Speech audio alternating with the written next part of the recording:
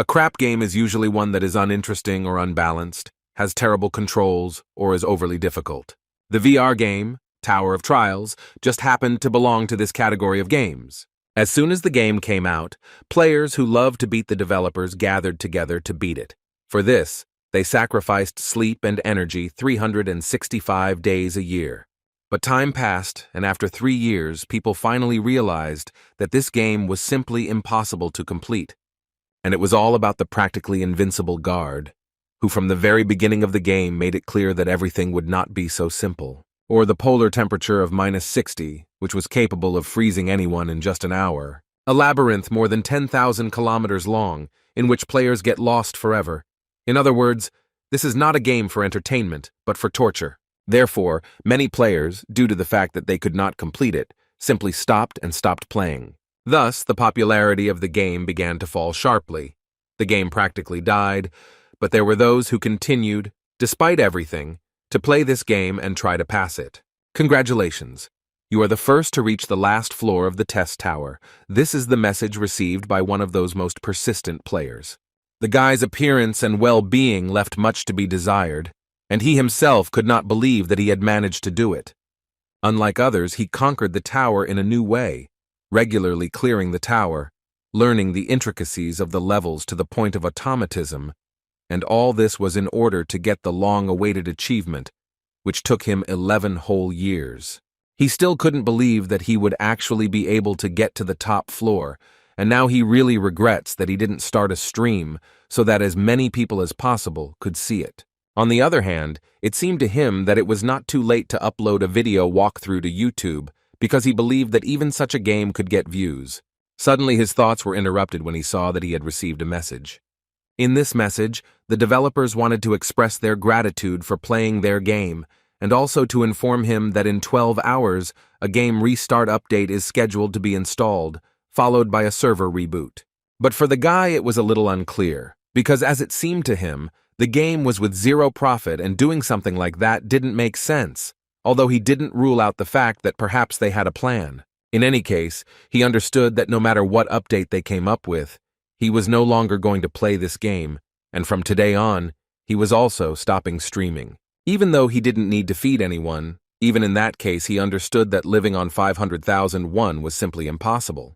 He also decided to tell the coach that he would take a break from sports for now, although he was once told that he could wrestle professionally. But now he is sure that money is much more important.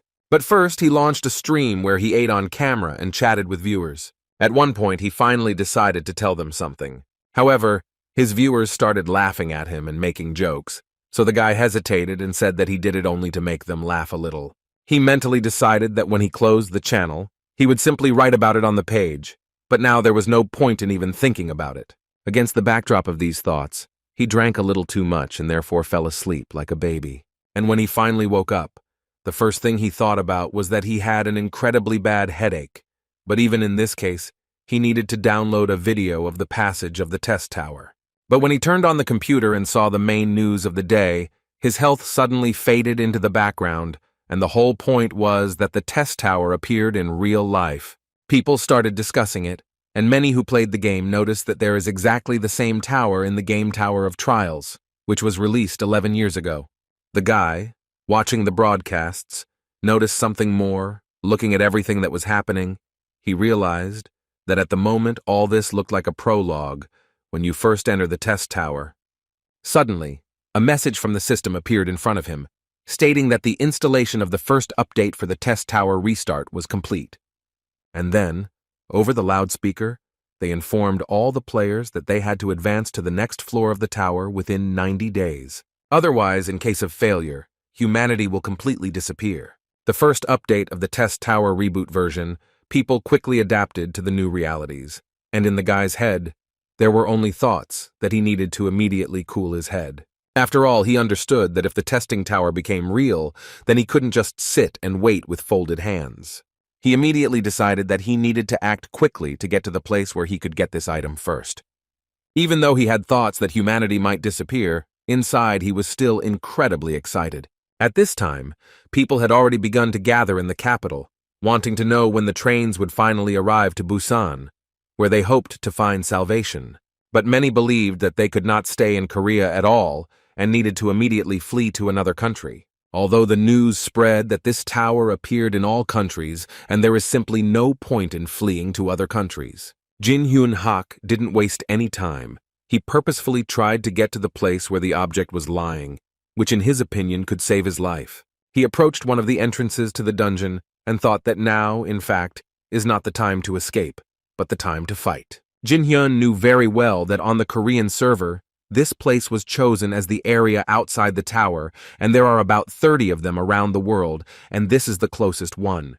As soon as he descended into the underground market of Seoul, the system notified him that he had entered a special area. There were already people there, and Jin Hyun understood perfectly well that all the people here had played the initial levels of the test tower. They all knew too much about each other here, so they looked at each other. But for now, it was the only thing they could do. The number of items that will appear here is limited. Getting at least 5 pieces will be incredible luck. When suddenly his thoughts were interrupted by some person who somehow knew the name of Jin Hek. And when the guy turned around, his interlocutor was very glad that it was really him, although according to him, he was not surprised that Jin Hyuk came here, because he spent whole days in this game. This guy was a streamer and partner of the Paprika channel. This is a YouTube channel that has 500,000 subscribers. His name was John Soo, or as people call it, a celebrity. And also, by a lucky coincidence, he was the president of the company he had a contract with. So Jin Hyuk confidently told him that now was the time to start streaming. John Soo didn't think so. He asked the guy to just look around. What's going on? People definitely don't have time for streams now. After which he finally decided to find out what he had approached Jin Hyuk for, namely what floor he had managed to reach, because as far as he knew, he had been playing it all the time. And before Jin Hyuk could answer, John Soo immediately suggested taking advantage of it since they were colleagues. Jin Hyuk was disgusted even to talk to this man because he deceived streamers, forcing them to sign unfavorable contracts. Even with a large number of streams, they went into the minus. Since the contract had already entered into force, the streamers could do nothing about it and were forced to follow its terms. In the end, the comrades with whom they started working together from the very bottom left the company one after another. And now this person tells him that Jin Hyuk plays well and has interesting streams. Therefore, John Soo agreed to change the terms of the contract, and in return, he would help him get out of this horror. But Jin Hyuk did not fall for his tricks and immediately told him that the world had changed, and therefore, he suggested that Young Suk not to speak to him in such a tone, after which he hit him. He hit him hard enough that the man started yelling at him, but Jin Hyuk only felt better. He thought that he could even breathe easier after this. But in any case, you need to be prepared, because any minute now, what he feared most at this stage should appear. From minute to minute, a heavy rain began to fall from the sky. People immediately noticed this and started shouting that it was also in the game Tower of Trials, and Jin Hyuk continued to think that his memories were accurate, and it made him happy. Immediately after this, the system notified all players that the mangrove tree of greed was beginning to grow. The ripening fruits of this tree increased the level of strength, agility, endurance, and magic. Jin Hyuk, like no one else, understood that these were incredibly good items, but unfortunately, there were only 4 of them. And not only Jin Hyuk thought about this, but also other participants in the game, who immediately began to make their way to these fruits in order to capture them. This caused animalistic attitudes towards each other. People were ready to do anything to take this fruit for themselves. Even after he was hit, John Soo tried to convey to Jin Hyuk that if they united and divided the fruit between the two, they would still be able to benefit. Jin Hyuk continued to look at him with disdain, while Jung Soo yelled at him that the fruit was already ripe, and he was late, so he also lost. However, over time, a smile began to appear on the guy's face, because he knew perfectly well that it was not yet time, and it would only get more interesting. After some time, one guy finally managed to pick one fruit from the tree, and he even managed to bite off a part of it, which immediately increased his dexterity a little. Only Jin Hyuk knew that the common citizens wouldn't even know that the tree was bearing fruit. Beginner-level players would try to eat the fruit, but players who had spent much more time in the game would enjoy the perverted and cruel process. After some time, the tree began to attack these people who were trying to eat its fruits. Here it dawned on most people that it was actually dangerous to eat all the fruits.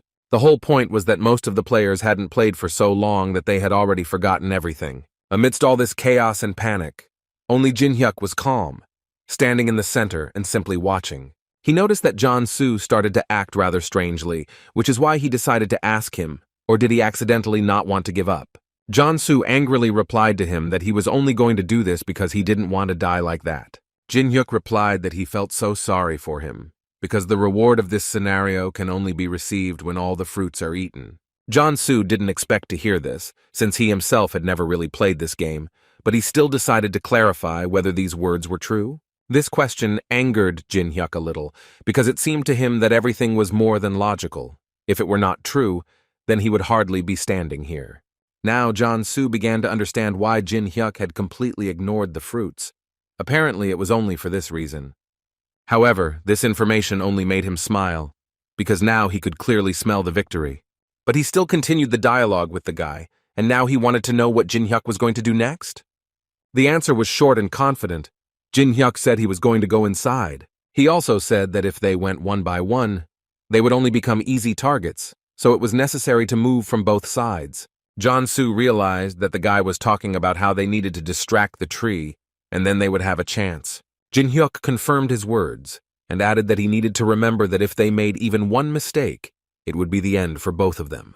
Jong-sun assured him that there was no need to worry, since he had also played similar games. When they were both ready, they immediately began to carry out the plan. At least that's what Jin Hyuk thought. But in reality, Jong-soo decided differently.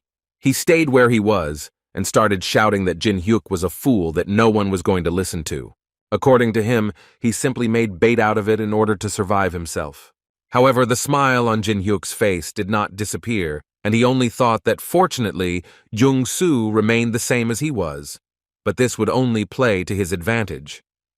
Because in that case, the only real bait left is Jong-soo himself. He didn't have time to react before the tree eventually grabbed him and began to wrap around him like a snake. Jin Hyuk ignored him and simply continued running towards his goal. Jong-soo tried to shout to him so that the guy would save him, but in response, he only received the question, "Why?" Jong-soo couldn't answer, so Jin Hyuk decided to tell him that if he didn't like it, he could file a complaint through his law firm. Jong-soo didn't want to die so much that he started crying and still asked Jin Hyuk for help. But he understood perfectly well that he could no longer help him in any way, and a few seconds later, the tree finally crushed the guy. Jin Hyuk wasn't upset at all and just mentally said goodbye to this bastard. However, there was no time to relax because the tree continued to attack him. Although, judging by Jin Hyuk's movements, one could say with certainty that it wasn't that difficult for him to dodge. In the end, he saw what he needed so much. The treasured fruit that Jin Hyuk wanted to get appeared on the horizon. He immediately noticed the core of the mangrove tree, and thus once again became convinced that everything was as in the game, and now he needed to find a trajectory, provoke the tree to attack and get to the roots. Jin Hyuk decided to offer to speed up this process, and suggested that this tree stop torturing him, and that he simply give peony. Since this is a special task, you won't even get experience points for it. The maximum you can do is stand on the honor roll for 24 hours.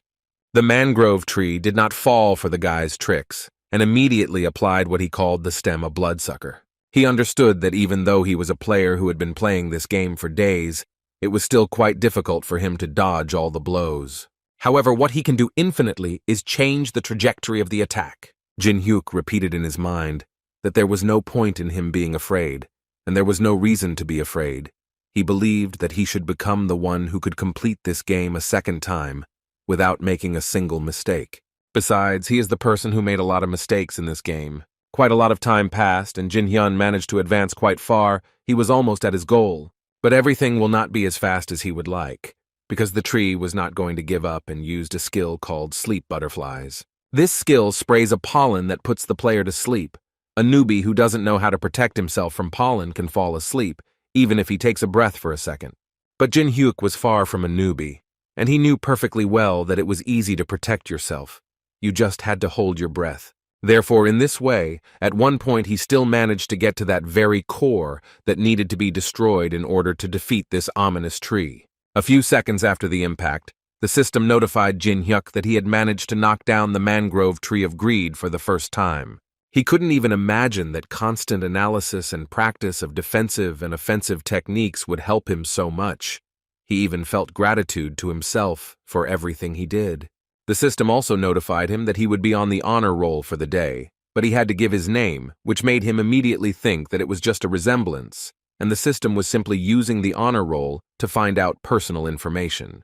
So he decided not to name the person and thought it would be better to keep it confidential. He also realized that giving information to just anyone would not lead to anything good, because if they found out that he was a player who had completed this game, then he would immediately attract attention to himself. But it was also known that it was impossible to hide all the information in the system, because by hiding the name, they were trying to find a compromise, and perhaps Jin-hyuk would later be able to find a way to keep the data secret. But now it is not so important.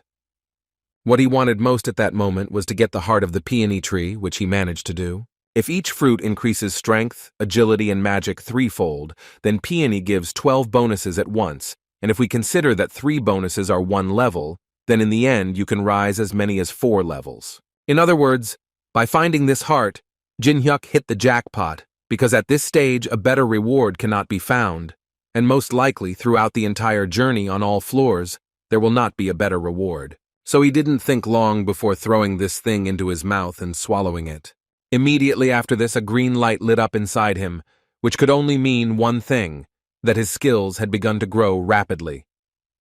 When the assimilation was finished, he immediately decided that he needed to check the assimilation. Even though he was currently level 1, his stats were the highest for that level, so the guy was more than happy. 10 minutes later, the video of Jin-hyuk destroying the tree was uploaded to YouTube. And another 10 minutes later, you could see a huge number of comments, and basically everyone was surprised and didn't believe it. They said that it was either luck or cheating. But in any case, now everyone believes that there is a player who is capable of completing this game to the end. Among those commenting, there were even those people who offered the guy millions for signing a contract. Jin-hyuk himself couldn't believe that it was so amazing, although he himself understood that it was difficult to overcome the Tree of Greed at the first level, but he didn't expect such a violent reaction. Although on the other hand, many only got to the middle, so their surprise is quite natural, his criteria for assessing complexity are different. But even in this case, he really wanted to sign the contract, because before that he had a difficult life, in which he always did not have enough money. He didn't even have the money to pay for the room, and to buy food for the stream, he would go hungry for several days, and if he had only been offered that kind of money earlier, he would have immediately agreed. But under the current circumstances, Jin-hyuk had no intention of sharing the information under any circumstances, because he was sure that the most important thing now was to keep all the information secret. Only then would he have a chance. In the game, the test tower has spread throughout Seoul. It has not brought any radical changes, except that all the relics have become real. Of course, at the moment, the guy could only think about replicas of the relics, because the original is in the tower itself, and it is these artifacts that have legendary power. But replicas are also not a bad analog of weapons that can be useful to Jin-hyuk, so he came to the place that had the most replicas, and this place was the National Museum.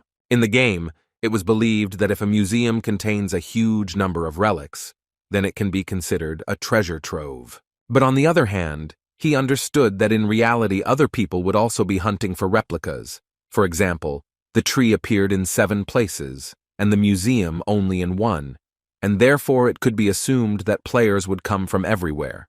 And among them there will not be ordinary players, but those who have spent many hours in this game, which will make it quite difficult for Jin-hyuk.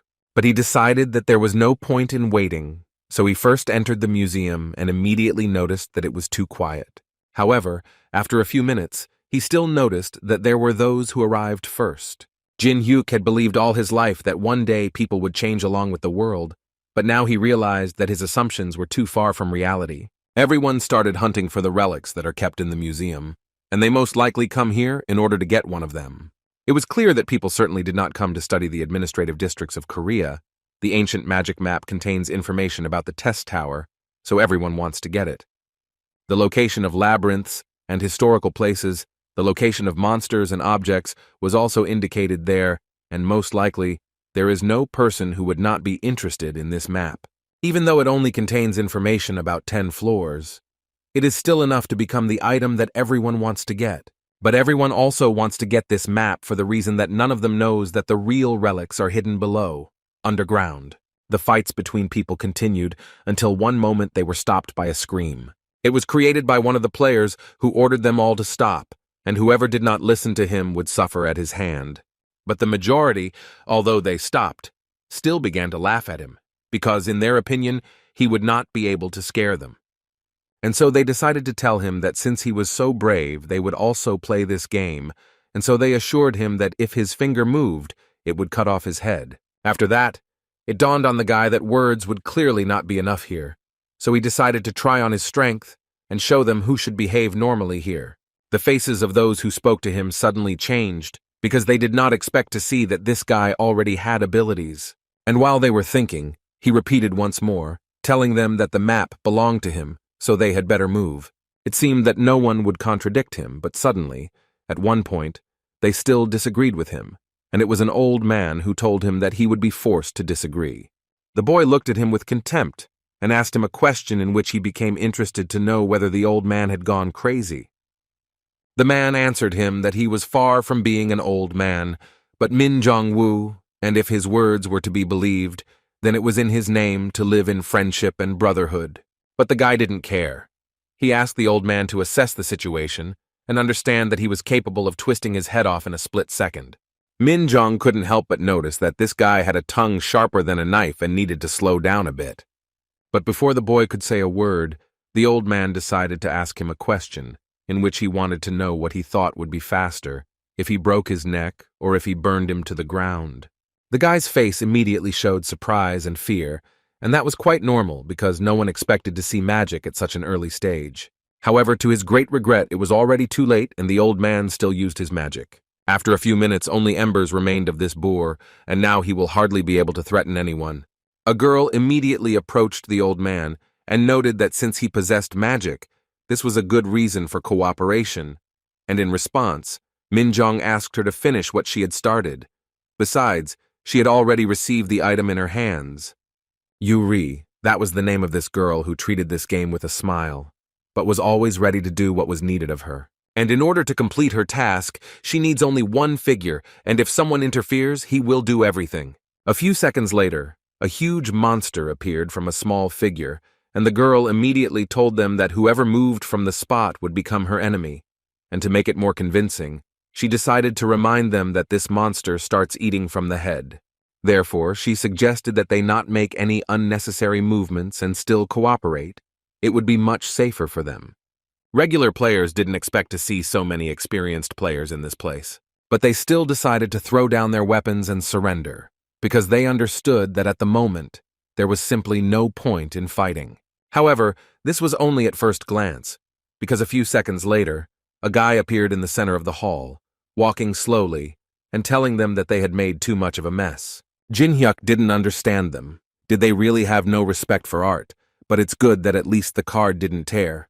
The girl immediately started to get nervous and call the guy names, telling him that he was apparently stupid because he didn't understand anything.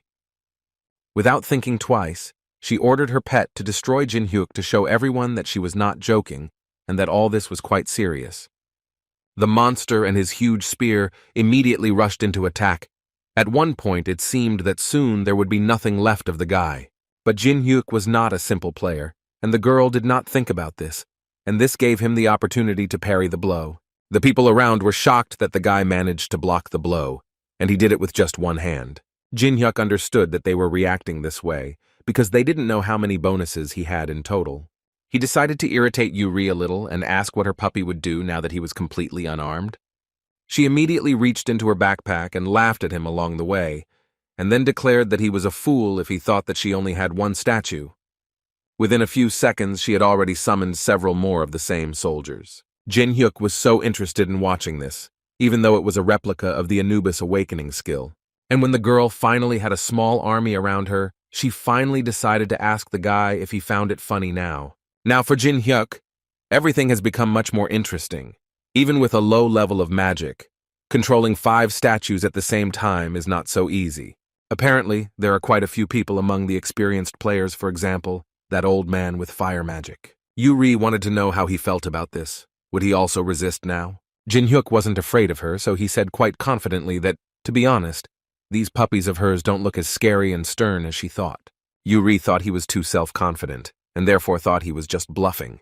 Jin-hyuk didn't argue with her, and only wanted to offer to teach her a lesson that she would have to remember for the rest of her life. In this game, it is impossible to estimate the difference in strength theoretically, so he decided to demonstrate to the girl how big the gap was between them, and for this, he decided to use a skill called Tiger among the pines.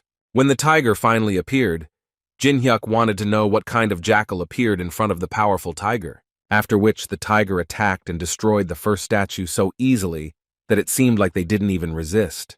The statues were destroyed one by one, and Yuri couldn't believe it, although deep down she knew that the guy's skill was much stronger than her statues.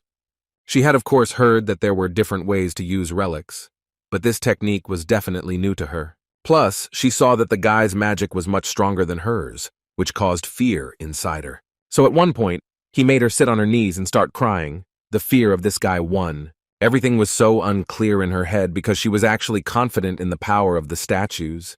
But now, when she looked at this guy, she only wanted to know who he was. Jin-hyuk, instead of answering, asked her to simply give him what she had hidden. She pretended that she didn't understand what he was talking about and what she was supposed to give him. In that case, Jin-hyuk had to get down on her knees and tell her directly that he was waiting for her to give him Tutankhamun's mask. Yuri started to get angry because she knew that this mask was actually useless in Korea. But Jin-hyuk didn't care about this at all, and in order for her to give him the mask faster, he decided to use the tiger, after which the girl gave him a relic called Tutankhamun's mask. Jin-hyuk liked this, because in such a short time he was able to get the second relic quite quickly. Yuri suddenly decided to ask the guy if it was true that he was hunting for the map. Jin-hyuk actually forgot about it, but told the girl that she didn't need to know it at the moment, after which he again approached his tiger and ordered him to stand here and make sure that no one followed the guy. With all the preparations complete, Jin-hyuk was finally ready to go for the trial tower's ultimate ability. A few minutes later, the guy stood next to the old man, while the man mentally could not understand how Yuri could lose to him at all. In any case, now they stood together in front of the first-level passage and both were ready to enter it. However, the old man, unlike the boy, saw such a passage for the first time. He noticed that neither physical impact nor magic could help to pass such a barrier. Although Jin-hyuk knew perfectly well that in this case, magic works in a completely opposite direction, Jin-hyuk tried to read this gate and over time he managed to find a solution to this problem, so he confidently said that he knew how to destroy this passage. But he immediately warned the old man that he had one condition. According to him, it is not very difficult, but the old man will have to use flame magic without stopping. Only in this way will they be able to weaken the passage. The old man understood him and immediately wanted to know until when he needed to do this, to which Jin-hyuk confidently replied that this needed to be done until he collected all the necessary relics and came back. In other words, Jin-hyuk was suggesting that the old man use his magic outside while he climbed inside, which the man didn't like very much. The guy immediately told him that it was impossible to use strong magic from the inside for a long time to weaken the passage, although it was hard to believe, but at the moment, this was the only way. But Jin-hyuk promised to give him the card for this, because he really needed another relic. But the old man decided for himself that there was a lot of trouble, and absolutely no benefit for him. In other words, this was the worst outcome for him. But he still clarified, or would Jin-hyuk definitely give him the card.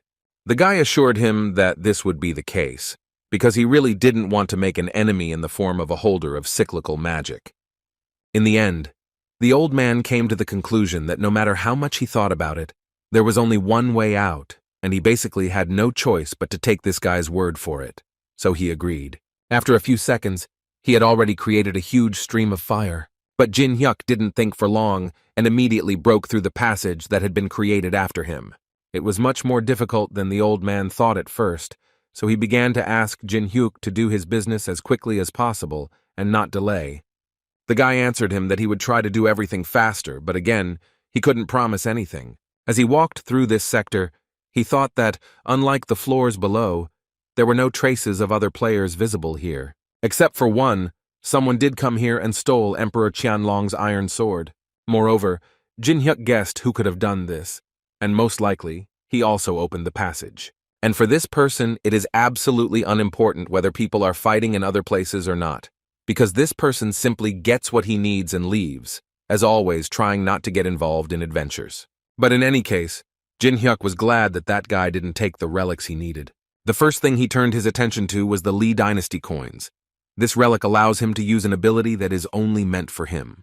To create the perfect skill, you need the final piece of the puzzle. Jin Hyun knew very well that if two relics were combined, they would begin to interact and create a completely new relic. Additionally, if the player wants an even more powerful relic, he can pay his own price, which is what Jinshin did, after which the system notified him that the interaction of the three relics was beginning. And then, they received an even more pleasant notification that the almost impossible combination of elements was successful. Thus, he managed to obtain a relic called the Eye of Truth, thanks to which one can open another person's information window and recognize whether the words spoken are false or true. This item can be used 3 times a day. Jin Hyun also realized that the Eye of Truth was the most powerful among the 5 existing ones, but the reason he came to the museum was completely different. Because he performed this manipulation, he received a new skill as a reward. The ability to copy and save various abilities, combine them, and create more powerful skills. This is a great opportunity to become the strongest, a weapon that belongs only to him. This skill was called fusion, and now Jin Hyun became much stronger. Suddenly, his thoughts were interrupted by the same old man who had been releasing fire all this time so that the gate would not close. At that moment, Jin Hyun decided to test his new skill that he had received, and it seemed to him that the old man was just the perfect option. When he decided to do this, the system sent him a message which said that Min Jung-woo had been wearing a mask and hiding his emotions all his life. So in order to copy his skill, he needed to expose his true self, or in other words, piss him off.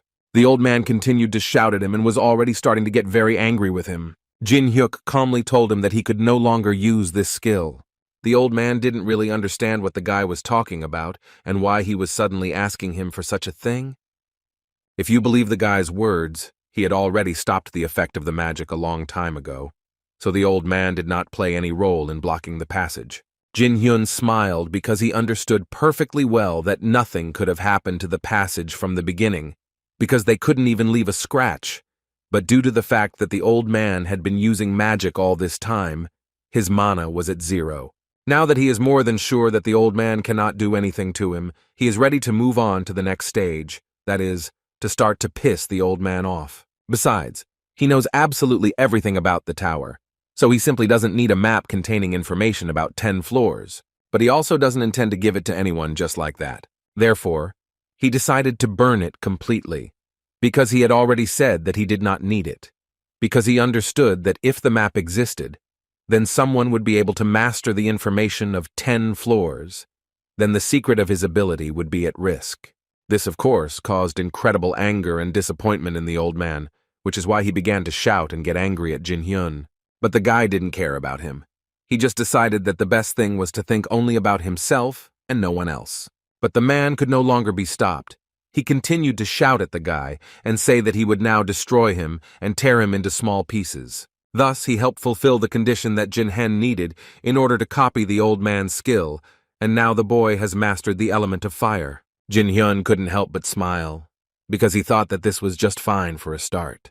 The old man continued to shout and say that now nothing could help Jin Hyun, and he was going to make him regret his choice. Jin Hyun only smiled even more, and asked the old man to think a little about why the guy burned this map right in front of his eyes. But without waiting for an answer from him, he used the first-level fire element to show what his body was now capable of. At that moment, the old man only thought that the guy had the same skill as him, but the difference in power was simply unreal. So it dawned on the man that Jin Hyun was not just a person, since he didn't even need a card. The man's thoughts were interrupted by Jinshin, who decided to tell the old man that if he wanted to calmly climb the floors of the tower, then he needed to listen to him. The number of players who came to the museum does not exceed 4, and the whole point is that many do not want to put their lives on the line. But they all want to be ahead of the rest and not take risks. But this will definitely not happen, and all because Jin Hyun understood perfectly well that he needed to master as many skills and abilities as possible. However, he told the old man that he would contact him soon, but for now, he advised him to raise his level together with that girl. Jin Hyun has been given the opportunity to act at his own discretion, but his path is very long, and he needs to determine the degree of importance of abilities and begin to collect the most necessary ones. But then he realized that since he only had one body, he would physically not be able to master them all. However, the important point was that this time he would be able to cope completely alone. Suddenly his thoughts were interrupted by his stomach, which informed the guy that he was quite hungry and it would be nice for him to have a snack. For this reason, he decided to pop into his favorite cafe, where they sold simply wonderful soup with rice, which helps to satisfy hunger quite a lot, but there were already quite a lot of people there. They all watched the TV screen attentively, where the presenter was saying that 23 corpses and more than 50 wounded had been discovered in the National Museum. But unfortunately, most of them have serious injuries, so the number of fatalities is unfortunately growing. Presumably, they were hunting for relics. The news also reported that not only Korea, but also the USA, Europe, China, Japan, and other countries are experiencing a similar story. Although this didn't surprise Jin Hyuk much, since he guessed that players from other countries wouldn't just sit still. Then the TV showed footage that clearly showed Jin Hyuk and his tiger attacking other players. People couldn't believe it. It seemed to them that an ordinary person was definitely not capable of this, although they still didn't rule out that this was the same person who was so actively discussed in the chat. But when they showed the video of the battle with the mangrove tree, people realized that this was definitely the guy the whole city was talking about, which clearly didn't please Jin Hyuk, because he understood that since many people already knew him, he should think about a disguise. The government is investigating the emergence of an unidentified structure, the testing tower. Civil servants who possess abilities are united into a group, the Association of Awakened. This made Jin Hyuk even more disappointed, because he realized that the government had reacted much faster than he had expected. He understood that if they had already created a group with those who possessed abilities, then they were probably very serious. But one thing was strange to him. He thought that they would start acting only in a couple of weeks. But he decided to think about this later, because now the report of the responsible persons would be shown on television. The first to speak was the association leader Han Sang-jin, who first said that he was here to gather all the awakened. Depending on the level, he and his team offered a minimum annual salary of 60 million won and the title of a 7th-level civil servant. However, he immediately added that the exception was the man who had just been shown on air. After all, they decided to provide Jin Hyuk with special conditions, which consisted of the fact that if he still decided to join them, then they would try to fulfill all his demands. Even though people didn't know who the guy really was, they were incredibly jealous that they weren't in his place. Although Jin Hyuk didn't intend to think so, because he understood perfectly well that the state was simply taking him for a fool, so he immediately decided that no matter what they offered, he wouldn't be interested in it. After all, he, like no one else, understood that one experienced player is more significant than 100 mediocre ones, and Han Sang-jin knows this, so he is trying to lure the guy. The name is an ace up his sleeve. But what was more interesting was that Jin Hyuk wouldn't mind knowing the reason why Han Sang-jin was leading the association. Was it because he had a good ability? Although, on the other hand, he did not rule out another option, that the man could have played the test tower for a long time. And since it turned out that way, Jin Hyuk wanted to check it, because in that case, he would be able to copy his skill, if it was worthy. When the hour hand points to a new time, the test tower opens. And when it finally happened, an incredibly huge number of people gathered inside her, including Jin Hyuk, who could not believe that this reality was no different from the game. When players enter the tower, they immediately receive 100 coins. They can be used as currency. Thus, players can record videos and upload them to the network. For 10,000 views, 100 coins are given, however. The size of the commission depends on the level of the player. Viewing a video by a person outside the tower is counted as one. The broadcast function can only be used when moving to the next floor. The system also immediately notified each player that cheating views and other illegal actions will be punished, and the punishments will be very severe. What connects the players climbing the tower and the people outside the tower is the streaming system. Spectators watch videos of those players whose capabilities allow them to climb the tower.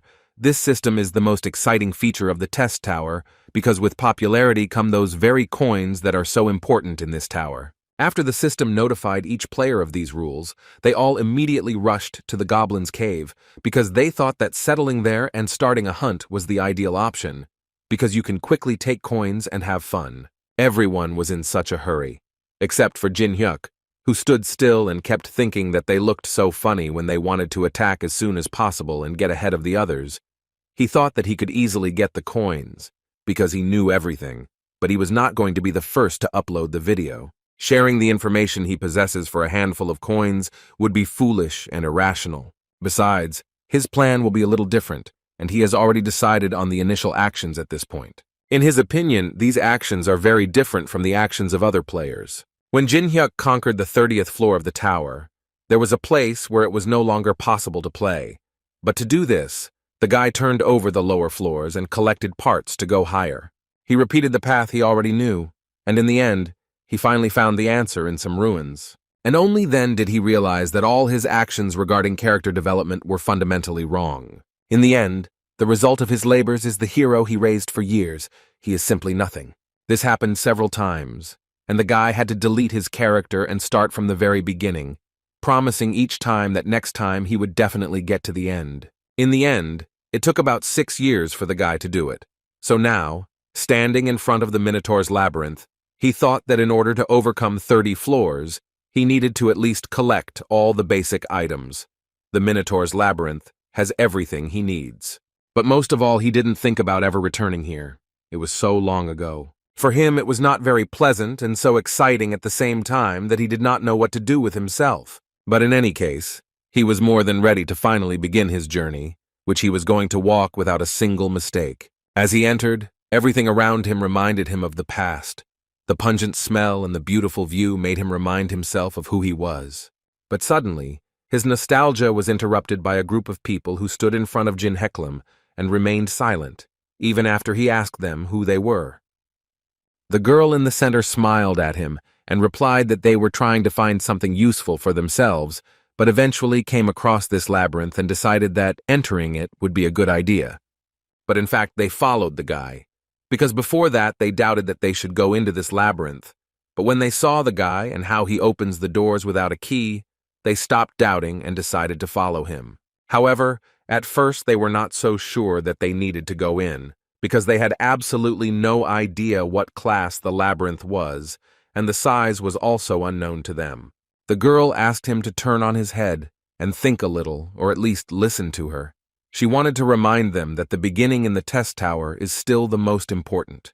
Besides, she thought that the guy was on the first level, and the labyrinth wasn't that dangerous, since he was able to enter without a key, especially since the labyrinth was on the first floor. They understood this perfectly well, but they were still interested to know whether this guy would share with them. The girl smiled and answered with confidence that of course this would not happen, and so she decided to suggest that they make it so that this guy would remain in the labyrinth forever. And when they met, the girl told the guy that since they met, it would be nice for them to go through it together, because she thought that it would be easier to do it in company. Jin Hyuk immediately used the eye of truth and saw right through these people, and if he understood correctly, then this girl is their leader. Her name was Hana, and she introduced herself. She was 22 years old. In the past, she reached the 2nd floor of the testing tower. But what interested Jin Hyuk most about this girl was one of her skills, which was called communication, which allowed her to get close to any person very quickly. Jin Hyuk understood that this skill would help him in the future. The problem was in the copying condition. The guy needed to spend 240 hours with this girl in order to copy her skill. While Jin Hyuk was thinking about this, the other guys from this group began to introduce themselves little by little. One of them was called John, and he admitted that he abandoned the game without even getting past the 1st floor. Next, Hee-min and Jang-mi introduced themselves, their situation no better than the guys, who also couldn't get past the 1st floor. There were also 2 guys there named John Min-guk and Do-gwan, who had never heard of this game before. Jin Hyuk realized that he would do his best to obtain this skill, so he introduced himself with a smile. Although in his mind, he thought that they would soon become enemies, so there was no point in remembering their names. Hana interrupted his thoughts when she came closer, hugged his hand, and wanted to know how many floors he had walked before getting here. Jin Hyuk understood perfectly well that at that moment she used her communication skill and was thus trying to find contact with him. It was surprising to the guy that this skill worked exactly like this, and he probably would have succumbed to it if he hadn't known that it was a skill, but still the girl was unable to use it, because Jin Hyuk answered her quite coldly and said that he had gone as far as he could. Hana smiled, although she didn't understand in her mind what was wrong with this guy, because she was almost sure that the effect of the skill should have already taken effect. In any case, she asked him to tell them about this labyrinth, about its features, and about the monsters that live here, to which the guy nevertheless agreed. He began his story by saying that this labyrinth periodically changes its structure, and these words caused a corresponding reaction. At first, it seemed to them that he was talking nonsense, but their doubts were dispelled immediately after they felt that the labyrinth plates began to move. Hana didn't understand what was going on at all, because it seemed to her that this was just a first-level labyrinth, and this shouldn't be happening. But this was only the beginning. They had to be extremely careful, because due to the fact that the labyrinth began to move, the guys could easily be crushed. They immediately realized that if they stood still, they would most likely be crushed, and then there would definitely be no chance of survival. After some time, they still managed to cope with this misfortune, and thus they survived. At least it seemed that way from the very beginning. But in the end, they discovered that Hana was missing. But they were more worried that there were such difficulties on the first floor of this labyrinth. And what would happen next? They were even afraid to imagine. Jin Hyuk was surprised that they had never been in a labyrinth that changed its terrain, although they thought it was just crazy. They immediately decided that it was too dangerous for the first level and they needed to get out of here as soon as possible. The first thing they wanted to do was ask Hee-min to use her skill to find a way out of here. But she wanted to say in tears that while the labyrinth was changing its terrain, her skill stopped working, so in this case, she would not be able to help them. In other words, she wanted to say that they were stuck here and couldn't get out. Jin Hyuk was curious to know why they entered the labyrinth so calmly. But now he understands that all they were counting on was navigation skill. These newbies went into the labyrinth thinking that it would be no more difficult for them than going to the store. But now, it was clear to him what was wrong with these guys. He was more interested in the fact that that thing should soon reveal itself. Suddenly, Hana turned to the guy and started yelling at him that he was a scoundrel for not warning them that the labyrinth could move. She also decided to blame him for the fact that they received so many wounds, even though they tried to dodge all this time. The other guys supported her, saying that he was indeed to blame for deliberately hiding the information, and Mi-na disappeared only because of him. He sighed heavily and answered them that he did not force them to go with him.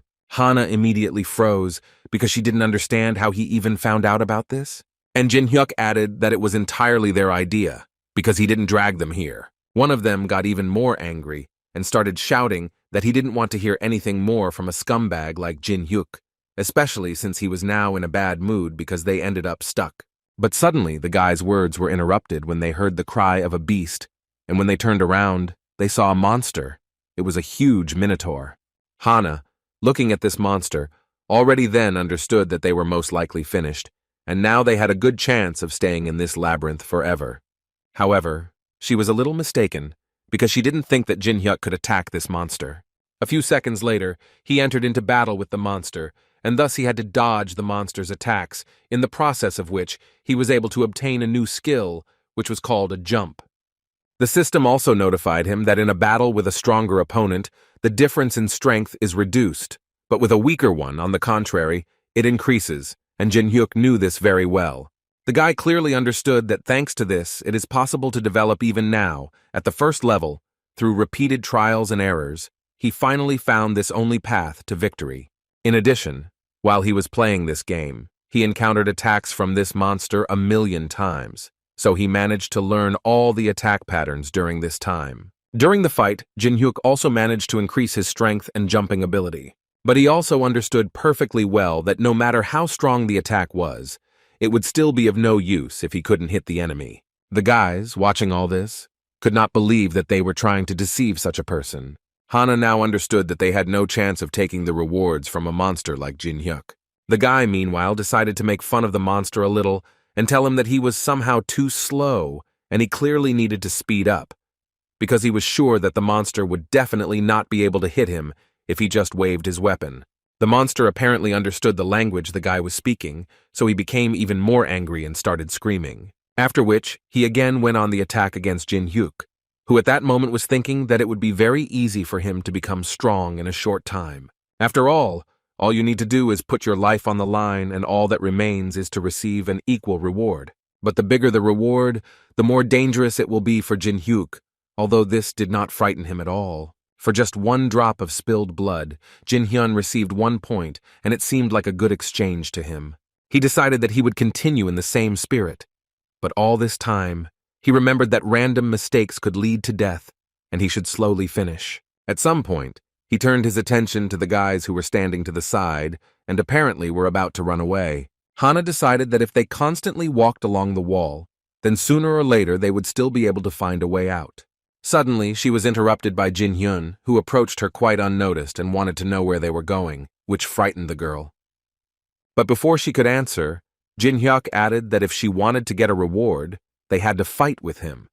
He also told them that if they dodged the attack of this monster, they could get secret points that would clearly be useful to them in the future, and according to him, it was easier than they thought. However, looking at their expressions, it was clear that they had no intention of joining the fight and helping Jin Hyun. Besides, Hana simply couldn't answer him as quickly as she wanted, because the monster attacked her and tried to destroy her. Fortunately, Jin Hyun managed to save her, after which he subtly hinted to her that it was better not to stand like that in one place. It was better to hide or move away.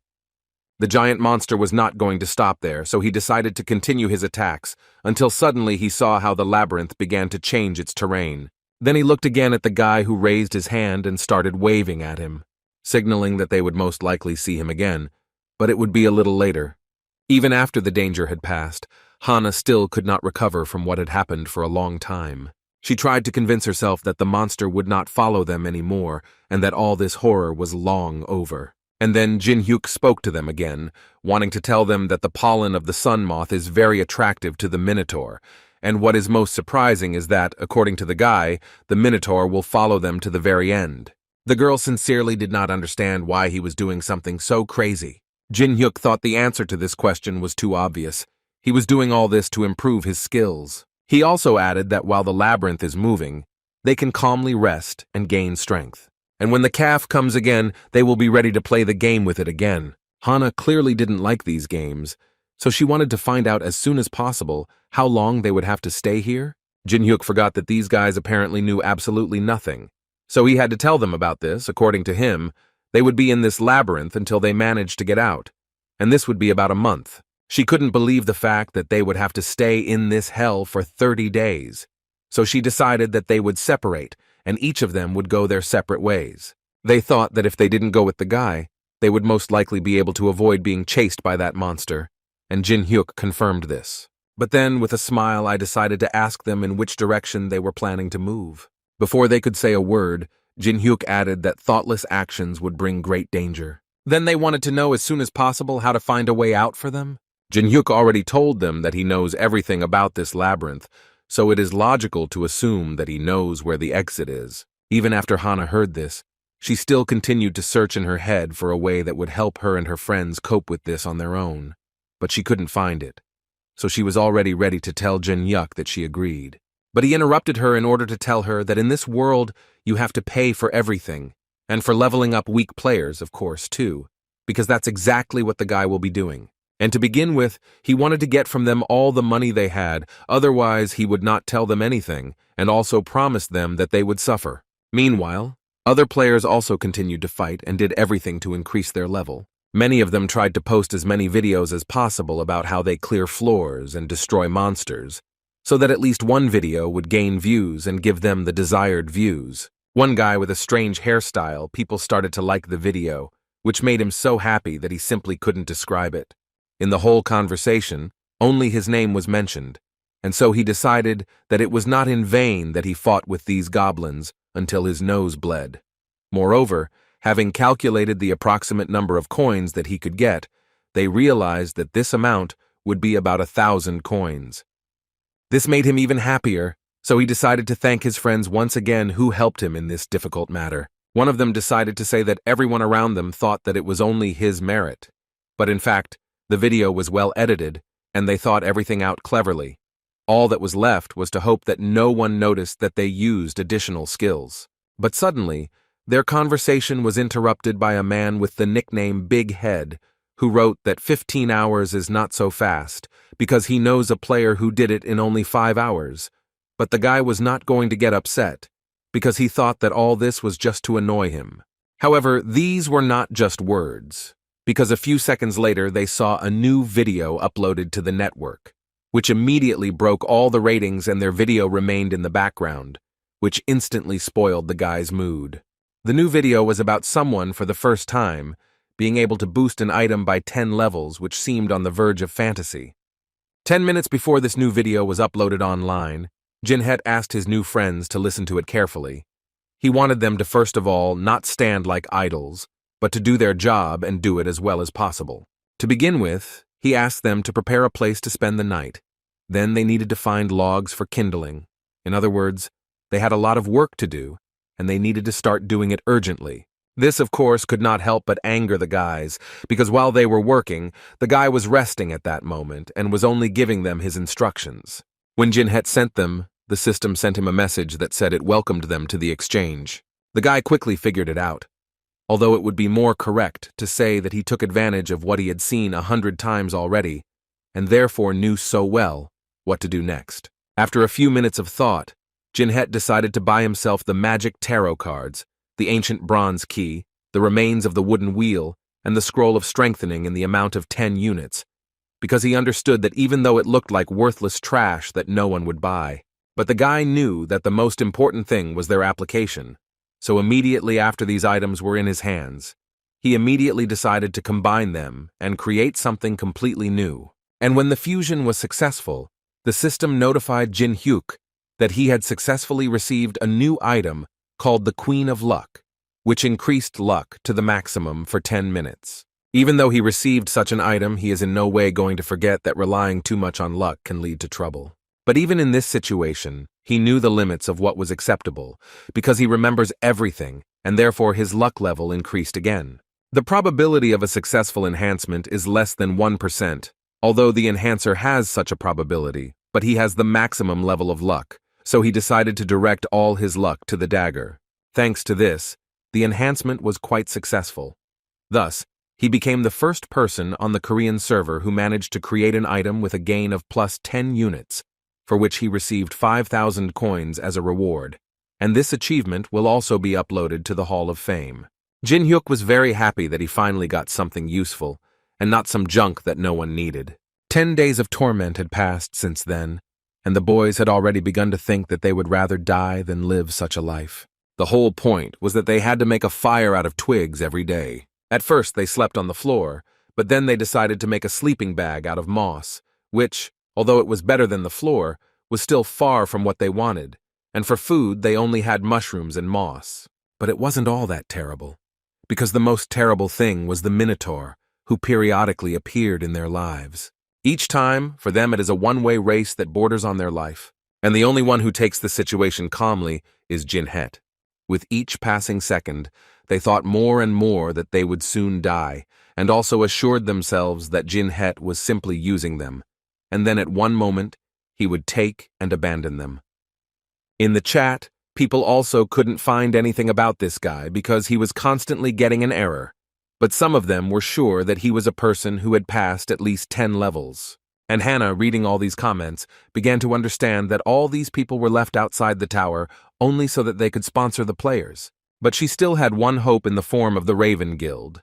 But in the chat, she was immediately upset when they said that she would have to wait 3 whole weeks, because the road to this labyrinth is not that short.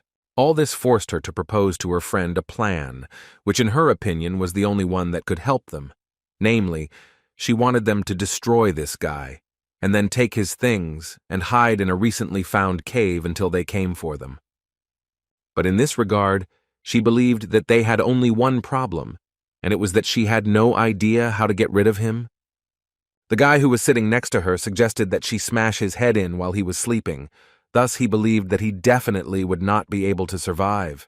But at the last moment, right before the blow, she still stopped him and asked him not to do it, because according to her, it was a bad idea, because this guy had incredible reflexes, and if he noticed the swing, it would be the end for them. After which she said that if they attack directly or carry out a quick attack, then they have no chance of winning.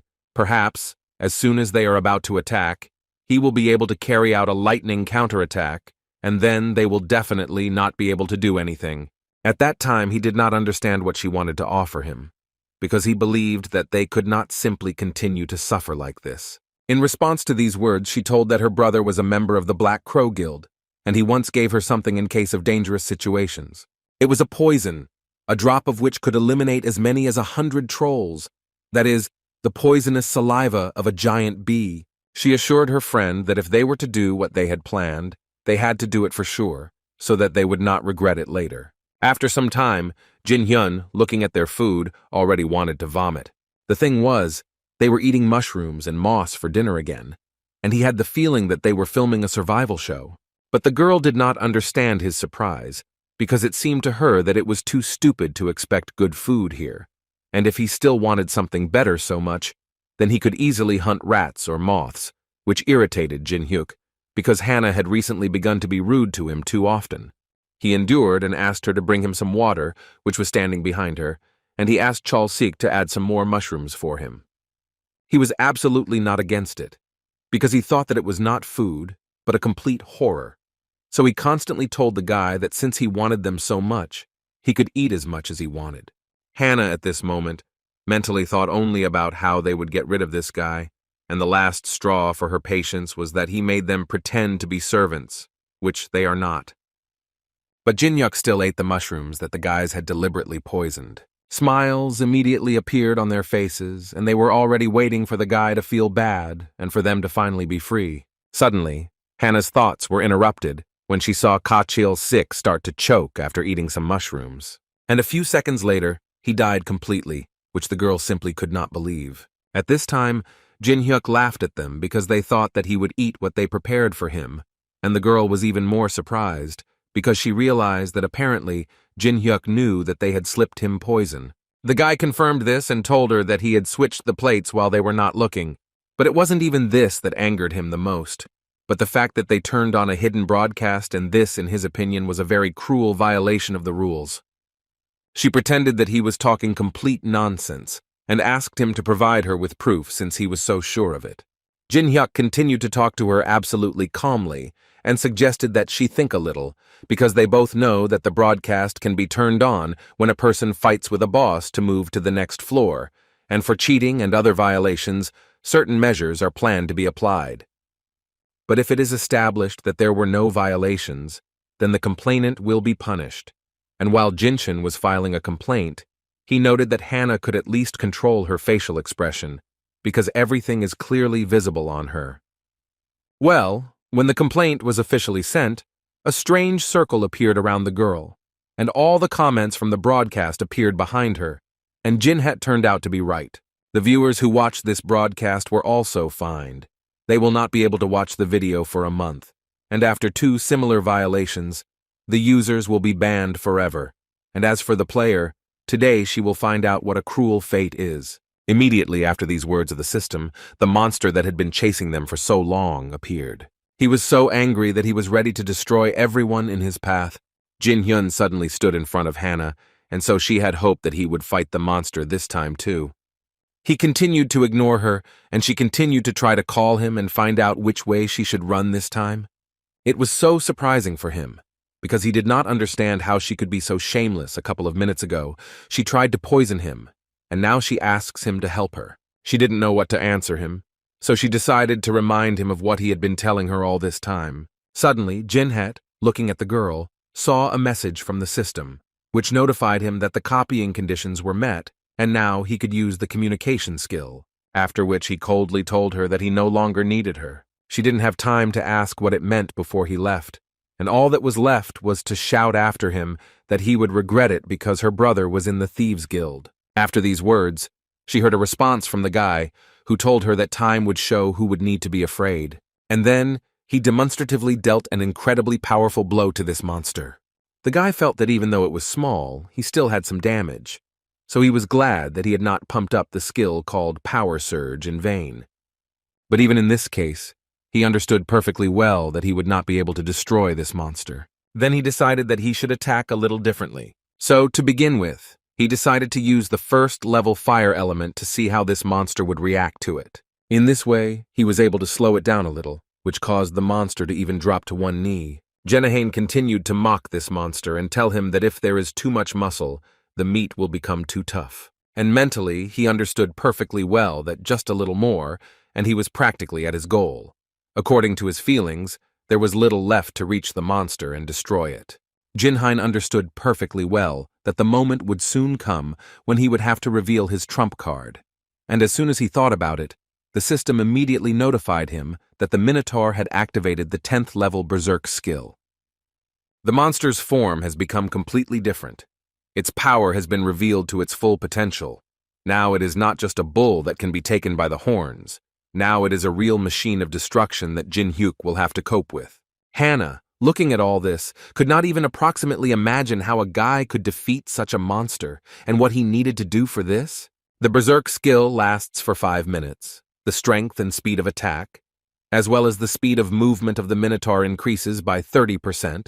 Mental abilities are also enhanced, and most surprisingly, the ability to speak appears. But his first words were not so good, because the first thing he did was to threaten the guy and tell him that he would smear him on the walls and not leave even a wet spot of him so that he could not run away from him again. Jin Hyun immediately noticed that his magic had improved significantly, and he liked this skill more and more. The Berserker's blows were much stronger. Jinshin had to apply a lot of force in order to somehow block them. As a result, their fight dragged on for quite a while. Jinshin continued to confidently repel each attack of the monster, and the Berserker continued to advance. Hannah also noticed that the monster had completely stopped dodging attacks and preferred to fight with full force.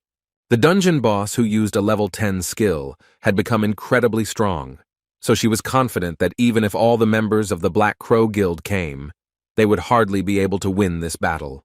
But what was the strangest thing about this situation for her was that this madman Jin Hyuk was smiling in this situation, which was completely incomprehensible to her. The whole world froze, no matter how the guy ran. In reality, it seemed that he was walking in place. He felt helpless in the frozen reality. But now he realized that it doesn't matter whether it's reality or a game, life is still hellishly difficult. But the world he's in at the moment rewards his efforts. It was with these thoughts that he destroyed his opponent, who was trying to tear him to pieces. At least that's how it seemed at first glance. But a little later it became clear that this monster is not as simple as it might seem. He decided to strike back and shouted at Jin Hyun that he was trying so hard, but still couldn't make even a small scratch. Suddenly, his words were interrupted when he realized that he was no longer able to strike. His arms and body literally did not obey him, and Jin Hyun at that moment happily noted that his 5 minutes in which he should have managed had successfully expired. The Berserk skill gives the creature incredible strength for 5 minutes, but the skill has one important nuance. The one who used this skill loses consciousness for 24 hours. Thus, Minotaur immediately after the end of this skill fell into a coma for 24 hours, and Jin Hyun was happy that he was able to increase the power surge by 57 units. He also did not forget that there were only 20 days left, and if he continued as he planned, he would be able to increase his statistics to the first 100 points. Hannah was still there and watching everything, so at one point she decided to ask the guy if everything was over, to which he answered her that this monster had simply fallen into a deep sleep and would return to normal in 24 hours. In other words, he wanted to tell her that the labyrinth would change again, and in about a day, he would hunt them again. After which he turned to her and reminded her that they still had 20 days left to spend in this place. As he had said earlier, they would definitely need to spend a month here. Exactly 20 days had passed since then, and Jin Hen still had to fight with this Minotaur, who had been hunting him all this time. But on the good news, Jin Hyun was able to increase his strength to 100 points while fighting this monster. Therefore, with each subsequent day, this monster seemed weaker and weaker to him, because of which at one point it simply became uninteresting for him to fight with him. Their last fight didn't last long. Jin Hyuk was able to quickly destroy this bull, after which he turned his attention to the girl with whom he must decide what to do next. She thought in her mind that he would finish her off, but then he suddenly told her that he was recruiting trainees for his squad, which surprised the girl greatly. Hannah stood and just looked at him, not understanding what was going on and what kind of squad this was, and he could only notice that she was behaving too sluggishly, and apparently she was simply not interested. But the girl immediately changed and began to say that she was very interested in this, and that she would incredibly like to get into such a group. Before accepting her into this group, Jin Hyuk wanted to ask her how she could be useful in his group, to which the girl almost immediately responded that her ability to communicate would definitely be useful to him for managing people, although the guy himself understood that this skill was no longer relevant since he himself had it. So he asked the girl to come up with another reason why he should take her. She decided to promise him that she would never, under any circumstances, betray him, but Jin Hyuk thought that this was too weak. Hannah fell silent, and Jin Hyuk decided to announce his decision, but she immediately stopped him and asked him to give her some time. The guy immediately stated that he was not going to wait for anything. Besides, time was up, and it was time to finish with her. Therefore, the girl had to reveal her last secret, which was that she had Bram's ring, and she was ready to give it to the guy, if only he would spare her. She fell to her knees and began to tell him that her brother wanted to exchange the dynasty's ginseng for him, but now she wanted to give it to the guy, just so that he would not touch her. And then the guy froze, because he couldn't believe that Bram's ring had been with the ravens all this time, and he was looking for it in a completely different place. Bram's ring is one of the best artifacts on the first floor, increasing movement speed, resistance to magic, and can also block monster magic, 3 properties that no other artifact has. Jin Hyuk decided to use the Eye of Truth and check if Hana was telling the truth, and this skill showed that Hana was not lying, which made the guy smile, because he understood that the girl was not bluffing, and she was really ready to give up that artifact. So, after thinking a little, he still told her that she had passed the interview and was now a full-fledged member of his group, and she was glad that she had managed to survive. He immediately warned her about 2 conditions. The first is that they do not pay wages to interns, and the second is that she will have to appear at his first call, and it does not matter to him where she is and when he wants to see her. And now, when the girl heard these 2 points, Jin Hyuk offered her to sign the contract, which surprised the girl a little. She didn't think that she would have to sign the contract. Jin Hyuk didn't understand her surprise because they really had to sign this contract. But before that, he wanted to combine 2 skills, the element of fire and Hannah's skill, which was called communication. Eventually, he obtained a skill that was known as the Brand of Destruction, and with a smile on his face, he noted that from this skill, she might feel a little pain. She expected to see a completely different contract in front of her, definitely not like this, but Jin Hyuk, with a crazy smile on his face, assured her that they would definitely not sign papers or anything like that. He was going to engrave the mark of destruction on Hannah's face, and then festively announced that she had been accepted into his group. The peculiarity of this skill was that the one who was engraved with this symbol could not disobey the engraver. A few hours later, they left the labyrinth, and the system notified the guy that he had passed the labyrinth for the first time and congratulated him on it. Also, each player who managed to pass the labyrinth was given a reward of 5,000 coins, and the girl considered that this was the very reward for all her torment.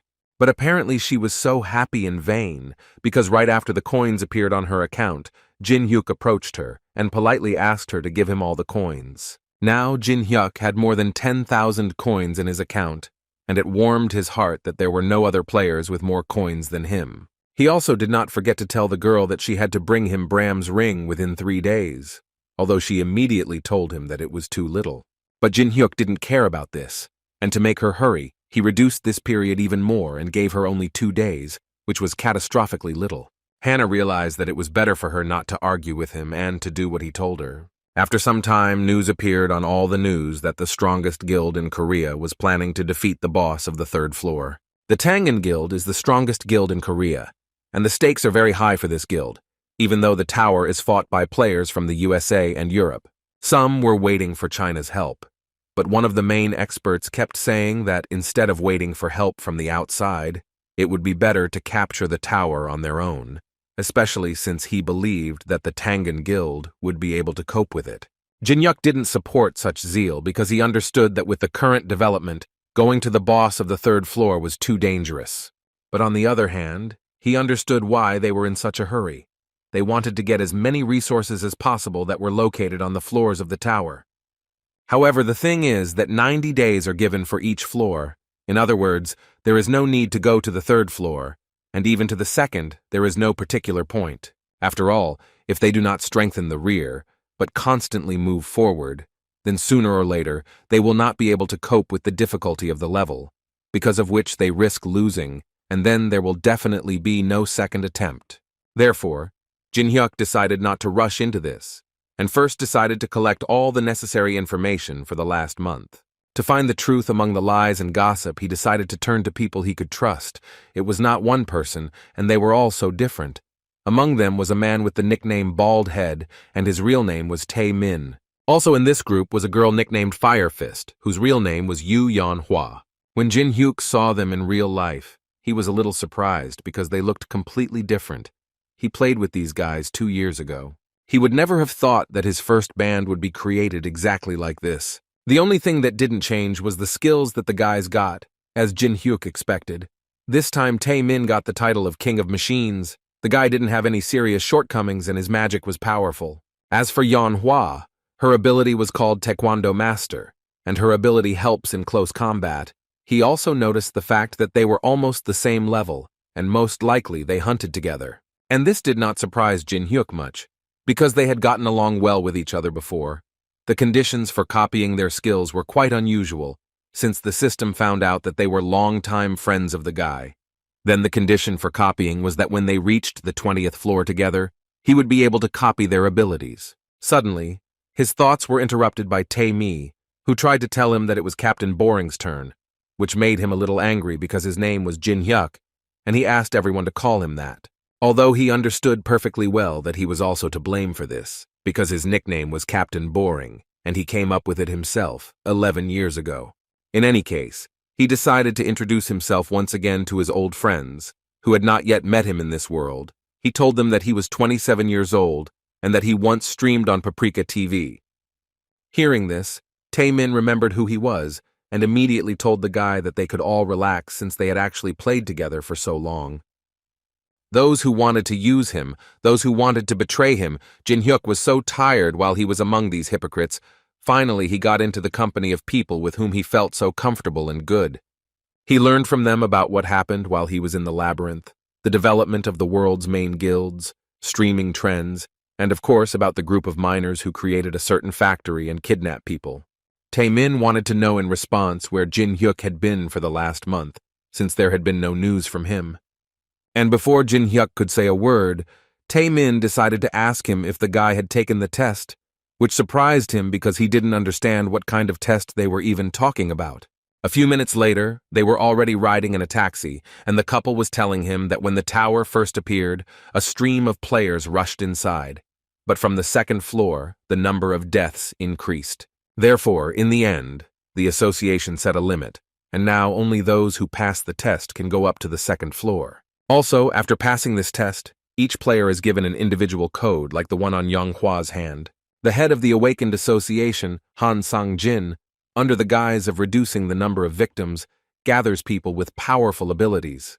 At least that's what Jin-hyuk thought. And since this had already happened, he decided that he would use the system created by the association, of course, for his own benefit. After the association was created, players who received a rating below F lost the opportunity to advance to the second floor. However, players with high scores immediately receive offers from the best guilds in the country, so 3 types of people gather at the testing site. The first are those people who are madly eager to gain the right to enter the tower, and those who want to show their right of entry to the whole world, such as Park Ha-jin, who is a rising star of the Raven Guild. Also, no one forgot about Kim from the Father of Wrestling Guild, who was an idol for many, and everyone wanted to become like him. But Kim was not so kind to his fans. He considered them all to be retarded people who just came to gawk. They always explained to him that this was absolutely normal, because many people want to get rich quickly or become famous, but he always replied that he did not have time for this, so he always asked to clear the way for him. Because of his request, the guards immediately began to clear the way so that they could pass, but not all people obeyed. One of them was Jin-hyuk and his friends. At one point, they started yelling at him and telling him that he had to immediately move away, otherwise they would use force. But he immediately answered them that he had received his number for the test and was not going to leave here, and besides, he didn't care who was there. At this point, Pak Ha immediately intervened because he didn't understand what was so difficult about getting this guy out of the way. The first thing he did was start telling Jin Hyuk that the guy was making a big mistake, and he was giving him one last chance before it was too late. The people around watched this closely, because no one had dared to oppose Park Ha-jin before, and Jin Hyuk finally realized that this was Hannah's brother.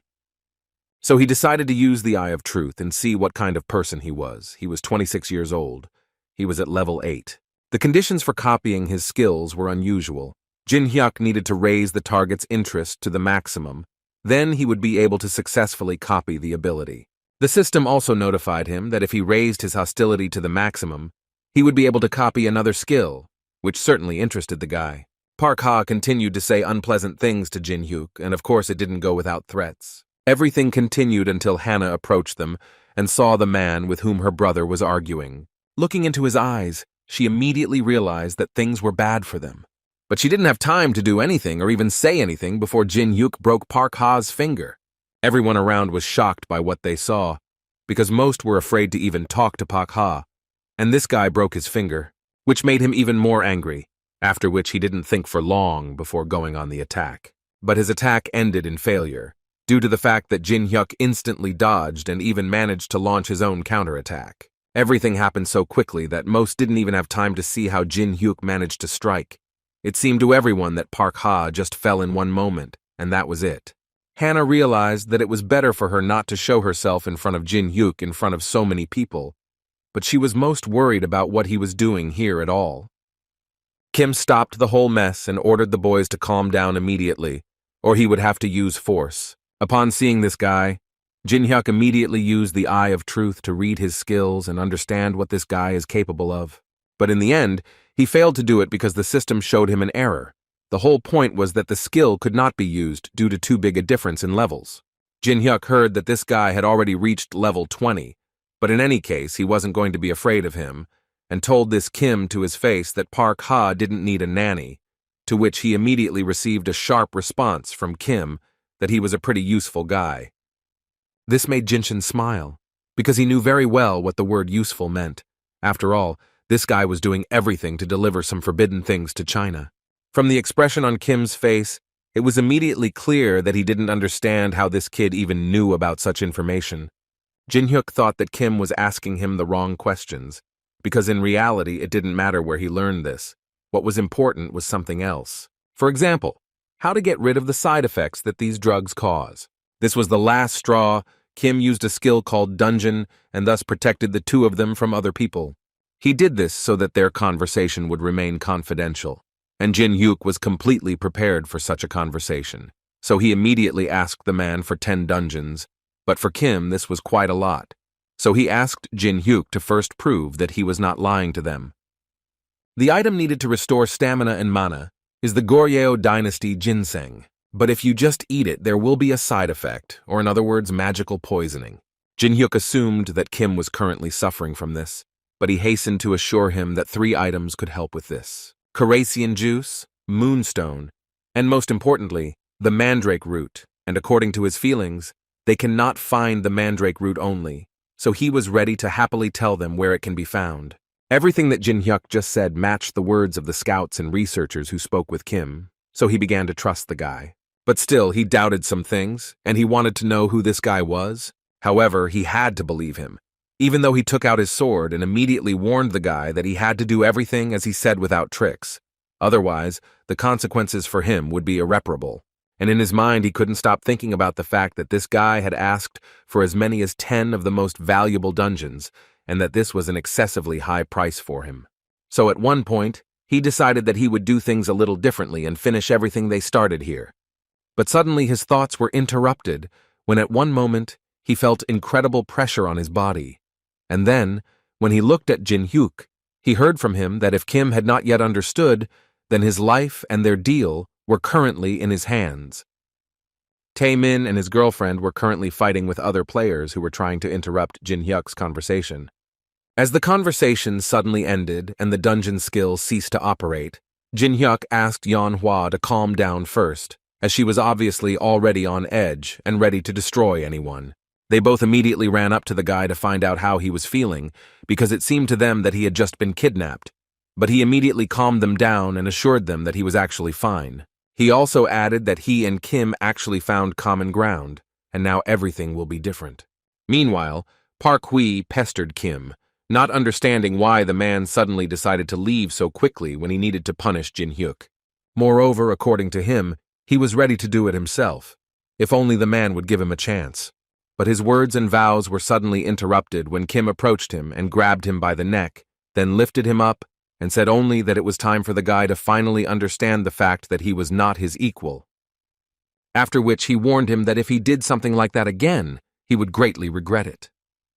He almost strangled him, but in the end he heard the answer he wanted to hear. Until the very end, Hannah's brother could not understand what had happened in that dungeon that made his master so angry with him. Anger was overwhelming him at that moment.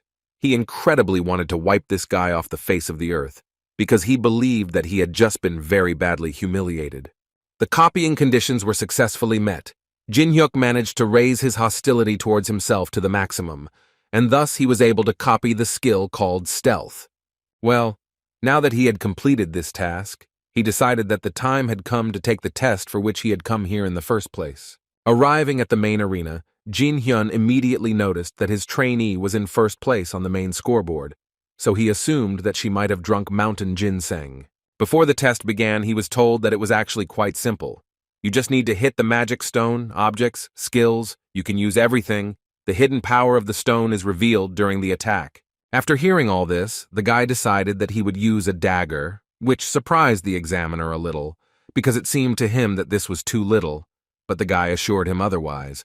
So he decided that he would not interfere with the guy and told him that as soon as he was ready, he could begin. Jin Hyuk went to the middle-level stone first, which confused the examiner, so he asked him to go to the starting stone. After all, he was sure that ordinary players couldn't even activate a mid-level stone.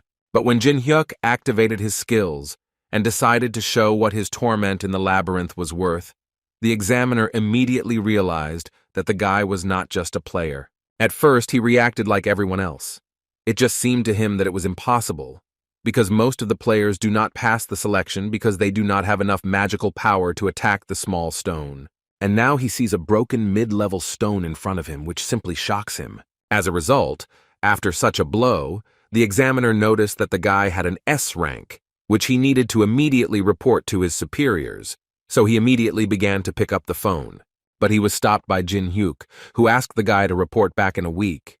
It was very important for him, although the man did not understand what was so special about it and why exactly in a week.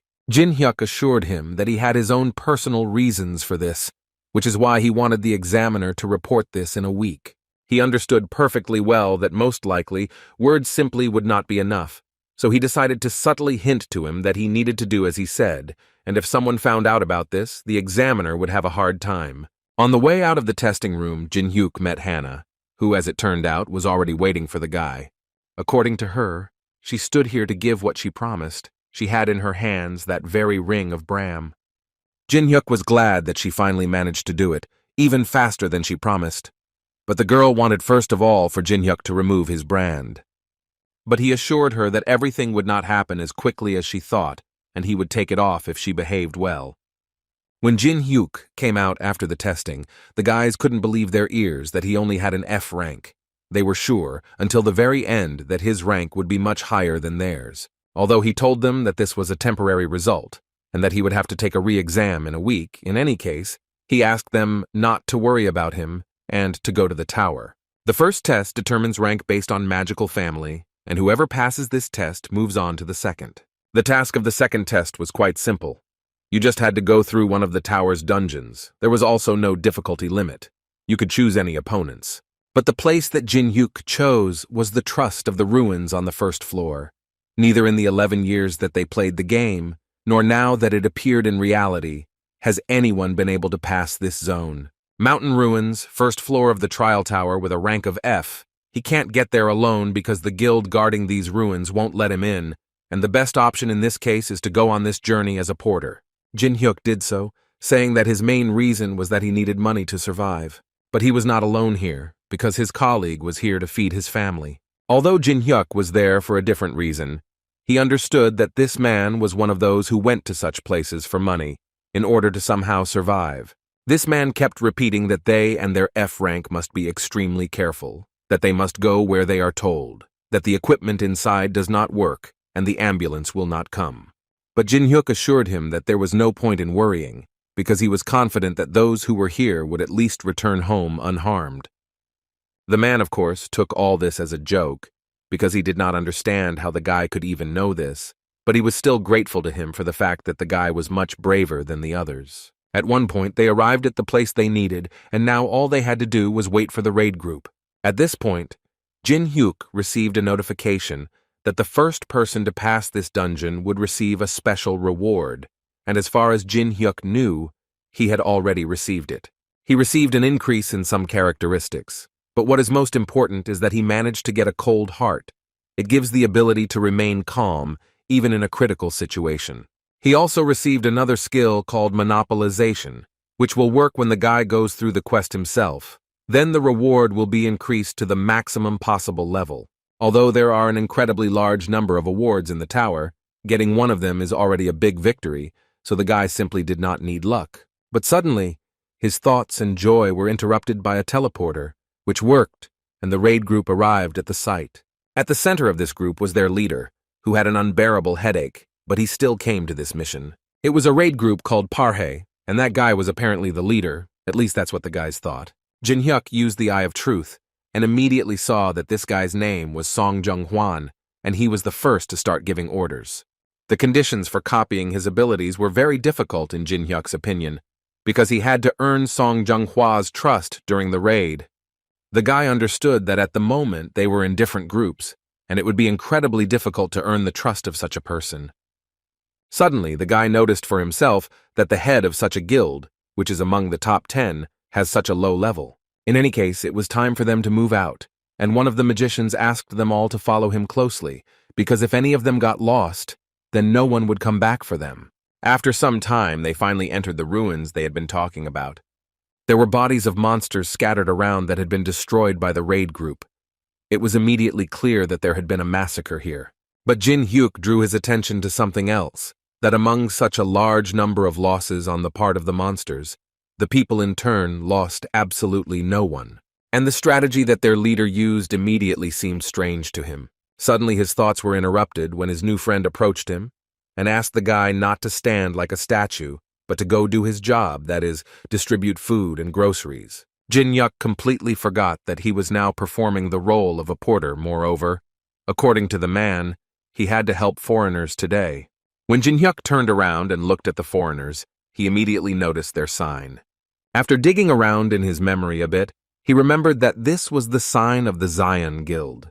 However, he had an understanding that they were all fragile creatures, but he still decided to make friends with one of them. And this guy turned out to be one of the knights of that very guild, to whom the guy brought water and said that he had worked incredibly well, so he deserved to rest a little. At this time, he activated the communication skill and was already ready to gain the trust of this knight. The system almost immediately notified him that there was a slight interest in Jin Hyuk. But when this knight took off his helmet, the guy realized what was going on and why he managed to get this knight's interest so quickly. The whole thing was that she was the youngest daughter of the aristocratic family of Laurentia. She was a versatile player who was connected with divine power. She also had attack, defense, and healing skills. Laurentia was the hero who saved Amsterdam from chaos, one of the most famous players in Europe. Seeing her, the guy realized why the human side hadn't suffered any losses at all, because according to rumors, Laurentia shows herself best in battles with the undead and other evil spirits. But on the other hand, Jin Hyuk had even more questions when he saw her. He didn't understand why she was even here if there was currently a raid on the boss of the 3rd floor. He decided to find out about it, so he immediately used the Eye of Truth. But it didn't work, and the system again showed an error that the use of this skill was impossible, due to the difference in levels. But suddenly this message disappeared, and a new one appeared, which said that luck compensated for the difference in levels. In other words, the guy was now able to use the 2nd level Eye of Truth, and thus he was able to see the target's status, as well as the copying conditions, which were that the guy had to rescue her from a dangerous situation. Then he would be able to copy one of the abilities or skills. The report also said that Teresa was actually one of the top 100 players in the world. And as for her characteristics, it was amazing. Now Jin-hyuk understood why this girl was admired so much. After some time of studying her profile, the guy at one point noticed that she was currently on a quest to choose a profession, and most likely that was why she went to these ruins. Having read up to this point, his thoughts were interrupted by Laurencia herself, who wanted to thank the guy for the water, although in his mind the guy was only thinking that in fact, he should thank her, because soon he would be able to copy the ability that was highly valued by warriors. He had a huge chance to receive the patronage of the heavens. All he had to do was find out what kind of situation could be dangerous for this paladin and what he needed to do to save her, because in fact, this is one of the most difficult conditions. Young-hwa was suddenly urgently called by his colleagues, who asked him in a frightened voice to come over and take a look. When he arrived, he saw that the sentries had all already died, and what was most important was that it was completely incomprehensible how this could have happened. The system notified all players that the guardians of the ruins are watching the trespassers, but this will not always be the case, or to be more precise, they only have 10 minutes left to escape. Otherwise, the ruin security system will be activated, and then the guards will come out, but if they manage to leave, then nothing will happen to them. Young-hwa immediately grabbed his head and started screaming because he couldn't even imagine what kind of idiot activated it. And he also understood that now they had no choice, because this system was already in combat mode and would most likely destroy them. The 10 minutes that this system gave the guys to leave was too little, and if they stay, then most likely they will all die, because he was well aware of the fact that fighting the guards with their forces was suicide. At least half, or even more, would die. But on the other hand, he understood that if they evacuated innocent people in 10 minutes, but thoughts were creeping in one after another, he didn't know what to do in that case. Because he had actually been working so long to become the head of the guild, and he only needed to finish one raid successfully, but apparently luck was not on his side today. In the end, he made a rather strange decision. He announced to everyone that they were still continuing the raid. This obviously caused surprise among the other players, who simply couldn't help but notice that they weren't even halfway through, and the guards would soon start attacking them from all sides. And so they thought that this was a pretty bad idea. But he wasn't going to listen to them, so he immediately asked them to stop chatting and follow him. If something happened, he would definitely take full responsibility. Besides, he believed that even without a second team, they had a great chance of success. At least he wanted to believe it, because Saint Teresa was with them, and she would help them in any case. One of the players started running around the dungeon and talking about how the guards had woken up and that they would all come to them soon. But everyone he told this to believe that there was no point in worrying, because such a huge guild as Pare would not act without countermeasures. The loners believed that all they had to do at the moment was obey the leader and then everything would definitely be fine. But suddenly one of them fell silent, because he heard a strange pressure hanging over him. It was a huge hand of one of the guards, which ultimately crushed him, leaving the guy no chance. Then they finally realized that they were not in the most advantageous and safe situation, and they urgently needed to come up with something. As soon as they saw the guards, they immediately began to prepare for battle. They sent tanks forward, porters back, thus they created a formation. All tanks received various kinds of improvements, and Sun Jong-hwan activated steel protection. Also, when they finally gathered into a full-fledged structure, he activated a skill called second-level combat concentration. The magicians also took an active part in this resistance, and the guards were getting closer and closer to them. And a few seconds later, the battle with the dungeon guards began. The battle was not easy. Many guys asked for reinforcements on their flanks, because they understood perfectly well that they might not cope. But everything was so difficult that the leader simply could not give them additional people, which is why many could not stand it and eventually died. Young-hwa was well aware of the fact that there would be casualties in any case. In his opinion, it was inevitable. Besides, at such a moment he thought about solo players last of all. First, he wanted to save his people. Unlike guild players who act in a coordinated manner, solo players in such battles immediately get lost, and therefore quickly die. The solo players were shocked at how much the guild leader didn't care about them, because they asked him for help several times, and he ended up simply ignoring them, and now apparently because of this, they will die. But suddenly, hope appeared when Laurencia rushed into the battle, using a skill called the fourth level cross, and thereby destroying several guards at once. She immediately realized that 2 guards had passed through the raid group's positions, so it was obvious that the non-combat units were in danger. Laurencia immediately decided that she needed to hurry up and cover the rear. The guards of the dungeon, meanwhile, reached the carriers, who understood perfectly well that they would not be able to defeat even one of them, so they realized that most likely it would be the end for them. And as soon as one of the guards swung, his body fell apart into small pieces, and then Jikin appeared in front of the man's face, who reminded him that he had promised him from the very beginning that they would all return home alive. After which he used the element of fire and again began to destroy one guard after another. He did not destroy them completely in order to give the guild the opportunity to do so, because he understood perfectly well that he could not destroy them because he needed to remain at level 1. But still, he couldn't get the thought out of his head about what could have awakened the high-level guardians of the ruins, because in his opinion, there was absolutely no point in it. Suddenly, the porter Jin-hyuk was talking to disappeared right before his eyes, and when he turned around, he saw Laurencia, who moved the porter away from the guy, and then said that she considered the guy a good person, but he ultimately decided to threaten others with his knife, and so she decided to assume that perhaps it was Jin-hyuk who woke up the guards, but first she wanted to arrest him to find out. Jin-hyuk definitely didn't expect things to turn out this way. He didn't expect that he could be accused of something like that at all. But he won't be able to just stand there, because Laurencia decided to attack him right away, but he was able to dodge the attack in time.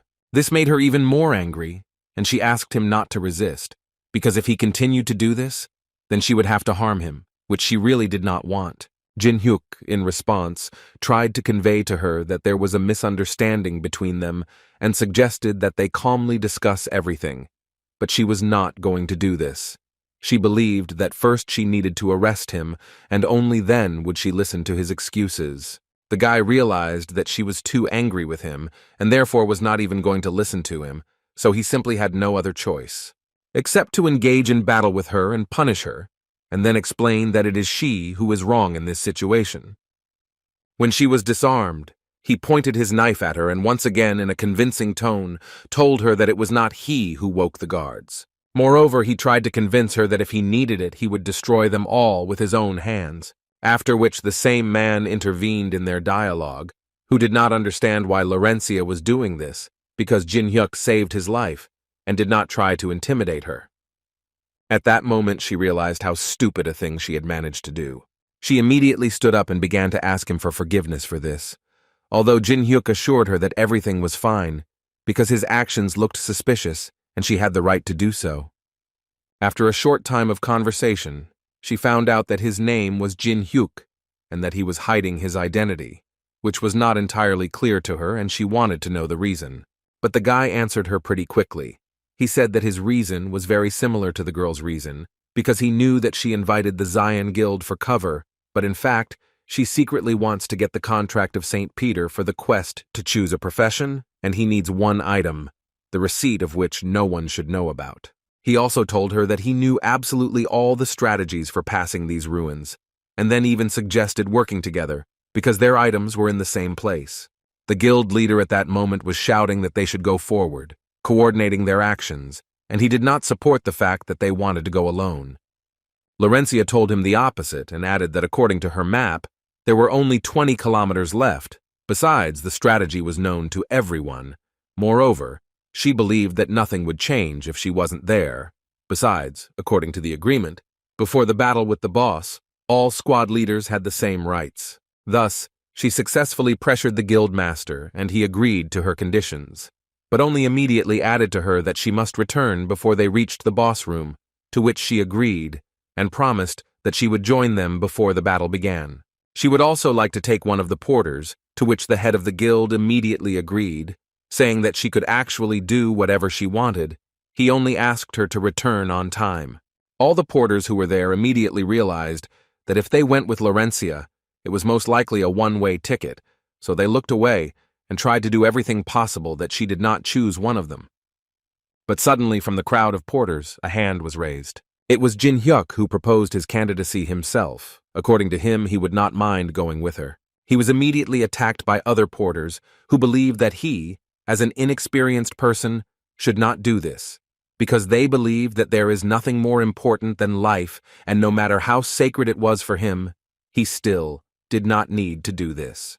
Jin-hyun understood perfectly well that no matter what he said, they still wouldn't understand him, so he decided to go a little different way, and for this he wanted to ask them if they had ever had such a situation when they were so fired up by one idea that they were ready to do everything in order to bring it to life. They didn't know what to answer him, when suddenly the guy himself started screaming about how right now his love was burning inside him. According to him, it was so big that he was ready to lose his life. After these words, he simply left with Laurencia, and the other porters fell silent and were unable to say a single word. After some time traveling through this dungeon, they came to a place where they came across a huge number of monsters. Taking a closer look, they realized why so many monsters were concentrated in this particular place. It was because of that sarcophagus. They understood that the things they needed so much were located there. Jin-hyun himself understood this. He wanted to make sure that the girl understood it. She answered him that she was perfectly aware of everything. And as soon as she said this, a notification from the system immediately appeared in front of them, or rather a warning that the owner of the abode of the fallen was watching them. Jin-hyuk was sure that they were talking about the boss at the moment, because he had never been interested in the players, but now he decided to show himself. Laurencia suddenly interrupted his thoughts to point out that these words were definitely from the boss, but she didn't quite understand what these words could mean. She didn't want to believe that the boss saw them as enemies, but Jin-hyuk immediately convinced her that this was far from true, because he was more than sure that the boss recognized him, although the girl did not quite understand where he got such confidence in all this. So she decided to talk to him a little about it. She reminded him of how he told her that he knew the way to get through, and he confirmed it again. And when he did this, she wanted to ask him what she needed to do then. What was her role in this game? After a while, Laurencia jumped right into the center of the crowd of monsters and activated a skill called the Song of Battle, which increased all of her stats by 3 times for 3 minutes. Sometime before, Jin-hyuk told her that her task was actually quite simple. According to him, she had to attract the attention of the undead as much as possible. He understood in advance that if she released divine energy, then all attention would be focused only on her, which is what she did. First of all, she activated the 5th level Saint skill and began to destroy one monster after another. And while all the undead were running towards Laurencia, Jin-hyuk continued to run over their heads, with the understanding that if he ran over their heads, he would not engage in battle with them and would not accidentally increase his level. However, his plan was not as perfect as it might have seemed to him, because at one point something appeared before his eyes that the guy definitely did not expect to see here. The thing was that because of such powerful attacks by Laurencia, the elite undead were released, and after them the elite merci rose up. But in fact, Jin-hyuk was not upset and was quite happy to see a mini-boss who could carry a lot of useful things inside himself. Suddenly, he was attacked by a guard who appeared out of nowhere. Fortunately, the guy was able to dodge in time, which was a bit strange for this place, because the guy had absolutely no idea what this creature was doing here. He assumed that perhaps the matter was that the conditions had changed due to Laurencia's presence. In any case, he tried to quickly assess the situation. He immediately noticed that the fox was using his usual black lightning, and it would not be difficult to deal with him. But as for the flying monsters, he was clearly not sure, and he would definitely need to be as careful as possible with them. Overall, it didn't take him long to deal with these monsters, and he got even closer to the sarcophagus. He felt that Laurencia would also finish soon, and then there would be only one left, the skeleton. The guy didn't have time to start attacking this very skeleton, when suddenly someone cut his body in half, and the blow was so strong and clear that the cut was not visible at all. And then Jin-hyuk heard a painfully familiar voice that told the guy that he had been looking for him for so long, the one who reads monsters like an open book. A few seconds later, a guy with a sword appeared in front of him, who said that he was sure that Jin-hyuk would appear here, and that's why he was waiting for him. The guy pretended that he had absolutely no idea who this guy was and what he wanted. And this made this stranger even more angry, who was ready to burst because the guy didn't recognize him. Jin-hyuk decided not to interrogate him, and so used the Eye of Truth to find out who this guy was. This guy's name was Jong Song. He was level 29, and the conditions for copying his skills were that he had to defeat this guy in a sword fight, thereby breaking his self-confidence. But what the guy noticed was that in the guy's hands was a sword from the Qianlong dynasty, and this was the very item that had disappeared from the artifact museum. Back when the test tower was still a game, Zhang Xiong had already lost to Jin Hyuk several times, after which he pursued him wherever he was and tried to take revenge on him, but he was never able to win. He couldn't believe that this warrior eager for battle was Zhang Xiong. This guy was incredibly angry because Jin Hyuk underestimated him so much, because the game had only recently become a reality, and he had already managed to forget him so quickly. Jin Hyuk actually remembered this guy back when he was in the museum, but it didn't make him too happy, because more than anything in life, he dreamed of this guy finally leaving him alone. However, Zhang Xiong assured him that this time things would be different, and he was more than ready to fight Jin Hyuk in a fair fight and defeat him. He thought so because he was sure that they were both at the very beginning of their journey, and he did not yet have the advantage of a huge number of skills. Jin Hyuk answered him quite calmly. He told the guy that if he wanted to fight so much, then he wouldn't interfere with him, but he still wanted to know from him if he was sure that he would definitely cope with this task. While he was thinking, Jin Hyuk pointed his finger at his partner and subtly hinted that she definitely wouldn't just stand there and watch them fight. Zhang Song was not afraid of Laurencia. Moreover, he was quite interested in fighting the saint. But still, he didn't come here for this, so first he wanted to do everything so that no one would interfere with them. And for this, he decided to use a skill called Level 5 Battlefield Selection. Laurencia, seeing this, immediately began to worry about the guy and therefore wanted to do everything to help him. But she was stopped in time by Jin Hyuk, who was holding a small ball in his hands and saying that there was no need to worry, because they would definitely see each other soon. After which they disappeared along with Chan Son, and Laurencia was left standing alone. They both moved to a completely different place, which was apparently prepared in advance so that they could both fight without any problems. Zhang Xiong even decided to give Jin Hyuk an official invitation to a fight in which no one would interfere with them. He also activated a skill called a Level 5 Duel. Thus, all of this guy's stats increased by 10%. But the problem with this skill was that it not only increased the characteristics of the one who used this skill, but also reduced the power of his opponent's skills. In other words, Zhang Sung's special ability greatly reduced Jin Hyuk's skills. Therefore, he understood with a smile that the situation at the moment had become too unfavorable for him.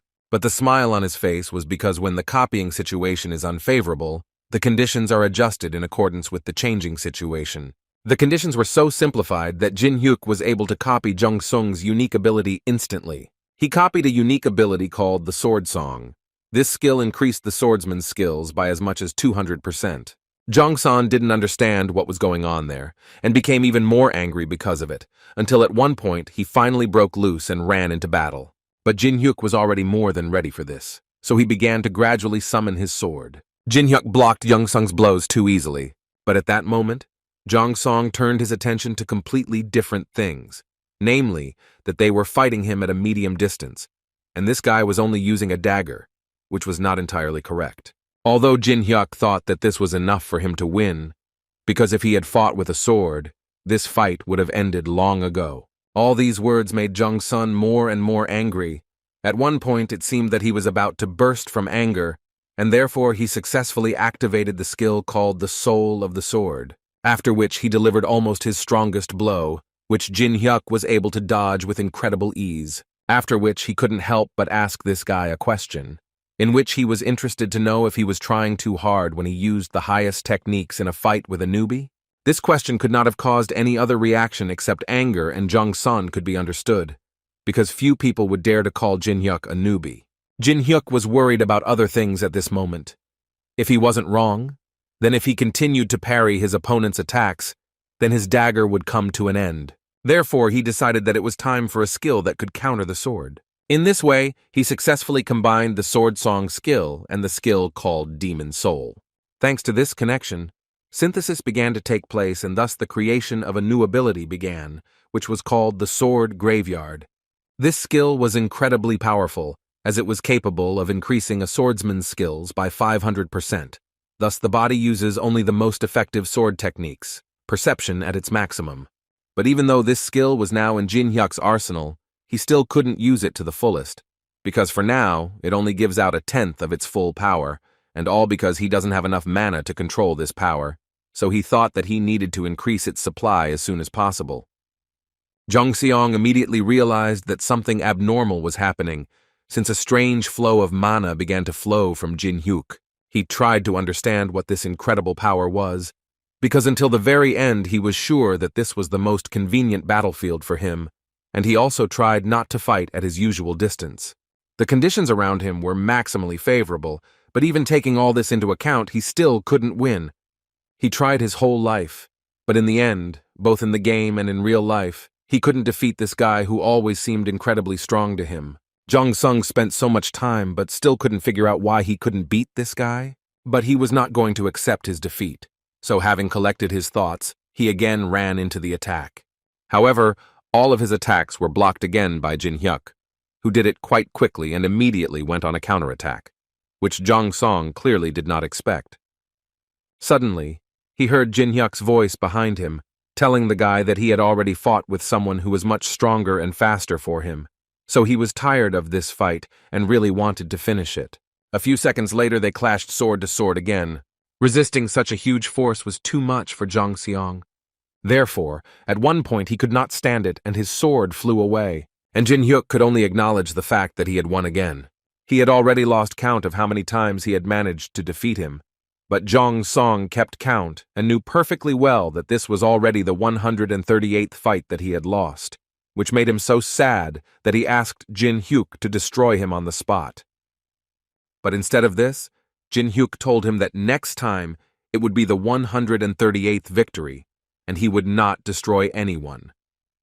After that, he reminded Jong-seong that the test tower is no joke, and even the strongest nerds sometimes die here due to carelessness, but he still believed that they needed strong players, and those who are as persistent and hardworking as Jong-sung even more so he extended his hand to him, which signaled a desire to be friends. Although in his mind, he was thinking that he actually just needed to wait 60 days in order to copy the player's abilities again. Therefore, he decided that it would be wrong to waste his energy searching if there was an excellent target to copy that could always be nearby. Chon-song decided to listen to him, so this time he admitted his defeat, but immediately decided to tell Jin-hyuk that next time, the outcome would definitely be different. After which, he decided to tell the guy that during all this time, he still hadn't found out his name, although Jin-hyuk didn't quite understand why the guy needed to know it at all. Jong-sung didn't insist, and decided that if Jin-hyuk didn't want to give his name, then he would continue to call him the same as before, which definitely didn't suit him. But Jong-sung couldn't be stopped, so without thinking twice, he called him a stinker. Unfortunately for Jin-hyuk, this was heard by Laurencia, who already had a huge number of jokes in her head. One of the players noted that they apparently did not kill all the monsters, although before that, each of them was sure that they did it. But he thought so because the scanning artifact detected something, but in theory, nothing should have remained there. At least that's what they thought, because when this object came too close, they realized that it was a huge iron golem, but he was in no hurry to attack them, and apparently, it was all because there was a vampire sitting on top of this golem, who elegantly descended and introduced himself as a higher vampire named Belus. According to him, he is here because his main role is to accompany the owner of these ruins, the Lord. The guys immediately pointed their swords at him and wanted to know why he came here at all. Belus, looking at them, almost immediately determined which of them was the leader of this group.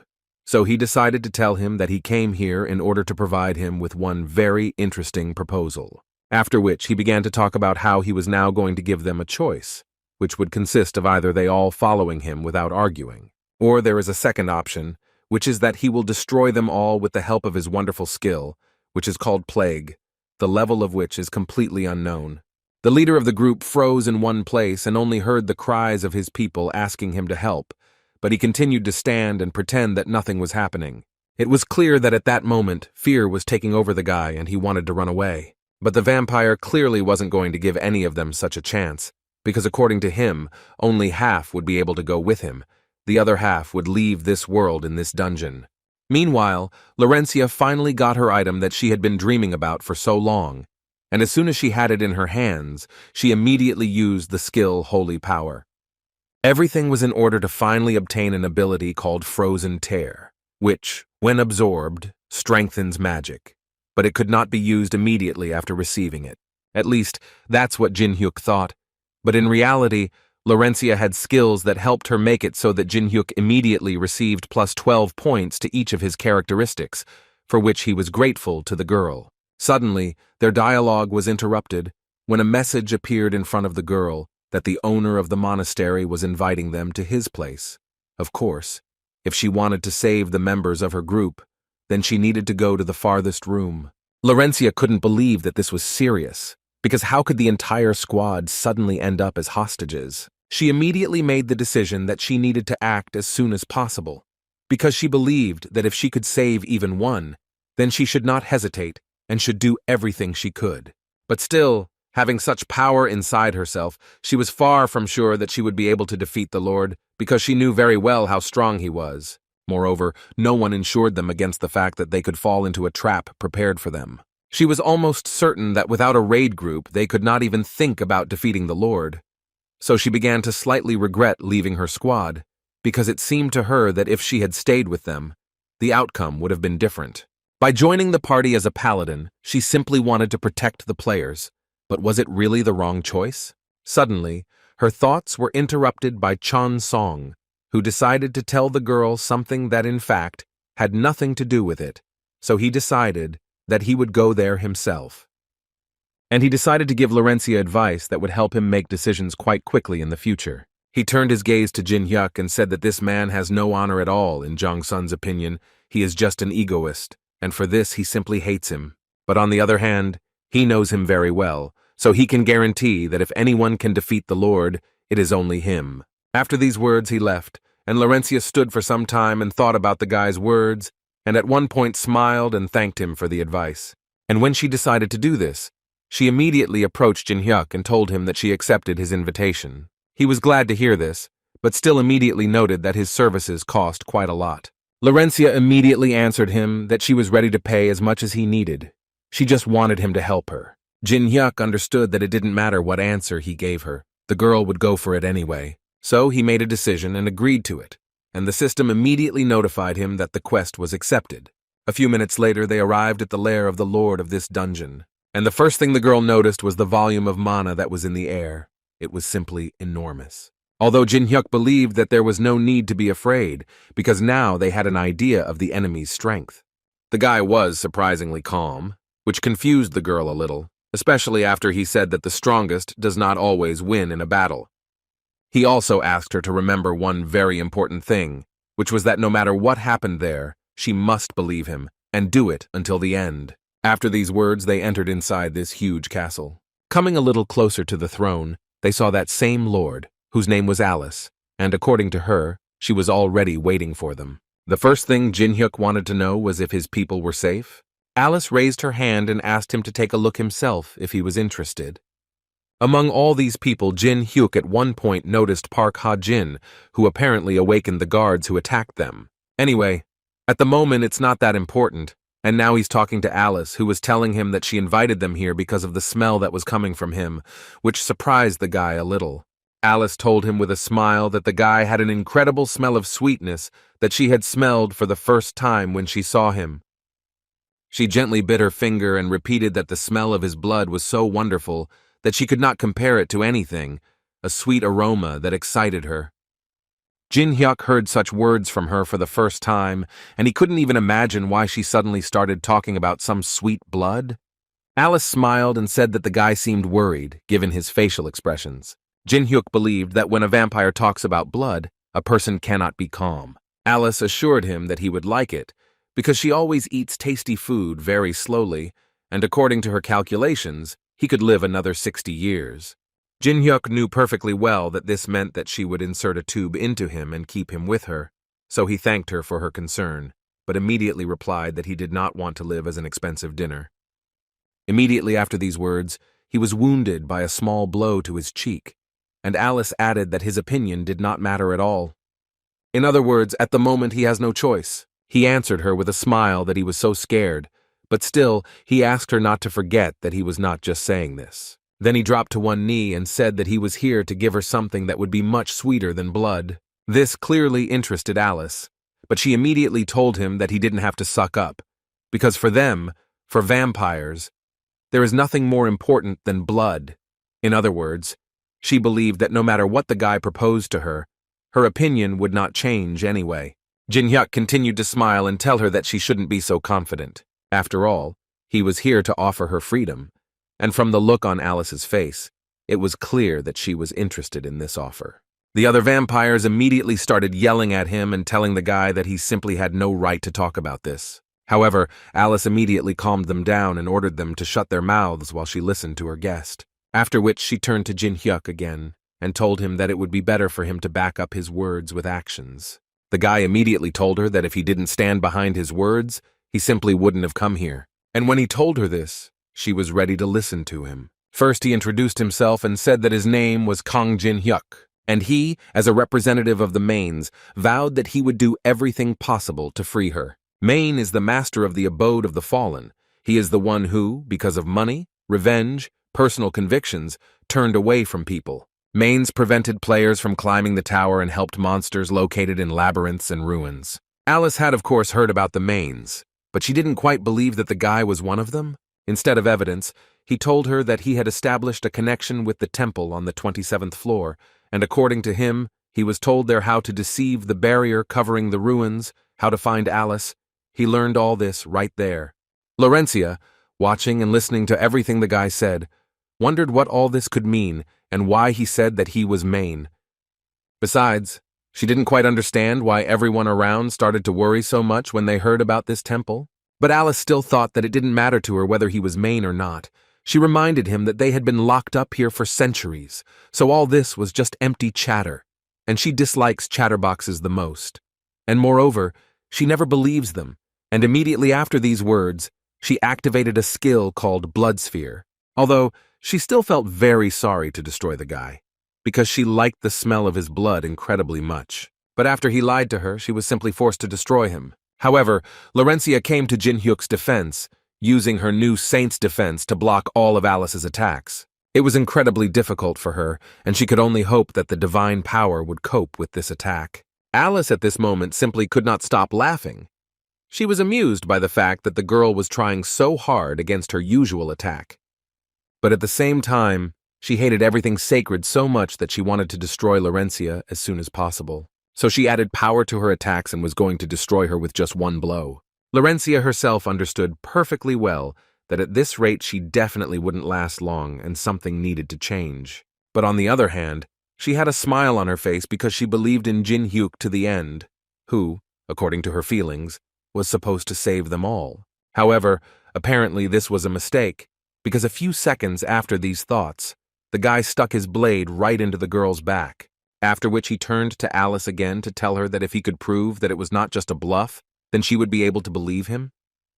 It was interesting for her, because she didn't expect that the guy could betray a comrade who had just protected him, but it still wasn't enough for her, and she wanted him to do something else.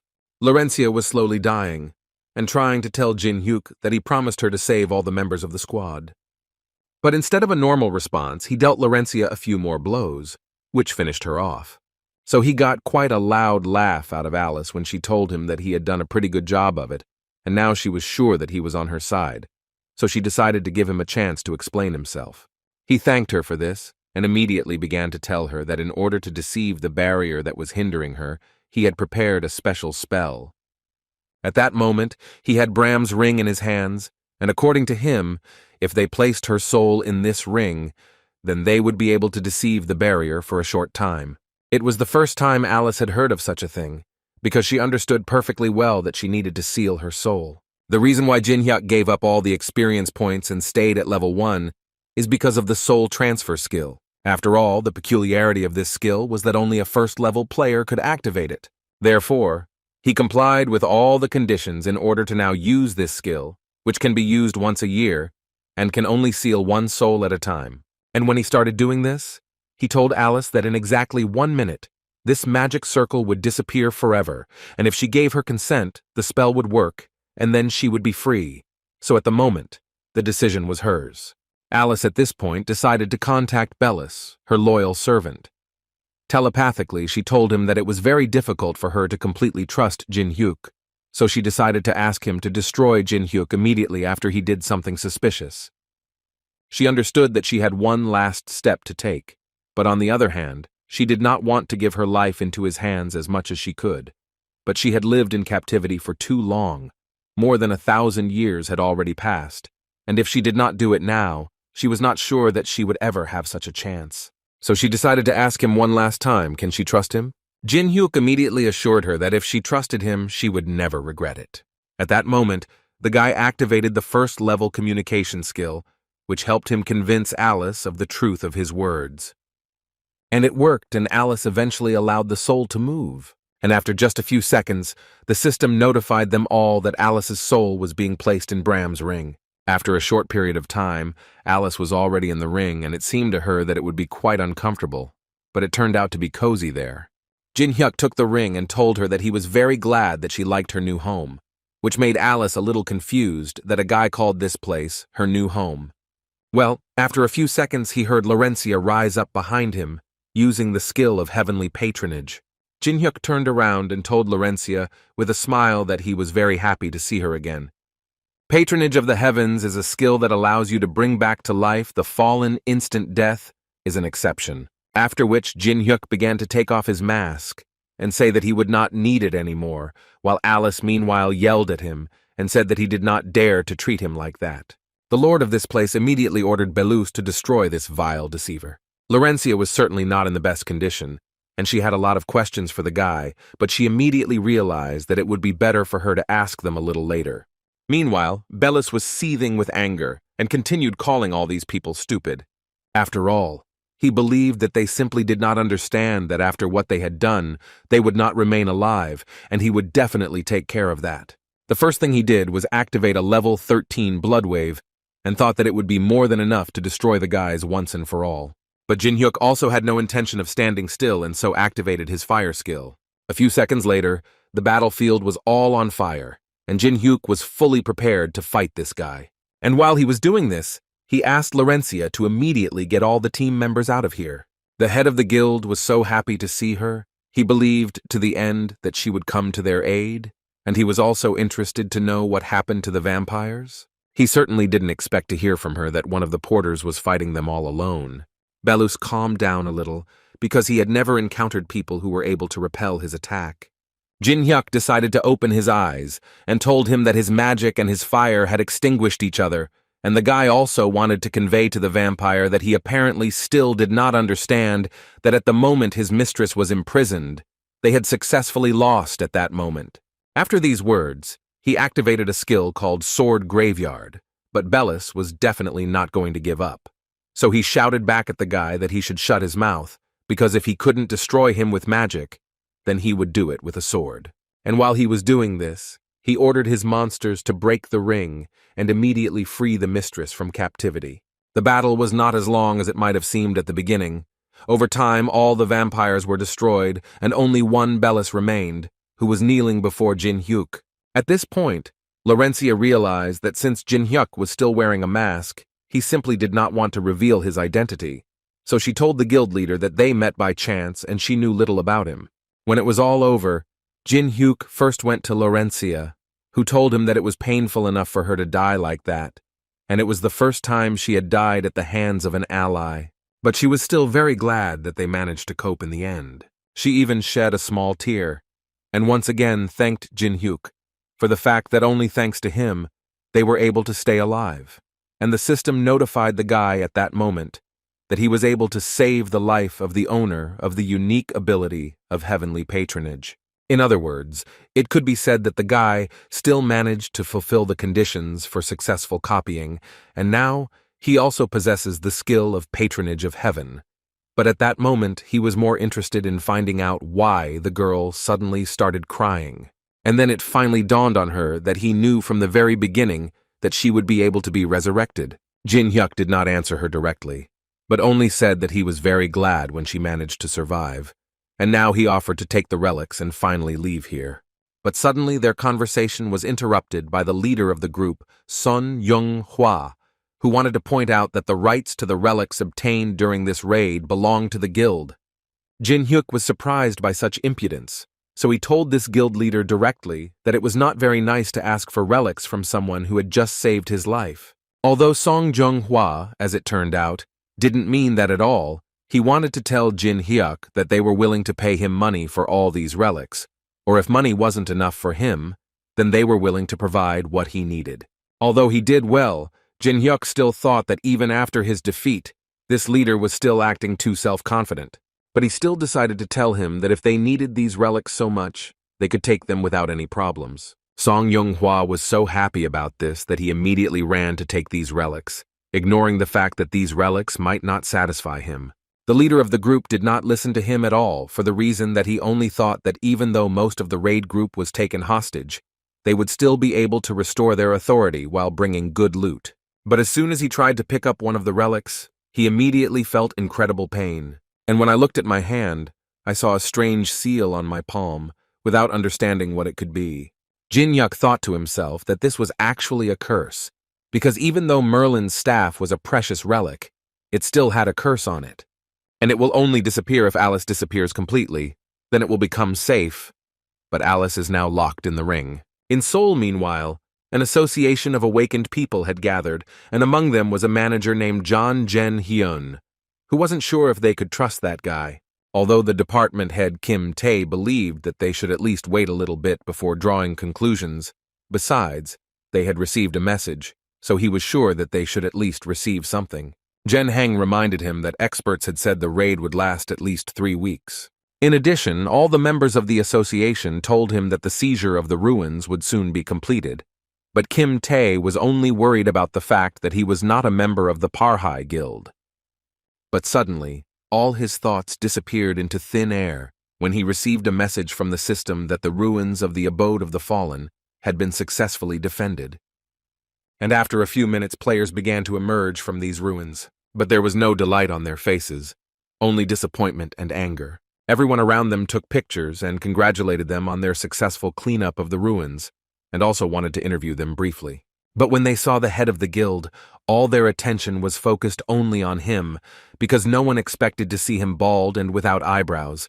Apparently the ruins were so frightening and unpredictable. Also coming out of the ruins was Laurencia, who was the first one to smile among all these players, because she wanted to announce with great joy that the ruins were actually cleared not by Sun Yonghwa's raid. Everyone immediately assumed that it was the Scion Guild that she was from, but she assured them that it wasn't her either, then pointed at Jin Hyuk and told them all that the man had done it almost single-handedly. And everyone else, according to her, literally watched from the side as he destroyed all the monsters. The guys from the association immediately assumed that they urgently needed to call the leader of the association and tell him about what had happened here. The next day, Jin Hyuk didn't have time to read the news. There was so much written, but even more people just wanted to know who this man in the mask was. Jin Hyuk knew full well that this would become a topic of discussion, but even he didn't expect it to end up being blown out of proportion like this, and now he was even more glad that he was wearing a mask. The only one who eventually saw the guy's face was Laurencia, but she immediately promised him that she would keep it all a secret and there would be no need to worry about it. And when he figured all this out, he decided that it was probably time for him to talk to that very vampire that he had locked inside that ring. Before he could turn to Alice, she began to shout at him and say that he had no right to put her in an empty and smelly pocket. Jin Hyuk didn't argue with her and just started waving the ring around to help her calm down a bit and come to her senses. She immediately realized that she was wrong and asked the guy to stop shaking her immediately. When Jin Hyuk finally stopped shaking her, she asked him to put himself in her shoes and think about how she felt, and also asked him to remember that vampires never forget a grudge. The guy thought that it was too little for her and that she needed a little more, but she immediately decided to take her words back and order him to stop doing this. This was a fatal mistake because Jin Hyuk was not going to follow her orders, so he began to spin her as hard as possible. He did this for about 3 hours straight, which made her so ill that she could not say a single word. At one point, Jin Hyuk decided to tell her to stop crying and immediately get out of Bram's ring. And when she was finally free and left this prison, she immediately began to tell the guy that the very cherished moment of sweet revenge that she had dreamed of for so long had come. She was going to return to the guy everything that he had done to her, but at the same time, do it tenfold. But suddenly she noticed that she had become too small, and her strength had disappeared somewhere. Alice, of course, couldn't even imagine what it was, and Jin Hyuk laughed at her a little, But then he still explained to her that he had pulled out and materialized only a part of her body.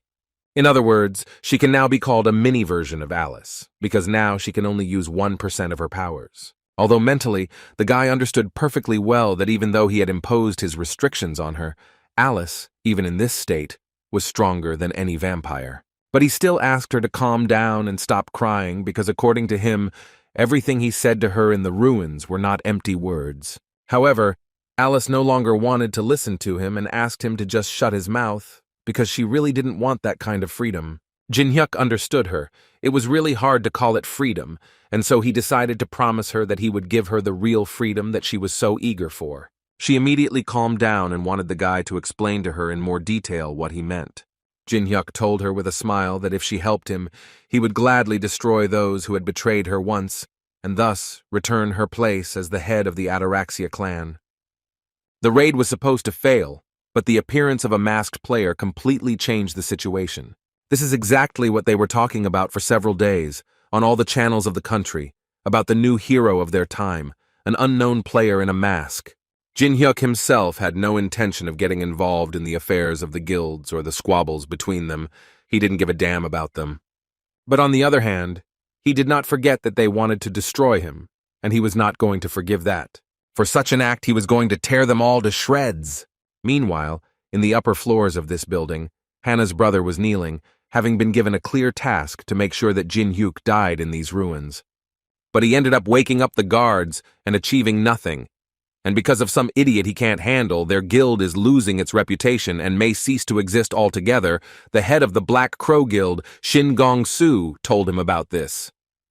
Suddenly, his screams were interrupted when the doors of his office were torn apart by fire, and then Jin-hyuk entered, who wanted to talk to the master of this guild. Sin-gon didn't understand at all what was going on here, and who this person was, so he immediately ordered the guards to seize him. At that moment, Hannah's brother understood perfectly well who this man was and what he was doing here, so he immediately decided that this was the only way to restore honor in the face of the head. So without thinking twice, he took out his blade and attacked Jin-hyuk, while thinking that he would again be called Park Ha-jin, the man with super arms. But then, Jin-hyuk took off his mask and decided to say hello to Park Ha, who couldn't believe his eyes. Because he was distracted, he missed a fairly strong blow which sent him flying to the side. Headmaster Shin Gong immediately realized that this was the same guy because of whom they lost their positions in the association, and so he decided to immediately tell the guy that he had no right to just walk around here.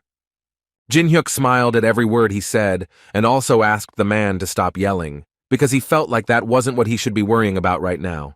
The leader didn't think for long and immediately took his katana in his hands, and then activated the skill called the Flash Sword, and was completely ready to attack Jin-hyuk. The man was confident that his sword was so strong that it could easily pierce the heart of this impudent man, but still, deep down, he doubted it because Jin-hyuk was somehow too relaxed. And apparently he tensed up for a reason, because after a few seconds, all that was left of his katana was the handle that he was holding onto. After which Jin-hyuk put his feet on the table and told the man that he should also sit down and talk to him anyway. From the conversation, the man finally realized that the guy came here only because he ordered him to be destroyed in those ruins. The leader believed that this reason was not so significant that he had to destroy his entire guild.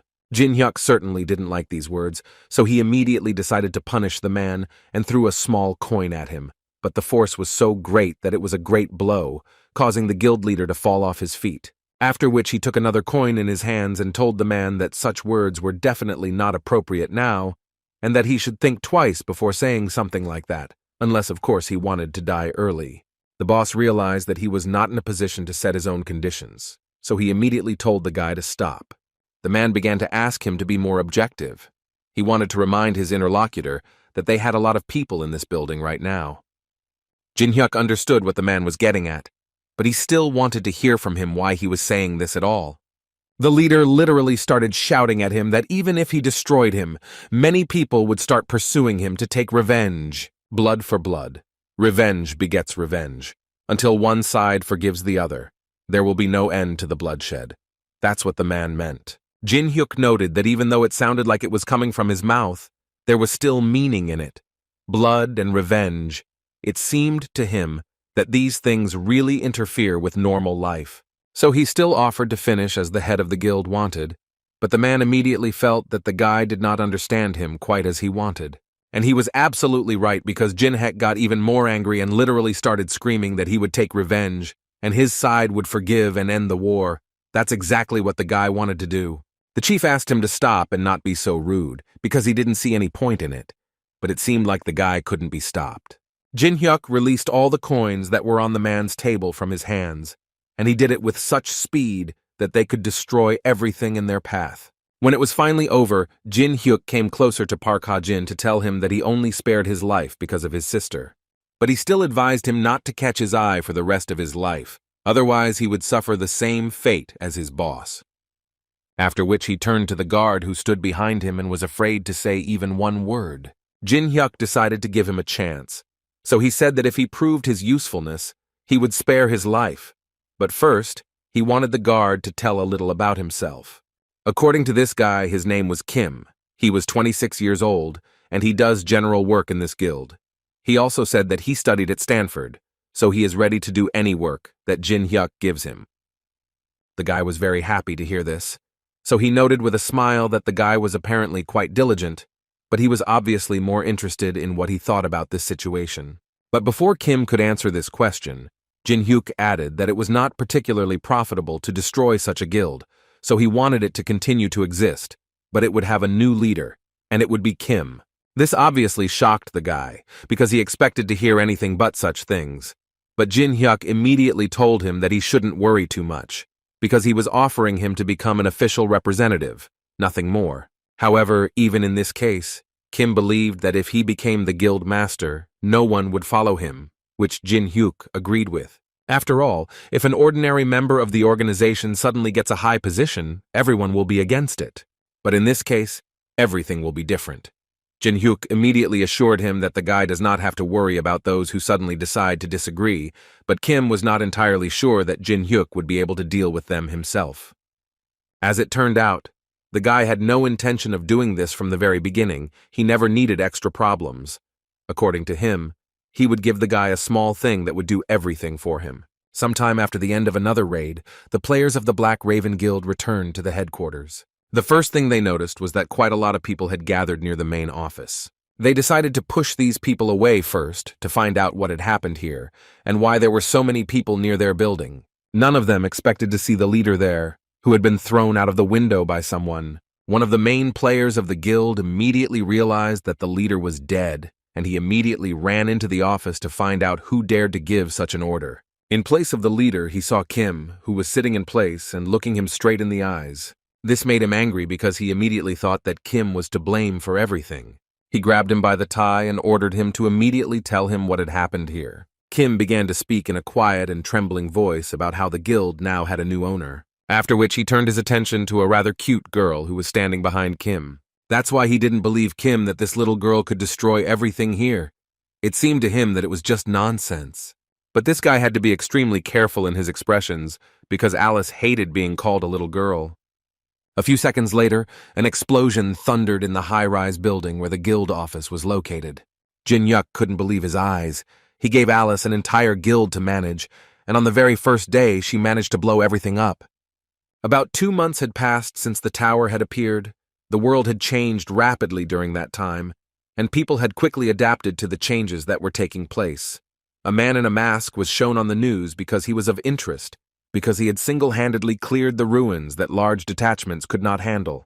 Only 2 people know that the masked man is a former porter. One of them was Uncle Kim, who was the leader of the porters, and he did a great job of keeping it a secret. The second person was Laurencia, who also promised to keep his secret. Jinhyuk decided from the very beginning that there is when he is wearing a mask, and there is when he is without it. This way it will be easier for him to act. Thus, he prepared everything that was needed, and finally the time came to seize all power for himself. The next day, Jinhyuk met with his friends, who decided to brag to him that during their separation, they had managed to level up a little. But at this point, they wanted to know a little more about the people who were standing behind them, because according to them, they said that they knew Jinhyuk. The guy carefully came down and said that this was indeed the case, and since they had already met, he was ready to introduce them officially. He introduced Alice first, who he said was a player from Northern Europe, although he knew in his mind that if he told them she was a vampire, there would be a stir. After which he introduced Kim Hee-woon, who currently serves as the manager of the Black Crow Guild, and Jin Hyuk also said that he will be exploring dungeons and helping them with leveling up. Kim could barely hold back his tears because he was introduced as an equal player to them. He immediately thought that if compared to how Shingun Soo exploited him, then this treatment was just a reward. In any case, Jin Hyuk told them that if they needed anything, they could ask this guy, and the guys at that moment could not believe that Jin Hyuk had essentially become the master of the Black Raven, although he asked them not to talk about it so loudly, because officially the master is Kim. In any case, the guys were very glad that they were Jin Hyuk's friends and not his enemies, because then they would definitely have a hard time. When the guys went away to talk to Kim a little, Jin Hyuk decided to ask Alice if she thought it was okay to destroy a building just because she was called a brat, to which she responded with the same scream that she didn't want to go that far. And besides, according to her, they started it first. He reminded her that she had lived 1,000 years in this world, and that during all this time she still hadn't been able to learn to control herself, although according to her, no one dared to call her that. The guy no longer had enough patience for her, so he ordered her to go with him. Today, according to him, they would go on a driven hunt, where he needed her support. The girl didn't even think that there were still places left for hunting, which is why Jin Hyuk had to tell her that the 3rd floor had been cleared, and the 4th had not yet been opened. The most valuable dungeons were under the control of the guilds, and everyone thinks that there are no more good places for hunting, but Jin Hyuk was not one of them, because he always knew much more than other people. The 1st floor of the tower, or as the players called it, the Moon Lake, is a place that is famous for the most beautiful landscapes in the tower, but for this reason, no one has come here for a long time. Jin Hyuk himself hasn't been here for a long time. The fate of all humanity hangs in the balance, so he doesn't have time to enjoy the views. Alice, of course, also really liked it here, but she still wanted to ask the guy how he was going to hunt here. Instead of answering, he simply began to walk into the lake, which made Alice a little worried, because it seemed to her that the water could get into the ring, and then she would drown. But the water, strangely enough, did not rise above the guy's knees, and while he walked slowly, he thought about the statues that decorate the calm, moonlit lake. There were 12 of them in total, but the guy only needed one of them. The statue is not just a decoration, it has another function that few people know about. In fact, there are only 3 players who were able to reveal this secret. Very few people talked about it in the community, but no one could find a suitable key. It wasn't strange, because it wasn't an ordinary key, it was moonlight. Jin Hyuk knew very well that using his fingers, he needed to adjust the amount and angle of light, and when the system began to react to the reflection of light, the statue would gradually begin to open, and it will also pull the opening of the passage to the lower floors. After some time, they were able to get to the underground floor of the testing tower, which surprised Alice very much, because she never thought that this was even possible. She walked from one corner to another, and all because she had never felt anything like this. This feeling of freedom did not give her peace. Suddenly, her thoughts were interrupted by Jin Hyuk, who suddenly became interested in knowing what she thought now. Was she glad that she had signed a contract with him? At first, she blushed, but then immediately came to her senses, and began to say that his words spoken then did not seem like a complete lie, and she was even ready to believe him. Jin Hyuk didn't respond to her words, but only used the skill Patronage of Heaven, and thereby launched the 2nd stage of defrosting the frozen tear. Thus, he was able to increase his mana by 18 units. The guy at that moment was thinking that after reabsorbing the frozen tear, it became easier to control Alice, if you think about it.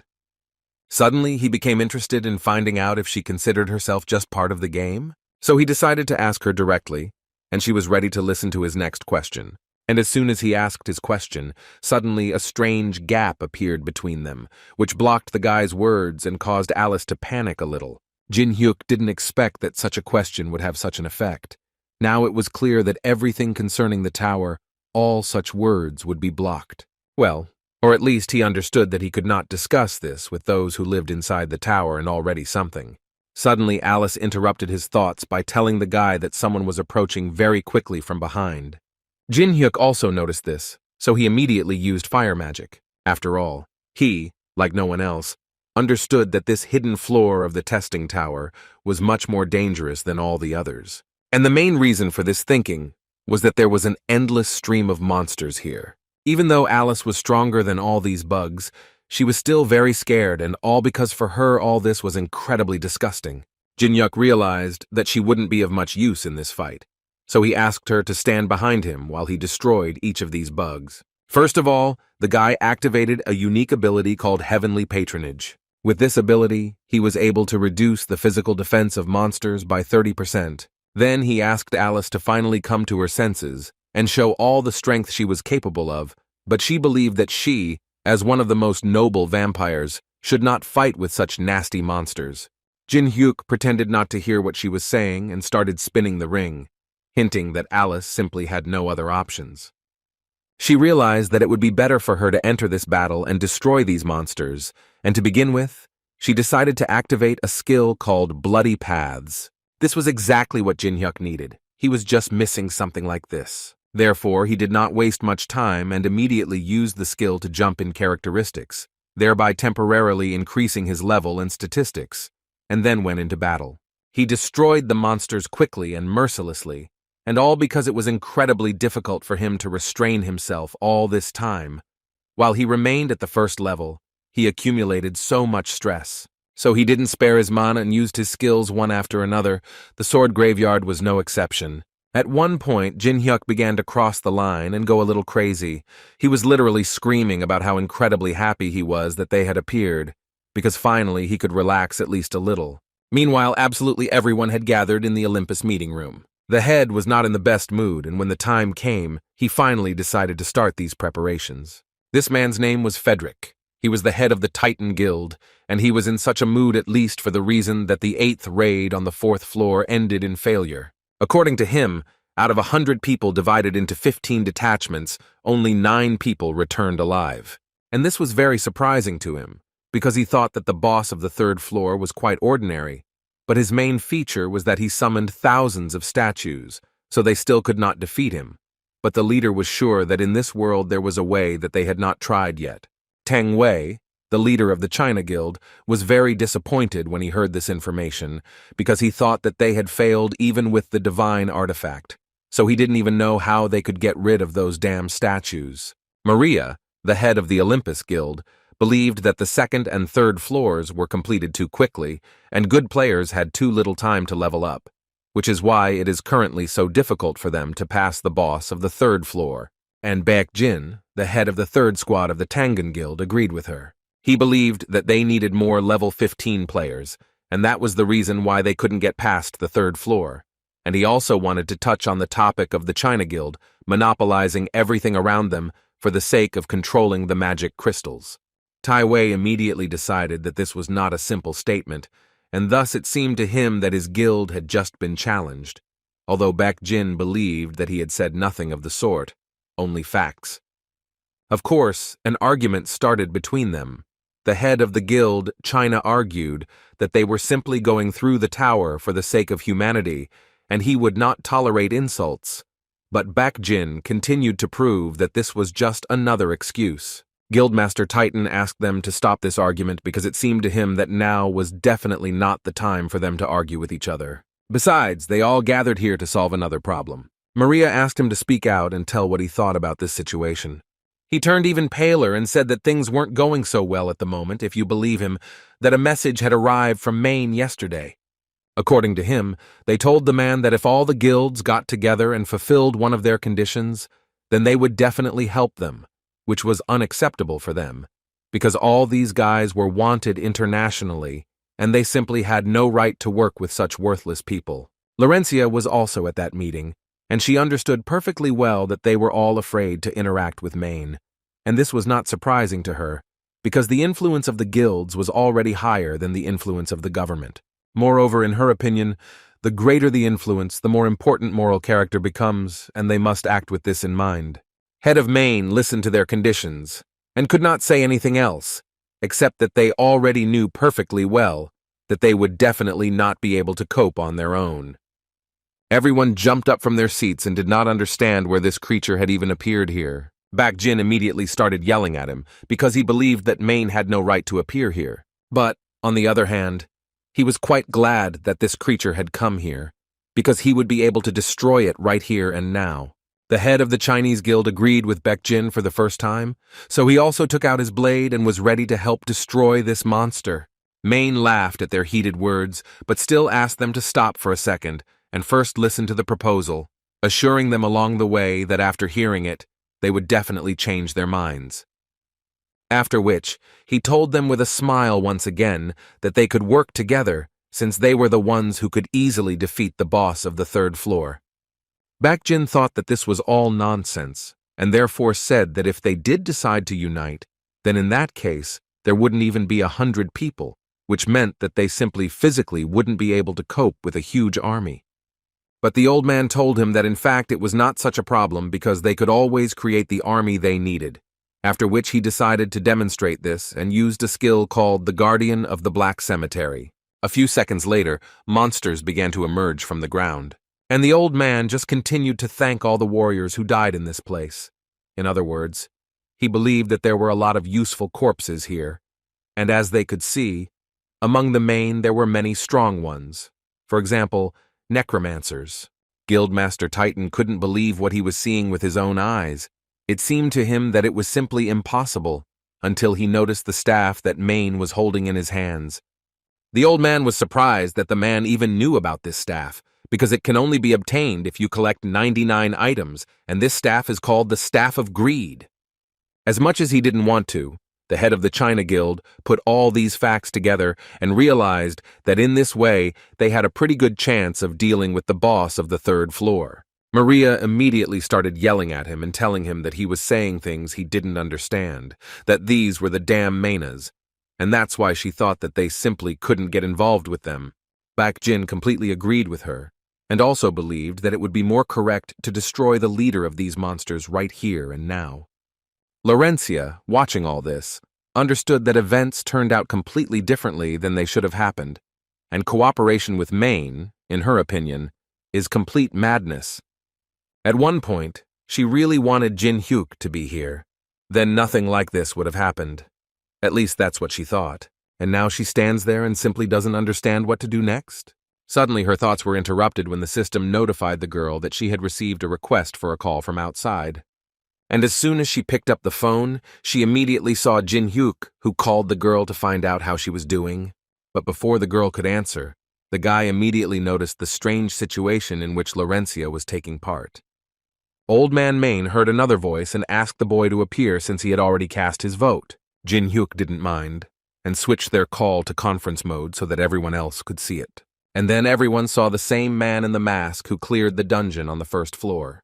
Everyone thought that Jin Hyuk was an incredible player, because he was able to clear the dungeon alone without anyone knowing. But even without that fact, all the big guilds from all over the world wanted to get this player. And now this super newbie has appeared right in front of them and is ready to talk a little. They had made such efforts to contact him, but they could not. And now that they saw him, everyone concerned was left with dry mouths from joy at his unexpected appearance. Among the people who were happy to see Jin Hyuk was Old Man Maine, who had actually also heard about the guy, about the player who was able to clear the first floor alone.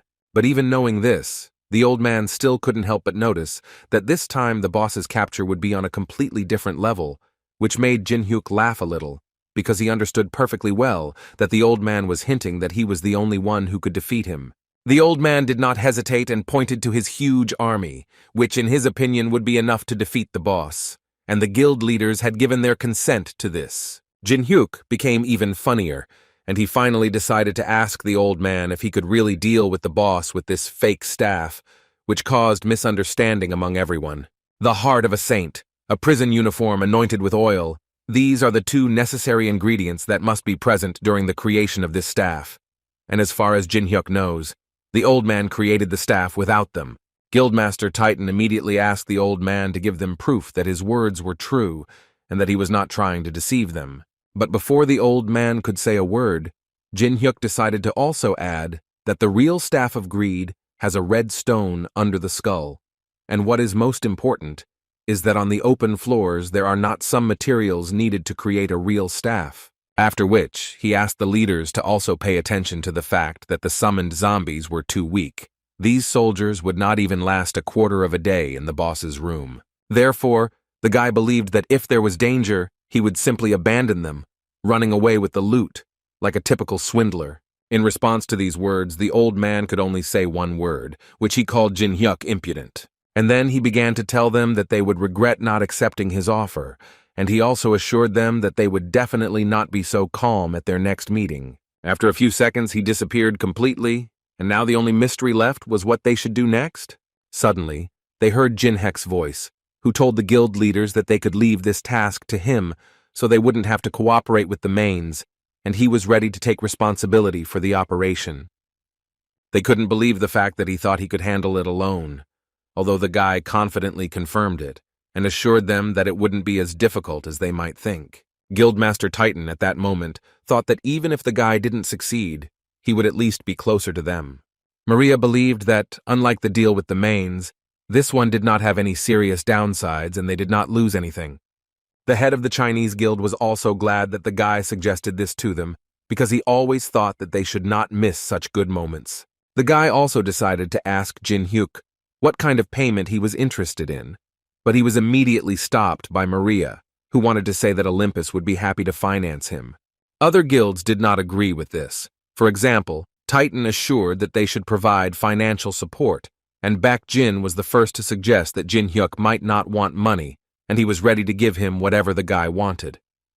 But Jin Hyuk immediately assured them that he didn't need anything from them. The only thing he asked was to restrict the entrance to other players and allow him to go there alone. Then he wouldn't need a reward. Maria then wanted to know why the guy was doing this at all. If he didn't demand any reward for it, this made them doubt that he was doing it honestly. Jin Hyuk responded to them that he was actually doing this because he thought it was the right decision and also for the sake of his dear colleague. Although at that moment he himself thought that he had put too much pathos into these words, which made him feel uneasy. Baek Jin, hearing this, began to shout throughout the room that he was simply delighted with such an act, after which he stated that he, as a representative of the guild, had nothing to add. He spoke with absolute certainty about the fact that the guy's words touched him. Ordinary players would ask for good pay, but here it is worth thinking about the prospects, which is what Jin Hyuk did. A player who sacrifices a reward for the sake of his comrades thanks to these words, he will be able to receive much more than he would be paid for this work. He was also well aware of the fact that he simply couldn't conflict with the guilds, so he decided to upload the video, editing out the moment with Maine. His thinking about the plan was interrupted by Alice, who ran towards him very angry and screamed that he had acted vilely when he decided to leave everything to her again, although he believed that since she still had the strength to argue with him, then she was most likely capable of finding the strength and finishing the fight. Alice thought that this was completely unfair and that they were not in an equal partnership, but rather in slavery, although Jin Hyuk thought that she was accusing him without reason. Besides, he was just about to buy her a mana replenishment, but Alice immediately told him that it was not enough for her. According to her, this alone will not restore her strength, but if the mana runs out, then she does not even know how she can help him. So she suggested that the guy restore his mana in the traditional way. He didn't have time to say a word to her before she bit him on the neck, and it was incredibly painful. But in return, Alice ate some blood and thus fully restored her mana. Jin Hyuk didn't understand how much blood she had drunk from him, because he even started to feel dizzy because of her, although she thought that it was just one drop, and now she was able to fully restore her mana and was ready to continue doing what the guy told her. He was in no hurry, and decided that they should first buy some supplies and then continue. After he finally finished his shopping, she noticed that he hadn't bought anything particularly useful, although he thought that it only seemed that way at first. But in reality, in this tower, even junk could become a secret weapon. In any case, he asked her to think not about this, but about the fact that from this moment on they had a lot of things to do. And he was talking about how they would have to clear the Sub-Zero floor in just one day, so he advised her to hold on to him very tightly, after which the guy jumped off the cliff without any hesitation, although Alice could not understand how he could do such things when he had absolutely no idea of the depth.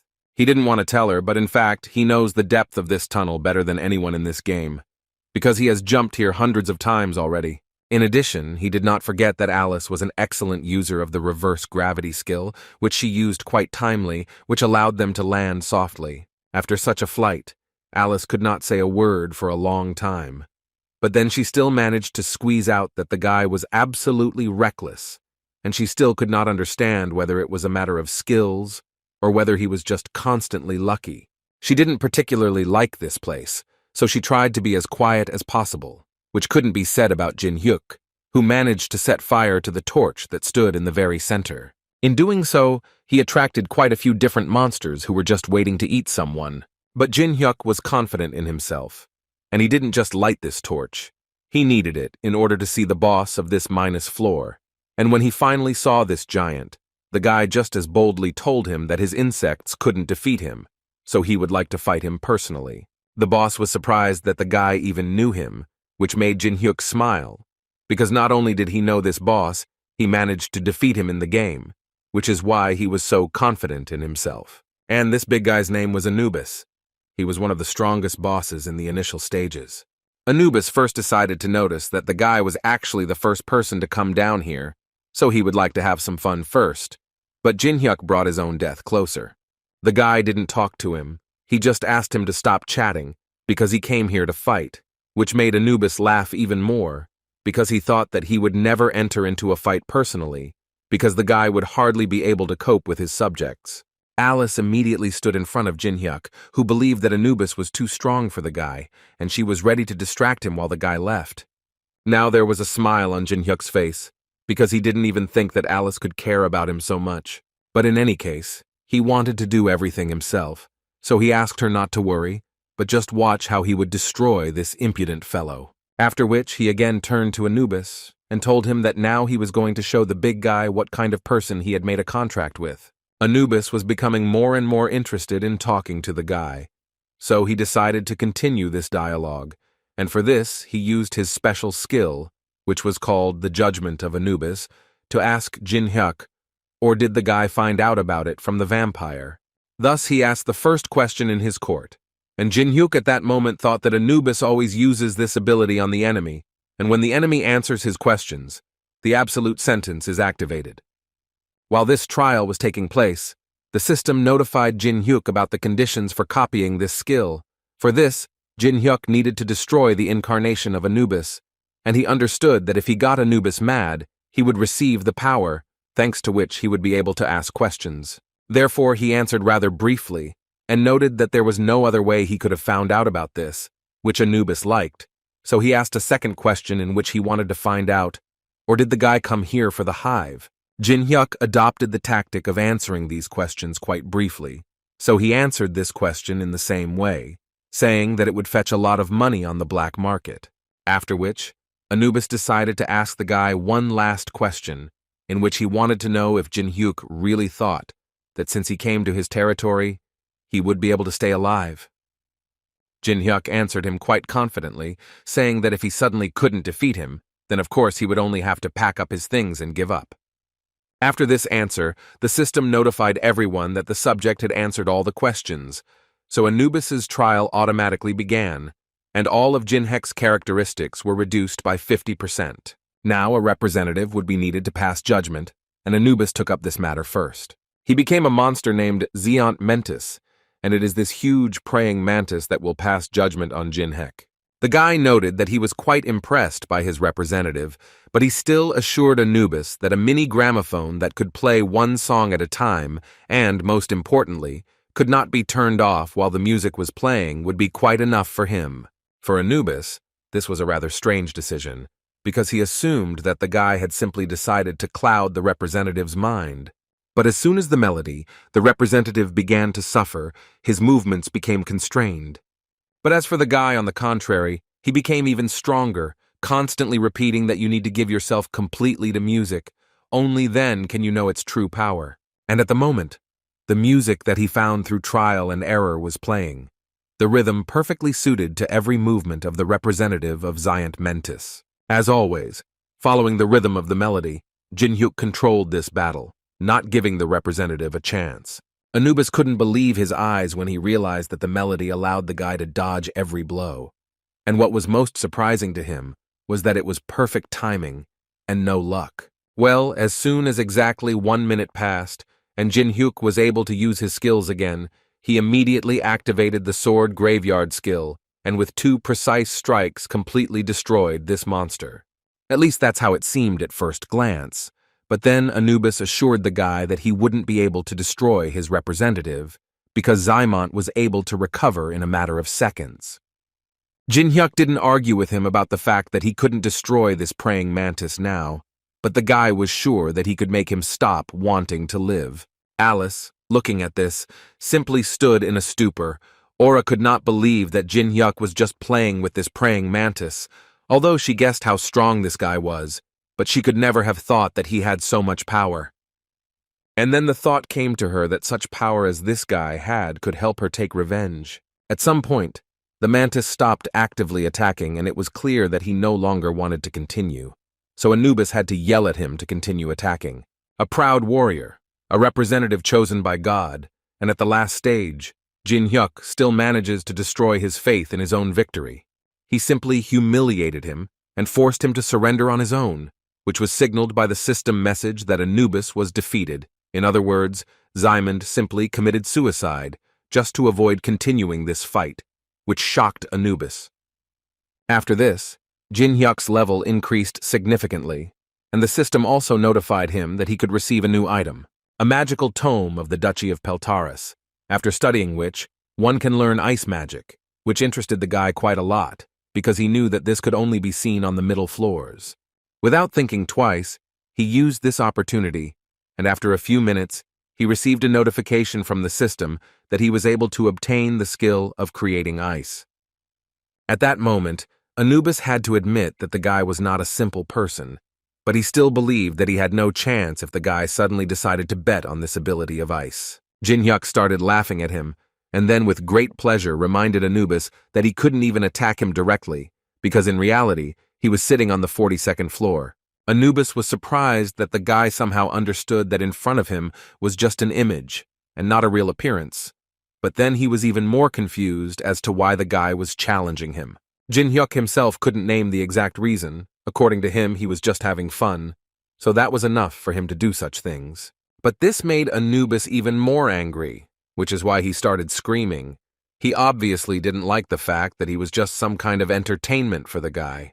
And to punish the guy for such words, he even decided to use one of his most powerful skills, which was called a beehive, inside of which there were countless bees. After which he freed the hive and ordered all the bees to destroy Jin-hyuk, but he was more than prepared for such a development. Using both fire magic and ice magic at the same time, he destroyed the shoulders one after the other quite effectively. With this symbiosis, he was able to create a new skill called Daylight. This skill was incredibly rare. It allowed the owner to release magical power, had a fairly high power, and also limited the enemy's field of vision in battle. Anubis watched as all his bees flew away one after another, and he decided that he needed to change his tactics immediately. So he decided to use his secret weapon, which he called the Chosen Creature. Now not just bees began to emerge in the hive, but an instrument for the destruction of all living things around. But apparently the guy was not going to retreat, and continued to fight, using all his new skills, with which he was able to destroy the monster that Anubis had summoned all too easily. But as it turns out, he calls this chosen creature that for the reason that it cannot simply die. After its death, it becomes even stronger due to the fact that it is capable of dividing. In other words, Anubis was trying to prove to Jin-hyuk that no matter what skills he used, he still wouldn't be able to win this resistance. The guy's smile never disappeared, which meant that he was more than confident in his victory. He decided to use the so-called enhancement pill, which by its action increased the definition of an object tenfold. But he will have to wait a little, because the effect of this pill appears after 1 minute, so he will have to hold out and not die during this time. Jin-hyuk managed to literally tame one of these bees. Anubis, sitting on his throne, could only scream and order his bees to immediately destroy this guy. The guy, in turn, understood perfectly well that they do not die, but only multiply, and this feature leads any enemy to despair, because in terrible, absurd conditions the enemy cannot sensibly assess the situation. But Jin-hyuk knew very well that through endless repetitions, one could understand the tactics and then correctly assess the entire situation. And as a result, you can come to a rather unexpected solution, such as using the 5th level fire element, as Jin-hyuk did. Before that, he managed to put all these bees into a small cube, which seemed to be of no help. But this was only at first glance, because when the enhancement pill began to work, everything became clear. After which he added fire, and all these bees began to destroy each other, and Jin-hyuk received an improvement pill for each of them, while thinking that in order to become an equal opponent for the boss with a huge army, he needed the maximum number of these pills. By endlessly destroying monsters, Jin-hyuk received not only a ton of experience, but also an incredibly large number of items. Anubis was as if paralyzed. He simply did not understand what was happening here and how did this happen. Looking at this guy, for the first time in his life he felt fear, because he didn't even understand how the guy managed to find out the features of the hive and create a trap. But at one point, he finally realized that Jin-hyuk had been provoking him to do this from the very beginning. As a result, he had to destroy this hive himself and not let the guy get a huge level. Jin-hyuk decided to continue to bully him, so he wanted to know why Anubis suddenly decided to stop it, because he was just getting into the swing of it. Every word the guy said made him angry, because Anubis had never seen a person who dared to treat him like that. Absolutely no respect. He became so angry that he began to destroy everything that was under his feet. And after he calmed down a little, he told the guy that he had to survive and go up to his floor, where they could fight for real. Jin-hyuk smiled at this, then added that Anubis might not have told him this, since he himself knew about it very well and was going to do it. At this point, their conversation ended, and the system notified Jin-hyuk that the Anubis vessel had been officially destroyed and the copying conditions had been met. Jin-hyuk was able to obtain a new skill called Anubis's Judgment. This skill can only be used on one person once. If abused, the gods of Egypt will punish him. As soon as it was all over, Alice wanted to know what happened here. For Jin-hyuk, this was a strange question, because it was clear that Anubis was just a little tired and went to sleep. But what really made the guy happy was that for the first time he had risen to so many levels in this place. He understood that the unknown awaited him further, and therefore decided that he would pump up all his characteristics, when suddenly he was interrupted by an unexpected request for a video call. And the person who decided to talk to the guy was Young Yu-sung. Jung Seong immediately noticed that his interlocutor was in some strange place, and Jin-hyuk immediately told him that it was none of his business and that he was listening to the reason why he called him. As it turned out, he called Jin-hyuk to tell the guy that he had a proposal for him. According to him, in 24 hours, a martial arts tournament will begin in the Awakened Association, and players of various ranks, including Jung Seong himself, have been invited. It was strange for Jin-hyuk, because he didn't expect to see that someone would decide to organize a horizontal bar, although there are things much more important, like the boss of the third floor. Jung Seong called him to ask Jin-hyuk to participate in this tournament and fight him again, but he immediately told his interlocutor that it was incredibly stupid and just a waste of time. But Chan-son had a very serious argument. He took out a pass to the black market from his pocket, which in his opinion Jin-hyuk definitely needed. As Jong Song explained, the black market is not a place where players can buy things with coins, but a secret market where invited participants can purchase items exclusively with real money. The test tower had become a reality, and now people were holding these auctions, and Jin-hyuk just needed the items to go to the boss of the third floor. And he also knew that if this was a secret auction for the rich, then maybe he could buy a lot of good things. At that moment, the system notified him that his video had become a hot new item. The video was uploaded to a new channel created by an unknown person. Here you can see an unknown person in a mask, Laurencia and the leaders of large guilds. And since Jin-hyuk edited the moment with Maine, no one spoke badly about the guilds. In any case, it is not profitable to conflict with such large guilds. In his opinion, people will react too predictably, and the player who was hiding under the mask found himself in the center of attention, unknown, in front of the heads of guilds who failed several raids. Jin-hyuk confidently declares that he will go to him alone. Such a story simply cannot fail to interest. Considering that the same video can only be viewed once a day, 50 million views is a good figure. 100 coins for 10,000 views. Then for 50 million there will be 500,000 coins. And if you take into account the commission, which is 90%, then he will be able to get 50,000 coins net. This was all clear, but now he would like to quickly sort out this tournament that he had to go to. If he understood everything correctly, then the organizers selected 24 players of a rank and above. After several failed raids on the third floor, the Awakened Association and the major guilds decided to widely distribute the recordings of this tournament to show the people the strength and greatness of the top players. In short, they just put on a show, and that's okay because it was too obvious that not everyone watches YouTube, and here such an opportunity to show off the players' abilities is a pretty good way to diffuse the situation. Before he came to this tournament, he spoke with Jung Seong, who offered the guy to participate in this tournament, and in exchange he would give him access to the black market. Although Jin Hyuk immediately warned him that he had not yet reached A rank, and he could not even participate in the tournament. But Jung Seong still insisted and continued to say that the winner of the tournament would be given a choice in which he could choose a replica of the relic from the National Museum. And according to Jung Sun, the winner can invite a player who did not participate in the tournament to fight him. All this time he was leading up to telling Jin Hyuk that this time he would do everything possible to defeat him in front of everyone. The heads of some guilds closely watched the development of this tournament, and at one point noticed that they could actually sleep peacefully, knowing that there were such players. There were many participants who could be easily recruited. But among them was also the head of the Black Fortune Guild, whose name was Hongdok P, and according to him, he only liked one guy, whom he would gladly recruit. And he looked straight at Jung Seong, who in his opinion has excellent control of the battle, a wide view around, which allows him to notice enemies before they attack him, and most importantly, he has many types of attacks. Besides, as far as he remembered, this same guy who was the first in the history of the guild to refuse to join them, which made the man think only that he was an incredibly ambitious guy, not like these kids running around. Suddenly his thoughts were interrupted when he heard someone from the side saying that he was too uneasy and could not watch it any longer. John Do-hyun, he was a member of the Black Luck Guild, and according to him, if he had participated, he would have dealt with everyone and would have forced the one who refused to join the guild to kneel. Hongdok immediately asked him to talk less and not think about the fights at the tournament, but about the upcoming interview, because he invested in all this for a reason and wants to see the result.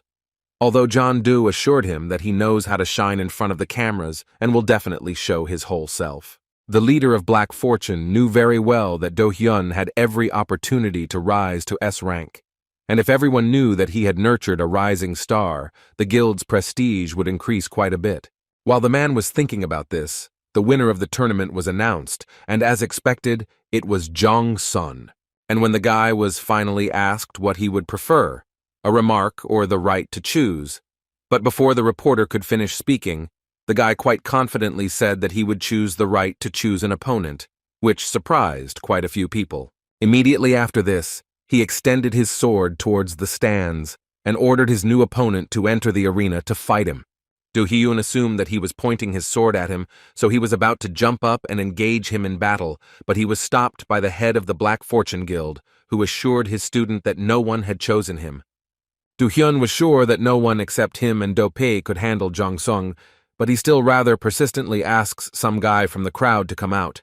As a result, after a few seconds, Jin Hyuk stood up from the crowd and couldn't help but tell Jung Sung that he simply had a talent, which consisted in the fact that he was simply great at annoying people. None of the spectators knew this guy, and this is understandable because he was without a mask, but the guild representatives immediately began to check him through various databases, hoping to find his identity. And they still managed to do it. The guy's name was Jin Hyuk, and what was most surprising for them was that he had an F rank. The head of the Black Fortune Guild understood that if Jung Song had challenged Do-hyun, the fight would have definitely been quite spectacular.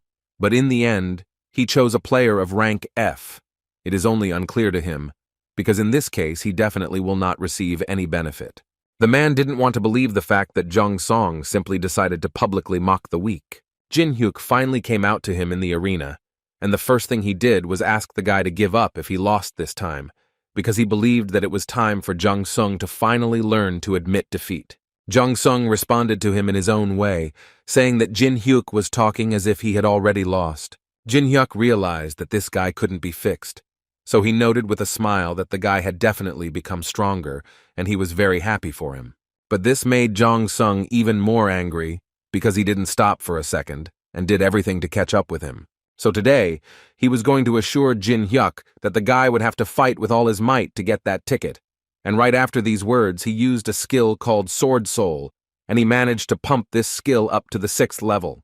Jin Hyuk realized that he simply had no other choice, So he decided to accept this guy's challenge, and, as a result, accepted his invitation to fight. The fight was quite interesting, and as a result, Jung-sun was again on his knees from helplessness and from not understanding where Jin-hyuk got so many different skills from. But before Jin-hyuk could give him an answer, the guy fell unconscious. So he had to go up to him and pull out the ticket from his pocket himself, which Jong-song had promised him before he fell. And when he finally found him, Jin-hyuk remarked that he would gladly take advantage of the invitation to the black market. Most of the spectators who watched this fight were amazed at how Jin-hyuk fought, but it was a shock to them because the entire arena already knew that he was only an F rank. After the battle, Jin-hyuk approached his acquaintances, the old man from whom he took the fire, and the girl with whom they passed the Tower of Trials together. The old man immediately noticed that this was their first meeting since that day at the museum. The guy understood perfectly well that their first meeting was a little cruel, but everything was in the past, and now he was offering them to be friends, and apparently they weren't entirely against it, because on the other hand they understood perfectly well that they didn't particularly want to be his enemies. And since they had already agreed to live with him peacefully, he suggested that they listen to his request. But first, he wanted to ask the girl for her phone number. He saw her doubts and immediately told her that if she suddenly didn't want to do this, then she didn't have to give him her number. The girl was about to say that she would probably refuse, but Jin-hyuk suddenly took out his phone and showed her the video, after which he added that she could of course refuse, if of course she could cope with the consequences. She immediately understood that this was only a request in words, but in reality it was ordinary blackmail, so she had to immediately give him the number. But suddenly their dialogue was interrupted. The one who did it stated that he thought that he, as a person who has an F rank, would quickly lose to a fighter like Jong-song, but it turned out to be far from the case. Jin-hyuk immediately activated the Eye of Truth, and looking at this person, he found out that his name was Do-hyun. There was quite a lot of information about him, but the guy only needed to find out the conditions for copying, which were that the object had hidden intentions and they needed to be solved. Then he would be able to copy. This time, after hearing the copying conditions, Jin-hyuk wondered how the system was able to determine the object's intentions and desires every time. It seemed to him that this was beyond its capabilities. But in any case, he needed to continue the dialogue with this guy who said he didn't come here to fight. For him, everything was much simpler, according to him. They have the same field of activity, and he thinks that they will have to collide often. So he came over here to show his colleague the usual courtesy of shaking his hand. Jin-hyuk already knew in advance what was really going on, and the Eye of Truth helped him greatly in this. The guy saw right through Do-hyun. Behind such a calm face, dark feelings are hidden: anger, fury, hatred. Besides, there are a lot of reporters in this arena who were just waiting for this. In addition, the leader of the Dark Luck Guild was present at this tournament, and he was eager to see his best player defeat the newcomer Jin-hyuk. In other words, the guy had just read their intentions like an open book, for which the system praised him and notified him that he had identified Do-hyun's hidden intention. In this way, he fulfilled the conditions of copying, and thanks to this, he received a skill called the Hand of Giants, using which one can obtain the power of a giant. When the trial tower was a game, there was no way to copy this skill because there were too few users who had this skill. But now that the game has become a reality, the skills that others have a hard time obtaining are just waiting for Jin-hyuk to come and take that skill away from them. After which the guy noted that this was like a greeting on behalf of the Dark Luck Guild, which Do-hyun confirmed, and also immediately added that they knew very well that he was not a member of any guild, so they would be glad if he joined them. Jin-hyuk decided to laugh at him a little and asked if they would give him a deposit if he joined their guild. Do-hyun gave him a confident and quick answer that they were ready to give him any amount he said. Jin-hyuk was glad to hear this, but he still wanted to ask one more question, in which he became interested in finding out if Do-hyun really thought that he was capable of defeating the guy with just his strength. Do-hyun seemed to be prepared for this question, so right after Jin-hyuk asked him, he began to squeeze his hand as hard as he could and started talking about how he would literally tear him into little pieces. But suddenly he realized that his skill had absolutely no effect, which shocked him. But Jin-hyuk didn't waste time, and as soon as he had the opportunity, he immediately activated the skill that he had recently acquired, and it was about the trial of Anubis. After which he began to push Do-hyun with his strength, and at some point, He simply couldn't help but notice that he was holding up quite well. Jin Hyuk also wanted to tell him that he seemed to be confident in his strength, but now he was kneeling in front of him, and so he wanted to ask the man if he was ashamed to stand in front of him like this and writhe in pain. Do-hyun couldn't answer because he was currently feeling incredible pain. At some point it became so huge that he overcame himself and started yelling at Jin Hyuk to stop doing it. But the guy couldn't be stopped just like that. He got a little angry, so he decided to punish Do-hyun for such impudence and attempt to deceive him. The guy decided to punish him for deciding to deceive him when he started lying that they were supposedly colleagues. But suddenly, his words were interrupted when an explosion thundered behind him. Jin Hyuk used the third-level Eye of Truth again, and he did this to the head of the Black Fortune Guild, who was angry that the guy dared to beat up his student, in whom he had put so much effort for this day. Jin Hyuk didn't care about his anger at all at the moment. He just carefully read the copying conditions, which consisted of him having to break Hong Dok-pyo's pride, so without thinking for long, he told the man that he needed to behave a little more restrained and didn't have to be so aggressive. This, of course, angered the man even more, causing the area around him to become incredibly hot. Jin Hyuk, of course, understood that he could easily defeat this man, but he still decided to tell him that he did not plan to defeat the guildmaster yet, in order to anger the man even more. Hong Daok immediately activated his skill called Blood Rage Energy and flew into the air to destroy Jin Hyuk for his words. The guy didn't think long and immediately activated a skill called Daylight, because of which people in the entire arena stopped seeing normally. While no one was looking, he took out his blade and also activated the Power Surge skill, which would most likely be a surprise for the man. The head of Black Luck couldn't believe his eyes because he immediately noticed that the guy managed to reflect even his energy, which seemed impossible. And he thought so because he was one of those people who were in the vanguard in the fight with the boss of the second floor, and now some boy considers himself his opponent. But suddenly their fight was interrupted by some voice, which forced them both to stop fighting, because he believed that when the entire population was looking at them, they should show themselves with dignity. The owner of this voice was the head of the association, Han Sang-jin, who appeared in the arena quite unexpectedly. Jin Hyuk was also not prepared to see the head of all awakened in Korea. The leader of Black Fortune immediately began to tell Han San that he came here at the right time because this guy had turned a player who was in his guild into a rag. Han San responded by asking the man to calm down, after which he reminded him that this was a tournament and that there was obviously a possibility of getting hurt. Well, then he didn't listen to the man and as quickly as possible approached Jin Hyuk, introduced himself to him, and said that he was glad to see him. The man admitted honestly that 20 minutes ago he knew nothing about Jin Hyuk, but the person responsible for this tournament contacted him. And the first thing he did was tell me that he urgently needed to come, and when asked what had happened, he simply answered that something incredible was happening. According to Han San, there were many inconsistencies, so he decided to double-check the test results, and found the fact that Jin Hyuk had influenced the examiner after all. But apparently no action will be taken on this matter because Han San bowed and began to congratulate Jin Hyuk on receiving the 16th S rank in Korea, and he also asked for forgiveness for the fact that they mistakenly gave him the wrong rank. Everyone in the arena started to run around that guy because it was the first time they had seen an S rank player. The leader of the Black Fortune Guild was not entirely happy about this because he thought that this arena today was supposed to be a stage for his guild. But in the end, this guy came and trampled them. So he decided that he had to take control of the situation before it was too late. He grabbed one of the reporters to tell him that his guild was planning to attack the third-floor boss. But apparently no one was interested in this anymore, just like this reporter, who immediately ran away from the man to talk to the new S-rank player. When Hyuk became completely disappointed in himself and began to leave this arena, the conditions for copying the skill were successfully fulfilled, and Jin Hyuk received another new ability to his collection. The reaction to the appearance of a new rank 16 player was good, and Jigek obviously liked it. He was also very happy that the head of the association decided to provide him with a private jet on which he would fly to Las Vegas, and all this was as an apology. Now Jin Hyuk understood perfectly why everyone wanted a high rank so much, because in that case, the attitude was completely different.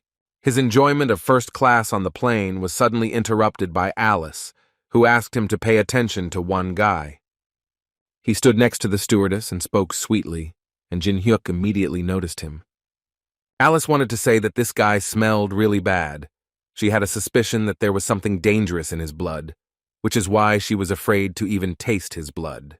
Jin-hyuk didn't really want to pay attention to her words, but she asked him to take it seriously, because she was more than sure that this was not an easy guy. He still thought about it, because he understood that if Alice said so, then there was definitely something in him, because she considered all people as an ordinary bag of blood. Therefore, he still decided to use the eye of truth, after which he saw that this guy turned out to be main. The conditions for copying his ability depended on the degree of closeness to the object. However, for maximum closeness, Jin-hyuk will have to join the main association. He couldn't even imagine that that guy was one of the mains, because he walks around with a rather imperturbable face, so it's quite difficult to believe. Suddenly, this same guy approached Jin-hyuk, because he recognized him as the same player who recently received S-Rank. At that moment, Jin-hyuk was thinking that this was definitely not a simple coincidence, and that this guy had apparently boarded this plane on purpose, which meant that after the news that he had an S-Rank, not only large guilds began to be interested in the guy. The guy kept praising Jin-hyuk and telling him that he saw him on TV, and it was just amazing to him, after which he realized that he had not introduced himself and decided to correct this oversight by telling that his name was Alex. According to Alex, they met by a happy coincidence of fate, and since this had already happened, the guy decided to offer him a little drink, because he believed that on a long journey, nothing helps pass the time as well as alcohol. Jin-hyuk decided to play along with him, and so he agreed with Alex, and decided to drink with him after all. Alex took out an expensive cognac and began to talk about himself, how his cosmetics business was progressing, what difficulties he had to endure after the appearance of the testing tower. At that moment, he couldn't even suspect that this smiling face of Jin-hyuk actually already knew everything about him. But at some point, he finally told Jin-hyuk that he actually came to Korea not to run a cosmetics business, but to expand it and start something new, for example, to do business with the awakened. But no matter how hard he tries to do this, unfortunately, he has one problem that he has not yet been able to solve. After which he began to talk about that very masked player that all of Korea and some neighboring countries already know about. Jin-hyuk also supported this dialogue and said that he saw how that guy suggested attacking the third boss. And Alex immediately added that they actually also wanted to take part in the raid of the third floor boss, but he unfortunately got in their way, which is why such an unpleasant situation arose. Alex didn't even want to take into account what the guy in the mask said about how all this was only for the sake of protecting his comrades, because he refused them with the words that he needed to do something alone, and so that they wouldn't interfere. Jin-hyuk, listening to him attentively, suggested that it seemed that Alex was personally acquainted with the unknown person, to which the guy agreed. But for the player, it was surprising that Alex was able to lie to him with such a calm face. That's why he wanted to ask Jin-hyuk for one favor, which was that it would be nice if he went with them to the third floor to the boss's room. According to him, it would be a great help for them. Jin-hyuk immediately pretended to be surprised by such a proposal, because from what he heard, the unknown person said that he would fight the boss alone. Alex, in response, handed him a bottle of cognac and said that since S-Rank is given the right of freedom of action, this means that no one will touch them. In addition to everything, they will be able to get items from the third floor. Jin-hyuk understood that even the big guilds allowed the unknown person to go through the floor alone, and they would most likely block the entrance to the boss room. But he still thought that this person's request was too serious for him, because he had only just received S-Rank, and he already wanted Jin-hyuk to go against the decision of the major guilds. Alex didn't think long before answering, and immediately reminded Jin-hyuk that he was just a businessman. With this phrase, he wanted to say that if he asks for a lot, then he is ready to pay a lot for it. After which, a small bottle began to appear on his hands, according to Alex. Inside was a substance that would be able to cure the guy from an incurable disease, or, for example, bring him back to life if he suddenly, somehow dies. Jin-hyuk couldn't believe his eyes, because looking at this elixir, he immediately thought about what the main association could have done to get this rare thing. These thoughts eventually led Jin-hyuk to tell Alex that he was actually interested. Alex continues to stir up Jin-hyuk's interest, saying that in fact many people want to get this elixir, but today it was Jin-hyuk who got it, and if he's not lying, then this is an advance. After which, he took out of his jacket a contract that needed to be signed. It was not just a piece of paper. It was Alex's special skill, which was called a contract with a dead person. While Jin-hyuk was thinking, Alex didn't stop and continued to talk about how such a chance comes along very rarely. On the surface, it was a normal contract, but the guy understood perfectly well that if he did not fulfill the terms of the contract, he would be cursed and then killed. But the solution to this problem was quite simple. He just needed to not sign this agreement, and then he would not need to think about unnecessary problems. So he decided to tell Alex directly that he could not sign, because he was very reasonable, and it was dangerous for him to stand against large guilds. It was immediately clear from Alex's face that he was surprised to hear such an answer, because it seemed to him that this would be more than enough. But now he sees that he had completely relied on Jin-hyuk in vain. After which he tried to take back his elixir that he had just given to Jin-hyuk. But the guy pulled his hand away at the last second. Alex didn't understand why he was doing this at all, and for now he asked him politely for the elixir, to which he received an immediate response from Jin-hyuk, who stated that he was actually a reasonable person, but also greedy, so he believed that he must definitely get what he wants. Alex started to get angry and tell Jin-hyuk that everything he says is complete nonsense, which is starting to bore him. Suddenly, his words were interrupted by a strange jolt to the plane they were flying in, and Alex immediately mentally wanted to understand what the guy was going to do with so much mana. He tried to convince himself that this sick man did not want to cause the plane to crash. His thoughts were interrupted when an announcement was made throughout the plane that the plane had encountered sudden turbulence, and all passengers were to immediately take their seats and buckle up, after which Jin-hyuk immediately began to stand up, because as an obedient passenger, he must immediately take his seat. Alex immediately started yelling at the guy and giving him advice, saying that it would be better for him not to irritate them, because he would make the unknown person pay the appropriate price for this situation. Jin-hyuk turned to him and said that he was incredibly funny, because in fact, the guy knew that it was a lie and even knew that he was kicked out of Olympus, and now he was trying to prove to him that he was on the same side with the unknown. Alex immediately stood in a stupor, because he simply could not imagine how the guy could know about this, and was he really personally acquainted with that very stranger? But on the other hand, he also understood the fact that the big guilds might share information with him after he was given S rank. Jin-hyuk decided to anger Alex even more, so he told him that if he behaved well, then maybe he would share information with him. When they finally landed, Alice immediately decided to tell Jin-hyuk that she really liked this city, and he in turn asked him to lead her calmly and not attract unnecessary attention.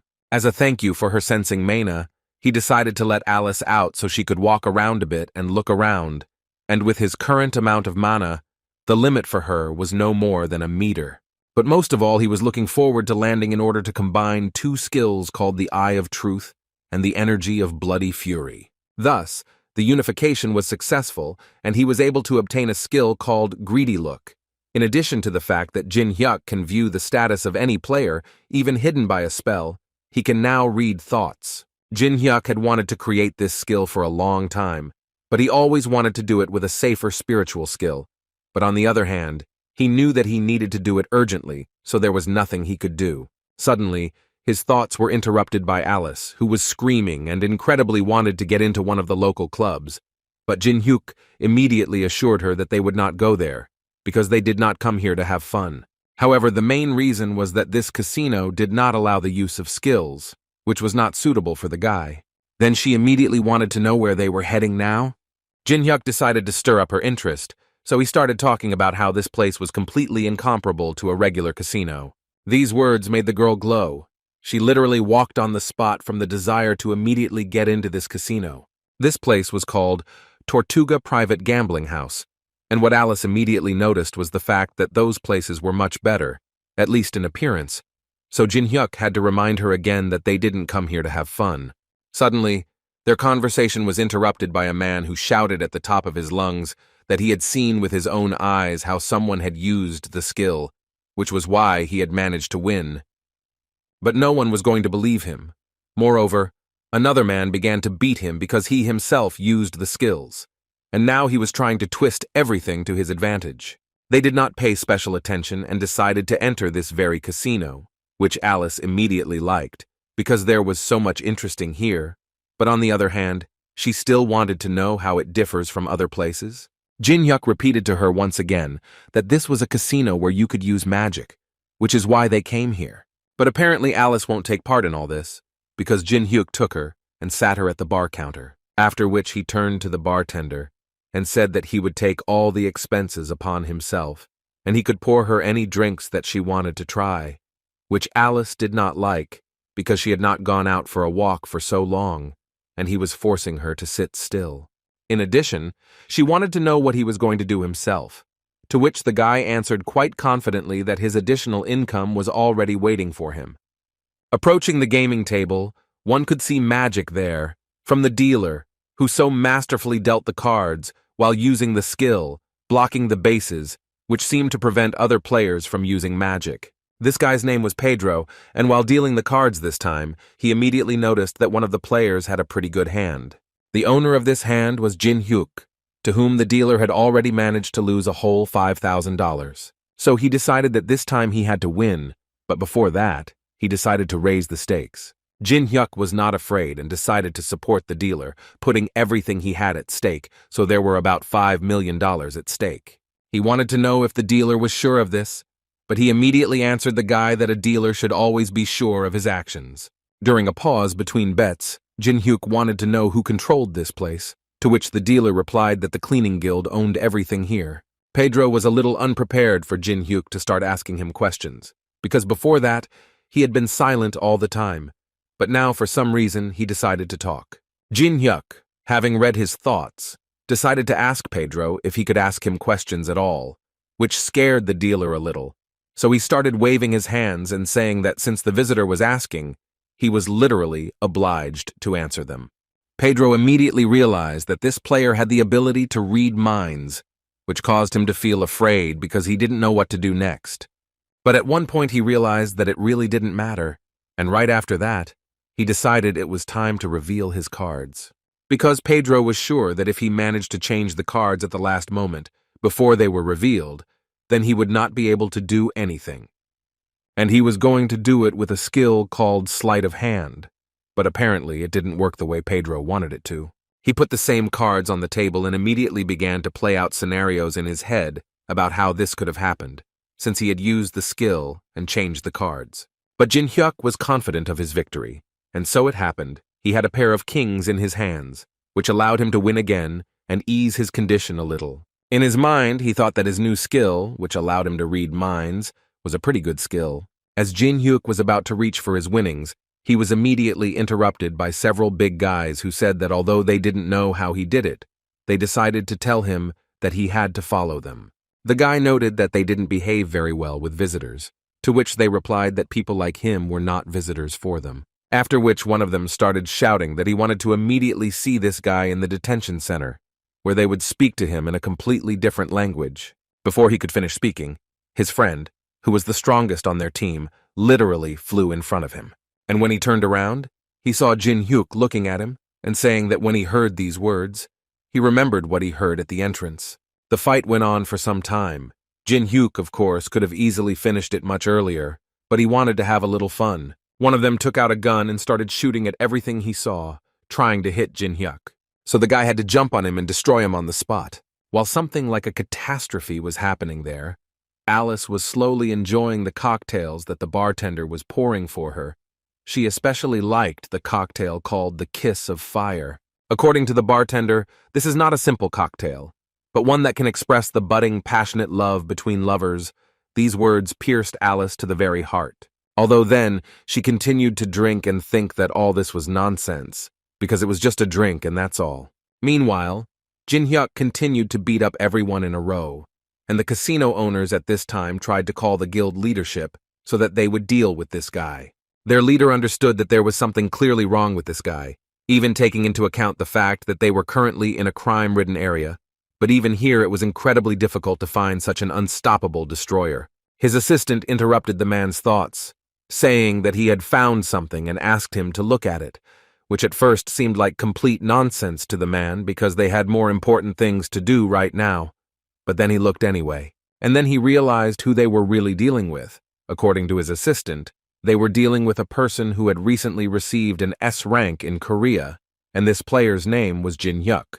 Now inside him there was only fear, because he understood that there were too few such people in the whole world. Even in America, there were only about 20 of them, and now one of them was right in front of him. The man understood that if this guy continued to destroy everything here, he would eventually simply destroy this casino into small pieces. So he made an immediate decision. He shouted and ordered all his men to stop immediately. After which he took off his jacket and fell to his knees in front of Jin-hyuk, and then began to ask the guy for forgiveness, because he did not recognize him, and therefore behaved so tactlessly and asked to spare them this time. Jin-hyuk had just started the fun, and then suddenly the man decided to end everything, so the guy became curious to know why he suddenly started apologizing. Was it really all because he found out what rank the guy had? The man immediately tried to justify himself, telling the guy that he didn't really mean it. But Jin-hyuk wasn't going to believe him, because he knew very well that this place was originally like this, and the main proverb here was that the one who gets beaten is the fool. After which the guy noted that he made a bet, won an average amount, but they intervened, and then also caused moral damage. So if you count everything, then he will only need $10 million to cover all the winnings, as well as moral damage. Jin-hyuk thought he told them quite clearly, either they pay him 10 million, or they will have to close their establishment. After some time, this amount was credited to the guy's account, and now he mentally understood that this should be enough for him to get the desired item at the auction. When he left the casino, a car was already waiting for him, the driver of which explained to Jin-hyuk that he had come to pick him up to take him to the auction hall. On the way, Jin-hyuk noticed that the car was so tinted that it was simply impossible to see what was outside, and so he came to the conclusion that the auction location was apparently being hidden. But this captivated him even more, and he wanted to get there as soon as possible. They arrived quite quickly, and as soon as Jin-hyuk got out of the car, the driver wished him a good time and immediately got ready to leave. The guy hadn't even managed to get far enough when Alice immediately started to address him, wanting to remind Jin-hyuk of his promise 1,000 times, but he asked her to wait for her, because he was specifically going to a quiet place. And as soon as he released her, she immediately began to talk about how this place was simply wonderful, and it was simply ideal for someone like her, just as noble. Jin-hyuk was glad that she liked him so much, but he still wanted her to draw as little attention to herself as possible, because they were already going to the auction. The guy told her that there were too many extra eyes here that could cause them problems, so for this reason, he asked her to behave more carefully. Suddenly, their dialogue was interrupted by Alice, who began to cover her nose, and all because there was a simply terrible smell around.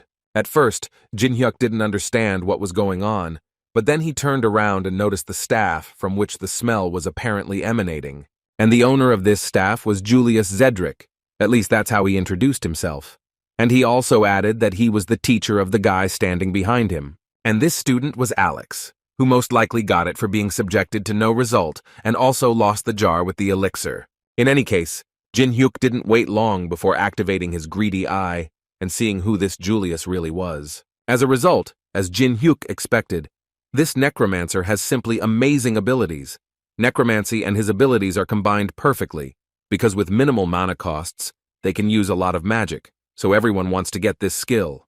But the guy really liked the conditions for copying. Because Zedrick was disappointed with his student's failure, Jin-hyuk would have to become his student and learn dark magic from him, and only then would he be able to copy his skill or ability.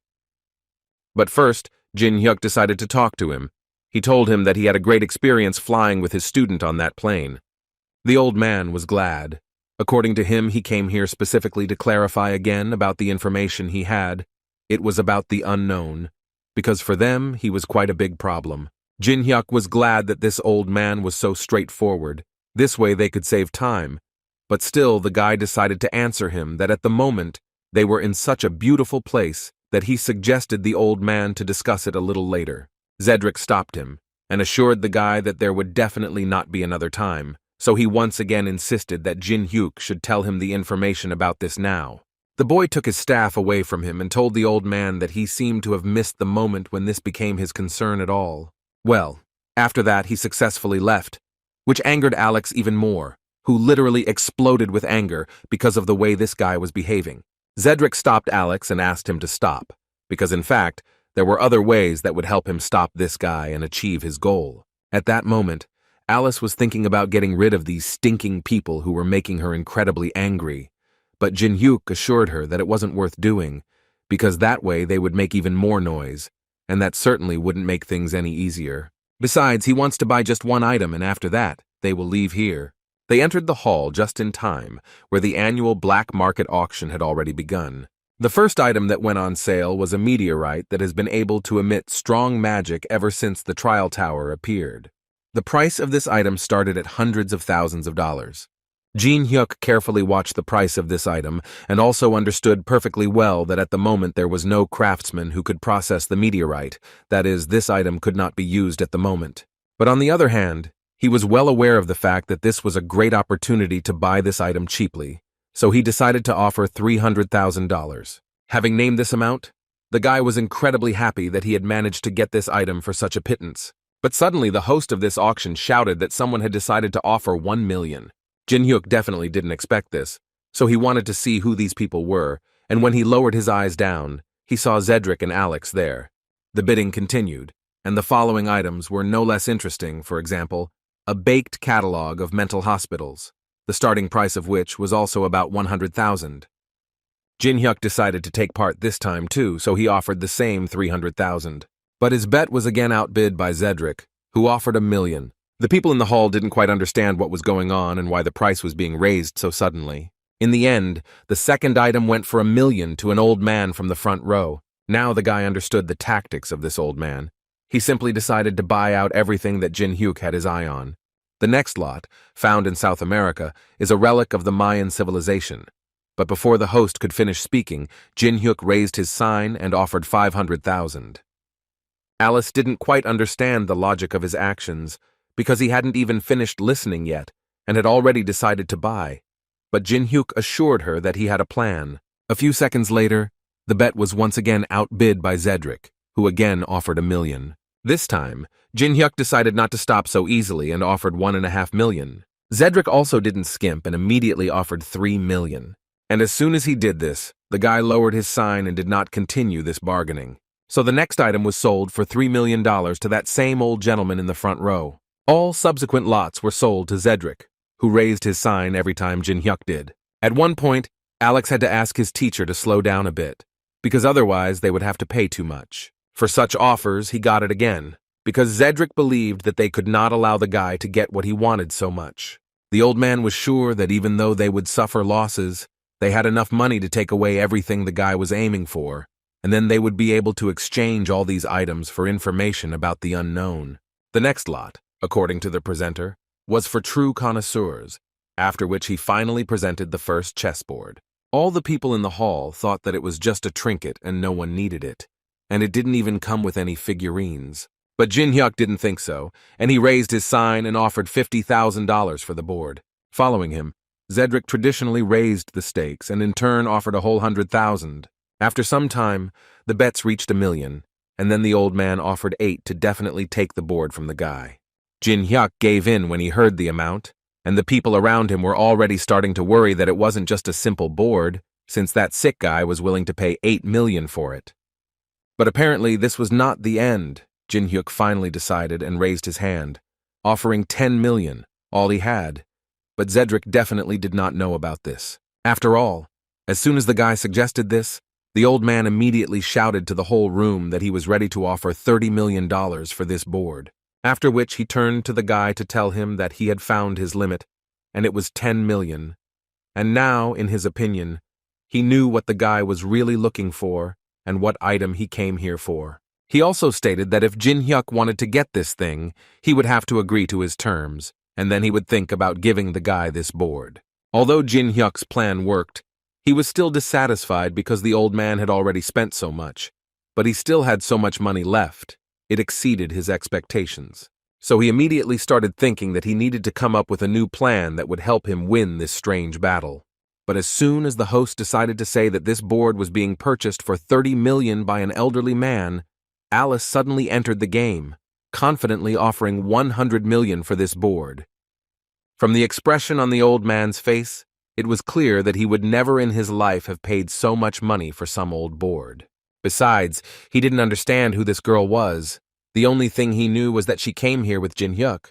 He had the realization in his head that he had already spent more than 70 million on all sorts of trash, and if he stopped now, it would be a complete defeat. So he decided to continue this battle, and eventually offered $110 million for the old chessboard. But it was not as simple as the old man thought, because as soon as he named his price, Alice intervened again and offered $200 million for it. The old man couldn't stand it this time, and immediately turned to her to say that she most likely didn't have $200 million to make such bets. The host of the event also joined the old man's accusations and said that it was not that they did not trust her, they just wanted her to provide a certificate of the balance on her account. She didn't think twice and used her magic to show off her wealth, which was definitely enough to buy up all the items here. For people who understand, the crown alone, which was among all this goodness, is worth more than $500 million. Zedric realized that he was not dealing with an ordinary little thing, and she was definitely not just a person. But he couldn't shake the thought that the only thing more dangerous than this girl was Jin Hyuk, who was keeping this mysterious girl under his control.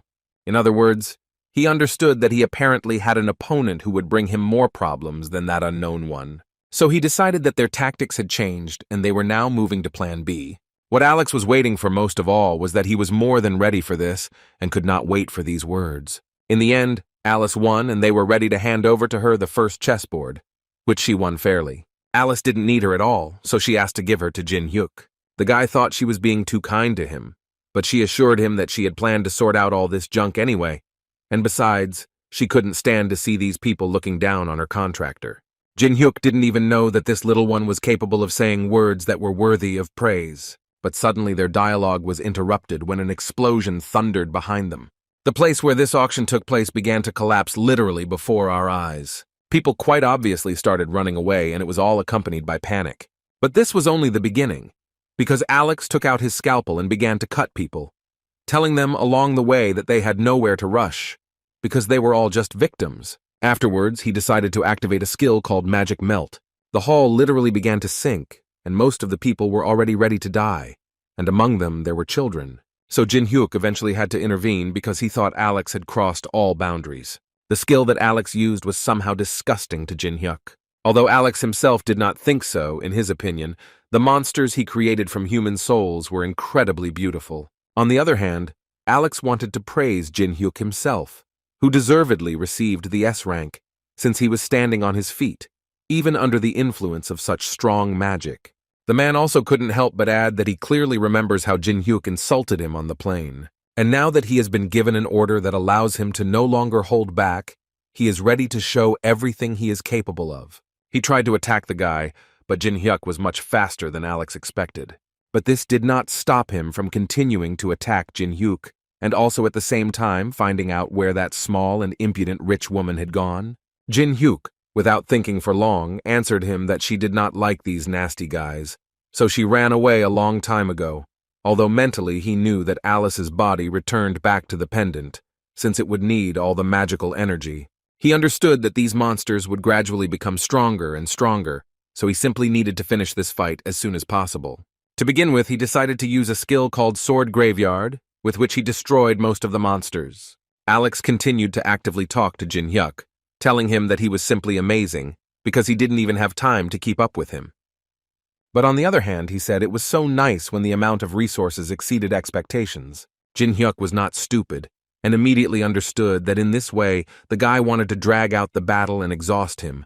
Only in this way, in his opinion, he would be able to win. If he understood correctly, then these monsters feed on the powers of these people and remain in the ranks, and the enemy runs out of mana, and as far as Jin Hyuk remembers, this is their standard tactic. This is how necromancers like Maina's clan fight. But Jin Hyuk definitely wasn't going to give up. He decided that it would be nice if he could burn all these monsters before they recovered, and for this he activated a skill called Daylight. Alex was very disgusted by this skill, and he hated it most of all when Jin Hyuk used it. But this time, he was more than prepared for it, because he had analyzed his technique by watching the video from the tournament, so he knew perfectly well that he needed to attack before the beams of light united. At least that's what he thought, until he noticed that the beams that Jin Hyuk was using weren't moving at all. But the legs of his monsters simply froze and they stopped moving. It finally dawned on him that this was how Jin Hyuk decided to hide his ice skill so that Alex wouldn't notice and couldn't do anything about it.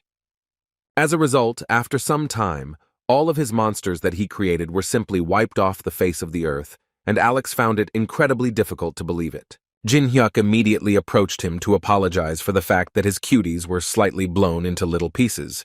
Alex immediately began to try to escape from here. At that moment, he thought that he had lost, although he had a huge advantage. But now it was no longer important, and the most important thing at the moment was that he needed to escape and find his teacher. But he apparently wasn't destined to do this, because as soon as he started to run away, Jin Hyuk's blade passed right through him. When he fell, Jin Hyuk slowly approached him, wanting to tell Alex that after everything he had done today, he definitely wouldn't be able to just leave like that. Jin Hyuk also decided to tell the guy about how he would die today, because it seemed to him that the information was quite important. According to him, over the next half hour, blood will accumulate in his lungs, and when they fill with blood, he will begin to choke. It seemed to him that the worst death was to burn a person alive, but suffocation seemed to him no less an easy death. But still, Jin Hyuk did not consider himself a monster, and was ready to make sure that the guy did not suffer for so long. He took out the elixir and told Alex that it would help him, but only if he told him everything he knew about the main association. Inside Alex, hope was born that he could survive. But the problem was that the blood filled his internal organs so quickly that he could hardly speak. But he still decided to find a way out of this situation and began to try to write with his own blood. However, Jin Hyuk didn't like this and stepped on his hand, not allowing him to continue doing what he had planned. And then he added that if Alex didn't want to tell him, then unfortunately nothing could be done about it. And then it finally dawned on Alex that Jin Hyuk wasn't really going to listen to him. The last gesture Jin Hyuk made before leaving was to throw the business card and tell the guy that he no longer needed it. After which he turned around and started to leave, saying that Alex deserved to die a long and painful death because he was a damn scumbag. But before leaving, he decided to do one more thing. He saw among all the junk that they wanted to sell at auction a safe that was created by Michelangelo, and in it most likely lay the heart of Ichthyosaurus. Jin Hyuk immediately took these items and combined them into one, and as a result, he managed to create a huge subspace for inventory. Suddenly, his celebration of receiving a new item was interrupted by someone's voice. And when he turned around, he saw a man standing there with his son and thanking Jin Hyuk for saving them. The little boy was so scared, but even he plucked up his courage and said thank you to Jin Hyuk. But the guy at that moment was thinking about something completely different, because he understood that now he couldn't just take these items, but he really needed them, so he decided that he would just pay for everything and then take them. Suddenly the man began to tell him that Jin Hyuk saved their lives, and they were incredibly grateful to him. In addition, the guy saved the host's only son, whom he treasures so much, so he decided that he would not inform on the guy if he suddenly decided to take something for himself. Jin Hyuk decided to leave them alone, and his mood improved significantly because he was experiencing such a feeling for the first time. The third floor of the testing tower is the Cathedral of Hatred. It was quite a dangerous place. It was famous for the number of traps that were at every step, and Melina and her friend, who asked her not to complain every time they passed this place, felt this quite clearly. But this made her even more angry, because she thought that she shouldn't worry about what kind of mood this guy was in. But he advised her to do it, because otherwise, she risked dying. Their sweet conversation was interrupted at one point by an unknown being, who ordered them to stop immediately, and he also added that he simply could not believe that they had somehow survived 10 years together. He was always curious to know why they always behaved like cats and dogs. In any case, this is not the main issue now, according to him. He called them here because a new character has appeared who requires special attention, and his name is Jin Hyuk. Melanie thought that this guy was doing so well in the test tower only because he had played a lot before, but she felt that this did not mean that he was stronger than other players. But the man in the mask thought that they had to be careful, because in his opinion, there was a chance that this guy had already risen above them, although this only made her smile, because she had not yet seen this guy rise to the 20th floor. Her boyfriend also thought that he was wrong to think so, because according to him, they chose an unpopular virtual reality, the test tower, to hide from the surveillance of the international police, and therefore they know the tower well. Millennia once again agreed with the guy and added that most likely, this Jin Hyuk was just playing this game because he had nothing to do, and now he is a hero who is a little better at it. But in her opinion, he is still not a threat to them. Moreover, she believed that only a mentally ill person could try to complete this game. This creature understood that the guys would not take his words seriously, but he was glad at least that they understood each other. But he would continue to think that this guy simply could not be underestimated. In the end, he decided that they simply had to eliminate this potential threat, so he ordered the guys together to follow Kedrick. They treated it as a joke, but still decided to fulfill the old man's request so that he would finally calm down. Meanwhile, Jin Hyuk's friends were practicing wrestling, but at one point the girl apparently overdid it a bit and struck too hard. At this point the training ended, and Tae decided to show Nuna some rather interesting news. The conversation was about the very person who wears a mask and thereby hides his identity. Nuna thought that this guy was no different from other players and was bluffing in the same way. He agreed with her, but partly because he was sure that there was something special about him. They decided to turn on the news on TV, where they showed this man in a mask, when he finally came to the Temple of the Tree of Man in the room of the third boss, and this place is incredibly popular, because if you answer 3 questions of this strange tree, then he will give an item with a skill as a reward. But now absolutely every player understands that the main difficulty of this task is that this tree asks incredibly difficult questions, which are almost impossible to answer. He saw Jin Hyuk. The tree smiled and said that in fact, he hadn't had visitors for a long time, and therefore, he was very happy to see the guy. He assumed that the guy came to him to solve his riddles, and Jin Hyuk immediately confirmed this information, asking the tree to quickly ask him the most interesting riddles that he has. This creature agreed to these conditions, but before that, he reminded Jin Hyuk that if the guy answered 3 questions, he would give him the piece of paper that he would choose. However, he asked the guy to remember the fact that if he suddenly makes a mistake and gives the wrong answer, he will punish him. The first question, the essence of this question was that the tree wanted to know from the guy, what is the optimal depth and temperature for the life of kellhorns in seawater? These questions were impossible. Everyone who watched TV understood that the answers to such questions cannot be found out just like that. But they all fell silent when Jin Hyuk said the correct answer in a few seconds, which was 1.5 degrees Celsius. After which he immediately asked the tree to ask the next question, although the tree had not yet told him that this was the correct answer, but the guy was already sure that it was absolutely correct. The tree had to agree, because in the end it turned out to be the correct answer, and he was ready to ask the next question, which, according to him, would be even more difficult. The second question was indeed even more difficult. It was that it was necessary to say the method of using the spongy body of Feliani, to which Jin Hyuk gave the same immediate answer, saying that it was necessary to boil the salt of the sunny desert and the holy water of the priest over a low fire for 5 hours. And that was the correct answer, which led them to the last question, in which the tree wanted to ask the guy when the giant eagles from the celestial plateau mate. Jin Hyuk did not change the traditions, and gave his answer almost immediately, saying that mating occurs when the first snow falls in the tower. The tree paused for a moment, but then began to laugh and say that it was actually true. And what made him laugh was that Jin Hyuk was the first one who could answer all his questions. And since the guy succeeded in this, the tree was ready to give him 3 leaves to choose from: yellow, red, green, and the choice was left only to Jin Hyuk. Red, as is known, was a fire modifier. Yellow increased defense, but green increased movement speed. Nuna assumed that Jin Hyuk would most likely choose movement speed since there would be a long fight with the boss. At least that's what she would do. But Jin Hyuk decided to choose a completely different option. He went closer to the tree and asked to give him the black leaf that he hides from everyone. The tree couldn't believe the fact that it was hearing this, because no one was supposed to know about it.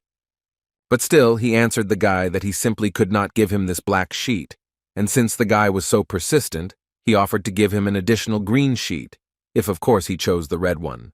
In response to his words, Jin Hyuk simply turned around and started talking about how he had promised to give him any sheet he wanted if the guy gave the right answers, and now he was talking nonsense to him, which made him feel disgusted. But he still decided to insist and asked the tree to give him the black leaf. Otherwise, he would be considered a dishonest liar, and they would never come to him again. In addition, the guy asked him to think about what would happen if the managers found out about this, which is why the tree had to fulfill its promise and give the guy the black leaf. Jin-hyuk was very happy about this, because he was finally able to get the last piece of the puzzle that he could assemble. But first he had to deal with the tree guards who were angry at the way the guy acted. Two guys standing near the portal were talking about how the masked guy had already started raiding the third-floor boss, which was surprising to them because no one thought he could do it so quickly. Besides, they thought that they could go home peacefully because no one would come here, unless it was some crazy person. But they were still ordered, so they had to stand in defense. But suddenly the conversation between these two guys was interrupted when they noticed that they were the only two left near the entrance to the dungeon. Well, a few seconds later they saw an old man in front of them who had bound everyone with dark magic and asked his assistant to do everything quickly, because the unknown man in the mask had already started, and they also needed to hurry. Meanwhile, Jin-hyuk gradually walked further and further along the third floor, approaching the boss. An incredibly large number of people watched this action, and watching all of this gave them goosebumps. But most of them didn't believe that the guy would ultimately be able to defeat this boss, although Jin-hyuk didn't care about their comments, because he had his own plan, which he obediently adhered to. Suddenly, he saw a stream of dark energy from the side, which appeared unexpectedly. He understood that apparently someone else had appeared here, although he asked the guild leaders to do everything possible so that he could enter this floor alone, but apparently they did not listen to him. Jin-hyuk came closer to see what was going on there. He saw that the army of necromancers was fighting with the army of warriors of the boss of the third floor. These were mains, and from Jin-hyuk's observations, they were a little stronger than the monsters from the third floor.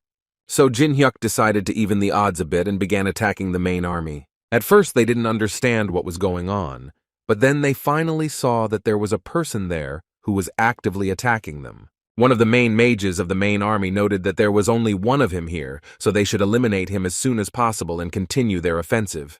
But everything will definitely not be as simple as they planned, because Jin-hyuk activated the skill of heavenly patronage. The mains began to realize that they wouldn't be able to control him just like that, since he was using a holy skill.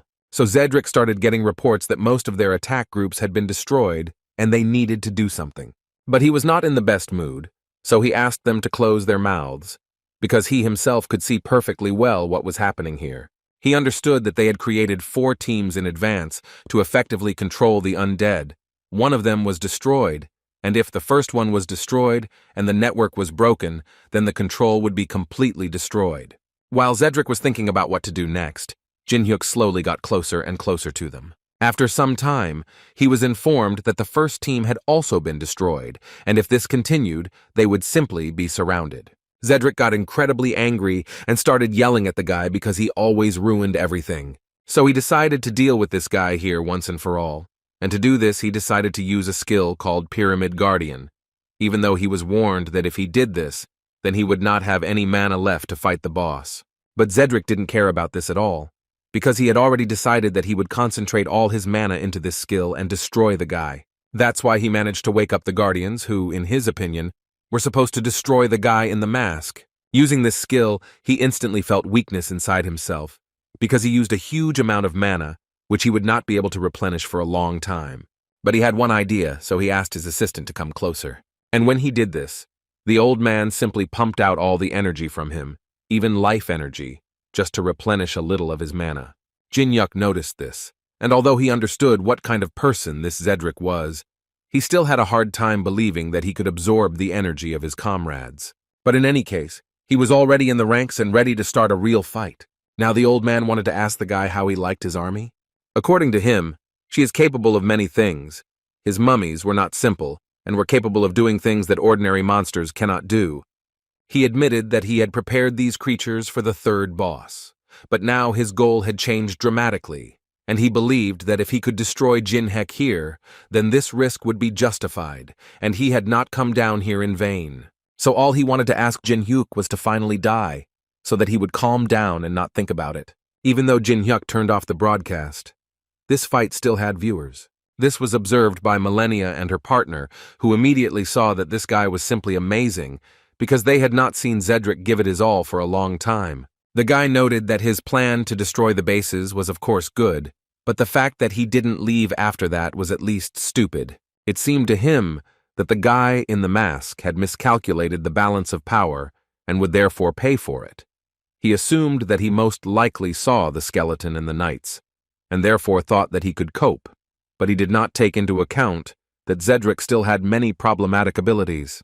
Based on everything he had just said, he could confidently say that there was no point in them interfering in this fight. Jin-hyuk certainly didn't think so. In his head there were memories of that very experience. His teacher always told him that his sword was strong and sharp, but on the other hand, he was straining himself too much, and his mistake was that it was just a dissipation of power. He asked him to remember that a true master should always be able to deliver a good blow using a minimum of force. He always used his rope as an example, which, according to him, moves freely, like the wind, is responsive and flexible and fickle.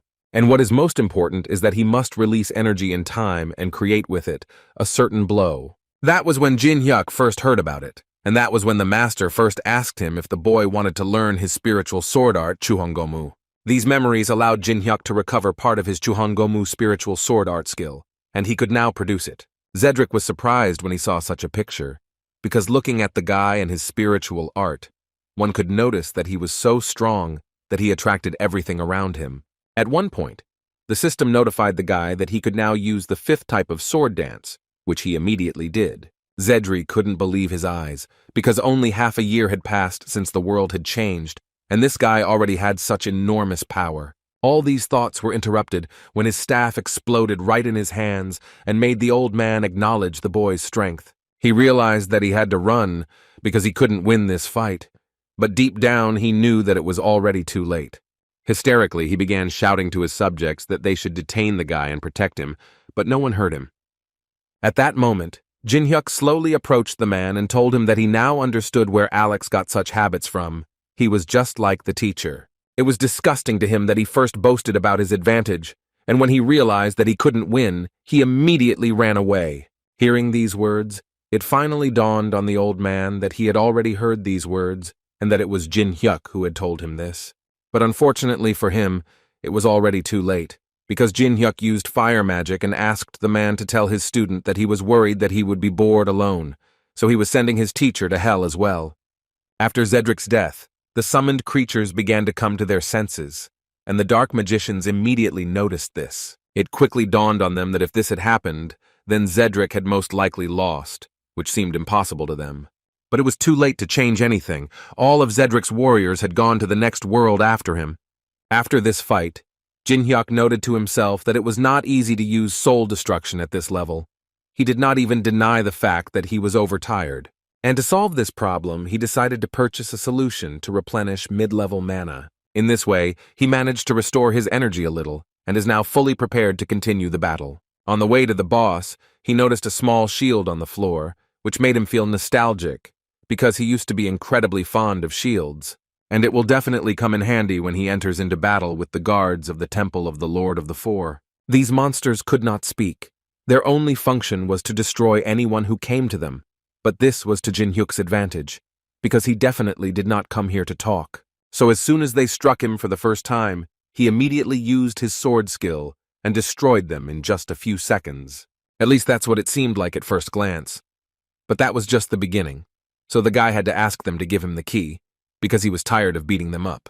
At some point, the key leading to the main hall reacted, and then the system notified the guy that the creature behind the gate responded to the call. Jin-hyuk understood what was happening, and it was unexpected for him that the creature behind the doors decided to act for sure. The thing is that they almost immediately decided to challenge their big brother to a fight. The big guy's first words were that it had been a long time since the 4 great heavenly kings had summoned him, so he didn't think that there would be a person among the visitors who would pose a threat sufficient to use the key. Jin-hyuk didn't say much, but only assured this creature that he was going to do everything to destroy the boss of this floor. Big Brother immediately noticed that the guy was telling him very interesting things, so he decided to point out that although he was not sure about the rest, he definitely recognized his bravery. Jin-hyuk understood that the creature he was talking to was taking all these words as a joke, but he decided to repeat once again that he was very tired and therefore wanted to end all this as soon as possible. although his big brother assured him that he would still like to continue the conversation with him. But Jin Hyuk apparently wasn't in that mood, and he confirmed it with words, saying that chatting with statues was such a fun thing. Although the statue asked him to think again, because every moment of life is the greatest gift, and whoever does not appreciate it is simply stupid. Big Brother thought that the boy would be better off enjoying this moment, because when he died, he would be missed incredibly much.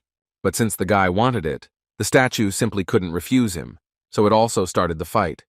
It was a pretty strong attack, but Jin Hyuk still managed to block it, all thanks to the shield he picked up. Mentally, he understood that his opponent's strength was simply enormous, and when he tried to block it, his body simply crumbled, but he still forced himself to endure it. Besides, he was sure that he would definitely have one chance, which he would have to use. Big Brother was surprised that his little opponent was finally able to resist the sonic attacks, something that hadn't happened for a long time. But this couldn't help but make him happy, because in this case, this fight becomes more and more interesting. Jin Hyuk didn't wait long and used the ice creation skill. In this way, he wanted to protect himself from the massive attacks of his enemy, after which he tried to attack his big brother with his shield. But in the end, he just caught it in his hand and laughed, and told the boy that all these were such pathetic tricks. And since the boy was so persistent, the big brother decided to show him what real magic is. But suddenly he realized that his magic was not working, and there was a blade inside his hand.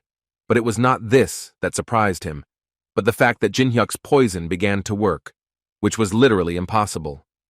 The guy happily told this creature that this skill was called blood energy.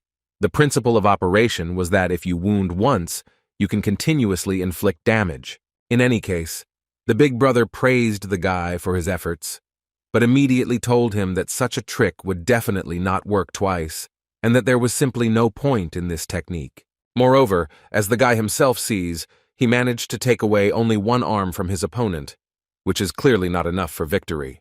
Jin Hyuk wasn't going to argue with this. He also noted that he knew that the same method couldn't be used on him twice. But in the end, Jin Hyuk decided to ask his big brother a question and find out from him if he knew that he had just received exactly what he needed. Now it dawned on the creature that the guy had not been fighting with him from the very beginning, but was trying to take away his hand with the precious stone.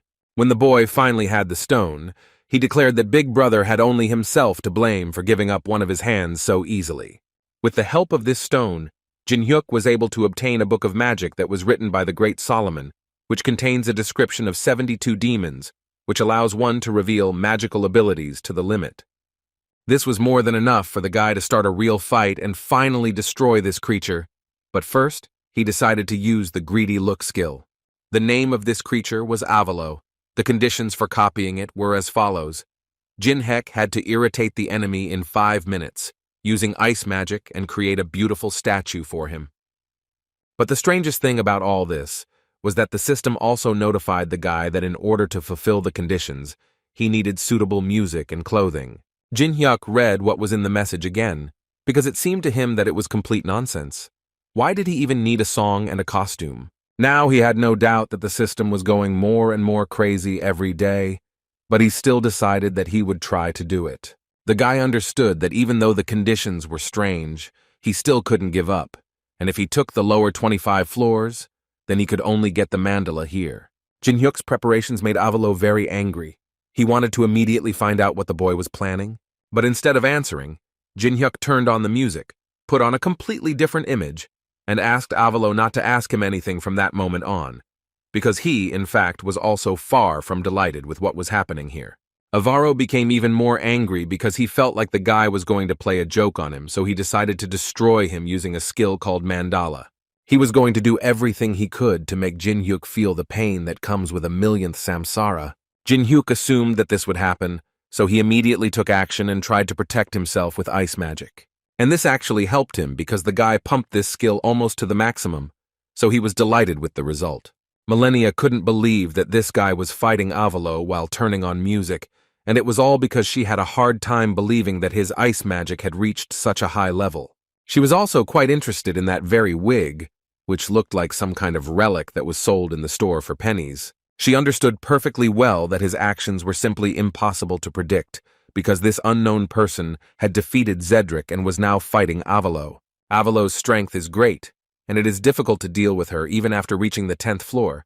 She is called the second boss of the 3rd floor, and he is essentially fighting this force. So it became obvious to her friend that he had gone beyond the capabilities of ice. Now they both weren't sure if they could defeat this guy if they both attacked him. At one point, Millennia decided to tell her friend Richao that they would be better off just retreating, since they most likely wouldn't be able to deal with this guy unless they got the support of the leadership. Richao thought differently, in his opinion, then their place in the hierarchy, which they so stubbornly defended, would be under threat. Then she simply did not understand what he was proposing to do. Should they really just go and die? He didn't appreciate her sarcasm, and instead of answering, he took out an object that, in his opinion, would help them deal with the guy in the mask. Jin Hyuk, meanwhile, was focused on his main rival, but that didn't stop him from noticing that a strong energy had suddenly appeared behind him. He turned around and realized that apparently the mains had sent more than just Zedric. In any case, he was not going to be distracted and continued the fight with Avalo. He gradually began to lose ground, and he urgently needed to come up with something. Otherwise, the battle would be lost, so he decided to use the element of fire. But he didn't stop there and added ice magic to everything else, with which he began his new attack. During the fight, Jin Hyuk repeatedly irritated Avalo with questionable phrases. For example, he told him that only thanks to this creature, he began to worry a little. This, of course, made Big Brother even more angry, so he attacked more and more intensely each time. But Jin Hyuk, as if he had planned it this way from the very beginning, parried all the blows and waited for the right moment. Avalo at some point got tired of all this and activated his skill called Barrier Trap, after which he noted that the guy only knows how to defend himself, and it was time for him to start a real fight. But for now, he only sees that his confidence has disappeared somewhere. He also simply couldn't help but notice that it was useless for the guy to resist, and he had to admit that he had lost. Immediately after these words, he activated the Divine Spear, with which he was going to finish off Jin Hyuk. After the blow, a smile appeared on his face because he was almost sure that his blow was successful and his opponent was destroyed. But to his great regret, his smile quickly disappeared from his face because he heard the voice of a boy who wanted to ask his big brother if he was sure that the same attacks twice would not work. Before he could answer, Jin Hyuk used the ice prison and thus trapped Avalo. And when the guy managed to do this, he finally told Avalo that he was incredibly offended by the fact that his opponent did not like ice magic, because he liked to use it the most. Besides, he always couldn't understand why someone who had achieved nirvana through self-improvement was so biased. Every word Jin Hyuk said made his big brother angry, and he wanted to destroy him forever, although later he changed his mind, and in such an unfavorable situation for himself, he began to threaten the guy, telling him that he would force him to be reborn as an insect thousands and millions of times. All this anger and Avalo's words were only to Jin Hyuk's advantage, because in this way, he was able to fulfill the copying conditions and get an ability called Mandala into his arsenal. After which, Jin Hyuk was finally able to throw off that lousy wig that irritated him, and Avalo gave him advice, which was that it would be better for him to talk less and conserve his strength as much as possible. And as soon as he finished speaking, he immediately used his new skill called Mandala, which shocked Avalo, because he couldn't even imagine how Jin Hyuk could even learn such a skill. After all, he himself needed an eternity of meditation before the Mandala opened up to him, so it was incomprehensible to him how a simple person like Jin Hyuk could use it. All Jin Hyuk could answer him was to promise that he would make sure that the potential of this skill was not wasted. And with this he decided to finish. So he dealt a fatal blow to Aval, after which he was supposed to disappear forever. And so it happened. His body broke into several hundred small pieces. But what was most important for Jin Hyuk was to get the very key that he came here for. This key, regardless of the situation and the owner's level, could summon the boss of this territory. However, it can only be used on the 3rd floor. Jin Hyuk was in no hurry to use it, because he understood that in life everything is much more difficult to go through and, in addition to everything, all of this became quite noticeable.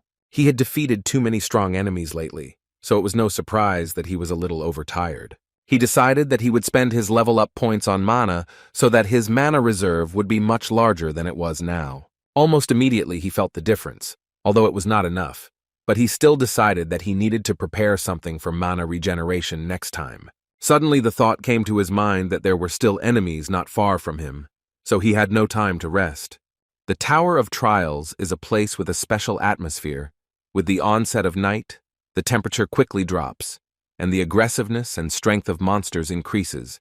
So at night, most players leave the tower or stop hunting and look for a safe place.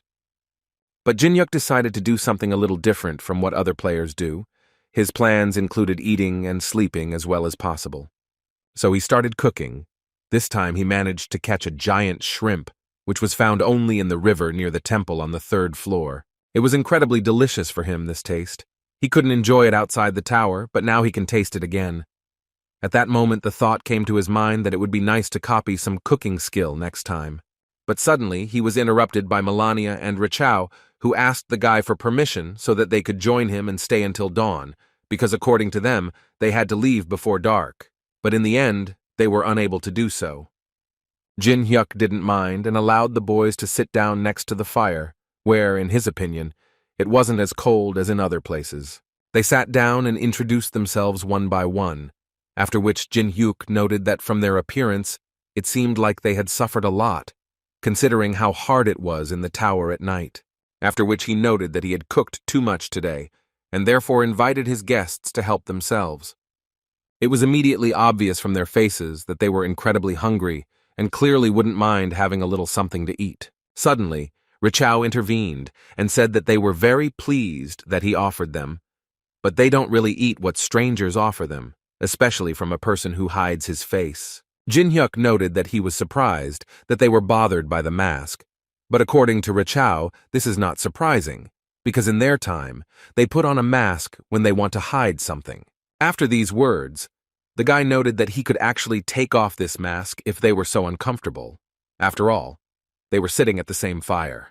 They definitely didn't expect such a proposal, so they were all for Jin-hyuk doing it.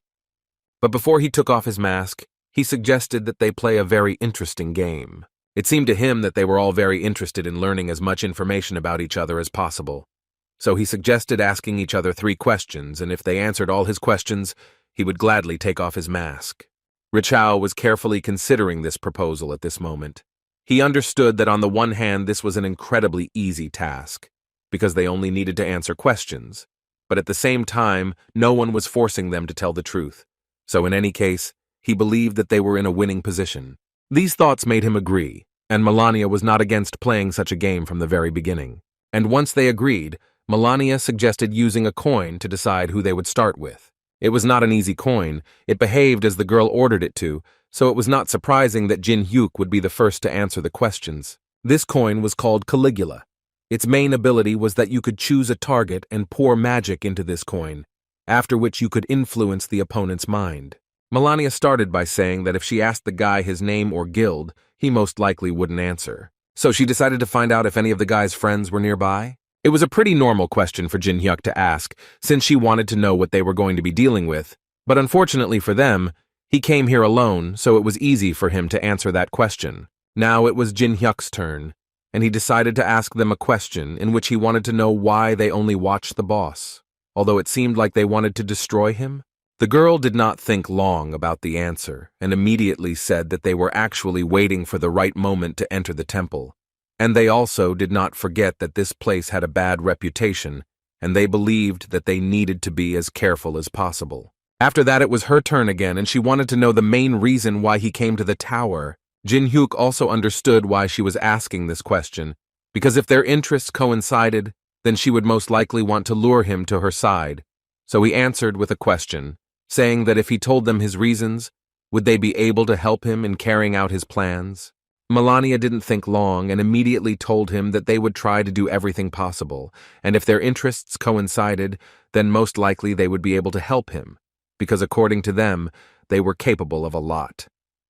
Then Jin-hyuk decided to ask his last question, and if they answered, he would definitely take off his mask, as he promised. The last thing he was interested in was whether the main association really thought that the 2 of them were enough to stand against him. They assumed that he would ask this very question, because they knew that he was incredibly strong and saw it with their own eyes, and the fact that he was able to deal with Avalo alone also amazed them no less. But they also understood perfectly well that he was quite tired, and most likely, after such battles, he was quite weakened. So, in answer to his question, they were more than confident that the two of them would be enough to destroy him. After these words, Melania was going to use that same magic coin and subdue her opponent, but to her surprise, nothing happened. Her boyfriend immediately started yelling at her because he just didn't understand what Melina was even doing. But their dialogue was interrupted by Jin Hyuk, who assured them that their Caligula coin was fine, and the reason for their failure was something else.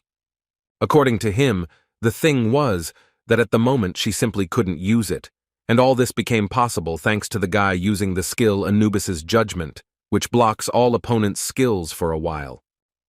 Richao immediately started shouting that they had been exposed and that they should immediately move to the second plan, so he asked her to immediately use her skill, but he apparently still hadn't realized that none of the girls' skills worked.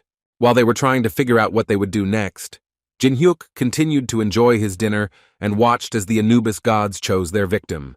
From the expressions on the boys' faces, it immediately became clear that they had never seen anything like this in their lives, and therefore were not ready to fight such enemies. Guardians of the Earth, the great commander, and next to him was the commander of the afterlife. That's who the guys will have to fight with. Richao realized at that moment that the sacrifice had awakened the pillars, meaning that those shrimp were not just food. While they were fighting, Jin Hyuk decided to lie down and rest a bit, because he was pretty tired lately.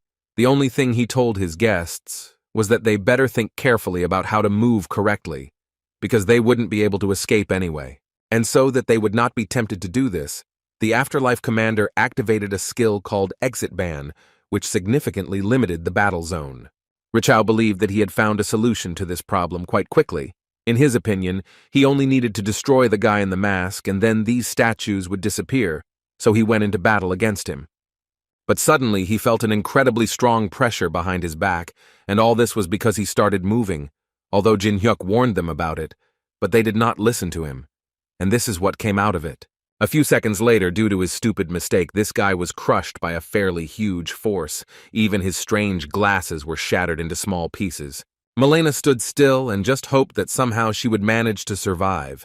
Now she realized that she needed to run away as soon as possible while there was such a chance. But now it turns out they made a big mistake. Suddenly, her thoughts were interrupted when she heard Jin Hyuk's voice, who noted that they had successfully sorted out her situation. So he decided to offer her to move straight to the conversation. Before that he activated the greedy eye. But to Jin Hyuk's great regret, the system notified him that the skill's effect was cancelled due to the difference in levels, which upset him, because even the skill luck didn't help this time. In any case, he did not despair and still decided to talk to the girl, only this time he warned her that she must answer his questions sincerely. Otherwise, the same thing awaits her as her friend. Jin Hyuk decided to start by telling the girl that he had heard about the mains, but he couldn't understand their motives. His question was that if they didn't climb the tower, then humanity would disappear. And the gist of the question was that he simply didn't understand why they were bothering the players at all. The girl was about to answer, when suddenly she was interrupted by Richao, who reminded her that she had no right to say this, and that it would be better for her to die than to tell about this, and that immediately after this act, punishment awaited him. The statue literally crushed the guy in front of the girl, and Jin Hyuk immediately after that told her that she should be true to the idea to the end, and if she is, then it's cool. But he still asked her to think about what time is best to do this, and, most importantly, in what place. In other words, Jin Hyuk asked her to remember that he does not leave alive those who attempt on his life. Only if she tells him the necessary information, then he will spare her life. She hardly believed it, but the guy assured her that information was expensive and at the moment he could equate it to the girl's life. The girl fell for it, and nevertheless began to tell him that she actually did not know the real names of those who sent them here, because they call them Lancelots. In addition, according to the girl, there is another group of 11 people, but she is in the group of hired exterminators, so she knows little about this. These words were true because Jin Hyuk was still able to use a greedy look, which showed that the girl was telling the truth, so he asked her to continue. She started talking about how if they collected the 12 cursed relics of the tower, then even if humanity disappeared, they would still be able to survive and, moreover, they would have to receive a large reward for it. This is where her story ended, because she convinced the guy that, unfortunately, she didn't know anything else. And this was also true. She really didn't know anything else. Jin-hyuk was thinking at this moment that he had managed to get too little information, but even based on this, he was now sure that these people were just crazy, and they were much worse than he could have imagined. He understood that the main's goal was to summon the devil. By doing this, they were confident that they could survive even if humanity disappeared. This gave him the understanding that they were crazy, and now he would act based on this information. After these thoughts, he thanked the girl and said that her information was quite useful for him, and then she was glad that she could finally leave. But the guy immediately upset her by saying that this was not entirely true, which caused the girl to panic because he clearly told her that he would leave her alive if she told him everything she knew. He began to smoothly approach her and along the way tell her that she shouldn't worry because he's not one of those people who doesn't keep his promises. But there was one thing: he was ready to let her go only after they signed an agreement, after which the guy used a skill called the Soul Brand. After signing this agreement, she would be obliged to obey him. She immediately understood what this could mean for her, and if she was right, then it was 100 times worse than simply dying.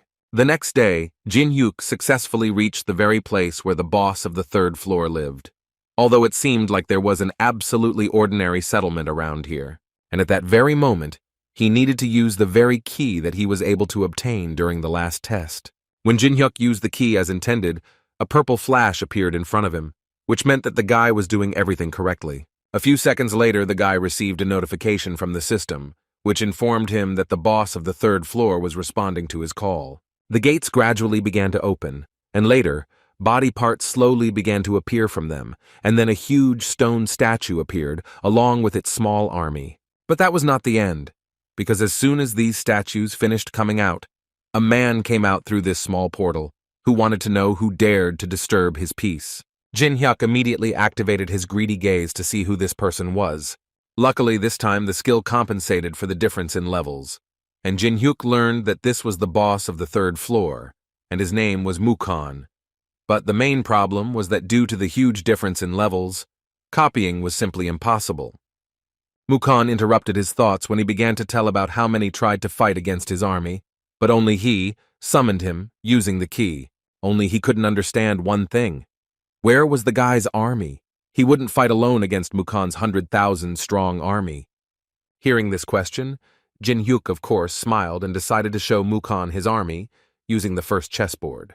In doing so, he summoned almost 3,000 chess pieces, but it was too obvious that these were not simple pieces. Mukon smiled and noted that this was actually an interesting idea. With this method, it seemed to him that one could become a replacement for an entire army. But it seemed to him that this little thing would not be able to do anything against his huge army. Although Jin-hyuk interrupted him and asked him to wait a little, because he was not finished yet, and he would still show what his army was really capable of. After which he used the same amount of enhancement pills as his soldiers had and applied them to each of the soldiers. This was already more interesting for Mukon, and he wanted to watch what would happen next. Long before this, the old man, who was an excellent fire handler, asked his assistant to prepare a few more pieces without him, because his joints were hurting very badly. Yu-ri was very angry about this, because they didn't even have a goal, which made her very angry. She would at least understand how much time they had left, but as it is, they just make sculptures until they are told that it's enough.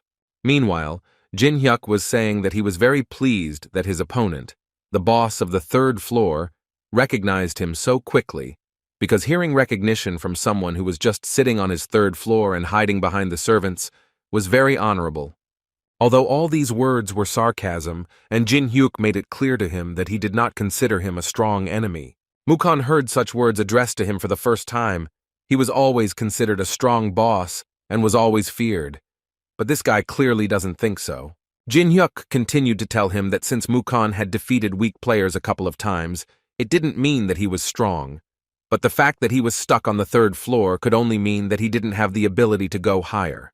The guy knew very well that the monsters of the test tower guard each of their floors, and using the energy of this floor, moreover, not only players, but also bosses can climb the tower and increase their strength. These words eventually caused Mukon to burst into laughter, He praised Jin Hyuk for his humor and told the guy that he was a good guy if he thought that Mukon couldn't go higher than the 4th floor just because he didn't have enough strength. Jin Hyuk didn't quite understand why he was laughing, but he confirmed this information once again. Mukon did not argue with him and told the guy that he could think whatever he wanted.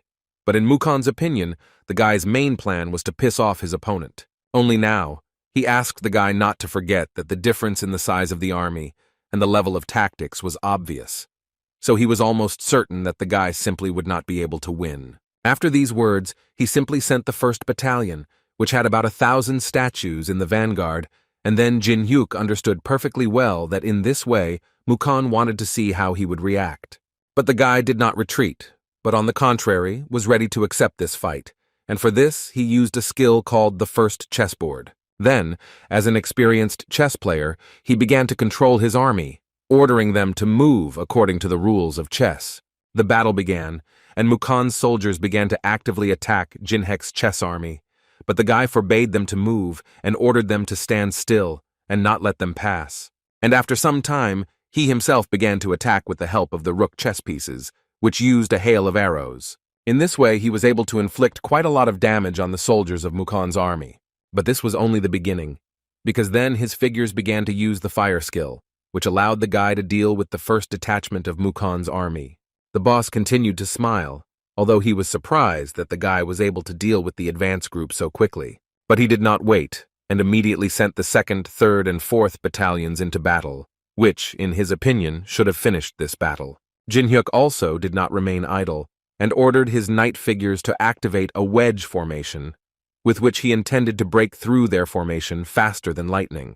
At first glance, everything worked out for him, and Mukon's other battalions also began to disintegrate into small pieces. The smile on the boss's face began to disappear, and thoughts began to appear in his head that this guy was quite skilled in managing an army, timely switching to attack or defense, precise and timely orders. All this allowed the guy to fight quite successfully. But still, at one point he noticed that there was a hole in the guy's formation, which looked too appetizing to him.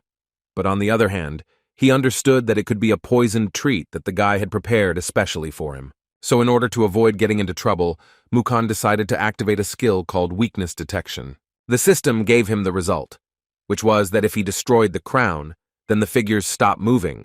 The crown can only be a king or a queen. Based on this, he understood that if he managed to destroy the crown, then victory would be in his hands. So at some point, he started laughing and literally screaming that this was too obvious a trick.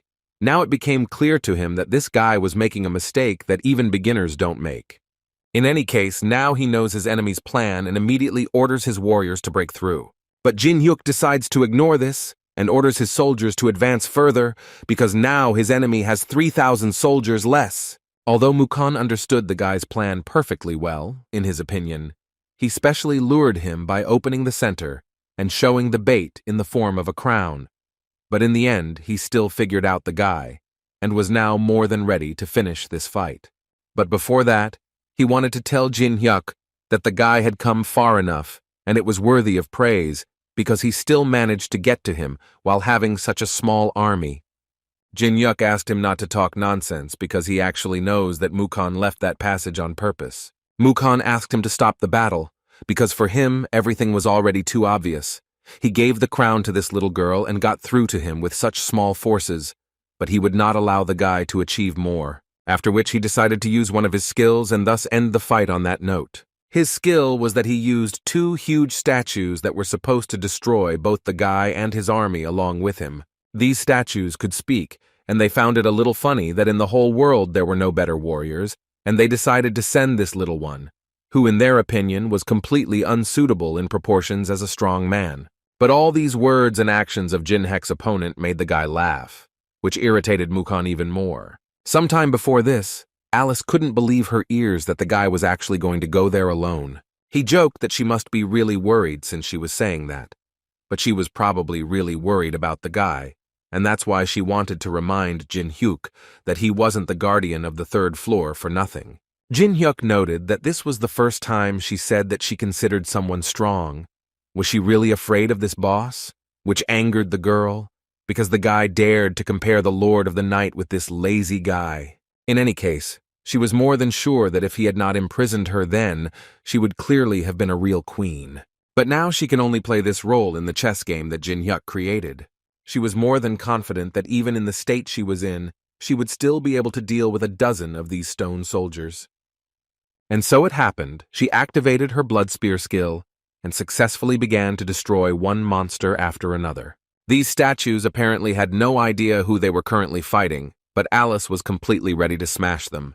Literally a few minutes later, absolutely nothing was left of Mukon's soldiers, which made him simply burst with anger, because he did not understand how such a fragile girl could have such strength. But for Jin Hyuk, all this was only to his advantage, because while Mukon was thinking that he would now defeat the queen and thereby win, he unfortunately made a mistake and let Jin Hyuk get even closer to him.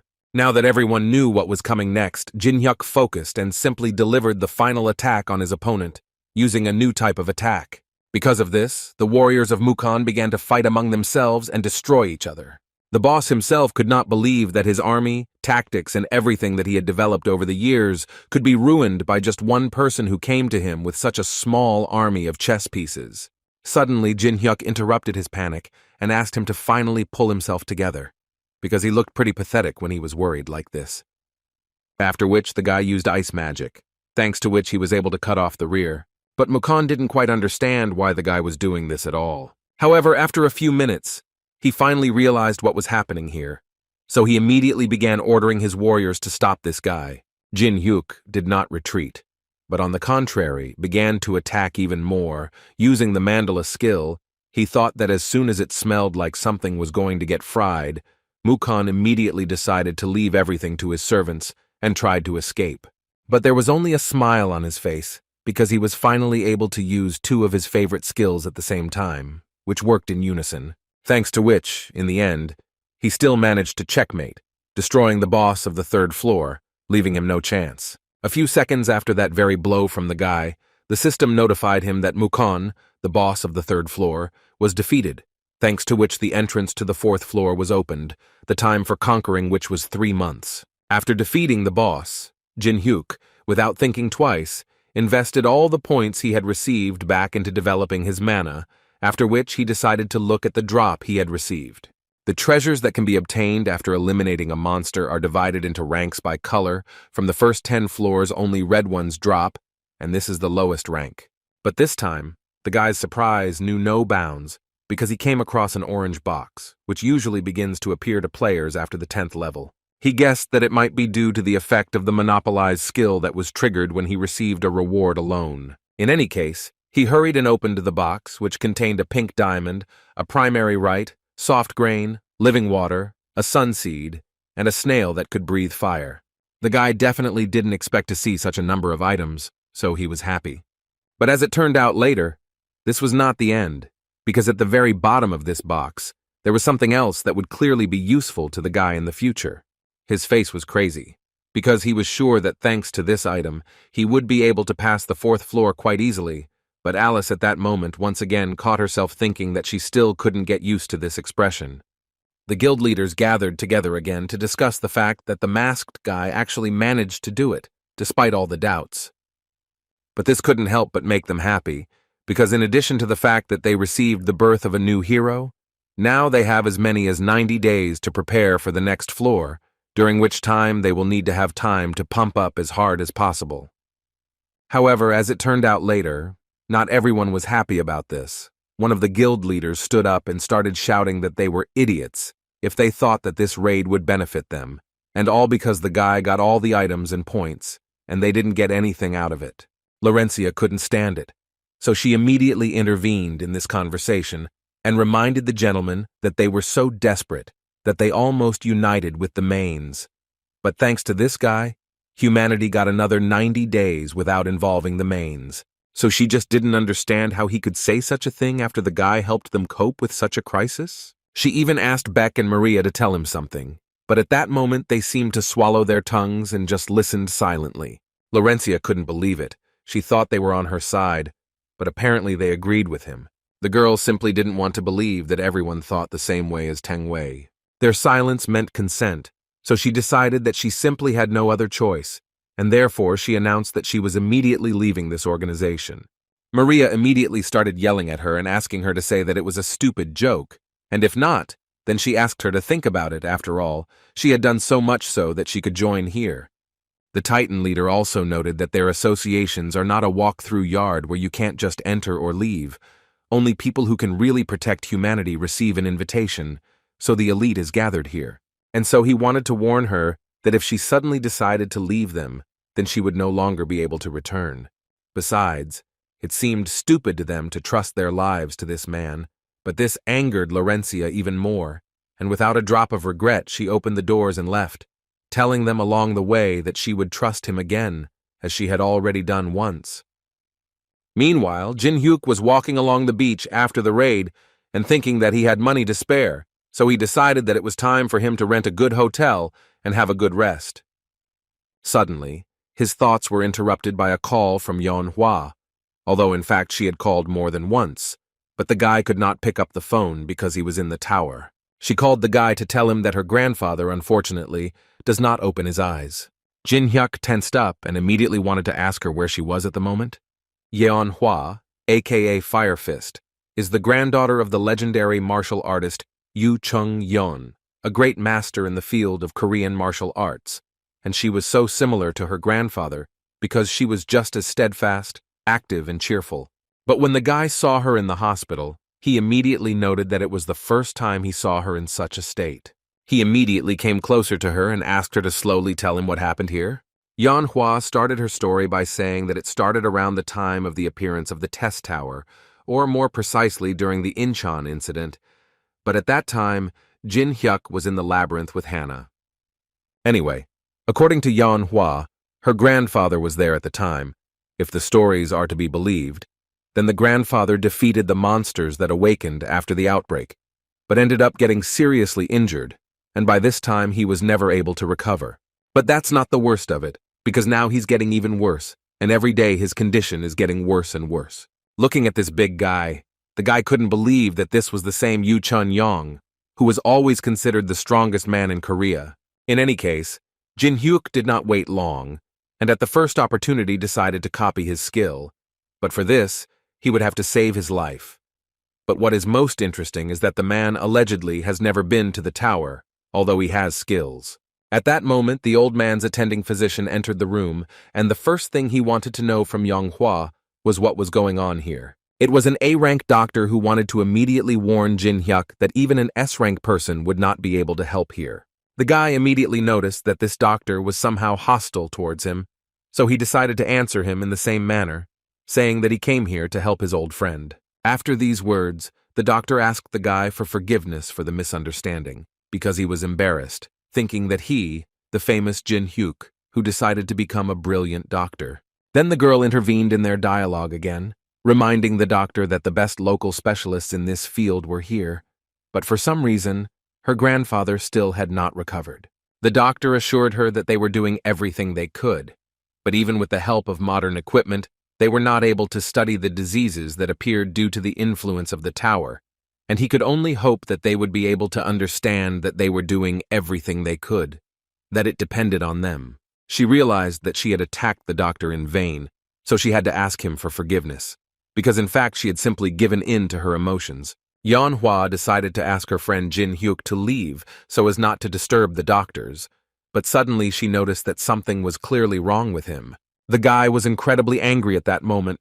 It was clear that he was ready to destroy someone, and the whole thing was that he used his skill, which allowed him to read minds, and began to hear how these so-called doctors only pretended to treat the old man, although in fact they didn't care about him at all, and they wanted Jin-hyuk to leave as soon as possible, because he only interfered with them doing nothing. The doctor at this point explained to Yeon-hwa that due to the conflict of energy between his techniques and the tower's magic, he fell into a coma. He also added that they wanted to use the method of healing with magic stones, which they are currently researching, but the price of the raw materials is high. Yeon-hwa immediately assured them that there was no need to worry about money, because she was ready to do anything, but she would get the money, and the rest did not matter to her, as long as her grandfather was healthy.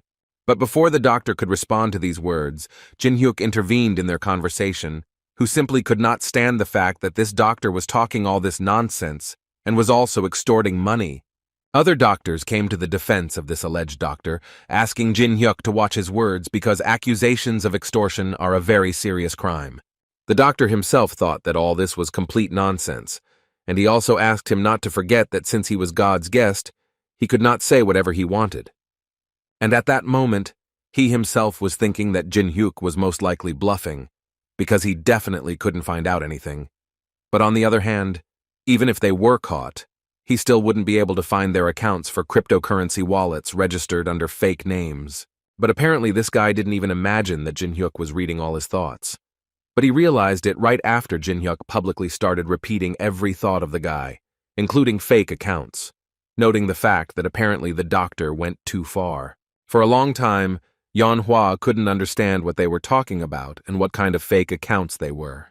But the doctor was not going to give up and immediately demanded proof from Jin Hyuk, because such accusations cannot be thrown out just like that.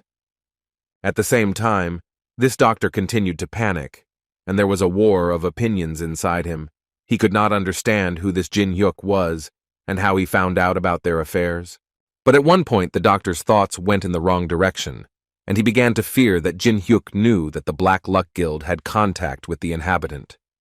Fear immediately appeared inside Jin Hyuk, because he did not believe that the inhabitant had even made contact with people.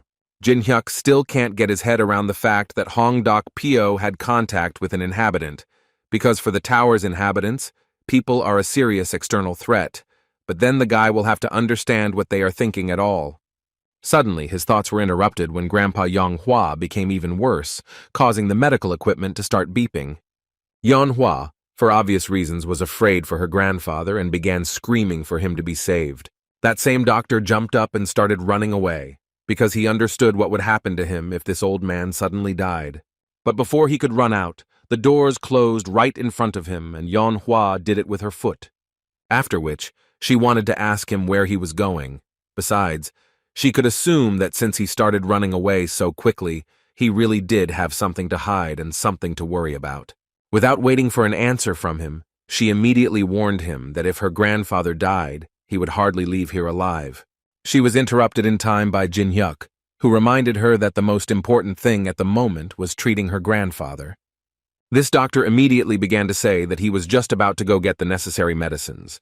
But what should he do now if they simply do not let him do it? Besides, he asked not to forget that only thanks to them, Yu Chun-yong is somehow holding on. Jin Hyuk reminded him that he had already been caught, and it was time to stop talking nonsense, and to make sure he got it, he asked Yanhua to hit him on the head once, which she did happily, and made it clear that it would be better for this doctor to remain silent until he was told to speak. While she was doing this, Jin Hyuk stood next to the man, and thought about how the overflow of mana made this case incredibly difficult. He also understood that an ordinary person would have long since gone to the next world, but in any case, the guy was convinced that he simply could not leave him to die like this. That's why he decided to use the same elixir that Alex had once foolishly given him. The guy wanted to use it in a particularly important case, but he has known Yanhua for a long time, and besides, he simply cannot miss such a chance and not copy the skill of a person like Yu Chun-yong. As soon as he poured this elixir on the man, the system immediately notified the guy that he began to be absorbed by the patient. After a few seconds, the old man's body returned to normal and his indicators stabilized. Yanhua couldn't believe her eyes, but in any case, she was incredibly happy that her friend helped her save her grandfather. She was so happy to see that everything was okay with her grandfather that she couldn't hold back her tears, although it wasn't quite like her.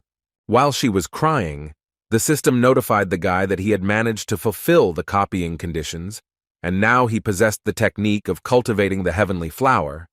This technique can absorb the magic that is in the atmosphere. When using it, the speed of mana recovery will increase by 30%. The non-doctor at that moment simply could not believe his eyes. Could the old man really be cured? Which was simply impossible for him. In any case, he immediately realized that he had to leave as soon as possible. But before he could do this, Jin Hyuk helped him a little with this. He pushed him out of the room and immediately said that they would talk to him separately. The guy immediately wanted to know from Jin Hyuk what he was going to do with him, destroy him. Jin Hyuk immediately calmed him down and said that he was not going to destroy him just because he had appropriated some money, but he would only let him go after he returned the money that he had managed to steal during this time. The guy thought that this was a pretty good offer, especially since he would explain everything to Yang Hui himself.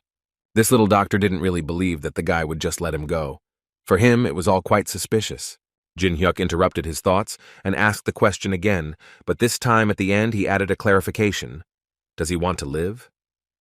But the guy decided to listen to Jin Hyuk and did everything the guy told him, after which he really let him go, and this little doctor started running away from this hospital at breakneck speed.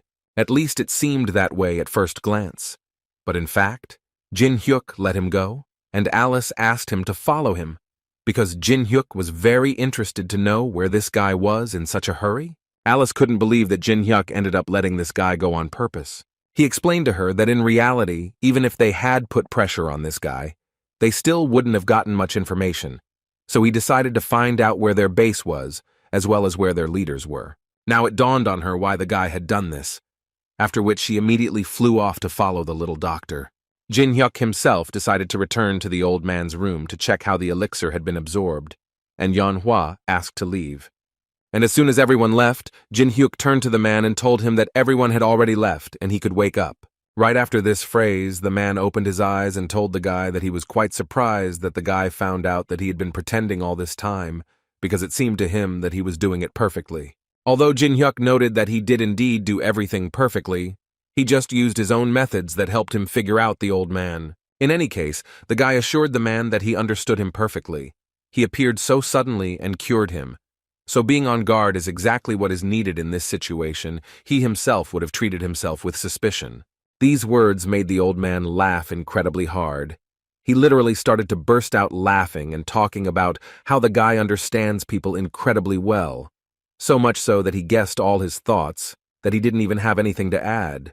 Jin Hyuk was glad that he was completely okay, because Yan Hua was so worried about him, so much so that she even asked for help, although she usually never does that.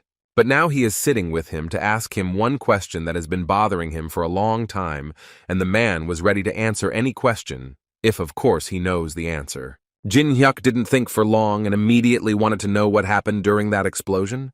The man started telling him that he was on his way to a conference when it all started. Then the tower showed itself for the first time and monsters were everywhere. The police tried to resist and fight back, but against such monsters, ordinary weapons clearly did not work. That's why Grandpa Yang Hua had to join the fight. It's not for nothing that he is considered the strongest man in Korea.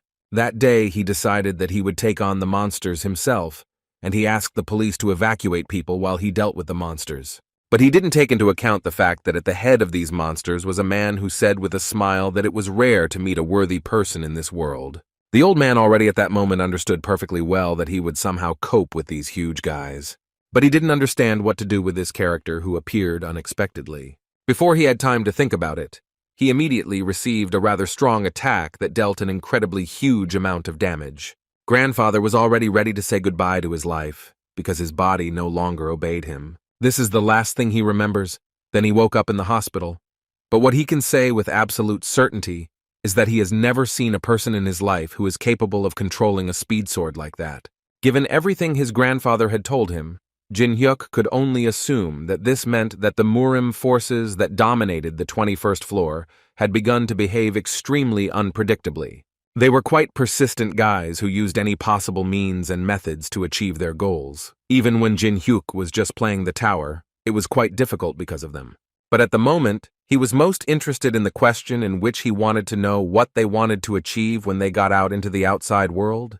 Jin Hyuk thought for a bit, and decided to tell the old man that the one who attacked him was actually a resident of the tower.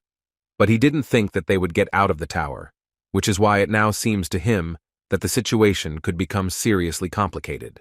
Grandfather seemed not to hear him, and instead of an adequate answer, he decided to offer Jin Hyuk to marry his granddaughter, since they were such good friends. But Jin Hyuk immediately assured him that they were not in such a relationship. The man continued the dialogue and began to say that perhaps he was not very smart, but with age, he began to understand many things quite well, for example, people. He was often told that to become skilled in any field, you need to spend at least 10 hours in it, and he actually believed that there was some truth in these words. Jin Hyuk understood what this man was getting at, but the guy had more than 50,000 hours of playing the tower behind him, so he had already become a professional 5 times. But the old man continued to talk about how the tower had only appeared a few months ago, and that the awakened, who were considered experts, were often overestimated. But looking at the guy, for some reason he was sure that he was completely different. It seemed to him that the guy had already been through this millions of times. The bitter taste of defeats and deserved victories, the experience gained through all sorts of trials, and how much effort he put in to achieve such results. Jin-hyuk immediately assured him that the man was exaggerating his achievements, but in the old man's opinion, this only emphasized once again that he was right, and also added that the guy was modest. In any case, no matter what, he would like to repay the one who ultimately saved his life, so he wanted to ask the guy how he could be useful to him. Jin-hyuk smiled, knowing that he had just received the opportunity to receive gratitude from Korea's most prestigious martial artist. The man assured the boy that he could feel free to ask him for anything he wanted. A few minutes later, Jin-hyuk came out of the room, and Yeon-hwa immediately ran up to him, wanting to know how her grandfather was doing. Jin-hyuk immediately told her that the elixir had entered his body and was starting to work, and in a few days he would be completely healthy. Upon hearing this, she immediately wanted to somehow thank the guy. But he assured her that there was no point in worrying, because her grandfather had fully compensated for all the losses. Meanwhile, the man sitting in his room shed a tear, and all this was because the guy asked him for a rather unusual thing. After that, the guy went to the nearest hotel and booked the best room possible, which once again confirmed the fact that money is still a good thing. Besides, he felt like he had come to a good place where he could safely spend this money, for example on a wonderful dinner which Jin-hyuk had ordered for himself. He couldn't believe that just a few months ago he was eating whatever he could find, often instant ramen, and now his life had changed dramatically. While he was eating, he decided to turn on the TV, where a show called Through the Tower was just on, to which the most famous experts in this field were invited. And today's guest was Jang Eun-seok. According to the host, he was a ranker of the Dangun Guild. They began to ask him what is the most important thing in conquering the tower, to which the guy confidently stated that the most important thing in conquering the tower is the ability to become stronger as quickly as possible. To do this, you can use 2 methods. The first method is the most common and well-known, that is, to raise your level and skill level. The second method was to use coins that only work in the tower. In other words, the second method was to buy useful items, and this is in his opinion the best way for players at the moment. He continued to assure everyone that previously the dominant currency was the dollar, but now the main currency is the coins that are in the tower. At this point, Jin-hyuk stopped watching the show and simply left, but Alice picked up a bottle of wine and continued listening. Jang-seok moved on to another topic, where he talked about how whoever cleared the 3rd floor would be among the first to get to the 4th. The guy also decided to make a special emphasis on the fact that this dungeon is special, because it has 100 attack waves, which are not so easy to withstand. So the key to clearing and capturing is holding the base.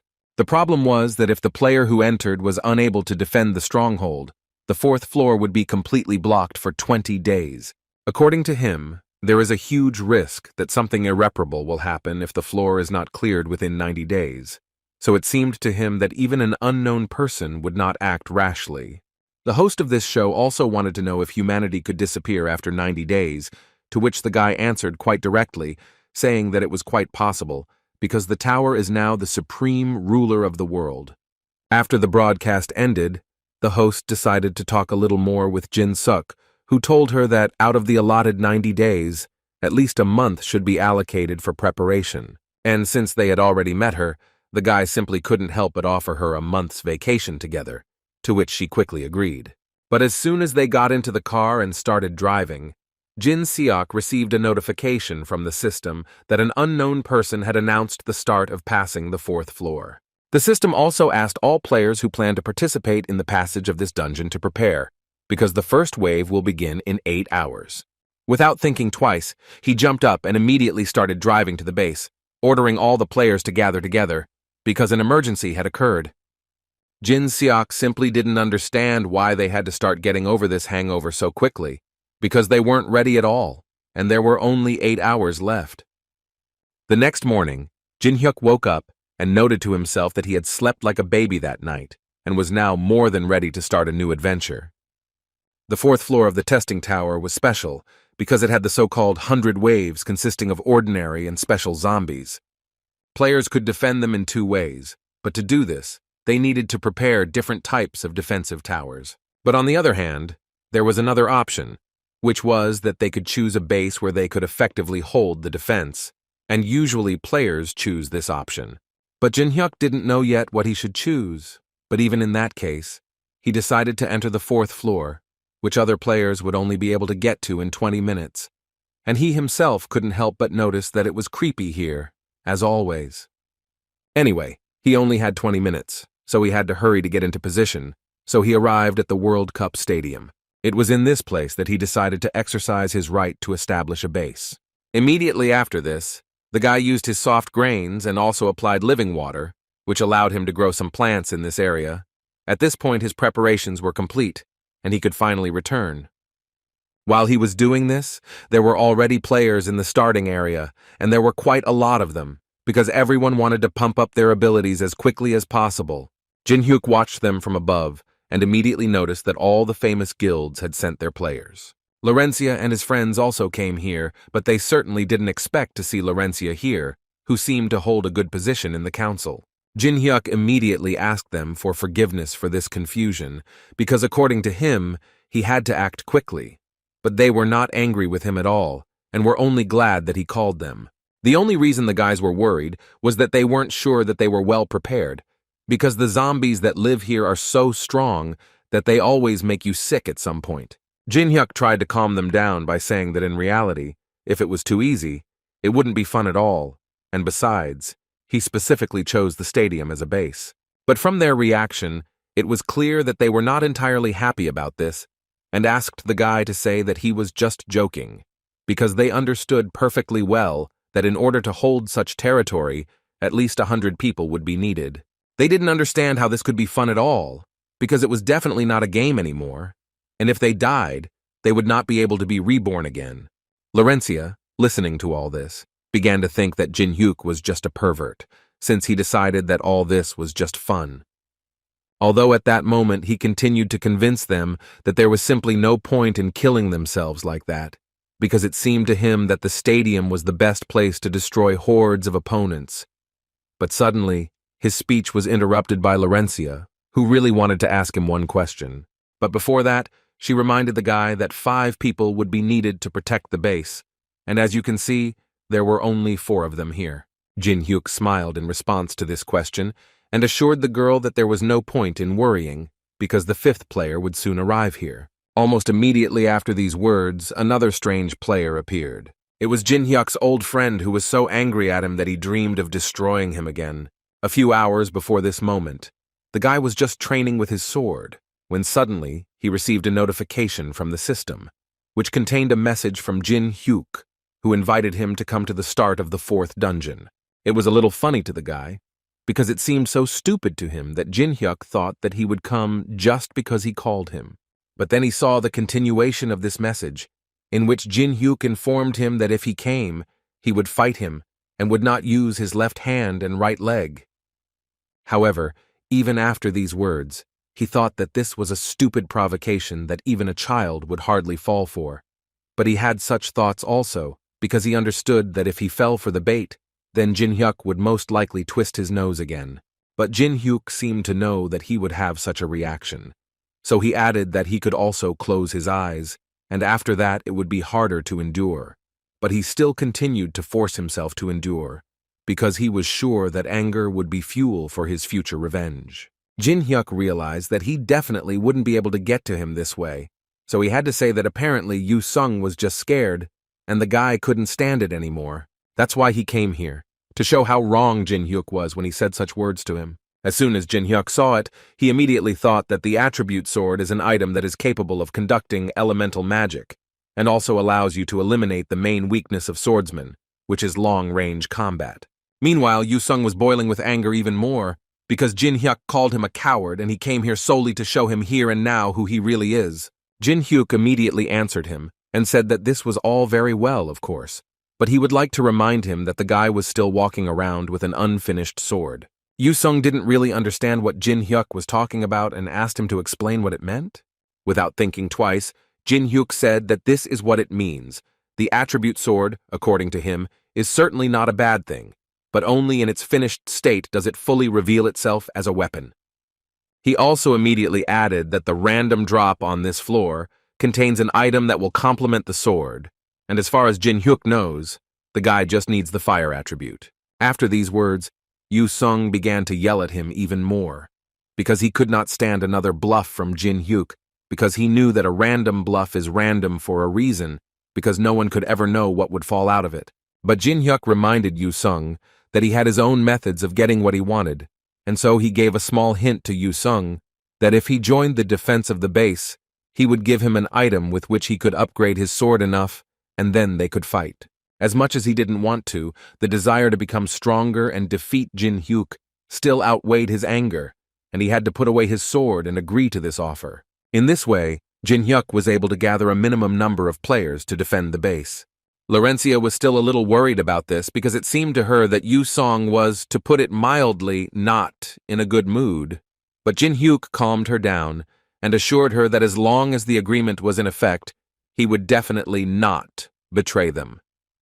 Although he made a terrible impression on the other guys, everyone considered him a man of honor. Yan Hua suddenly interrupted this situation when she took out the swords that she was asked to give to him. These swords were called the Twin Dragon Swords, and Jin Hyuk understood perfectly well that because of the test tower, the ancient relics received magical power comparable to the power of artifacts, and he was even a little scared to hold such things in his hands. Yan Hua was surprised that her grandfather decided to give these swords after all, because he treasured them so much, to which Jin Hyuk responded with a smile and assured her that he simply treated the guy well, so he did not feel sorry for anything for him. During these conversations, they came to their new base, which had previously been captured by Jin Hyuk. Seeing this stadium, they again began to worry about the fact that the 5 of them had to protect this huge place.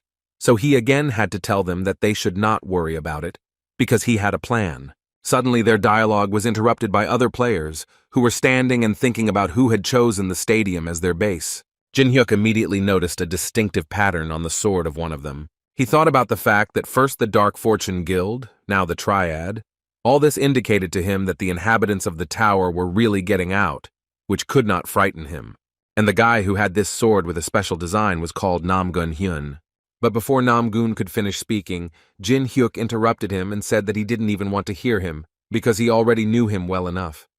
Namgun wasn't ready to hear that, so he asked the guy to explain what he meant.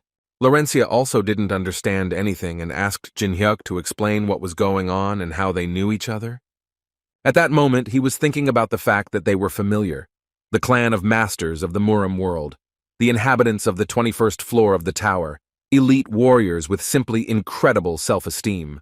Namgun was clearly hurt by these words, so he began to boil with anger and already wanted to say everything he thought about Jin Hyuk. But the guy got ahead of him and started to twist his words, saying words that Namgun would most likely have said, after which he stopped and asked Namgun to skip this part, because he was already tired of these low-grade villainous phrases. Besides, as far as he knew, the Namgun clan still had pride that they were protecting, although this also seemed like a lie to him, because in his opinion, all they had left was their name, which angered Namgun even more. And at some point he couldn't hold back and started shouting that he didn't dare insult his clan. But since he has already done it, the guy is going to do everything possible to punish him for these words. Jin Hyuk was carefully reading the conditions for copying this guy's skill at this moment, where it said that he needed to find all the players of this clan who were hiding, then he would be able to copy their skills. Laurencia became even more worried because Jin Hyuk just stood there and kept quiet while these strange guys were trying to attack him. But at that moment, the only thought in his head was that he didn't really care what their task was.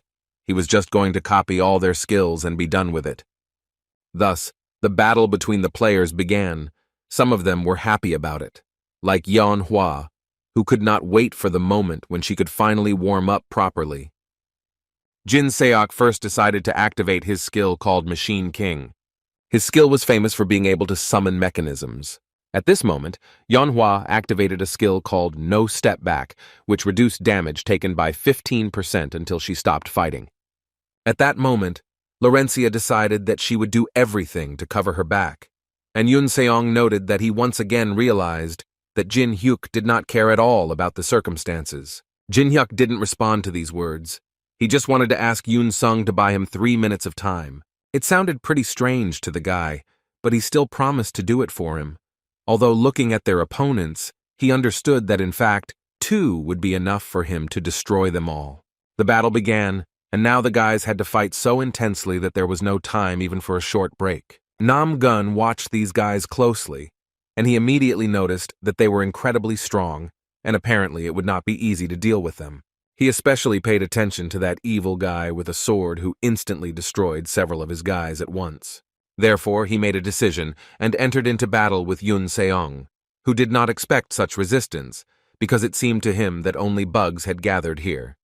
After the first blow, Nam Gun noticed that Yoon Seong apparently knew something, but he immediately wanted to tell him that without knowing the basics, it was almost impossible to become a swordsman, and therefore, he personally was going to show him what the art of the sword of a real master was like. Well, then followed a rather logical attack, before which he used a skill called the Imperial Sword.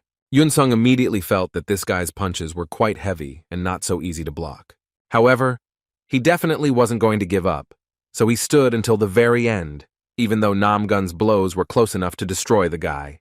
Laurencia noticed this, so she had to intervene in the fight and block one of Nam Gun's attacks. Right after that, Jin Hyuk was finally ready to join the fight, and he decided to use the fire element first. Nam Gun immediately stated that he definitely would not be able to defeat him with such simple magic, no matter how much he wanted it.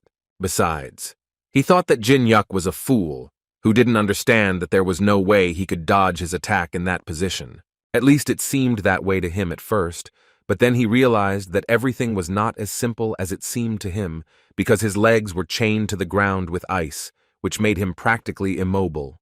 But Jin Hyuk at that moment continued his attack, simultaneously saying that people do not check what has already been checked, but it would be worth doing sometimes. And in order to finally end this fight, he used a skill called Daylight, which he used to deliver another attack. It seemed that Nam Gun's story would end there, but suddenly, out of nowhere, another mysterious player appeared and used a cross strike, thereby reflecting Jin Hyuk's Daylight. After which he turned to the guy and said that in fact, it had exceeded his expectations. So he decided to appear personally, because he understood that his student would hardly be able to cope with such an enemy. This man stood and thought for some time about the fact that he could not even think that there was someone outside the tower who had so much internal energy, with which his girlfriend could not but agree, who, in fact, also saw such a thing for the first time. Jin Hyuk was so happy to see them, because his main task from the very beginning was to make sure that this entire clan appeared in full force. In this way, he managed to find all the residents of the triad and fulfill the copying conditions. Now he successfully mastered the endless step skill, which he immediately combined with the sword cemetery. After this unification, he was able to obtain a skill called Demonic Sword King Steps. Meanwhile, the triad members stood next to Nam Gun and joked a little about him, saying that he couldn't defeat some person, and they also didn't forget to point out that he was apparently out of shape. That's why at one point he simply couldn't hold back and started yelling at them, saying that he could actually handle it on his own and no one asked them to interfere.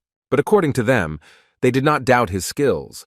They were rather here to remind him that the leader ordered them to reach an agreement and not to destroy everyone around. The girl who was with them noted that their brother Hwangbo was absolutely right, and also said that if the guy wanted to continue working with them, then he needed to create fewer conflicts. Nam Gun was angry that they were explaining everything to him like a child, although he wanted to explain to them that their enemy was not what they thought, because he came here already knowing that they were from the tower. It was clear from the faces of his friends that something had finally dawned on them. They certainly weren't expecting to hear something like this. So Nam Gun believed that no matter what their plans were, they literally had to destroy this guy because he didn't like him at the very least. But he was stopped by Hwangbo, who wanted to tell the guy that he understood his feelings, but he asked him to gather his strength and go further. In addition, a wave of zombies was already approaching from the right side, which forced them even more to collect their things and leave immediately. Jin Hyuk intervened in their conversation to say that the stadium was their place, and it was time for them to leave. To which Hwangbo replied that they were already going to leave, because they would never have chosen such a terrible place as a base. According to him, their base was much better than this open stadium, and the only request that Hwangbo had was for them to survive until they returned after the first wave.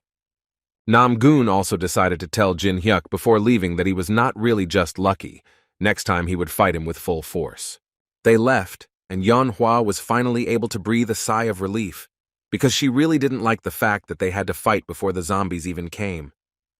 Jin Seok summoned several drones with his skills, and when he saw the number of these monsters, he doubted that they would be able to cope with this. They thought that he had again decided to choose a strange place in order to enjoy extreme sports. But he again repeated to them that there was no point in worrying about it. And apparently he knew what he was talking about, because literally a few minutes after his words, huge trees grew behind him, although the guy himself called them flowers, which, in his opinion, are much more useful than it might seem at first glance. After which he asked them to come closer to him, so that he could explain to them the essence of their plan. The goal of defending the base is to prevent the flag from being captured, so he decided to place the flag right in the center so that it would always remain in sight. He also told them that their stadium has 4 entrances, north, west, east, and of course south. In front of each entrance he planted one large plant. In other words, he wanted to say that if they could save these plants, then they would be able to flood their base. Moreover, due to its size, they would be able to count on a reward for the maximum number of zombies destroyed. But still, the plants also had their limit. According to him, they will be able to clear almost the entire wave of zombies, but they also need to be given about half a minute to recharge, and just at this time, the entire horde of zombies will have to be held back by them. Yu Sung was the first to make a decision, and decided to take on the west, which Jin Hyuk agreed with, but still asked him to be extremely careful, and not let the zombie bite him. After these words, anger was immediately felt on Yusun's part, because he was angry that the guy thought that Yusun could defeat some pieces of rotten flesh. But Jin Hyuk spoke to him sincerely this time, and since Yusor was so confident, he decided to remind him that the guy had just almost lost to a guy from the Triad. In any case, the dialogue did not continue, and Jin Hyuk switched to other members of their group. For example, he asked Tae-min to cover them in the center and simultaneously assess the situation. He also asked him not to forget to use drones and monitor all directions. Yeonhwa decided that she would go north, and Laurencia would not mind working in the southern direction. When they all took their positions, Jin Hyuk began to prepare to help them on all flanks, and he didn't like it, because finally, he would be able to use his twin dragon swords. After a few minutes, the zombies began to advance, and as expected, there were an incredibly large number of them. The flowers that Jin Hyuk planted immediately began to perform their function, burning the zombies one after another. The guys definitely didn't expect these flowers to be so strong. They felt like they were definitely much stronger than regular defensive towers. After some time, the very moment came when the flowers could not perform their function, so Jin Hyuk informed the guys that from this second, the real battle began. After some time, the first wave of zombies came to an end and people still managed to repel their attack. According to the system notification, the second wave should start in about 3 hours, and this was too fast for the players, because most of them barely survived the first wave.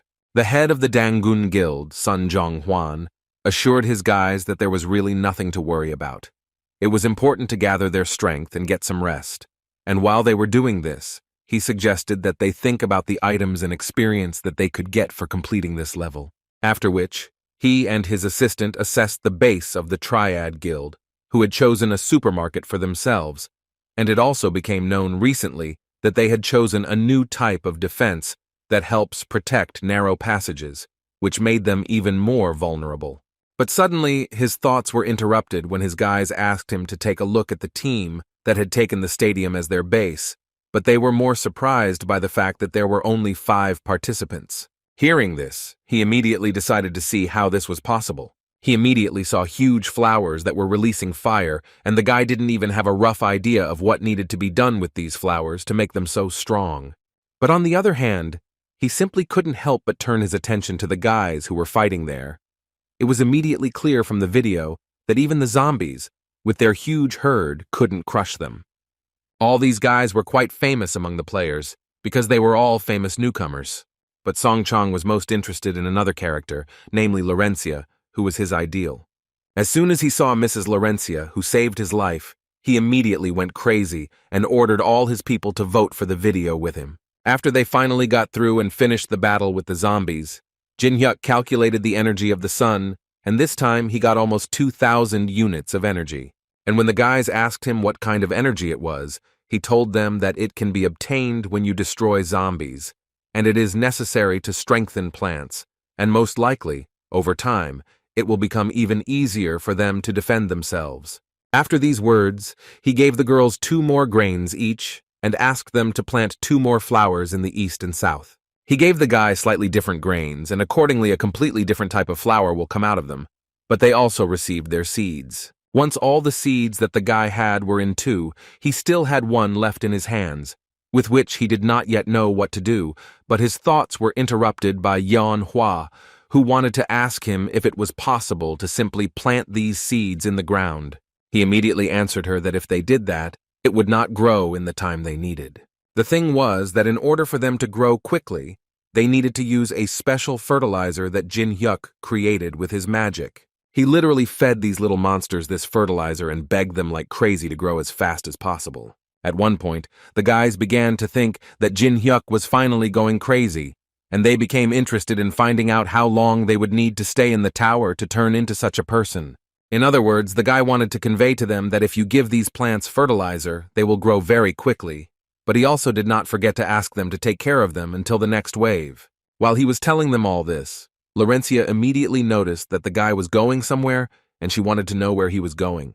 According to him, everything was quite simple. He needed to clean up a bit. Stepping outside the stadium, he immediately noticed that almost all the players were busy collecting supplies, and this was not entirely surprising, since they were preparing for a long battle. But he still thought that they were doing it in vain, because in his opinion, only simpletons were preparing for a long battle. Entering the very building where he had not been for a long time, if he was not mistaken, about 8 years had passed since the last time he was here. But no matter how dirty it was there, he still found it very pleasant to be there. Even the view from the window was preserved. However, he definitely didn't come here for the view from the window, but for something else, so as soon as he was ready, he immediately got down to business. Having entered this magic mirror from one side, he managed to come out from a completely different side and in a completely different place. At that moment, Namgoon was smashing all the walls around him and screaming about how incredibly badly he wanted to finish off Jin Hyuk. His sister usually doesn't agree with her brother's words, but this time, she still agreed with him because she didn't really like this guy either. While she understood that they needed to increase their influence, she also felt that it was not at all necessary to unite with someone who simply could not be controlled. Namgoon couldn't believe his ears that his sister, for the first time in her life, decided to take his side and agreed with him. But his older brother, at that moment, was thinking about how they had secretly met with people outside many times. But unlike him, no one could expose them. So he was primarily interested in how this guy managed to expose their identities. The thought also wandered through his mind that perhaps if he were removed, as Hen had said, there would be no reason to worry. Suddenly, his thoughts were interrupted by a small earthquake that began so unexpectedly. One of the clan immediately ran out of the warehouse and said that a monster had appeared there. And after a while, Jin Hyuk came out of the warehouse, bringing with him a small gift in the form of a red gourmet flower. However, he immediately had to ask for forgiveness for the fact that this flower ate all the food that was in the warehouse. They immediately started yelling at him and saying that although they didn't yet know what he was planning, they asked him to stop immediately before things got even worse. Jin Hyuk immediately gave them a clear answer that he would not do this without a good reason, which made his older brother even more angry, so he continued to tell Jin Hyuk that he had no idea what he was getting himself into. The guy pretended not to hear him and asked him to repeat what he said about his queen. Although no one had told him about the queen, and the expressions on the boys' faces only made it clear once again that they didn't even roughly understand how he knew all this. Without waiting for them to tell him themselves, Jin Hyuk began to say that if a base defended by more than 200 people falls before the third wave, then the mistress of the fourth floor, nicknamed the Queen, will definitely appear. But what worried him more was thinking about how he could do so as to fulfill this condition. And then he realized that the entire Triad Guild had decided to help him by coming to this place. Namgoon's sister pointed out that the queen could not be defeated even by uniting, so she did not understand why someone who knew this very well wanted to summon her so much. Jin-hyuk told her that the answer to this question is quite simple. He is just too lazy to clear out the fucking zombies 100 times, so he would like to do everything as quickly as possible. Therefore, leaving his pet here, the guy immediately disappeared from the scene of the crime, finally wishing the guys to disappear from this world as soon as possible.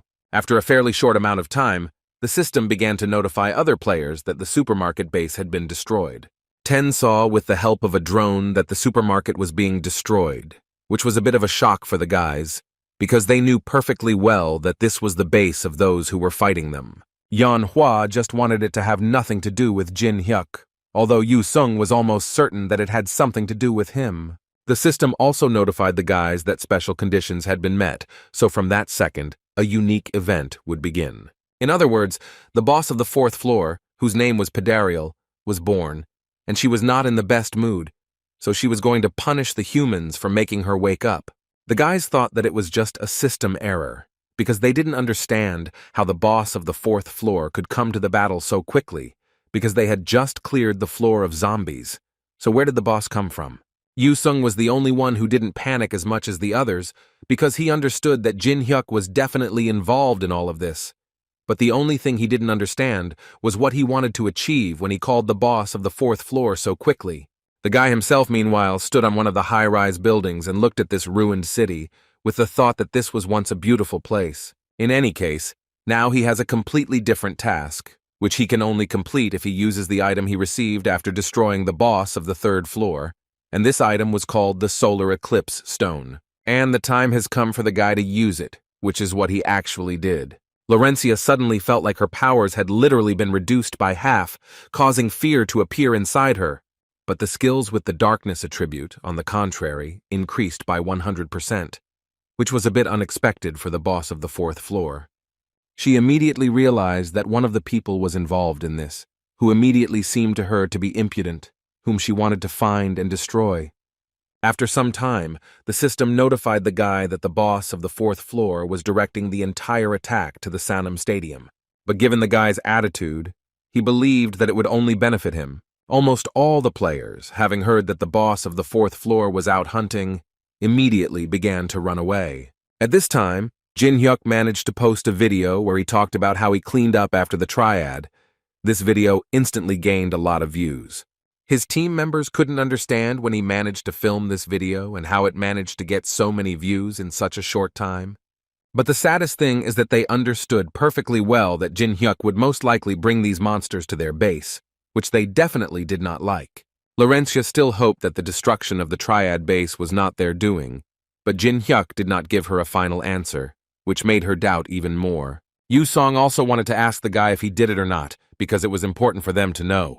But without waiting for an answer from him, Yu Song immediately wanted to ask the guy if he had a way to defeat the queen. He already had an answer to this question. According to him, he still has one way. Yu Sung expected to hear some other plan, but it was not at all as he thought, because at some point, Jin Hyuk simply pointed his finger at him and said that this time, the main role in all of this would be played by Yu Sung. While they were talking and discussing what they would do next, the queen slowly approached them. And when she finally came to the stadium, she immediately saw the very guy she had been looking for so long. So she immediately said that he was her target, and she ordered the rest to be destroyed. The guys immediately entered into battle with them, and almost immediately realized that these were not the ordinary zombies that they destroyed in the first stage, but some special ones. The queen of this floor continued to attack until at one point she was stopped by a huge block of ice, inside which was the entire Jin Hyuk team. They were all frozen and therefore did not move. Looking around, she found a small diamond that she immediately liked, so she picked it up. Sometime before this, Yu Sung transferred 100,000 coins to Jin Hyuk's account and constantly repeated that Jin Hyuk would not live to see the end of the tower. With this money, he bought something that, in his opinion, would help them in destroying the boss, and he also warned the guys that from this second, they all became bait in his mini-trap. And when the zombie queen finally picked up this crystal, it began to glow brightly, but this did not bother her. But when she finally realized that this was not normal, it was already too late. Thanks to this strange object, which the guy acquired a few minutes before her arrival, he was able to trap her and drive her into an icy prison. Although this stopped her for a while, she still had no intention of stopping there, so she used a skill called Plague. And as soon as she threw off the ice prison, she immediately went on the attack again. But her problem was that they were all in ice and she couldn't just attack them. While the queen was trying to do all this, Jin Hyuk decided to use another skill of his, which was called Demonic Sword King's Steps, to attack her fortress. This is something the queen definitely did not want to allow, and she immediately chased after him.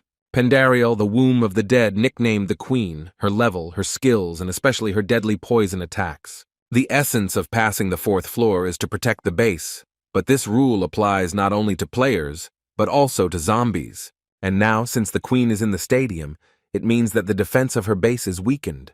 But considering that she was already chasing him, it could be said that she somehow figured out his plan too quickly. But in his opinion, it was already too late, because he had had a good time and he should have enough time to do everything he had planned. And as soon as he reached the queen's base, he immediately used the sword graveyard skill, which destroyed the first defending zombies. The guy didn't really like this floor when he played the game because everything was disgusting here, so he wanted to finish everything as quickly as possible. Therefore, as soon as he saw the flag, he immediately started running towards it. But right in front of the flag itself, the one Jin Hyuk didn't want to see the most appeared, and he was a fairly well-known guard who protected the queen's flag and was called the Butcher. Jin Hyuk felt even more disgusted by this place, so he hurried to deal with this big guy as quickly as possible. First, he used his swords to stop the Butcher's weapons, and then he took off to use fire magic, thanks to which he was supposed to finish off this monster. Of course, the guy wouldn't be able to destroy a monster with such a regeneration speed so quickly, so he decided that it would be better to limit its normal vision first. Because of this, the Butcher began to fight the guy blindly, which was only to Jin Hyuk's advantage, because now he was able to land a good blow one after another. Well, when he had prepared the ground to finish off this big guy, the guy finally used his skill called Mandala. This was Jin Hyuk's 31st victory, for which he received the scissors with a soul thirsty for revenge. And now that he had finally finished off this creature, he could finish this floor with a clear conscience, and to do this he needed to capture the flag that was so close to him. But as he got closer to the flag, the system suddenly bombarded Jin Hyuk with notifications, which said that a certain black gancha was showing the guy its presence. A representative of the Egyptian gods was making him a business proposal. Jin Hyuk understood perfectly well that this name actually hid Anubis, who, in Jin Hyuk's opinion, should have sat quietly for some time after he spent his strength on the -1st floor. So he hugged the flag with his hand and shouted to the sky that he was listening to him. He appeared in the sky and let out a long howl that could mean many things. But the guy assumed that this could mean that this creature was very angry, and since he decided to do so, Jin Hyuk suggested that he simply take the flag and end the conversation. Anubis immediately became confused and began to ask the guy to calm down, and also told the guy that the Egyptian gods want to see the logical conclusion of the battle.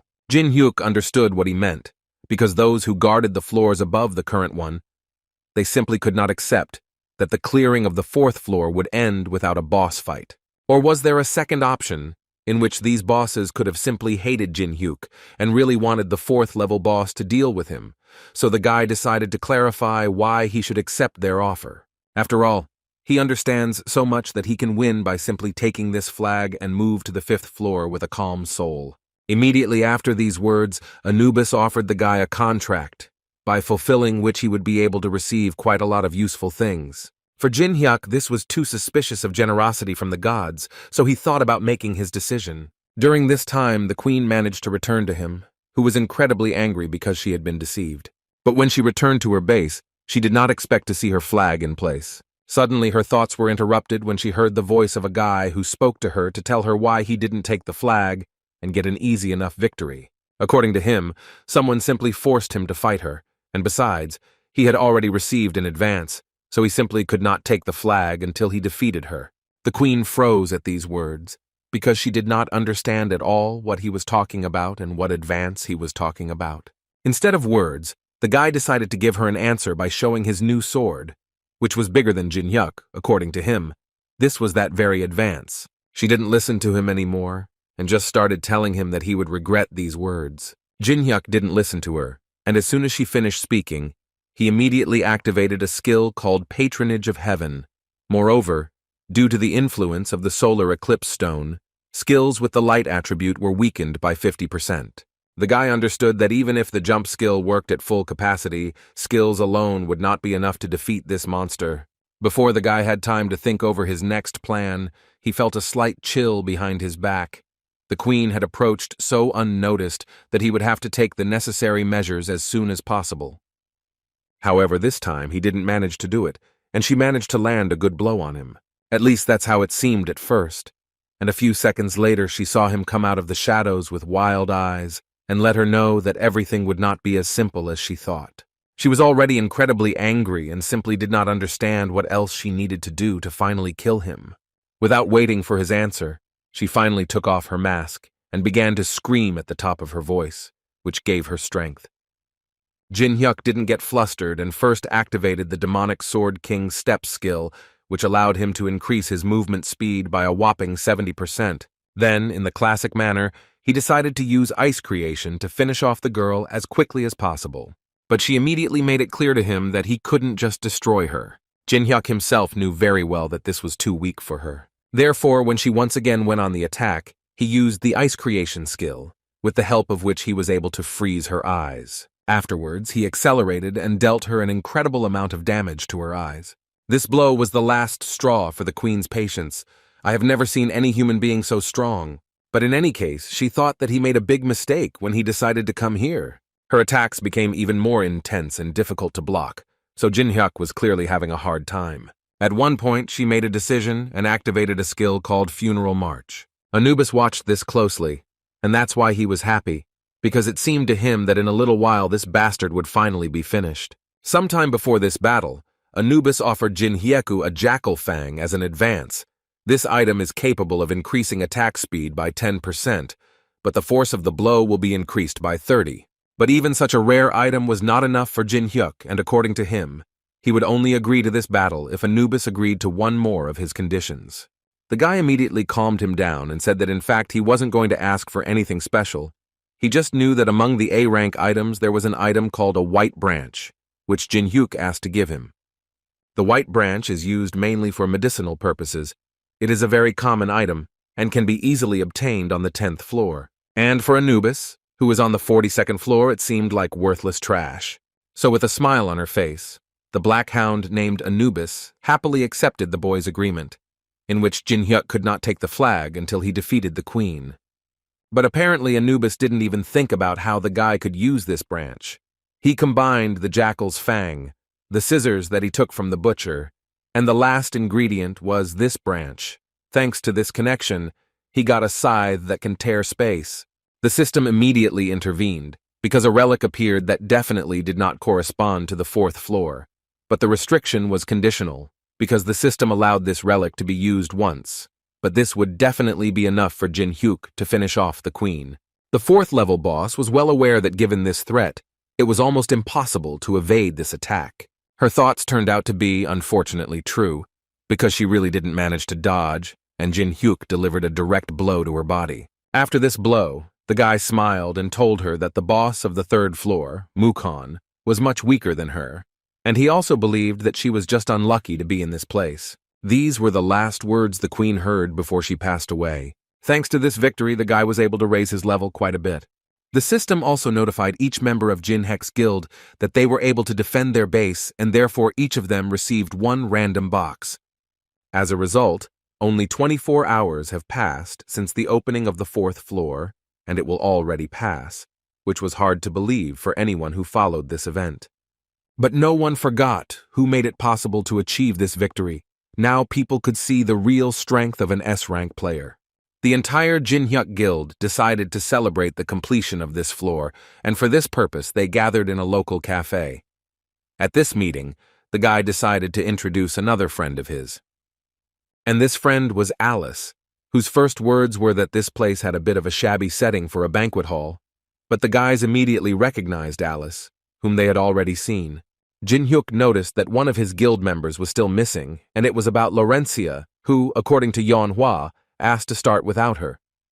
After which, Jin Hyuk noticed that even Yu Sung came to this meeting, which surprised him even more, but the guy immediately asked him not to be so surprised, because he was here only to get the promised drop. Jin Hyuk didn't argue with him, but only asked him not to ruin the atmosphere and to have a few drinks with them. The arrival of guests did not stop there. Other guys also came to this place, who essentially already work for Jin Hyuk. The first thing they did was bow to him and congratulate him on his successful clearing of the 4th floor. Jin Hyuk was very pleased to hear all this, so he told the guys that they could treat themselves and eat whatever they wanted, and he also knew very well that Alice, who had enough money, would pay for this party. After a while, Alice just couldn't believe that she could get so much food for just 2 coins. And in fact, she had tried meat many times, but this method of preparation seemed to her to be on a completely different level. That's why she didn't want anyone else to touch her food. She wanted to eat everything herself, and Jin Hyuk decided not to break this desire. Jin Hyuk, looking at Alice, couldn't even imagine that one of the most powerful creatures in the tower would eat wings with him like this. The guys were actively relaxing and eating meat, and also decided to talk about who they were before the tower appeared. Yu Sung told everyone that he was a medical student, which was hard to believe. Their conversations and meal were interrupted at one point by Laurencia, who entered the cafe and first of all asked them for forgiveness for being late. Jin Hyuk couldn't help but smile, because looking at all the guys, he thought about how before he had to go through the tower only by himself. And now he is surrounded by friends who are always ready to lend him a shoulder and help him if he needs it, and he liked it incredibly much. After this small feast, Jin Hyuk, sitting alone, looked at his characteristics, and thought that before it seemed to him that he was pumping up his character quite quickly. But now that he was doing it in real life, he realized that his pace had become even faster. Now it has become clear that the changes that have arisen after the game became a reality greatly affect the progress of the players, and so far, this has played into their hands. But sooner or later it will happen that everything will turn out the other way around, and then it will bring more harm than good. But in any case, this will be later, and now the guy decided that it was high time to see what reward he received for completing the 4th floor, and it was a scroll of high-quality enhancement. Jin Hyuk decided to use this scroll on the skill that he uses most often, and it was the ice creation skill, which he has been using quite often lately. Thanks to this scroll, the guy was able to improve his skill up to the 8th level. Then he opened a random A-rank box, but in fact it turned out to be a roulette, thanks to which the guy could get a random A-rank item. The system notified him that he needed to press the red button, which was located in the middle, and also that time was limited, and the guy needed to do it as quickly as possible. But he understood perfectly well that all this was a cheap trick. If you do not stop the rotation, the loud sound and visual effects will begin to cause anxiety in a person. Therefore, due to this reason, most people panic and press the button, which is absolutely forbidden to do. And the guy found out about this when he was looking for various bugs, and since then, he suspects that this function was specially added as a reward for patience. You had to spin the roulette 36 times, and on the 37th spin, the speed of the roulette would decrease by 99%, and thus, you could get the desired A-rank item. But the most important thing is that Jin Hyuk gave Yu Sung the opportunity to get the item he needed. But because of this method, a logical question arose about how much time Jin Hyuk spent in this game. In any case, Yu Sung was incredibly happy about his new soul, because it seemed to him that now he could defeat absolutely anyone, although Jin Hyuk decided to keep quiet and did not tell the guy that when receiving an item in this way, there is a small side effect, which is that the item can only be used for 1 week. Jin Hyuk liked to watch Yu Sung's joy, but most of all he wanted to see the guy in a week, what he would say and think then. But Jin Hyuk himself, in turn, received a 3-colored medicine, and considering the fact that the item can only be used for 1 week, the guy thought that this was the best option with which he could clear the next floor. And finally, the last thing he will need in order to pass the next floor, and probably the most important, is a pass to the large library of magic. Thanks to this pass, he was still able to get into the great library, and as soon as he entered there, he immediately decided that it was high time to visit one old man. The man sat at his desk in the middle of this library and continued writing some documents. Suddenly he heard footsteps, and immediately began to think that he, of course, was aware that the 4th floor had been cleared, but he did not even suspect that guests would come to him so quickly. But he didn't forget his manners, so he immediately stood up and introduced himself as the librarian, Rick Hennessy. Rick Hennessy is an influential middle-level manager who runs the magic library in the tower, and Jin-hyuk knew this very well, so he really wanted to meet someone from the manager, so he introduced himself in response. Rick Hennessy noted that today, in his opinion, a rather interesting and unusual event had happened, and now a man had come to his library, which was even more surprising. Although then he was even more surprised when the guy in the huge labyrinth of the library was able to immediately find him, although he had come here for the first time. Jin-hyuk didn't tell him anything, but simply decided to point out that luck was always with him. Rick Hennessy told him after these words that the guy could take and look at any books, but there would not be a single one here that the guy could read. After all, according to the man, he needs to at least know the runic script. But Jin-hyuk suddenly interrupted him to say that he had information that the recommendation for entering the sixth circle was written by the court magician Telemos.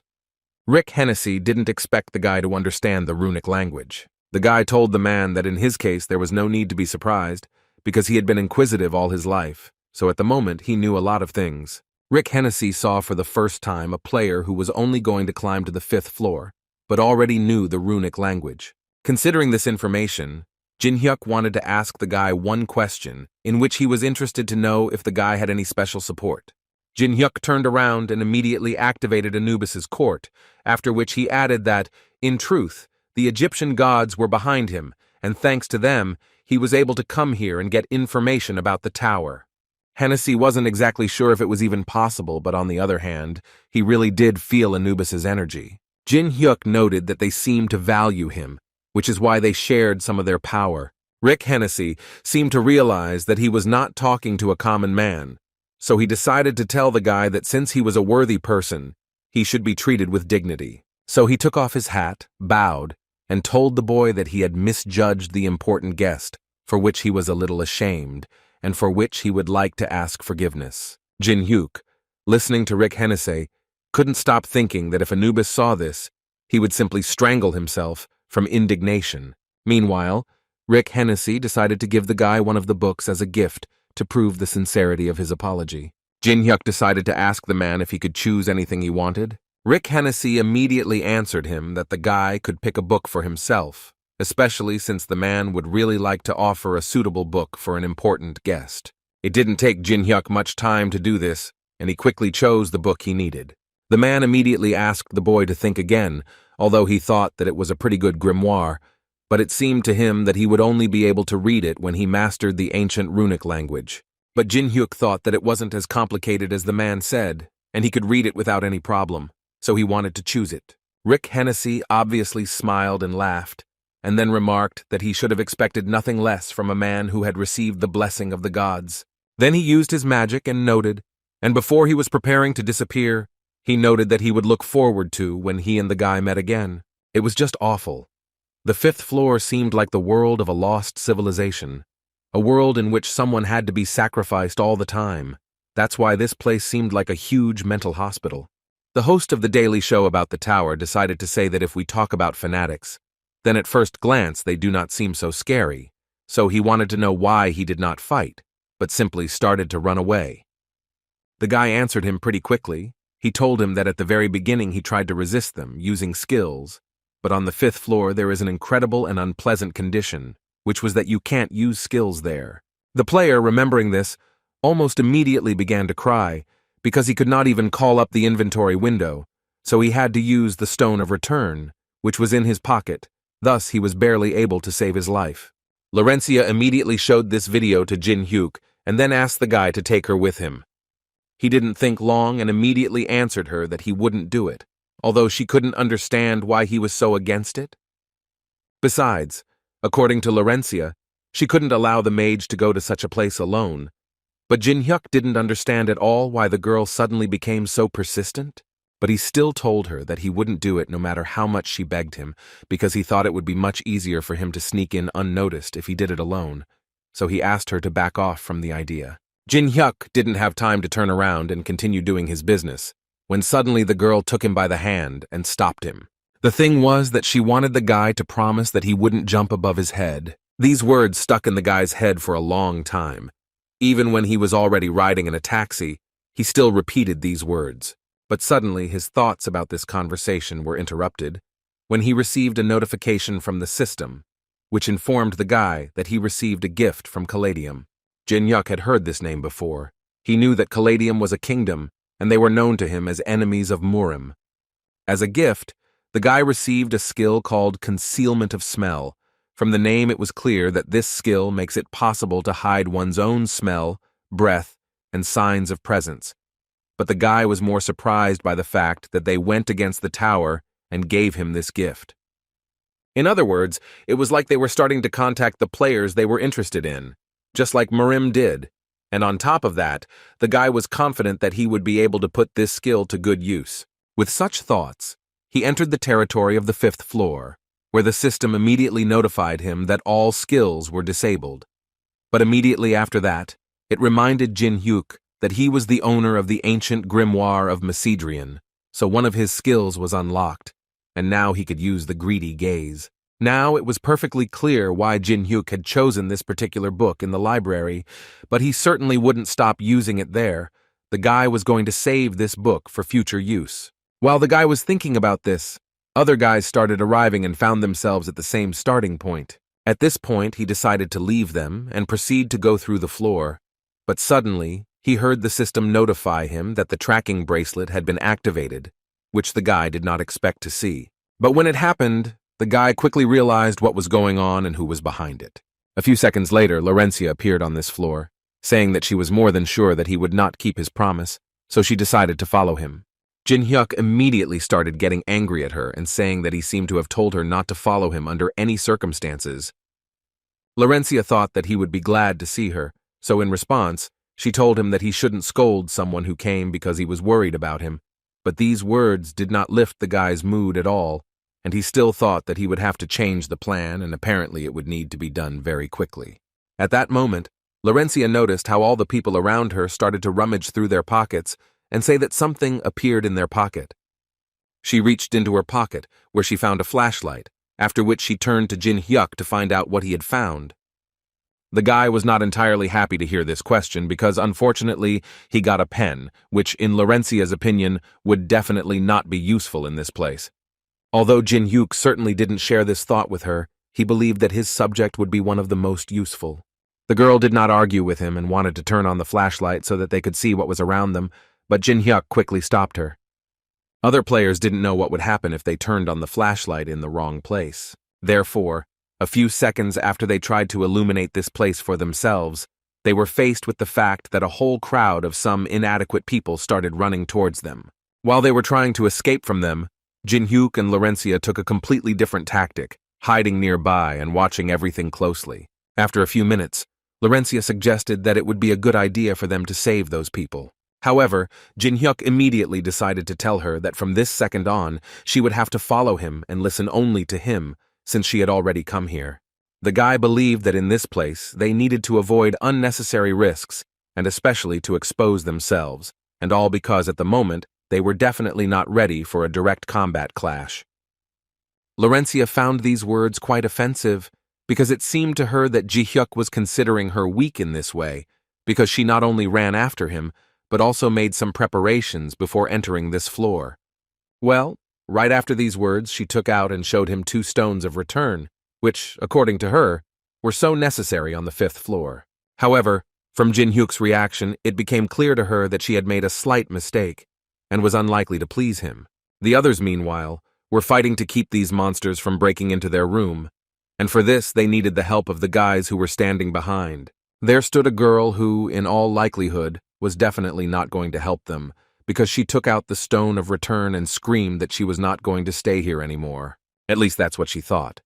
But then the stone literally cracked in her hands, which was definitely incredibly unexpected for her. Other guys also tried to use these stones, but unfortunately they also failed. As a result, the monsters of this floor managed to break into the room they were in, only this time, these were not ordinary soldiers. This was a big guy who was able to open these doors single-handedly. The stones of return did not work, which is why people began to suspect that this was the end of their lives. Jin Hyuk also couldn't believe that Laurencia fell for this trick and bought stones that were simply advertised on TV. The girl already realized how much she screwed up, especially when she decided to buy 2 whole stones in order to give one to Jin-hyuk.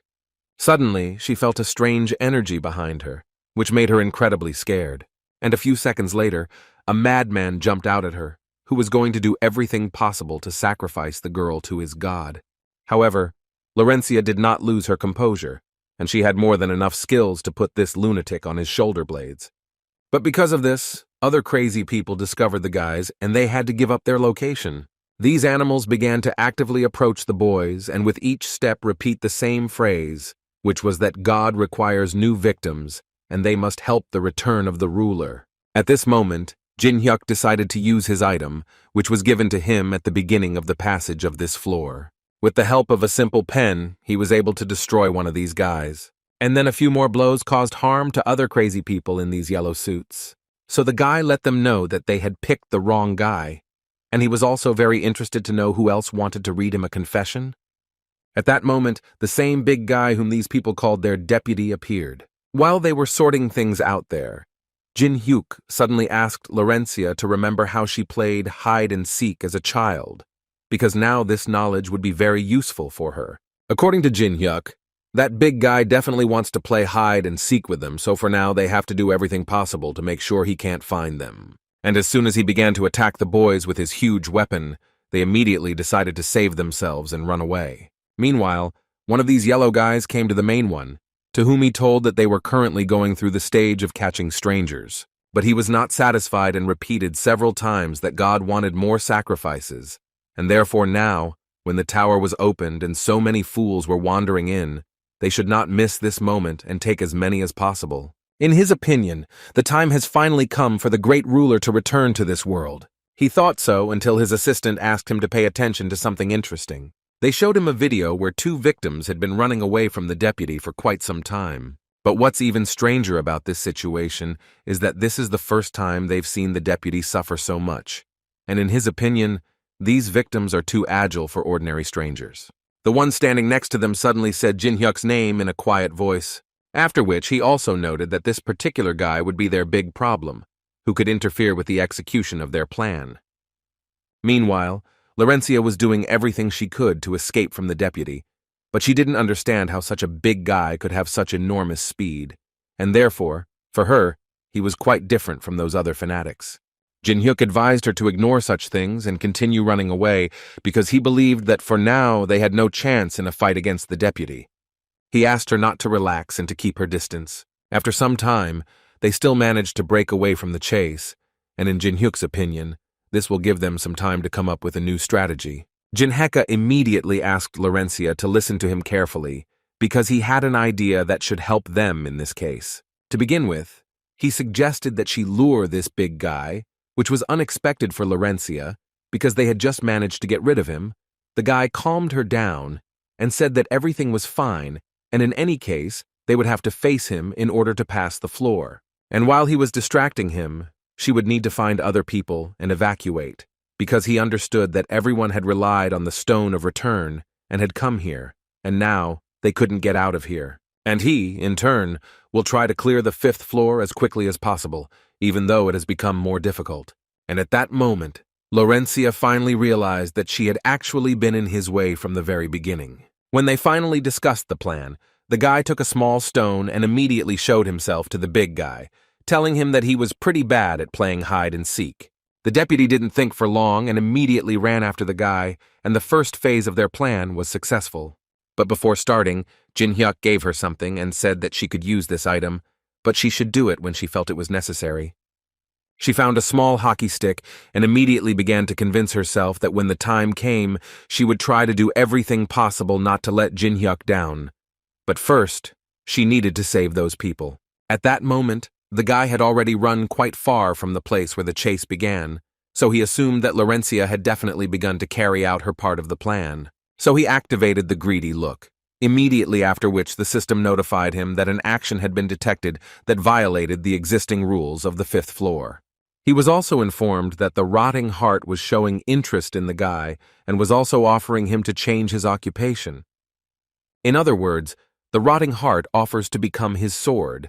By accepting this offer, Jin-hyuk will be able to become a black apostle.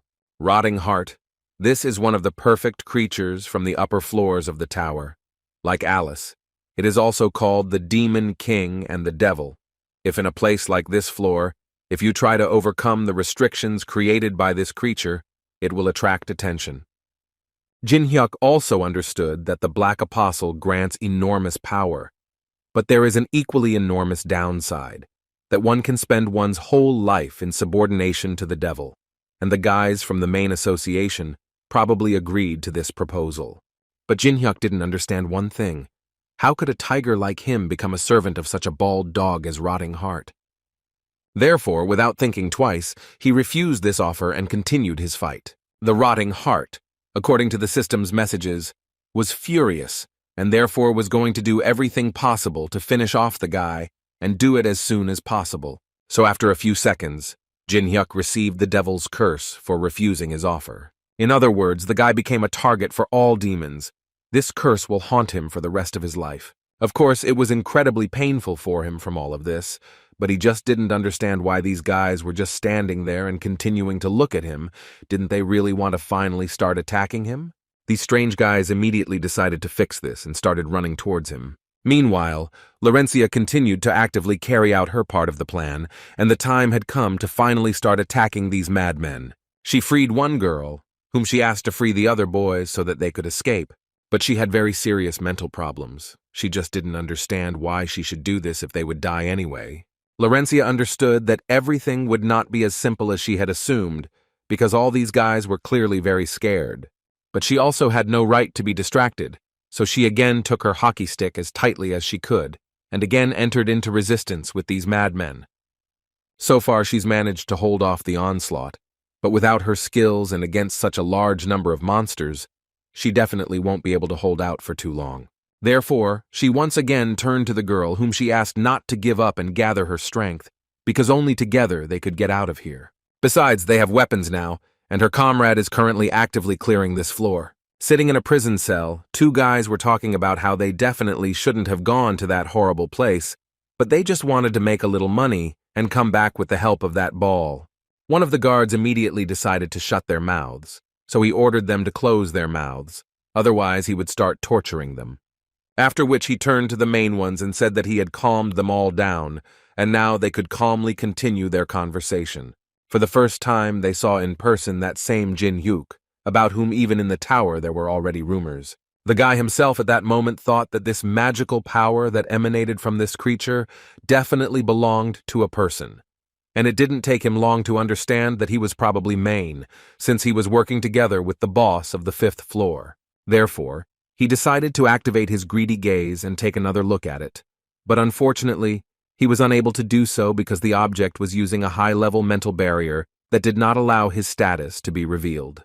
The guy had to go to extreme measures. He wanted to use it during the fight with the top, but nothing can be done, so he will have to use this item right now. He used a white pill that doubled one of his stats for a full 10 minutes.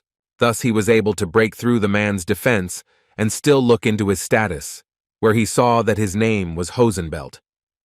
He was a Knight of the Round Table, which meant that he was the important person in the main association that Melina had spoken of, and he was a much more important person than he could have initially assumed.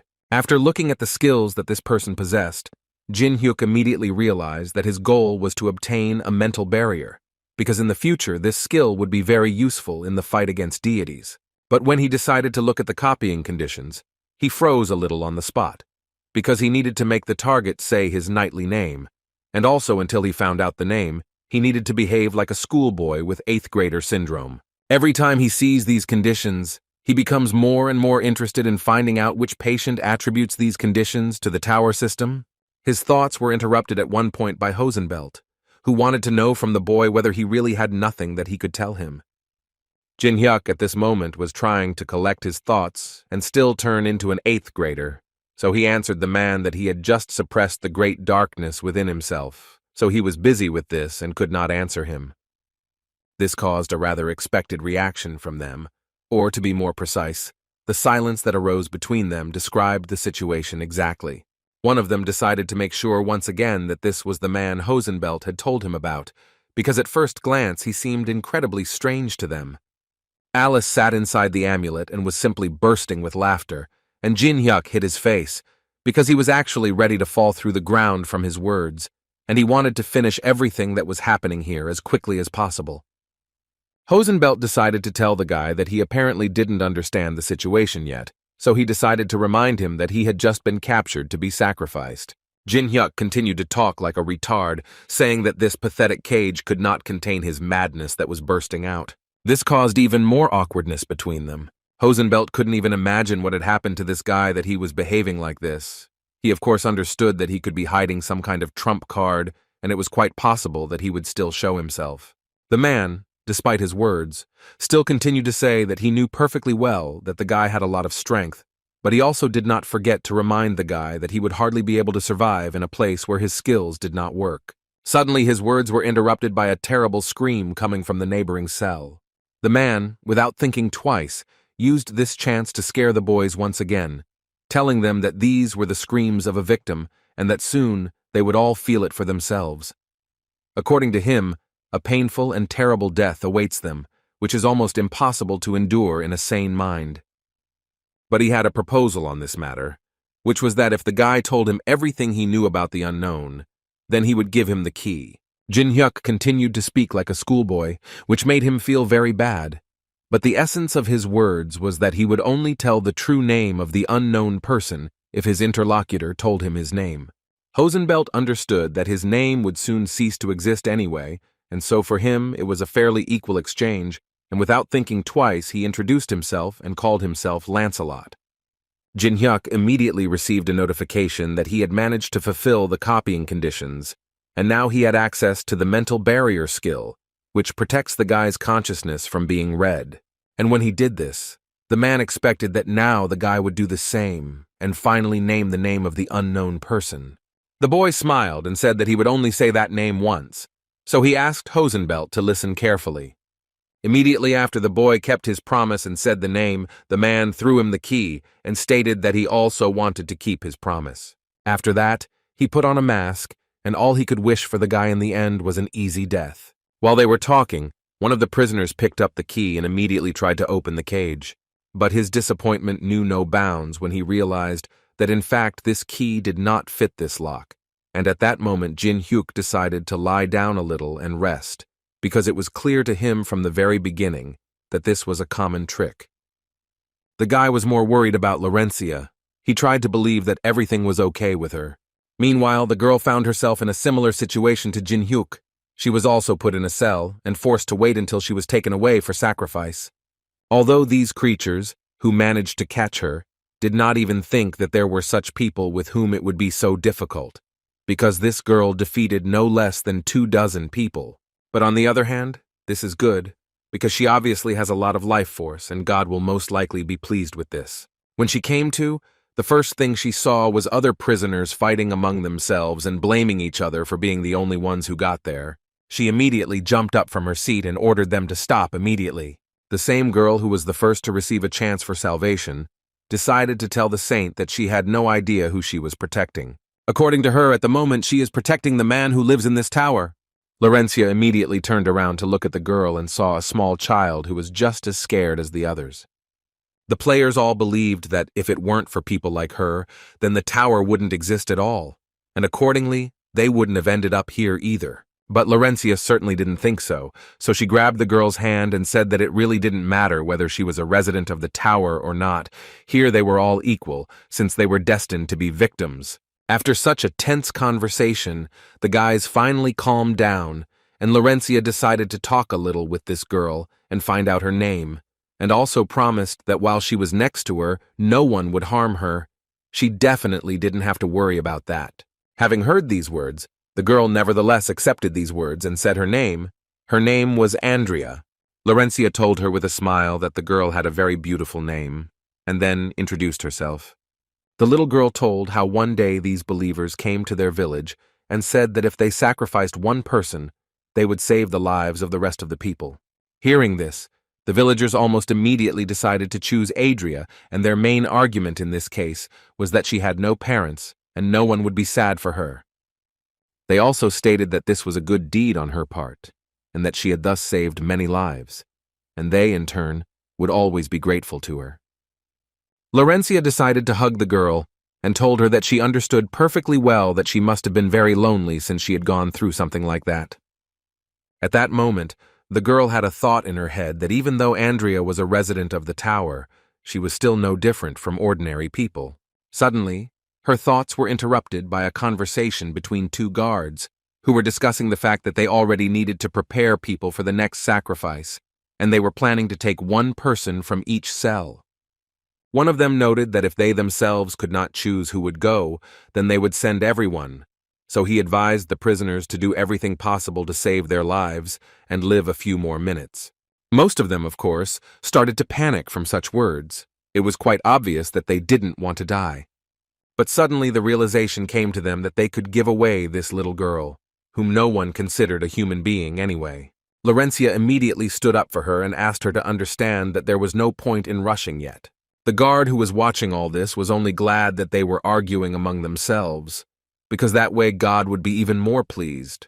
In the cell where Jin Hyuk was, everything was quite simple.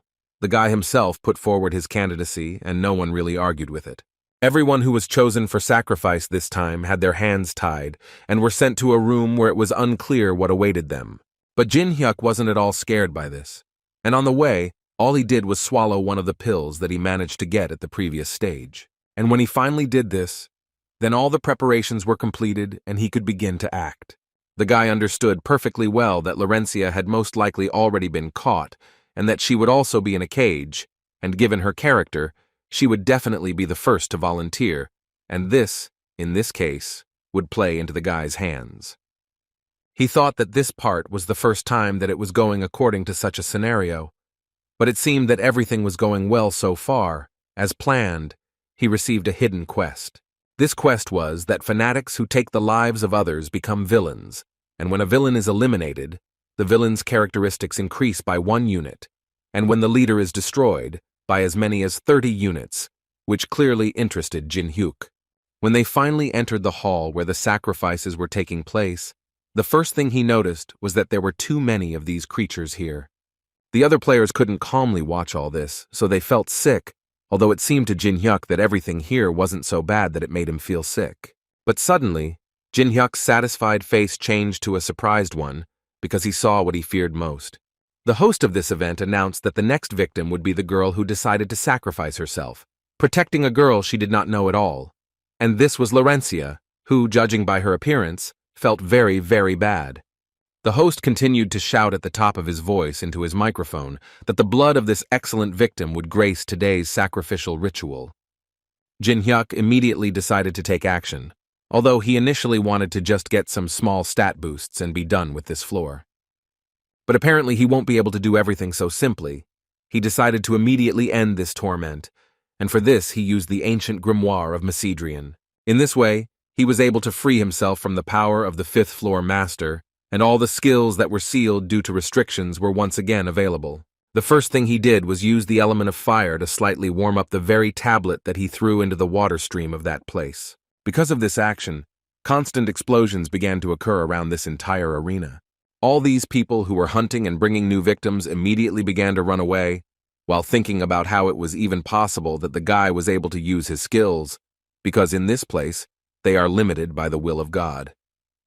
Next, Jin Hyuk successfully freed Laurencia, who, even after the shackles were removed, did not come to her senses. The girl's condition was very bad, which made the guy even more angry. He absolutely didn't care about all the improvements in characteristics and similar things for which he came here. Now he has a new goal, which was that he was going to simply destroy them all. And for this he used a dark pill, the effect of which was not fully known. But immediately after that, a huge smoke screen appeared around the entire arena. Jin Hyuk specifically created such an invisible dome so that these guys could not even try to escape or dodge his attacks. And in order to do this much faster, he decided to use a skill called the Sword Graveyard. Some of them tried to fight back, but most just fell to their knees and began to pray for their god to help them.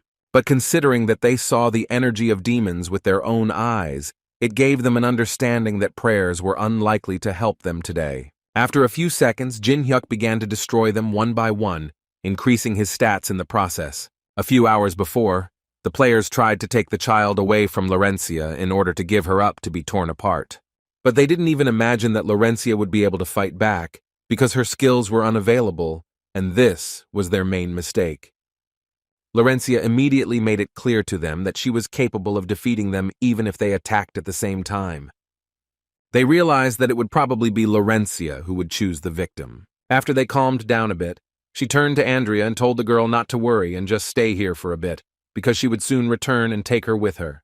This was the last thing Laurencia remembered, and when she regained consciousness, she saw Jin-hyuk in front of her, who declared that apparently the only one here who tried to jump above her head was Laurencia. She didn't argue with him. Jin-hyuk freed her and immediately began to develop a plan on how he would deal with the boss of this floor. Laurencia interrupted his thoughts when she told him that she urgently needed to look somewhere. A few minutes later, they were already in the section where the prison cells were, and Laurencia was still able to fulfill her promise and returned to pick up Andrea, who was waiting for her impatiently. Jin-hyuk, looking at this picture, did not quite understand what was going on here. Laurencia tried to explain to him that the girl was a resident of the tower and she was captured by fanatics so that she would become a victim. The guy wasn't entirely happy that he was wasting his precious 10 minutes on such things, because the grimoire wouldn't last forever, and he still needed to destroy the boss. But suddenly a perfect thought came into his head when he realized that this girl was a resident of the tower. Then a lot changed for the guy. To begin with, Jin-hyuk decided to ask the girl why she did not become a believer, because the locals ardently believe in their god. Andrea thought for a bit, and still answered him that she did not want to believe that such a god existed. According to her, the villagers sold her because she had no parents who could protect her. So now she thought that if God really exists, then he is the creator of a real hell, in which there is only despair. And if God had such plans for her life from the start, then she considered him a complete bastard. After these words, Jin-hyuk decided to tell her that perhaps this would not completely console her, but according to him, his story was similar. Immediately after birth, he was left in an orphanage and had to survive alone.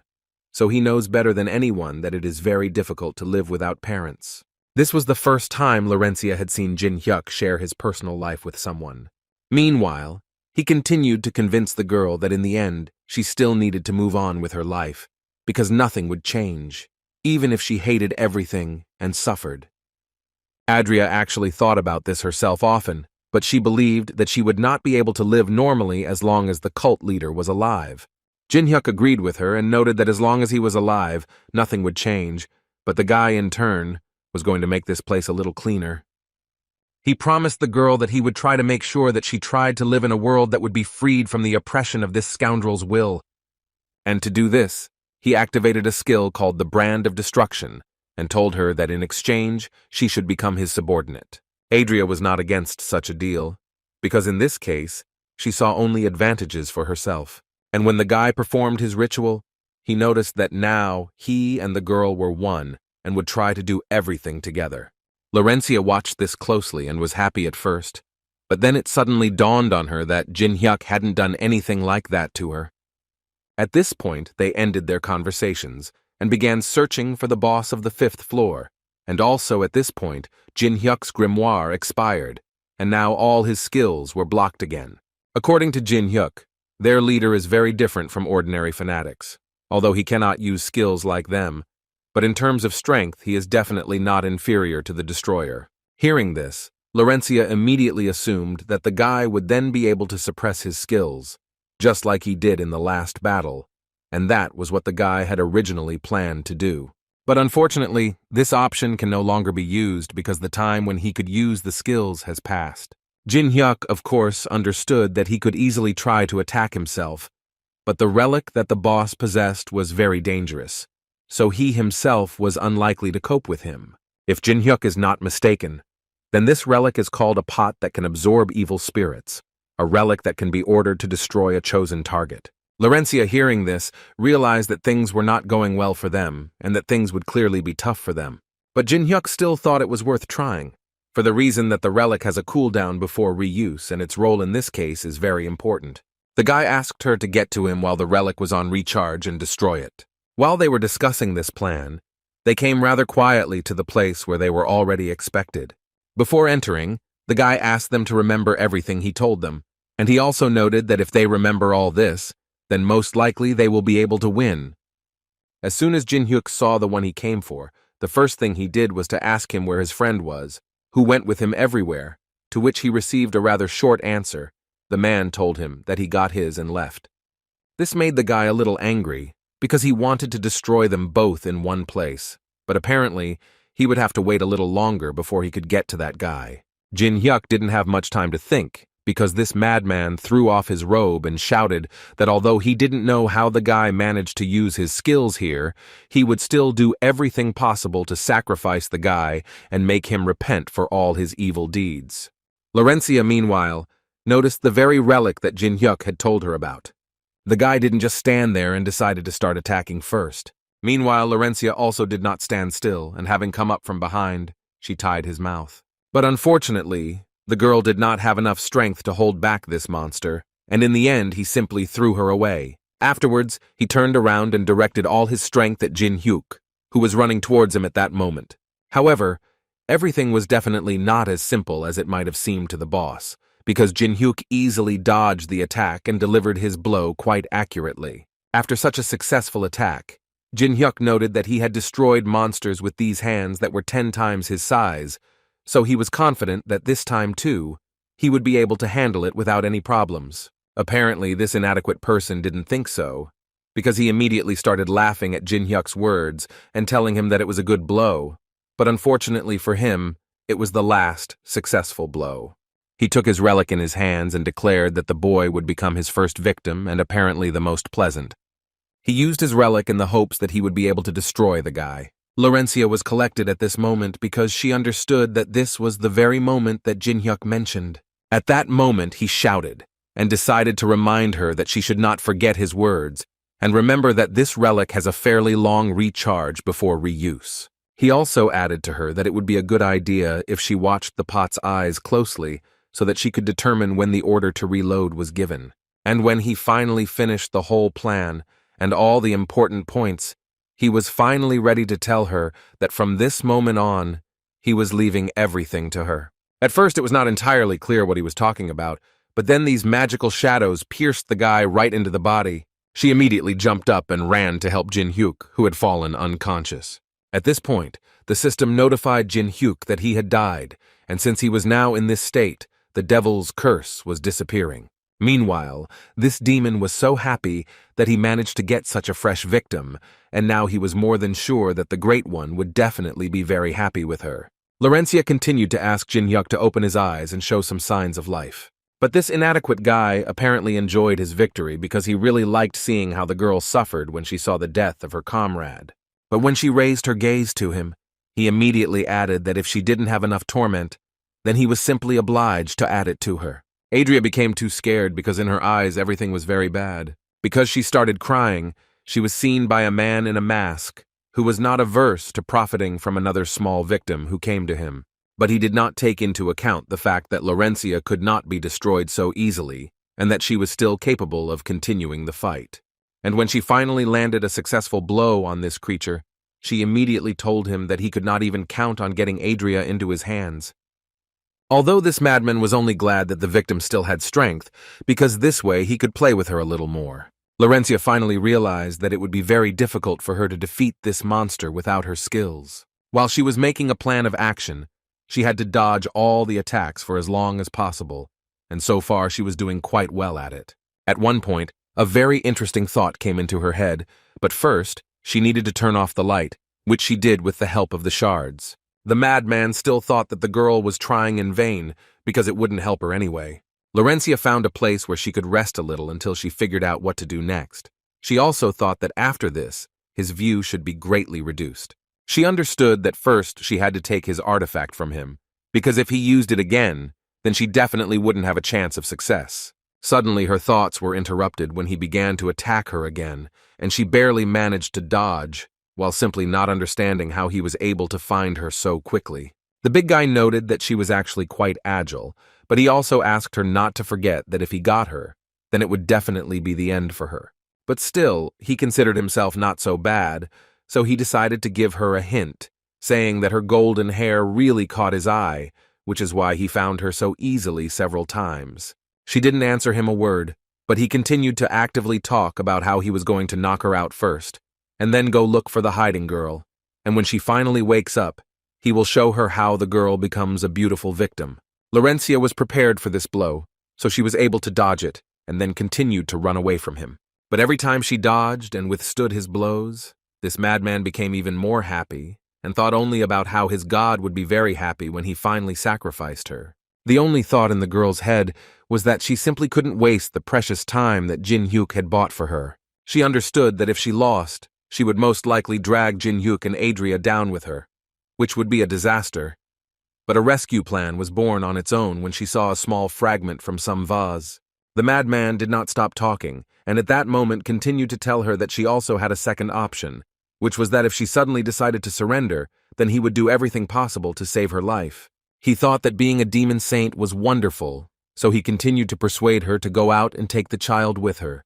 Otherwise, he would destroy her himself. At least that's what he thought when he saw her hair, but as soon as he looked around the corner, he saw that it was a cut strand of hair that Laurencia had used to distract him. The girl was more than sure that compared to Jin Hyuk's sacrifice, a strand of hair was nothing at all, so she cut it off. But this boss was not simple. His reaction speed was at an especially high level, so he managed to react and was already ready to finish off the girl once and for all. Suddenly his blow hit some vase instead of Laurencia.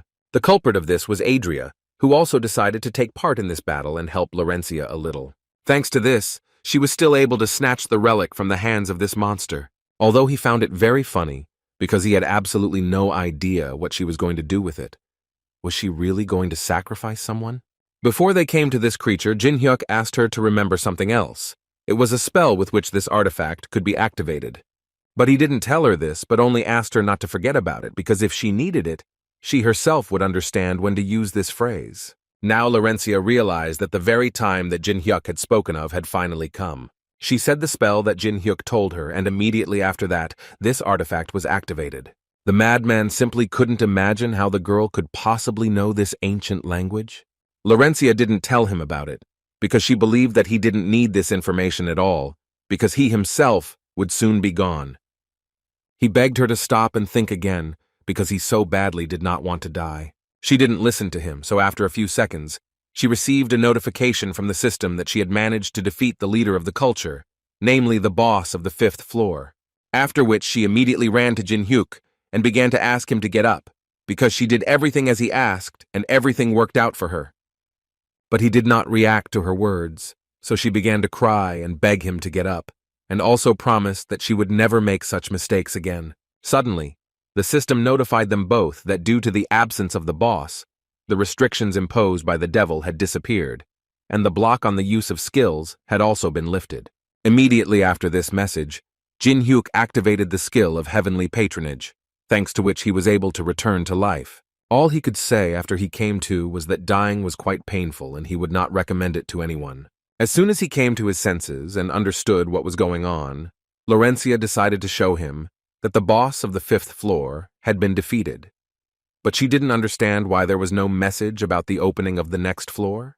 Jin Hyuk noted that there were slightly different rules on this floor, such as the fact that the main condition for clearing it was escaping from it, meaning that the conditions would be met the moment they walked out that door. But he wasn't finished with the features yet, and he wanted to note that this floor had one more feature. It was that the status of the boss of the 5th floor should continue to exist, or, in other words, should be transferred to another player or person from the tower.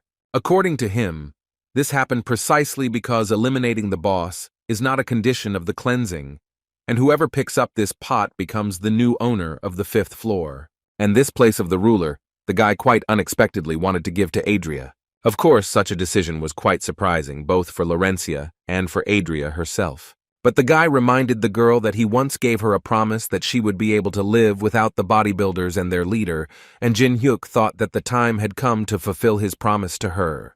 So the only thing he asked her was to live the way she wanted, because from now on, no one could make her unhappy. The position of the floor master has been officially handed over, and the body of the status bearer is being rebuilt to match the power received. After a few seconds, Adria's body became twice as big. She grew and felt much stronger than before. She was so grateful to Jin Hyuk for helping her get such a title, that she decided to fall on her knees before him. Thus, Jin Hyuk became the first player to whom the boss swore an oath of allegiance, which meant that his achievement was worthy of the Hall of Fame.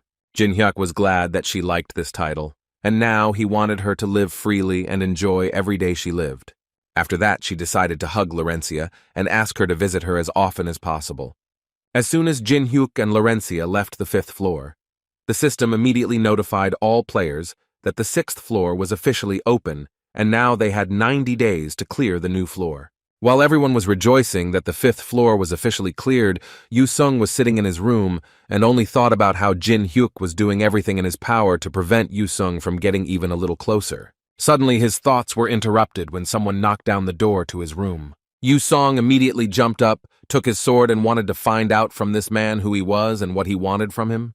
It was a strange guy in a mask who introduced himself as Gawain. Immediately after this, he noticed that this house was too small for the one they called Unknown, and he himself expected to see something of higher quality and more expensive. From the expression on Yu Sung's face, it was clear that he had absolutely no idea what was being discussed and why he was being called Unknown. He didn't yet know that the culprit of this celebration was Jin Hyuk, who said a little too much. Meanwhile, Jin Hyuk himself was with Alice, who decided to enter the jewelry store and buy up everything they had in stock. As payment for Andrea's education, he allowed Alice to enjoy life to the fullest, but as it turned out later, it was mostly spending on everything.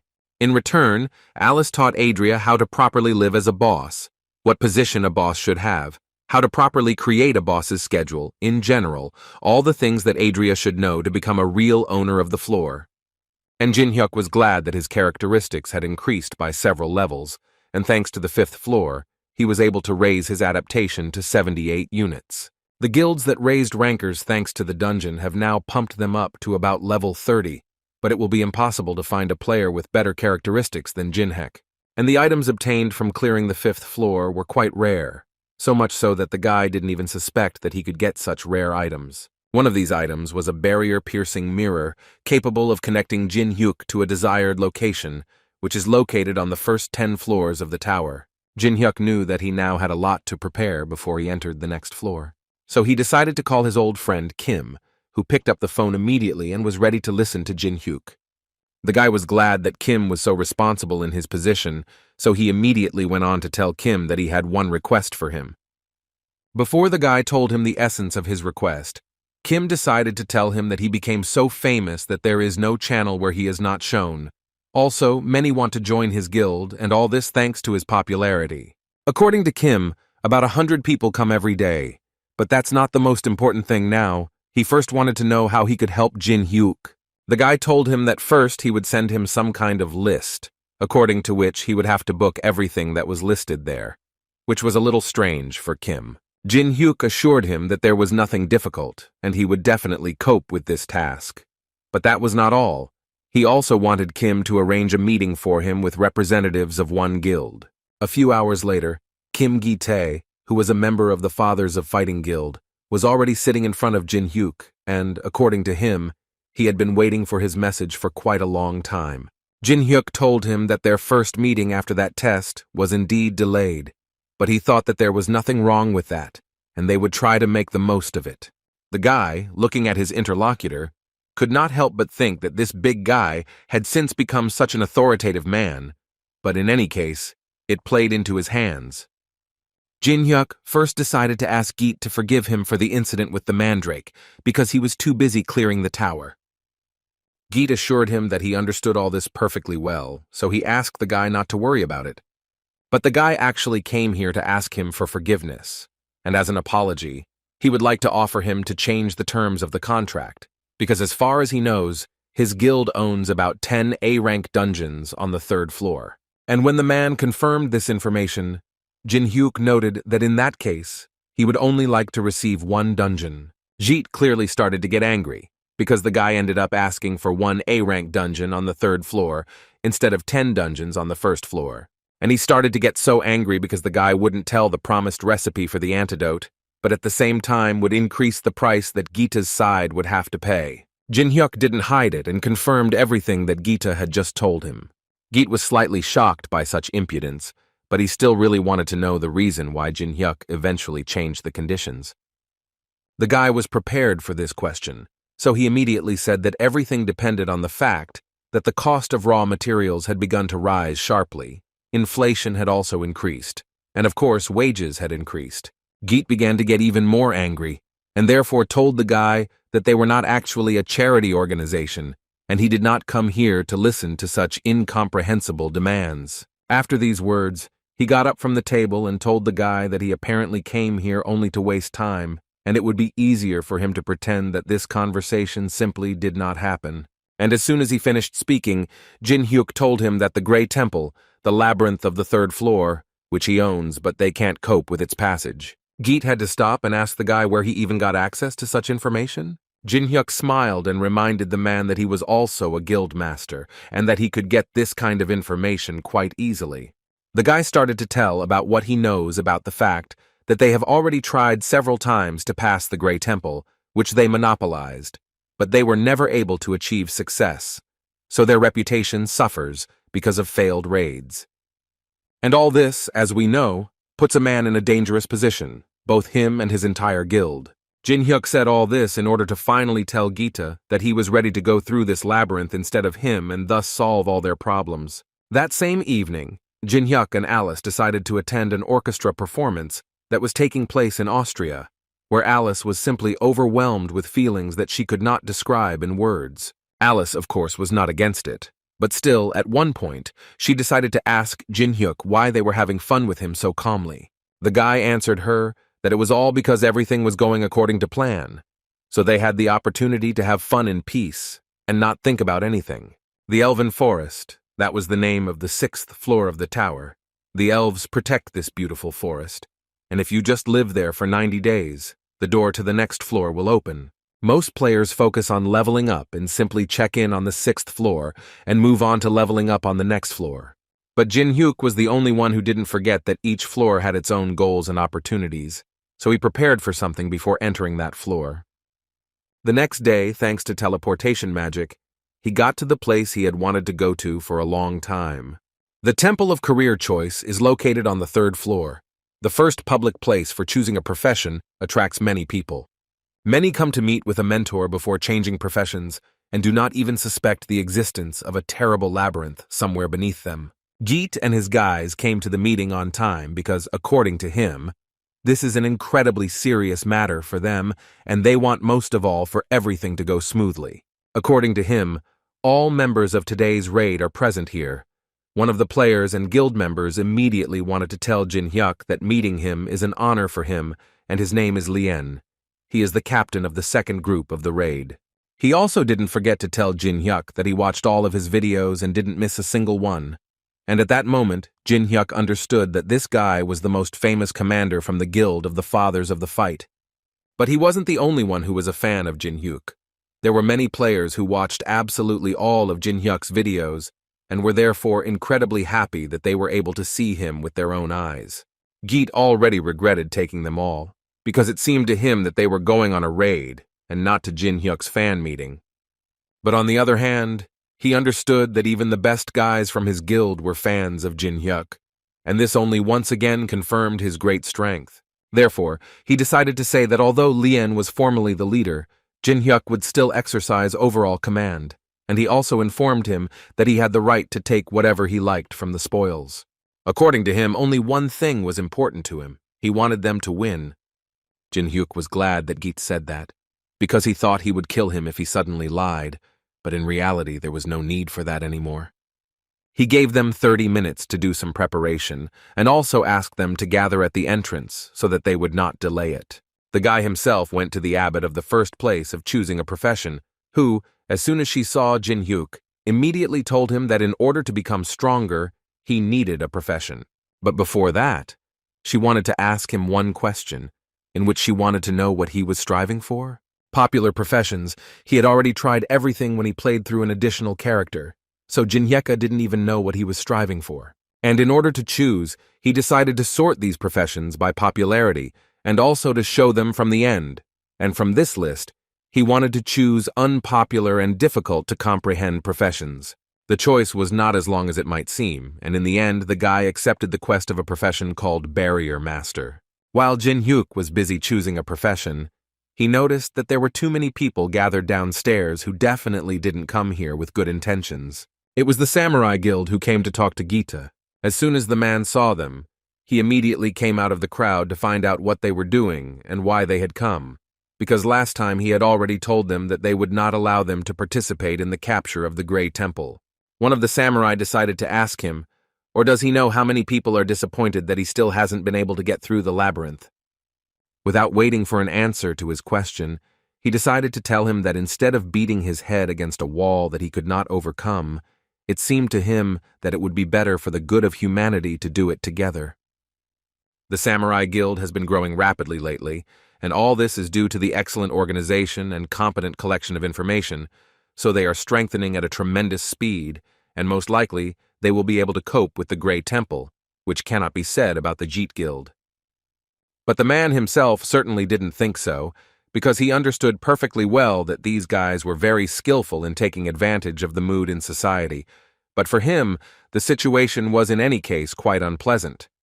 And he didn't know what to do next until Jin Hyuk appeared. The head of the samurai knew very well who this guy was, but he was more worried that he might be somehow connected to the Guild of the Fathers of Fighting. The first thing the guy decided to say was that he was standing there listening to them and could not understand the samurai. They say that the fathers of the struggle have weak strategies, and because of this, they cannot pass this labyrinth. But as far as Jin Hyuk understands, the samurai themselves are no different from them. One of the samurai was about to teach this impudent man a lesson, but he was stopped in time by the leader, who reminded him that they were currently talking to a man who had an S rank. He decided to calmly talk to Jin Hyuk and find out what these words meant, whether it was that they simply did not have enough strength, to which he gave them an answer, saying that it meant that they did not even reach normal standards. Lien, listening to this, was a little shocked, because at first he was glad that Jin Hyuk stood up for them, but then he realized that they were the same weaklings as the samurai. The head of the samurai decided not to argue with Jin Hyuk, and immediately told him that his guild absolutely didn't care what the guy was talking about, because according to him, they had a power that couldn't compare to his. And if we believe his words, then this power was that they had a master who rose to the 30th floor of the tower, an absolute master. This couldn't help but interest Jin Hyuk, because before he thought that such people simply didn't exist. These words flew around, and after a few seconds, all the people around were discussing it. Now each of them understood why they had so confidently burst into the top guilds. In addition, the leader of the samurai said that they have detailed information about territories that no one has even reached yet, and no matter what traps and troubles they encounter along the way, they are able to prepare for them in advance. He believed that if they could use this information wisely, they would become the first heroes to save humanity from the tower. Well, of course, they certainly wouldn't be against becoming a little richer in the process of all this. Jin Hyuk didn't argue with him. He just wanted to know if this man was telling the truth, and for this he decided to use a greedy look. The system notified the guy that the target's words were true, which means that he at least believes in his words. But this does not mean that it is true, so the guy decided to find the one who is spreading this nonsense. Over time, he managed to find a strange man named Yamamoto. The strange thing about this guy was that he had an ability called partial foresight, which, depending on a person's experience, allowed him to look at the floors above. Learning about this was a pleasant surprise for Jin Hyuk, and now he is more than happy that everything turned out this way. No one knows that his ability is not a full vision of the future, so Yamamoto thought that if his ability is disguised as something else, then in this way he can get an even better attitude towards himself. At least the guy was sure of this. He hoped that no one would ever find out about this, and then it would even be possible to consider that it was not such a lie. Only now he is far from sure of his plans, because he sincerely did not understand why that guy was looking at him like that. At this moment, Jin Hyuk said with a smile that although he doesn't know who he is, he climbed all the way to the 30th floor. It's amazing. Besides, if you believe the rumors, there are no people who know about the information about what is above the 10th floor. The samurai leader believed that Jin Hyuk was very knowledgeable, and in their time, having the necessary information was a huge advantage, so he wanted to ask Jin Hyuk for permission to take them along on the raid. Jite had to intervene in time and assure the samurai that he would definitely never believe it. But he was stopped in time by Jin Hyuk, who noted that they should have told him about this earlier, and then they wouldn't have had to talk so much. In other words, he quickly agreed to go with them. The head of the samurai was expecting a slightly different answer. He believed to the end that they would have to fight to enter this labyrinth. But surprisingly, the guy agreed so easily. But in any case, he was very glad that finally there was a person with whom he could have a conversation. As for Commander Geet, he asked him to relax, because when they finish the raid, their reputation will finally rise. After these words, Geet immediately came closer to Jin Hyuk to find out what was going on and for what reason the guy decided to let them enter the labyrinth with them. Jin Hyuk turned slightly towards him and asked him to calm down first, after which he decided to ask him if Jin Hyuk had not agreed to let them into the labyrinth. Then he would have continued to resist just so that the samurai would not enter. Gite confirmed this and added that he would never let them in, after which Jin Hyuk told him that this cannot be done because they really want to become heroes of humanity, and so he believed that they should help them with this. In other words, he wanted to do everything to give these guys a chance to test the difficulty of passing this labyrinth. Geet, looking at Jin Hyuk's satisfied face, realized that the guy had apparently planned something and that his plan was most likely not aimed at helping the samurai. Lien suddenly interrupted the leader's thoughts and said that they should also enter this labyrinth already, because the samurai had already entered. As soon as they entered this labyrinth, the first thing they did was turn their attention to the statues that were here. In all likelihood, these were the players who were here before them. Everyone felt quite sorry for them, and they would like to help these guys, but unfortunately, they will not be able to turn back time, and they were also a little worried that they could become the same victims. However, the head of the samurai told them that there was no need to worry about this, because they had already foreseen this moment, so they had time to prepare. Jin Hyuk, seeing this shield, immediately realized that they had to spend quite a lot, although it seemed to him that they did not even know how to properly use this item. Suddenly, the system interrupted his thoughts when it sent him a message that a new task had appeared for him as the person who had first passed the tower. It was quite unexpected for the guy that he received the task at such a moment, and apparently the fact that he took the profession quest before starting the passage became a trigger for the quest, and as soon as he accepted the conditions, he received the Lunar Seal skill. This skill starts to work after completing the first part of the job quest. This skill allowed to reduce the activation time of all barriers by 20%, and if you master all forgotten languages perfectly, you can get the skill of nameless barriers. Jin Hyuk understood perfectly well what was being discussed, because he saw these symbols when he passed the tower, but he was never able to decipher them. Now it dawned on him that this was a reward that was given to the one who passed the tower first. But the most important thing for him was that in this place, there were still things that were unknown to him, and this could not but please him.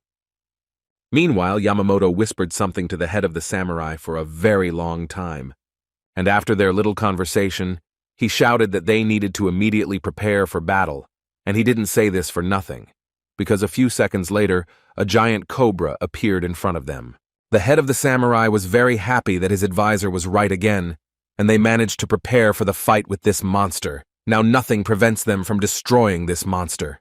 He immediately ordered the main damage dealers and mages to attack, and the cobra, who considered people easy prey, received quite a lot of damage. Well, then he himself entered into an attack with this monster in order to deal her the final crushing blow. And he still managed to do it after a few minutes. The cobra was defeated, and the samurai rejoiced at another victory. Lien was even a little confused when he saw how good the samurai were, so he didn't even know what to do next. Jin Hyuk, looking at them, understood that these guys had a very long way ahead, although this guy was already depressed, considering that he essentially didn't see anything like that.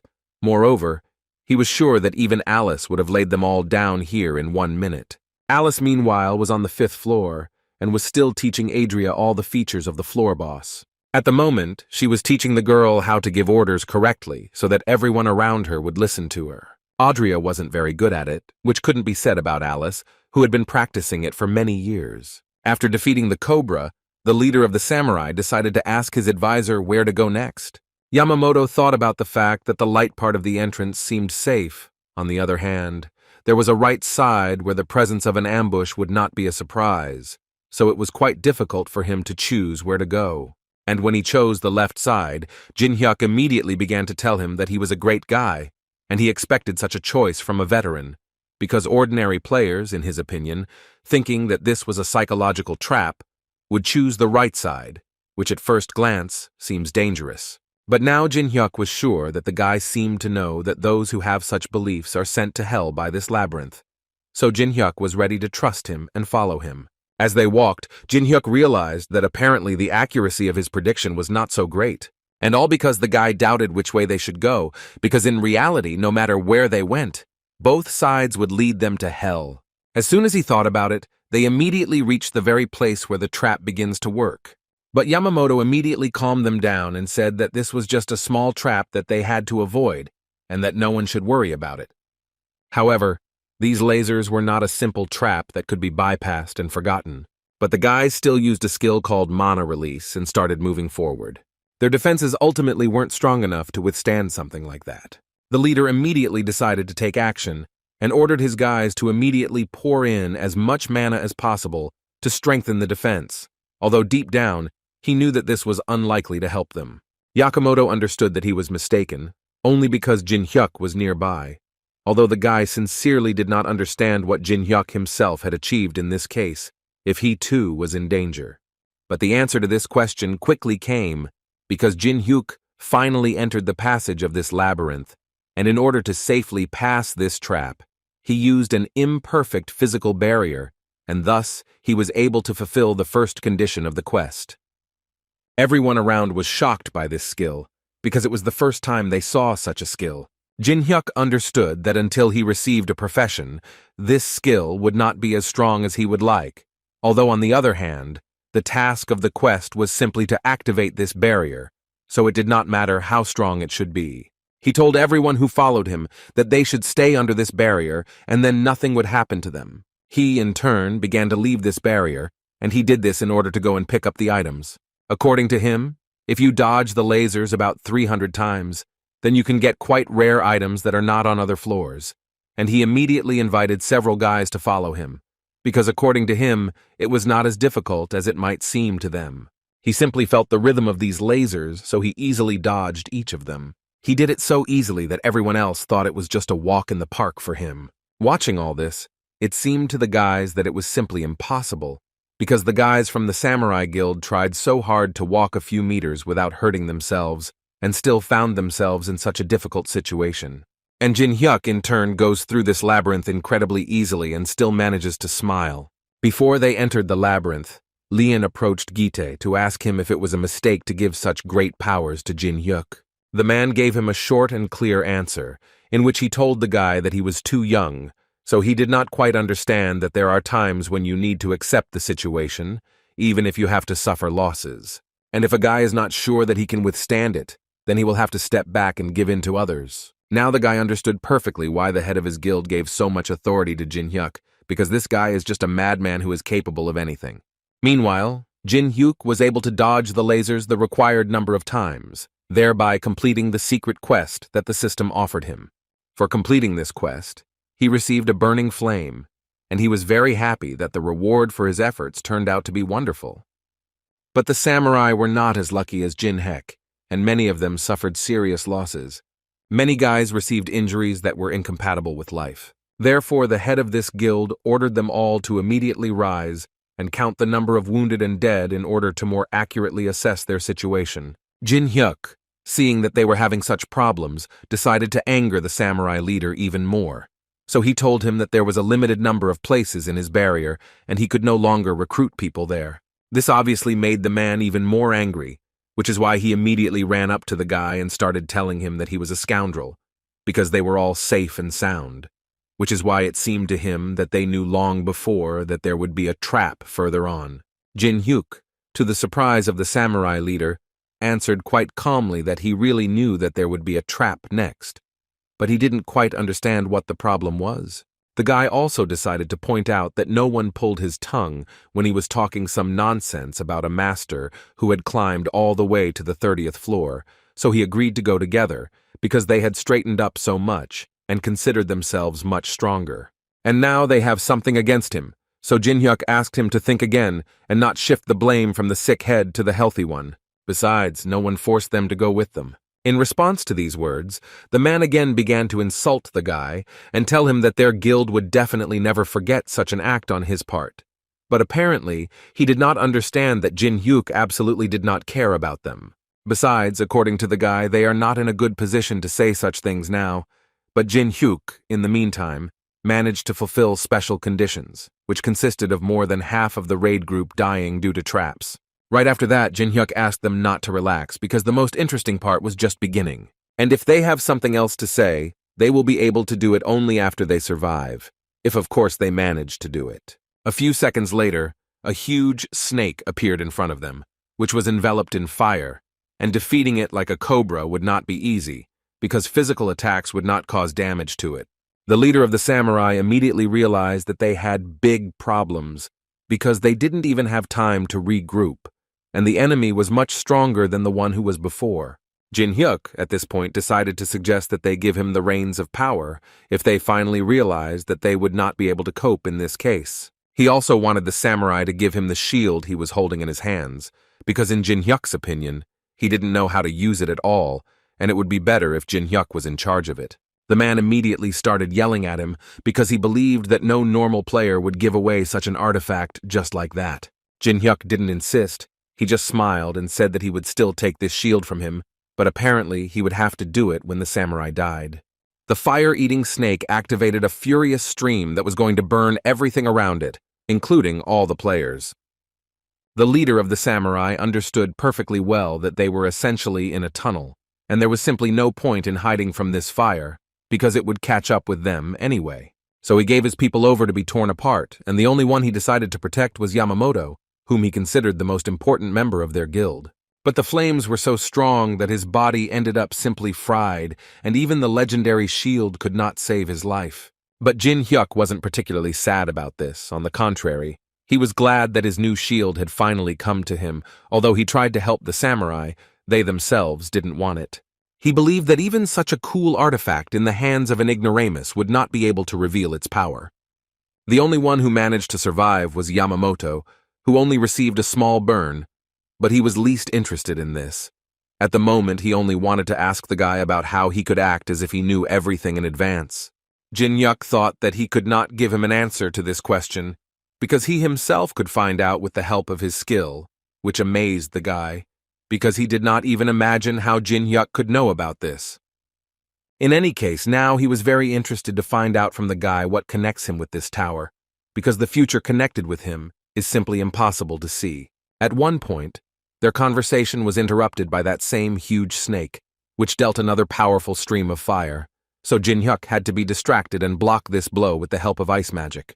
He then used the skill again to lock the snake in an ice prison. Now that he had dealt with the snake, Jin-hyuk answered the boy's question by saying what connects him to this tower.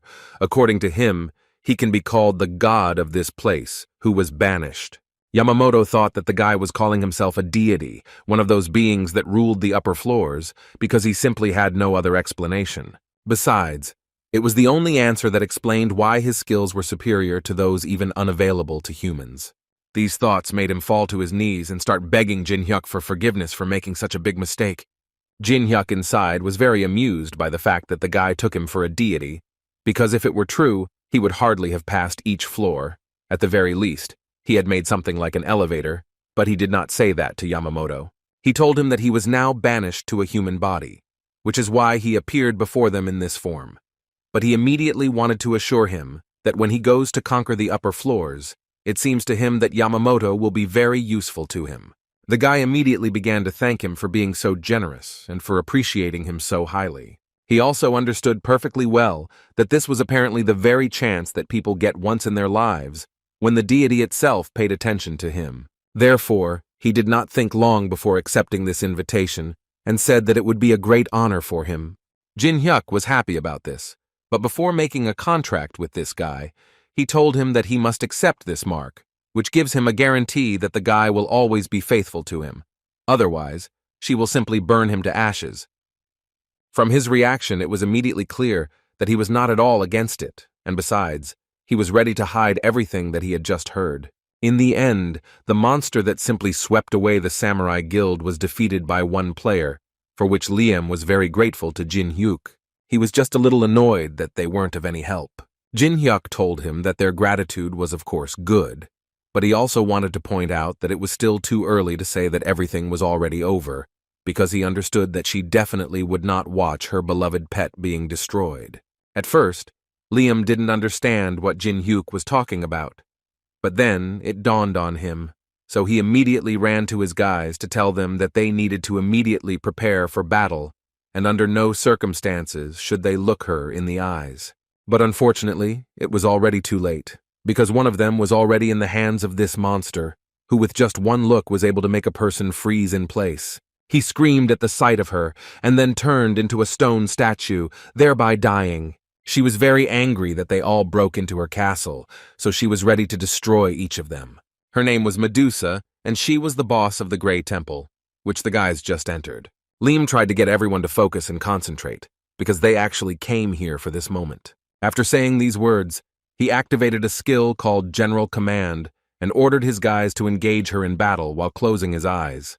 But Medusa was not going to play these games with them and immediately began to attack them, after which she said that she would not allow them to do whatever they wanted in her house.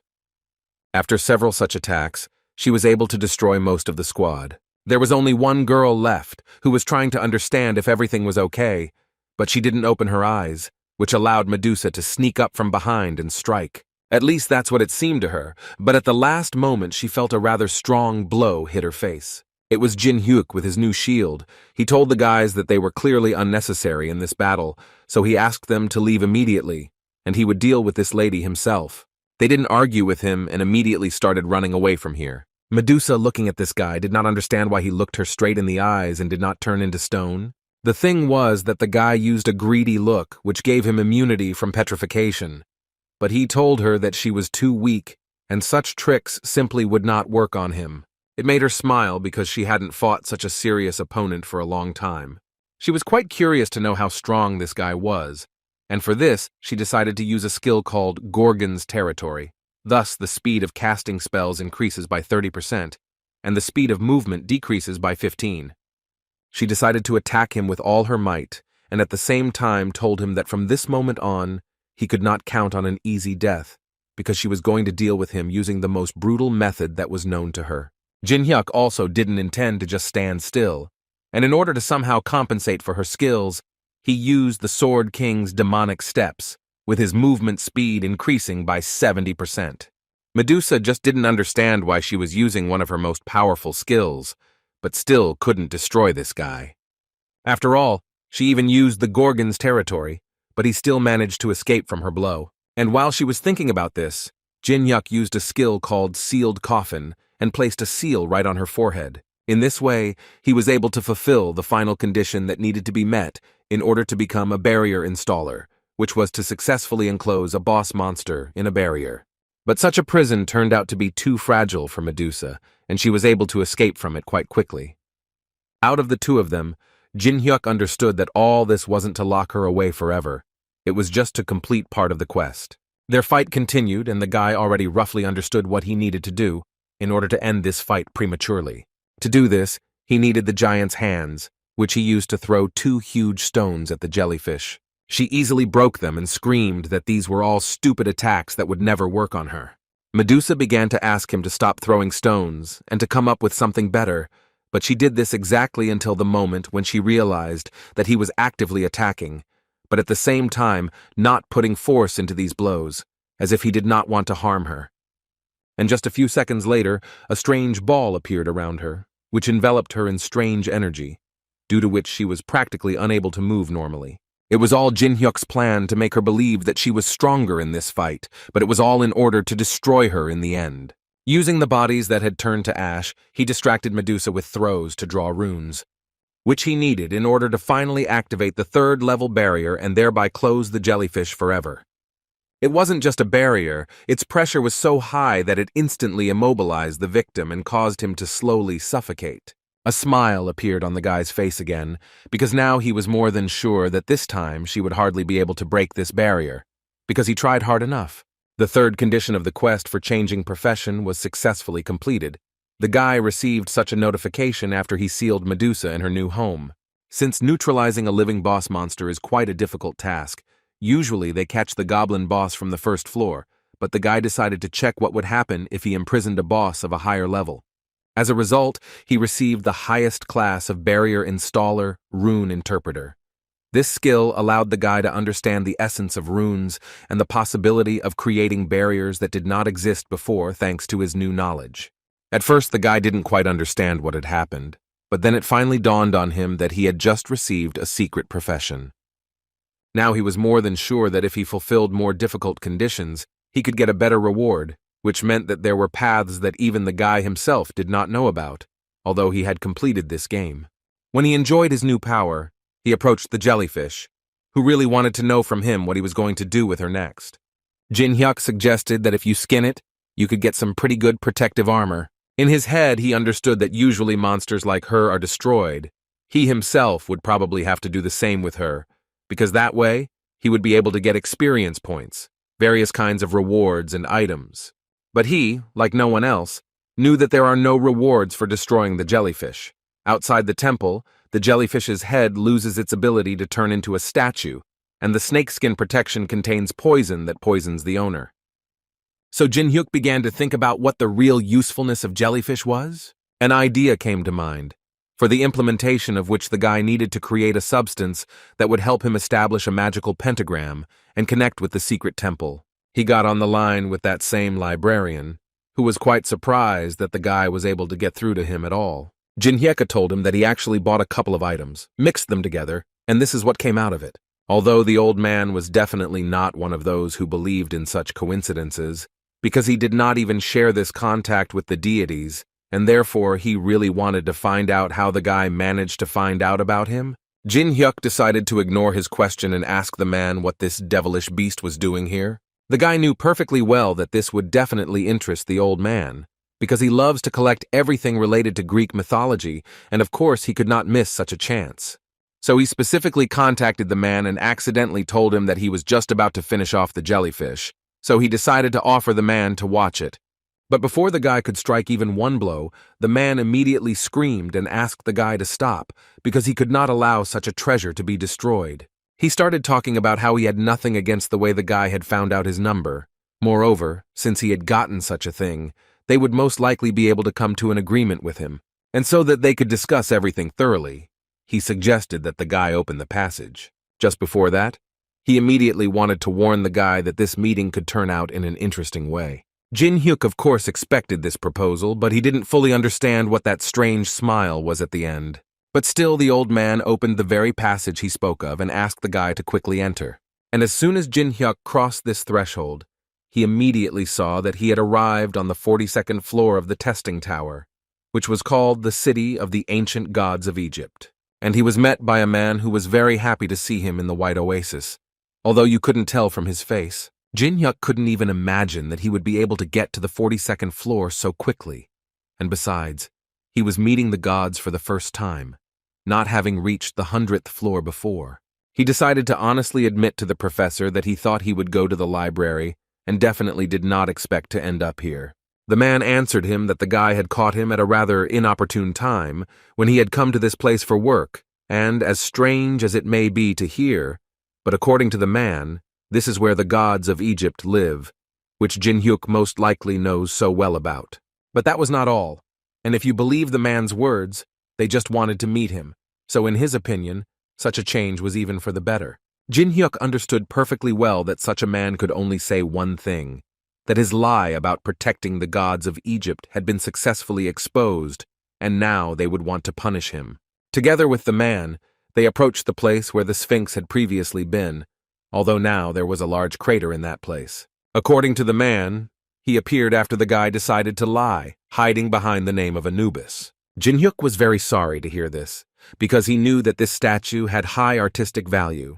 The man was surprised that the guy was not at all afraid to realize that he had touched these incredibly strong and absolute creatures that ruled the upper floors of the tower. Although Jin Hyuk didn't really understand the reason why he should be afraid of them at all, they weren't on the upper floors of the tower after all. This caused an incredible laugh from the man, because he understood how simple and true it sounded. After this conversation, they met Anubis and his friend Osiris, who was very angry because Jinheka insulted him so much. The guy answered him that he had no intention of coming here at all, and that this uncle had brought him here. Rick Hennessy, in turn, introduced himself and bowed to the gods.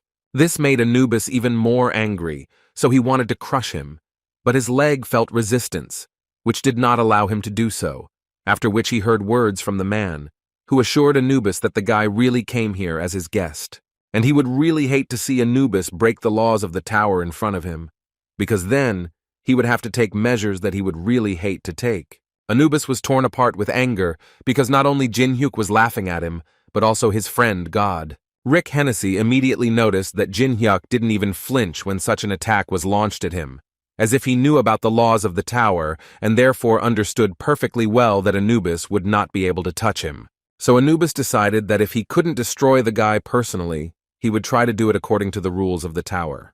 And for this, he decided to call upon his warrior, who was incredibly huge in size. This was the strongest enemy that could be summoned against a player from the 6th floor. The man understood that with his current skills, Jinhyuk would never be able to win. Anubis meanwhile was talking to the guy about how if he could stand up to his warrior for 5 seconds, he would give him the opportunity to take one of the treasures of this temple.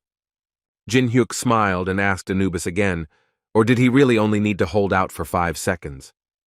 After which, the guy went into the coin exchange and chose an item called Royal Blood, for which he had to pay a whole 2 million coins. After which he activated his heavenly patronage skill, simultaneously creating Holy Royal Blood. Well, when he finished his preparation, he finally accepted the challenge to a duel that Anubis offered him. And as soon as he did this, the battle immediately began, and the guy activated the steps of the demonic sword, which increased his speed to incredible proportions.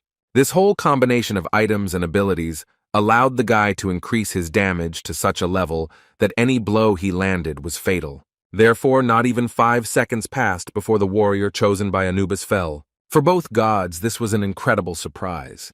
They simply could not believe that the guy managed to do something like this, because no one even thought that a person who was only on the 6th floor could defeat the warrior chosen by Anubis. Jinhyuk's face was full of smiles at this moment, because he understood that now he could finally choose an item from the treasury. But Anubis immediately ordered him not to rush to do this, because he believed that it was unfair, since one cannot attack immediately after accepting the duel. However, before Anubis could finish speaking, he was interrupted by Horus, the god of the sun, who noted that he himself had made the promise, and no one had forced him to do so, and he also wanted to remind him of the consequences that awaited him if he suddenly decided to break the rules of the tower. Anubis could not stand this, and left the room, and Horus asked them for forgiveness, and asked Jinhek and his friend to follow him, so that he could show them the treasury.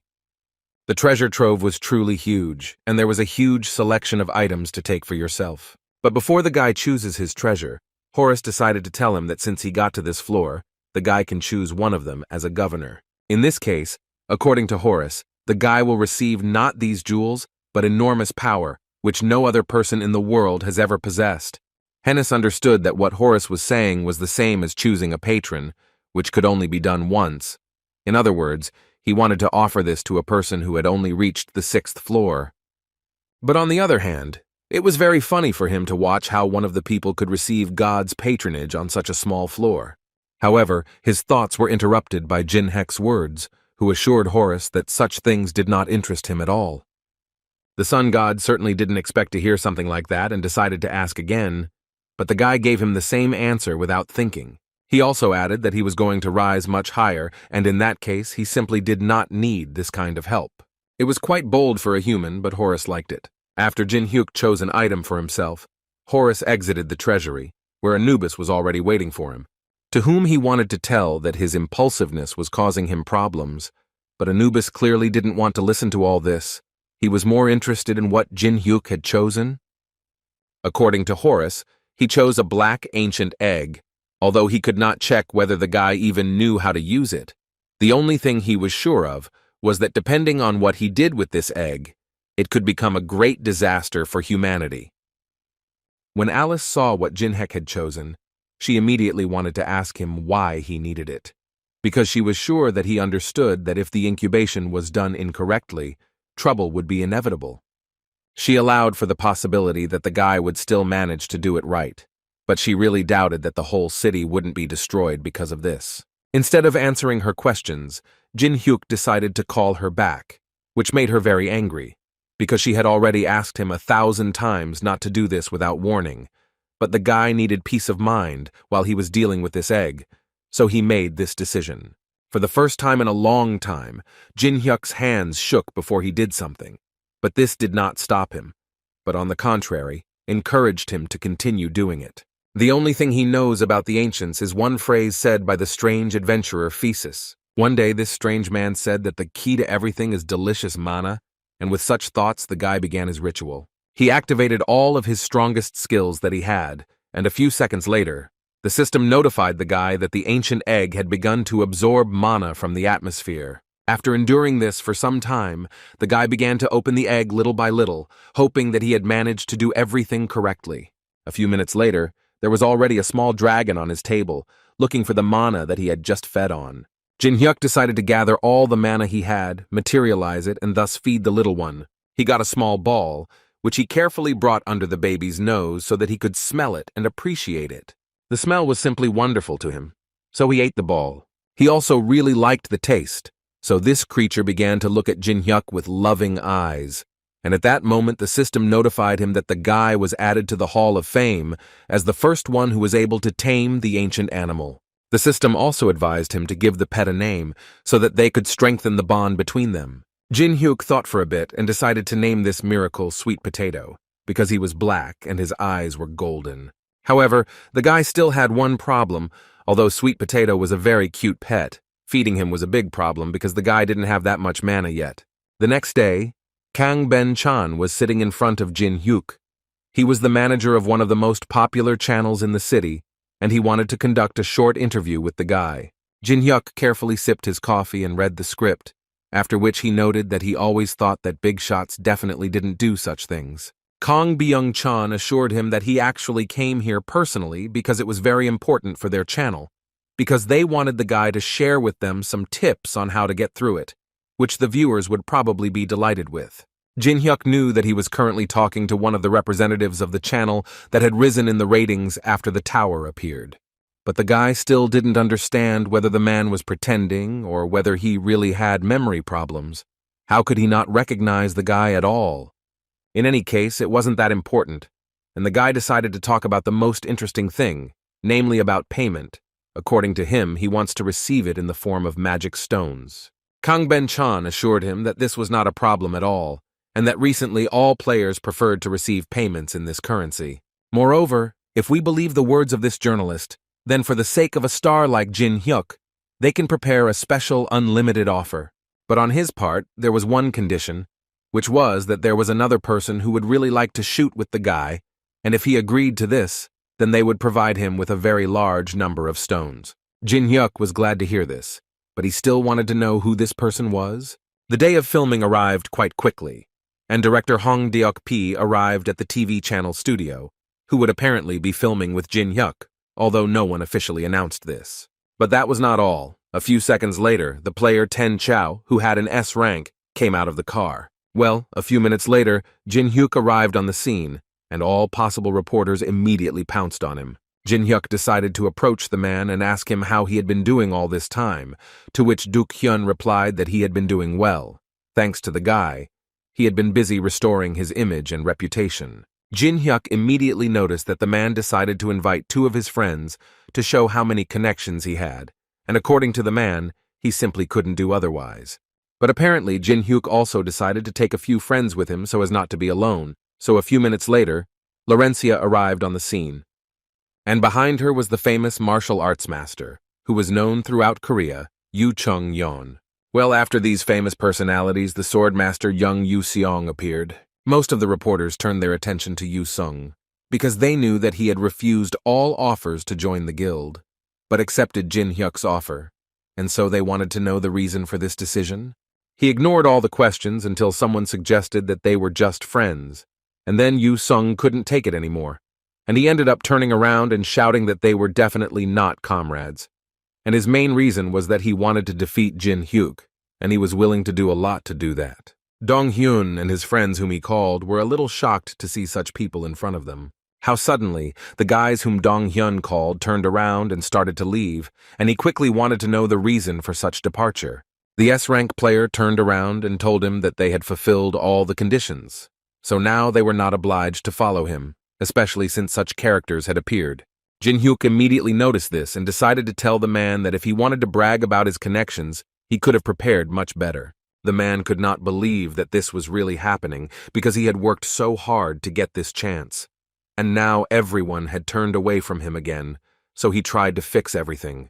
But all the journalists, even those he pestered, ran away from him because they wanted to spend as much time as possible interviewing Jin Hyuk. When the boys entered, Yu Sung decided to ask Jin Hyuk if he liked watching Hongdaeok's disappointment. Jin Hyuk was of course very grateful to him, but he immediately asked Yu Sung not to interfere in his personal life, which angered the guy even more, because he did not understand at all what his personal life had to do with it. And he also remembered that because of Jin Hyuk, his house was destroyed. That's what he called his personal life. He had already forgotten that he had told Mainam that Yu Song was the unknown person, but he began to tell the guy that he actually didn't understand at all what he was talking about. Yu Sung was sure that Jin Hyuk was pretending, because if you look at the 16 videos he had filmed of him, it would immediately become clear that the unknown person was him. Jin Hyuk didn't expect that Yu Sung was so quick-witted, but he still decided to suggest that they postpone this conversation, because now they have more important things to do.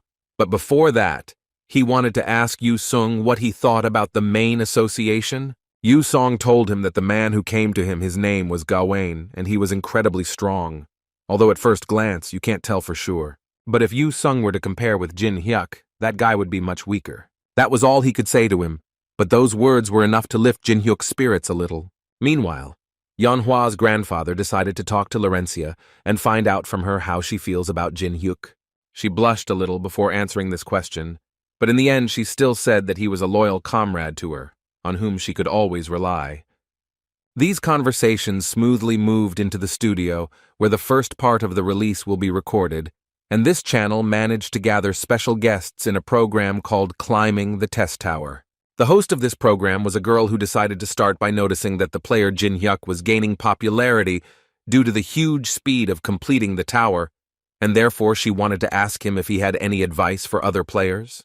The guy thought for a bit, and still said that he had one piece of advice, which was that you just need to try again and again, and only in this case, a person will be able to achieve success. The presenter immediately noticed that the guy was answering quite accurately and succinctly, which was something she couldn't help but like, after which she began asking questions about specific floors. According to the guy, on the 3rd floor, you just need to avoid everything. As for the 4th floor, the guy recommends simply learning to hide well. This entire episode was shown to Jin Hyuk in a recording by the same manager who found Jin Hyuk and offered him such a job, but now that they filmed the episode, it became clear that he would only suffer losses. But as for Jin Hyuk himself, he didn't care at all. He came for his reward with a calm soul. But since the man was so unhappy with what they ended up with, Jin Hyuk decided to point out that he had answered the questions as it was written in the contract, and therefore he believed that he had fulfilled all his conditions absolutely well. But the man still continued to press the guy and tell him that they had definitely not agreed on that. Jin Hyuk couldn't stand this attitude towards himself, so he decided to come closer to him and remind him of one name, Lee Jung-soo. The guy believed that a man simply had to remember this name. From the expression on the man's face, it was immediately clear that he remembered everything perfectly well, because this name belonged to his brother. He could be said to be a colleague who held the position of director of the streamer's agency, and together with him, they forced streamers to broadcast under slave contracts. And one time the streamers came to protest and get their way, and if you believe Jin Hyuk's words, he was also among those people that day. That's why the guy, like no one else, remembers that thanks to him he understood a lot about this life. For example, in order not to suddenly become a homeless person, you need to not be a weakling, whom no one takes into account in this world. Because of the unclear contract terms they used, they had to suffer so much. Jin Hyuk told all this very impulsively, and when he finished, He finally wanted to find out from the man what he thought now, in his opinion, was he still thinking too naively. Their conversation ended with the man taking the guy to their warehouse with stones, which immediately amazed Jin Hyuk, because he had never seen such a quantity of stones. According to the man, following the agreement, he gives him the opportunity to use these supplies without limit for 2 hours. Jin Hyuk didn't like this last phrase at all, so he decided to ask the man again if he was sure that 2 hours was right. He realized that arguing with Jin Hyuk was dangerous for his life, so he made a decision and told him that he could use these stones as he wished, but he still asked him to remember that the stones had anti-theft protection, so they could not be sent to the player's inventory.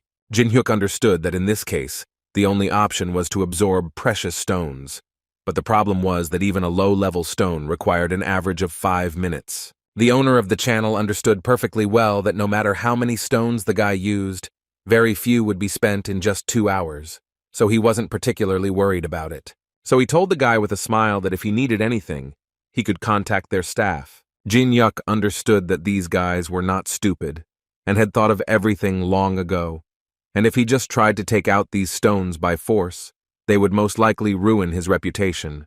But he still decided to take advantage of this offer, even if it was limited in time.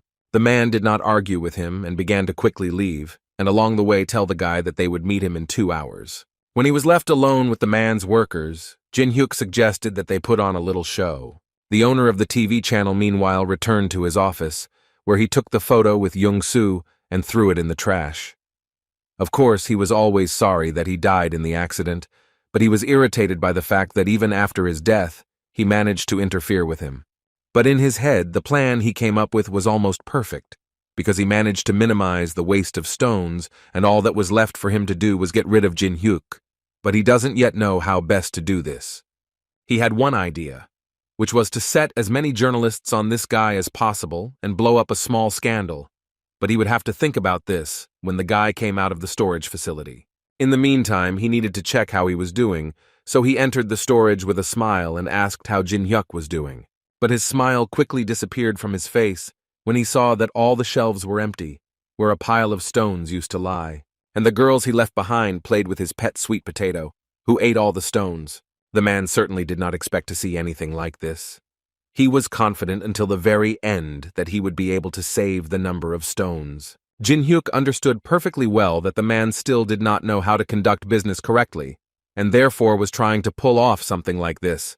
But Jin Hyuk had long ago set himself the task of tormenting this scoundrel for so long until he felt how much harm he had brought to other people. As for Jin Hyuk's new pet, the guy was sure that Batat was strong enough, but his mana was clearly not enough for a normal battle with him. He realized that if he called his pet into battle, he would not last even 5 minutes, and all this only made him understand once again that he would have to develop even faster. The same S-rank player who came to the meeting on Park Hyun's side spoke with his boss, to whom he reported that the target they were hunting had already formed an alliance with the major players. It was clear that he was reacting aggressively, but at the same time he was responding to the call, so they eventually came to the conclusion that he was on Jin Hyuk's side. Their conversation eventually came to the conclusion that, unfortunately, nothing could be done about this, and they would all have to be added to the red list. After all, if they are not with them, then they all automatically become enemies of the China Guild. Meanwhile, Jin Hyuk bragged to Yu Sung about his new item, which was called a barrier-breaking mirror, which when used could connect to a desired location from the 1st to the 10th floor. At the moment they were on the 6th floor of the tower, and Yu Sung didn't give a damn about this mirror. He came here first of all to become stronger, and Jin Hyuk promised to help him with this. But for now, he doesn't understand at all why Jin Hyuk called him if he was just going to go up to the floor above, and besides, in his opinion, he can easily handle it himself. Jin Hyuk answered him that the thing here is that he also cares about Yu Sung, because he also wants his friend to become stronger so that later he can challenge Jin Hyuk to a fight again, and so he decided to show him how this mirror works and finally use it. They both entered the portal that was created after Jin Hyuk used the mirror. They eventually ended up on the 10th floor, which was called the Quiet Haven, but given the situation that was there, it was hard to call it a haven.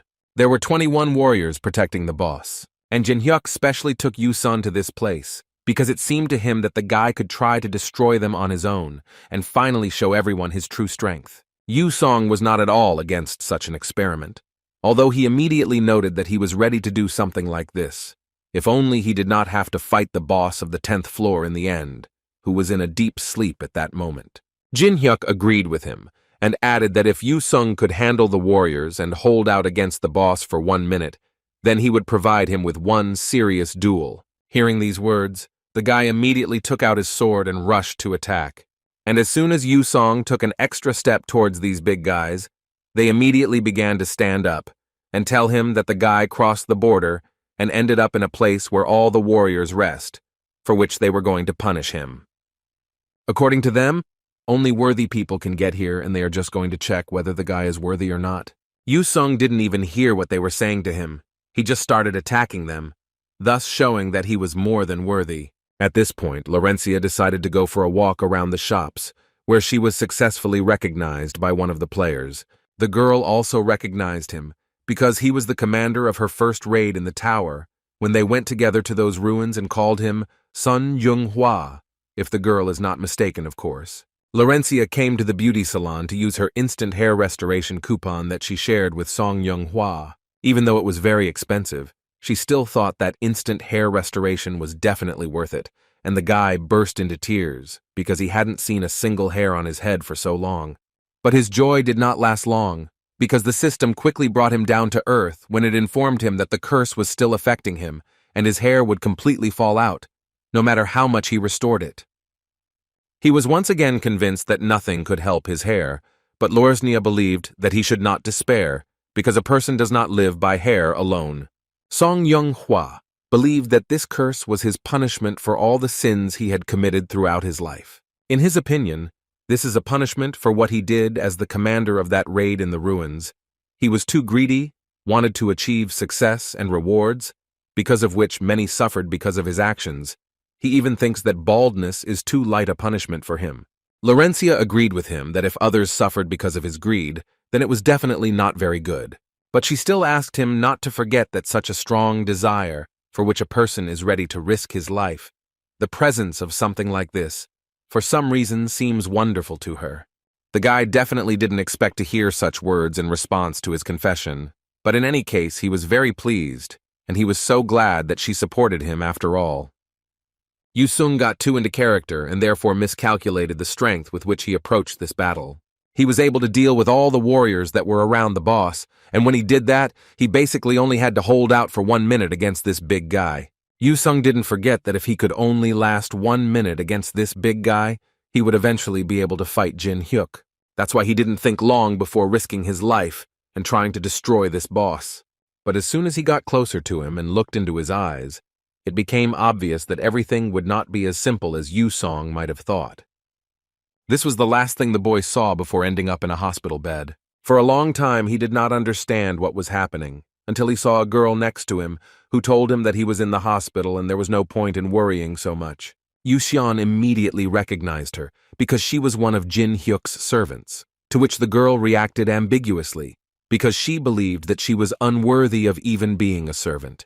In any case, the director gave her the order to take the guy to the hospital, so she brought him here. And if you believe her words, his condition was just terrible. After she finished telling him what happened to him, she decided to take out from her backpack what Jin Hyuk asked her to give him when he woke up. She handed him some kind of stone, and at first Yu Song didn't understand at all what it was and why Jin Hyuk had given it to him. But then he began to remember that he had fought with the boss of the 10th floor, in a fight with whom he had not been able to last more than a minute, as Jin Hyuk had demanded of him. Moreover, Yu Song was unable to land a single blow, and both physical and magical attacks failed to reach their target, and his elemental sword broke during the battle. And Jin Hyuk used this moment only to mock Yu Sung and tell him that he was only able to hold out for 21 seconds, which was clearly not enough to even get a little closer to him. After these words, he himself entered into battle with this big guy and was able to dodge all the attacks, and he did it with incredible ease. But the giant was not going to just stand still and decided to also enter the battle, using his skill called Sanctuary, with which he was able to increase the gravity in the specified area by 500%.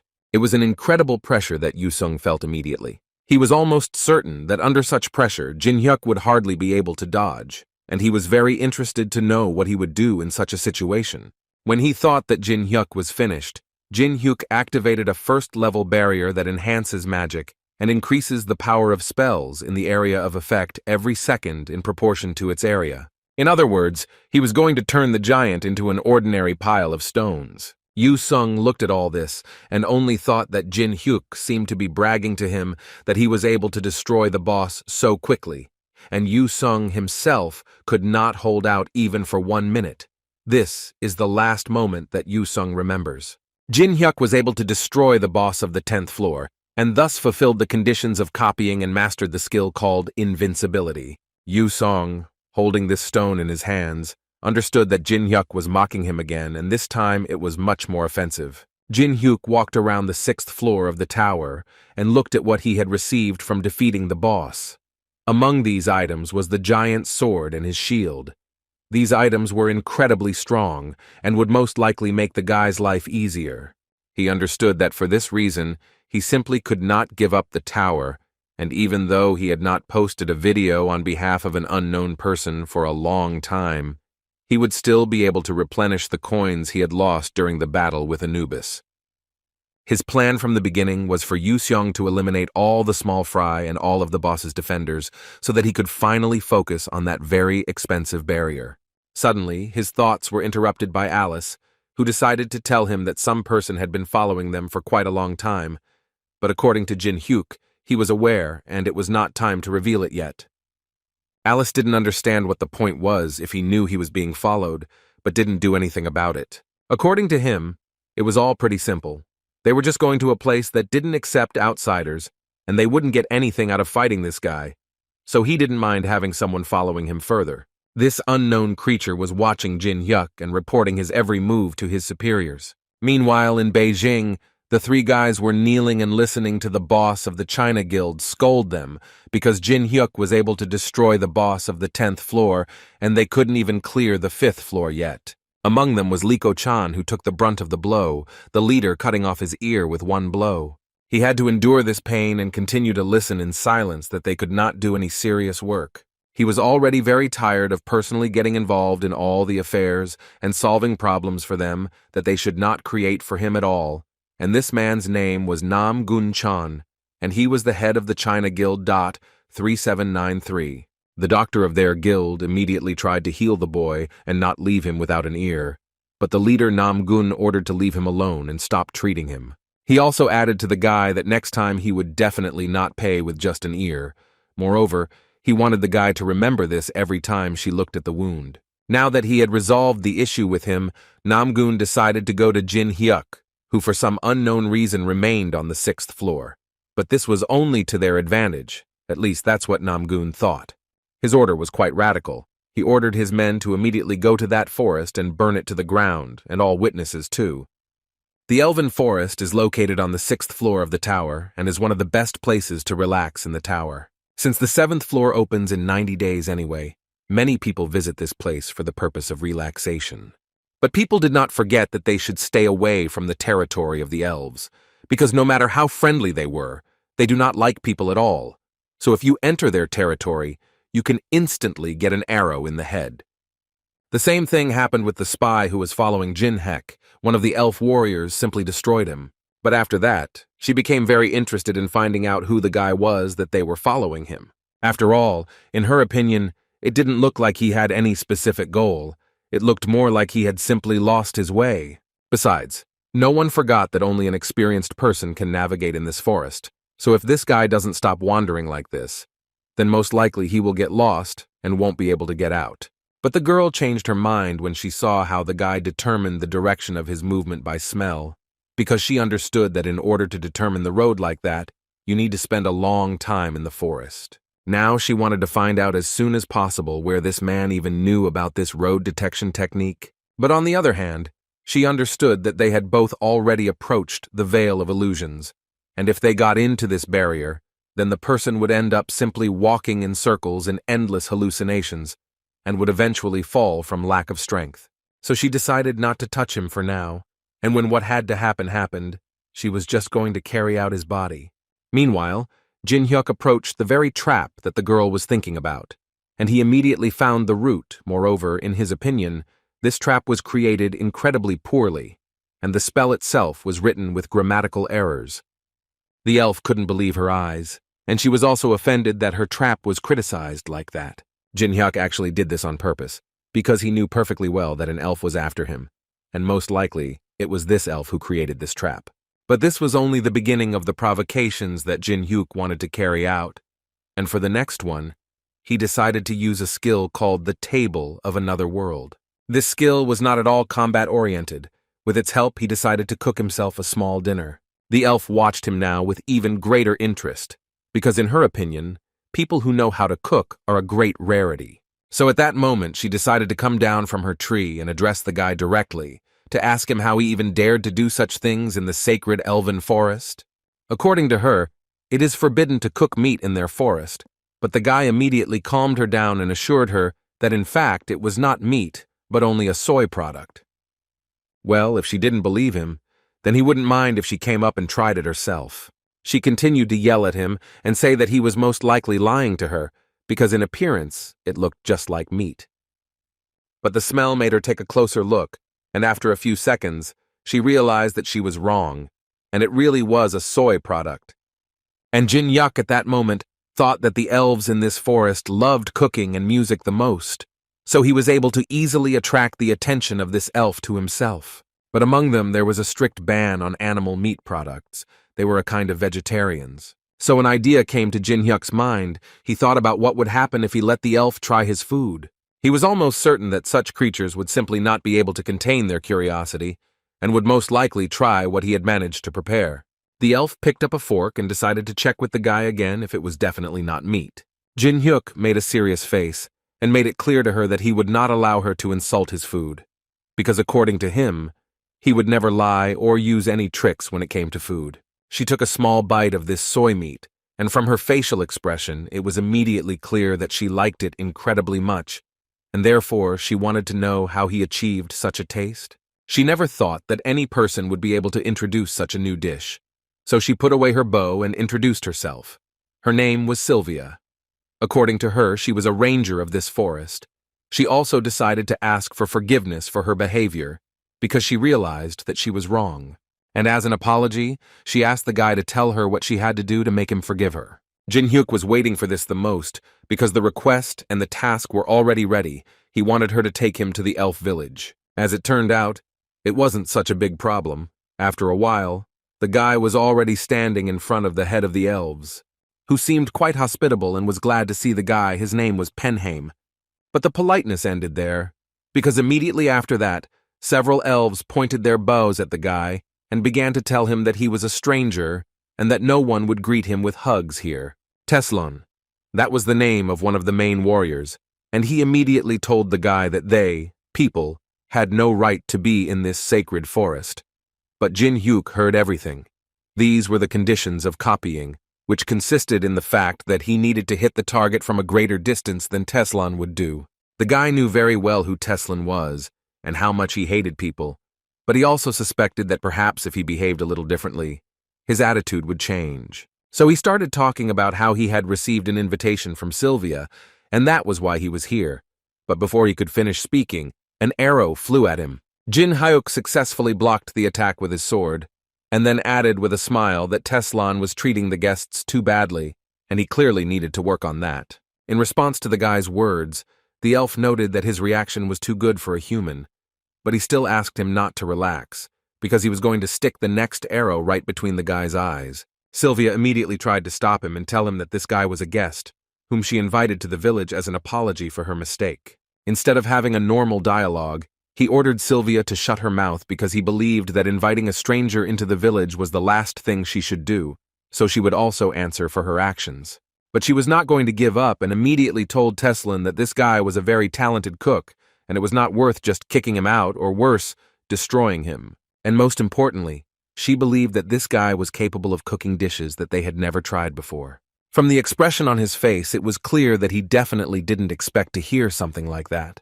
But then he came to his senses and declared that even after these words, he would not change his decision. His screams finally ended when the head of the elves ordered him to stop, because the man was also apparently interested in trying what the guy was cooking, which clearly didn't please Teslin, and he immediately asked the head to change his decision. The fig that grows in the forest near the elven village is a special fruit, like magic stones. It has mana, so by eating it, you can become stronger in a magical way. The day when the elves gather the harvest and express their gratitude to the forest is called the Moonlight Festival. And that's why Jin Hyuk was here today. He also wanted to attend this event, and for this, he activated a skill called Another World's Cuisine. This skill in terms of cooking was incredibly strong, so the guy managed to prepare enough portions of food to treat every elf in the village. The elves were not proud and immediately began to eat. They bit piece after piece and enjoyed Jin Hyuk's food. Even Tesler wanted to try what Jin Hyuk had prepared, because the aroma wafted throughout the entire area. But apparently today he won't be able to do it, because Jin Hyuk noticed this guy's desire in time. So he immediately came up and took the food from him, reminding him that some time ago he was going to shoot him, and now he wants to eat. He simply couldn't allow that. The head of the elves did not stay aside, and also tried Jin Hyuk's food, and judging by his reaction and words, he liked it incredibly much. Moreover, he simply did not understand how the stranger managed to give them such joy. After these words, he went out to his subjects and announced the beginning of the Moonlight Festival. It was more like a party, so loud that all the people who were relaxing in the forest at that moment heard the elves doing something, and they actually wanted to see what was going on there. But they were afraid to do it, because the elves were too aggressive towards them. They understood that they couldn't even think about it, because the elves have an incredibly bad character, and if you get too close, they start talking about how they will destroy them. Besides, one of them was sure that even though they were not on the land of the elves, they were still doing well and could have a good time without them. Suddenly, his speech was interrupted by some unknown guys, from whose appearance it was immediately clear that they clearly did not come here with good intentions. In the end, all these guys were simply destroyed, without even explaining what they did wrong, and the main one among them once again reminded his guys that they should not forget that they do not leave witnesses. Meanwhile, Jin Hyuk was sitting with the head of the elves and enjoying the festival, and along the way, the guy started talking about how he heard that elves have an innate talent for archery, and according to the head, they already consider this to be the norm, so they don't pay too much attention to it. The man wanted to find out more from the guy, how he liked the festival and the general situation in this place. After all, if you believe his words, strangers are rarely present at the Moonlight Festival, and the more they learn about the figs that grow in the forest, the more they want to attack them, so they have no choice but to close the borders and not let anyone in. But the leader was sure that elves love music and cooking no less than others, and no less than others, elves love peace and quiet. Jin Hyuk, in response to these words, could only say one thing, that the philosophy of the elves cannot fail to impress. But before he could finish speaking, Tesler intervened in their conversation, believing that the guy knew nothing about their people, and therefore had no right to say anything about them. Jin Hyuk, instead of responding to these words, noted that the guy was apparently simply offended that they didn't share food with him. Tesler believed that this had nothing to do with it, because in his opinion, no matter how well he cooked, Jin Hyuk still remained a human, and his presence here desecrated the holy elven forest. Jin Hyuk couldn't take it anymore, so he started insulting him back, saying that his face was better suited to desecrate his people. But then he calmed down, and decided to offer this guy a peaceful solution to their dispute. So as not to spoil the festival, he offered him an archery competition, and whoever loses will leave this place. This made Tesler laugh, because he couldn't believe that the guy was going to compete with him in what he does best in this life. But in any case, he did not refuse, and therefore asked his people to prepare targets. As soon as the other elves heard that there was going to be an archery competition, they immediately started running towards it to watch it. All the elves, oddly enough, supported their hero Tesler, who, according to rumors, was the best archer in the history of the elves. For Jin Hyuk, it was a little offensive that no one supported him, but he was not upset. But for Tesler, it was another reason to remind the guy that he was an outsider here, so it was not at all surprising that no one supported him here. The guy was a little hurt by these words, so he decided to call for support too, and for this he used his subspace inventory. A few seconds later, Sweet Potato appeared. He was so happy, because he thought that he would be fed now. Tesla, seeing this little animal, immediately thought that the guy had a pretty cute pet, but it still didn't mean anything to him. So he asked Jin Hyuk to shoot first. He said to hit that target on the tree. Jin Hyuk completed the task with ease, hitting the target. Tesla certainly laughed at him, considering that he didn't hit the center, but for a human, he thought the guy did a good job. It just seemed to him that the guy was still far from his skills, and so he was going to show how it was done. However, everything will not be as simple as Tesla assumed, because at that moment, right before his shot, Batat appeared, which activated fear. This effect causes the target to become fearful for 3 seconds, and the target in this case was Tesla. In the end, his arrow didn't even reach its target, and this could only mean one thing. Tesla lost. And Jin Hyuk couldn't help but be happy, because he believed that victory was victory, and there were no special prohibitions. And at that moment, the system notified him that all the conditions had been successfully met, and he had managed to copy Tesla's skill. But the elf obviously didn't like this at all, and he started yelling at the guy. But Jin Hyuk decided to punish Batat in an illustrative manner, so that no one would think that the guy did it on purpose. However, in any case, he fed him and promised everyone that his little pet would not do that again. Tesla, however, was sure that Jin Hyuk had specifically summoned this little creature in order to pull this off, which is why he believed that the guy had absolutely no honor. But he definitely didn't expect Jin Hyuk to agree with this so easily. Moreover, he added that he was just a vile little human, although he was mentally glad that he finally managed to obtain Tesla's skill.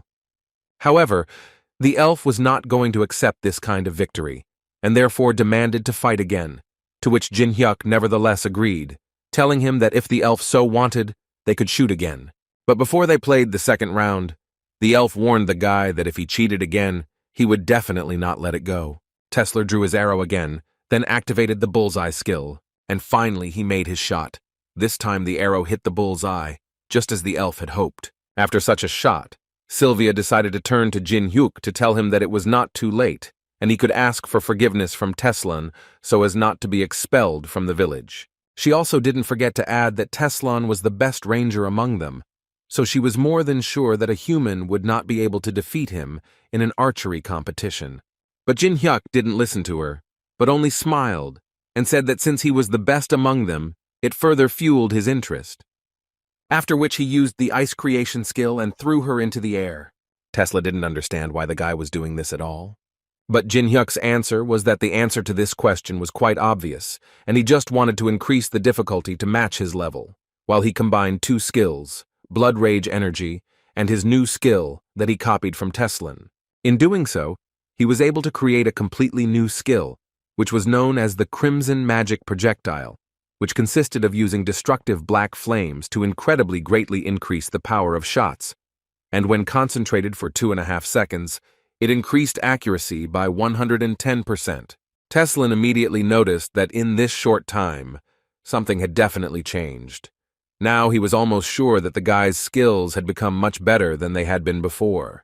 This won't change anything anyway, because Jin Hyuk was able to deliver such a precise shot that it literally pierced Tesla's arrow and destroyed the target. Nobody could believe what was happening, because they made it out of fig wood, so they thought it just couldn't break. And some guy just took and split in half the Tesla arrow that was in the center of the target, and broke the target itself. And while everyone was surprised, Jin Hyuk decided to ask how Teslan felt now. What was it like to lose to an impudent person? In response to this question, the elf told him that he could not lose the remains of his honor, so according to the terms of their agreement, he would leave the village and never return here. A forest ranger must always keep his promises, although now he probably no longer belongs to those guys. These words clearly upset the other elves who loved him so much, and they certainly would not want him to leave. Jin Hyuk broke this morning when he extended his hand and asked the long-eared elf to stop. Tesla didn't understand what else this man wanted. He assumed that the guy just wanted to humiliate him. But to his surprise, Jin Hyuk told him that there was a festival going on now, and if he just left like that, he would inevitably ruin the festival. Therefore, he would like to propose to him to change the terms of the contract. After they talked, Tesla became even angrier, and now he regretted that he did not leave immediately. And Jin Hyuk asked him not to get so angry, because according to him, where he lives, only truly strong-spirited people can wear something like that. Instead of banishing him, Jinhyuk decided to tease Tesla a little by dressing him in a suit that he himself called a veteran's outfit. In the end, this caused a great reaction. The elves around laughed and mocked Tesla, and Jinhyuk stood aside and thought about how he was able to punish this guy. Although in reality, he understood that subjecting the best ranger of the elves to this was not the best thing to do, but he was not going to torture this guy for long. The leader half agreed with the guy. He believed that it was high time for Tesla to feel the taste of defeat, because his desire to protect the forest began to turn into an obsession and weigh him down. So if you look at it from that angle, he's pretty happy that Tesla ended up facing Jinhyuk in battle. The guy didn't answer these words. He just thought that the head of the elves was actually a pretty smart and wise elf. And since he liked this punishment so much, Jinhyuk simply could not help but offer the man to extend this punishment, and the headman absolutely agreed, because he had long wanted to knock all his confidence off him a little, and since such an opportunity presented itself, he saw no reason not to take advantage of it. Suddenly, their sarcastic conversation was interrupted by an elf who appeared out of nowhere and started shouting, but they paid attention to him not because of the shouting. The whole point was that this elf was in a terrible state, but what was most terrible was that someone cut off his hand. This elf's name was Lucian, and he was a member of the outer garrison. According to him, there was an invasion, and the invaders captured his garrison. He said that out of nowhere, some people in masks suddenly appeared and began to attack them. The village rangers immediately engaged them in battle, but were unable to defeat them. According to the elf's words, they were very strong, so much so that even high-ranking rangers could not stop them. Sylvia immediately ran up to him and asked him to speak more slowly and conserve his strength, because in his condition this was quite important. The leader could not tolerate such an attitude and immediately shouted that they should all prepare for battle. He ordered to do everything very quickly, because he was sure that the invaders had already surrounded the forest and would soon come to the village. Jinhyuk stood among these elves and literally boiled with anger. Now he was incredibly interested to find out who dared to do such a thing. The invaders spared absolutely no one. They even destroyed the players who came their way. All they did was kill everyone, and they kept saying that they shouldn't leave any witnesses. Their main goal was to make sure that everyone in that forest disappeared. But at one point, they did encounter resistance when several invaders were hit by an arrow, and a few seconds later the head of the elves and his subjects came out to them. On the way he saw many elves who were mercilessly destroyed, which made him even more angry. He could only ask them for forgiveness for not being able to protect them in time.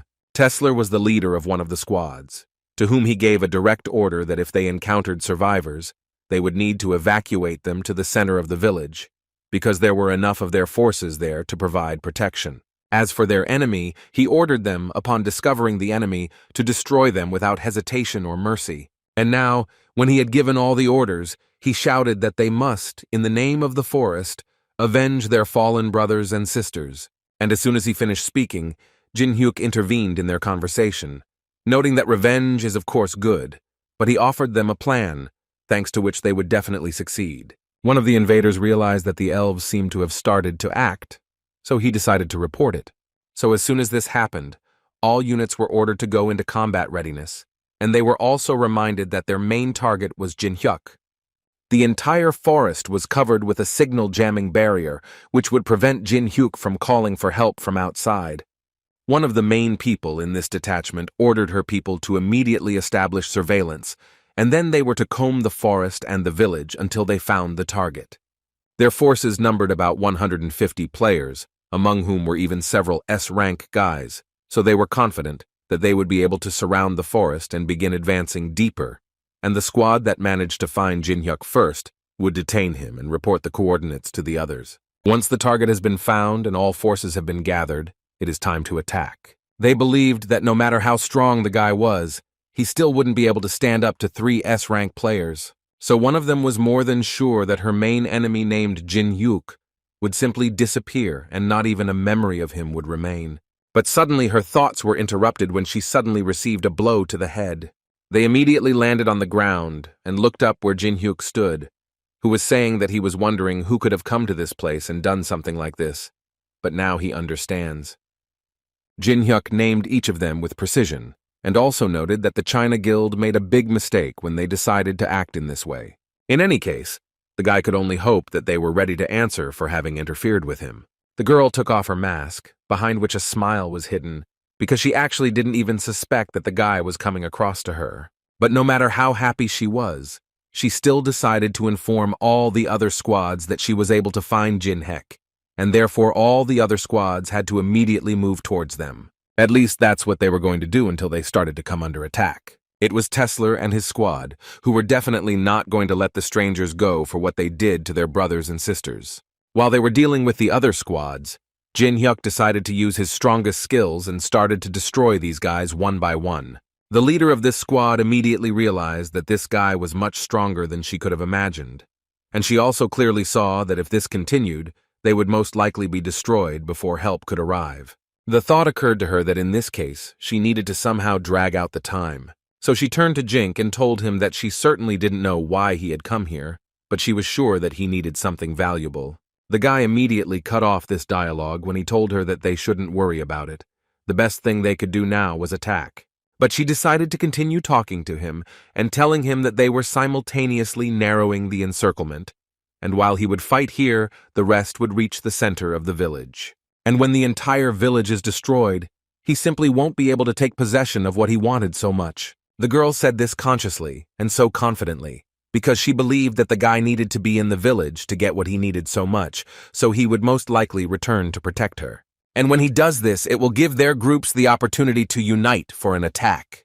But the smile on Jin Hyuk's face made him doubt the correctness of his thoughts, especially after he said that he roughly understood what they had planned and took some measures. Besides, he thought that their plans were actually incredibly ridiculous, and they needed to prepare much better, and the guys from the China clan who arrived in the village already realized this. After all, they saw Alice there, who first of all told them that she really didn't care at all what would happen to the elves, but they had just interfered with her contractor's plans. So she just couldn't leave it like that, and in order to stop them, she decided to activate the blood spear skill, and she was convinced that it would be enough to destroy them all. They didn't have time to react before the girl dealt them her blow, and as she had expected, she simply wiped them off the face of the earth with just one spell. Immediately after this, the system notified the leader of the squad that Jin Hyuk had met, that the player to whom it had addressed the request simply did not exist. After Alice's attack, most of the guys from the China Guild tried to call for help, but their injuries were so severe that they could barely say 2 words. For Alice, this fight was incredibly boring, because it seemed like she had just started, and the fight was already over. She landed on the ground and saw elves hiding nearby. Alice thought for a bit and decided to ask them if elves make alcohol. Meanwhile, the leader of the last detachment, who was still alive, simply could not believe that the main forces had come to an end and she was the last one left alive. She just couldn't comprehend what Jin Hyuk had done to make all of her people die so quickly, before they could even begin to carry out their plan. But she wasn't going to give up just like that and still made a decision and ordered all her warriors to create a blood demon circle, which they did quite quickly. After which she also entered the battle, activating her skill called psychotropic poison injection. Thanks to the effects of the poison used, her troops gain resistance to fear. Their facial expressions immediately changed, and a little madness could be seen in their eyes. After which they immediately began to attack Jin Hyuk, although the guy did not feel any strengthening on their part. He still dealt with them just as easily. She watched everything carefully, because she did all this only to buy time a little while she waited for Ten Chao, whose help would clearly not be superfluous. Tesla, meanwhile, had destroyed another enemy squad and was already aiming his arrow at the head of this squad, telling him that they should not have come here and done such things. But when he decided to end it, everything turned out to be different from what he thought. The enemy activated a skill called Key Defense Barrier and was thus able to block all of his arrows. Then the system notified him that Jin Hyuk had been discovered, and he understood that he had nothing to do here now and needed to go to Shihui as soon as possible. But first he will have to deal with the elves who attacked him. After some time, Teslan and Sylvia realized that they would not be able to defeat this guy just like that, because he had more than enough strength for the 2 of them. Meanwhile, Jin Hyuk killed the entire squad of warriors who tried to fight him and asked the girl to finally show herself.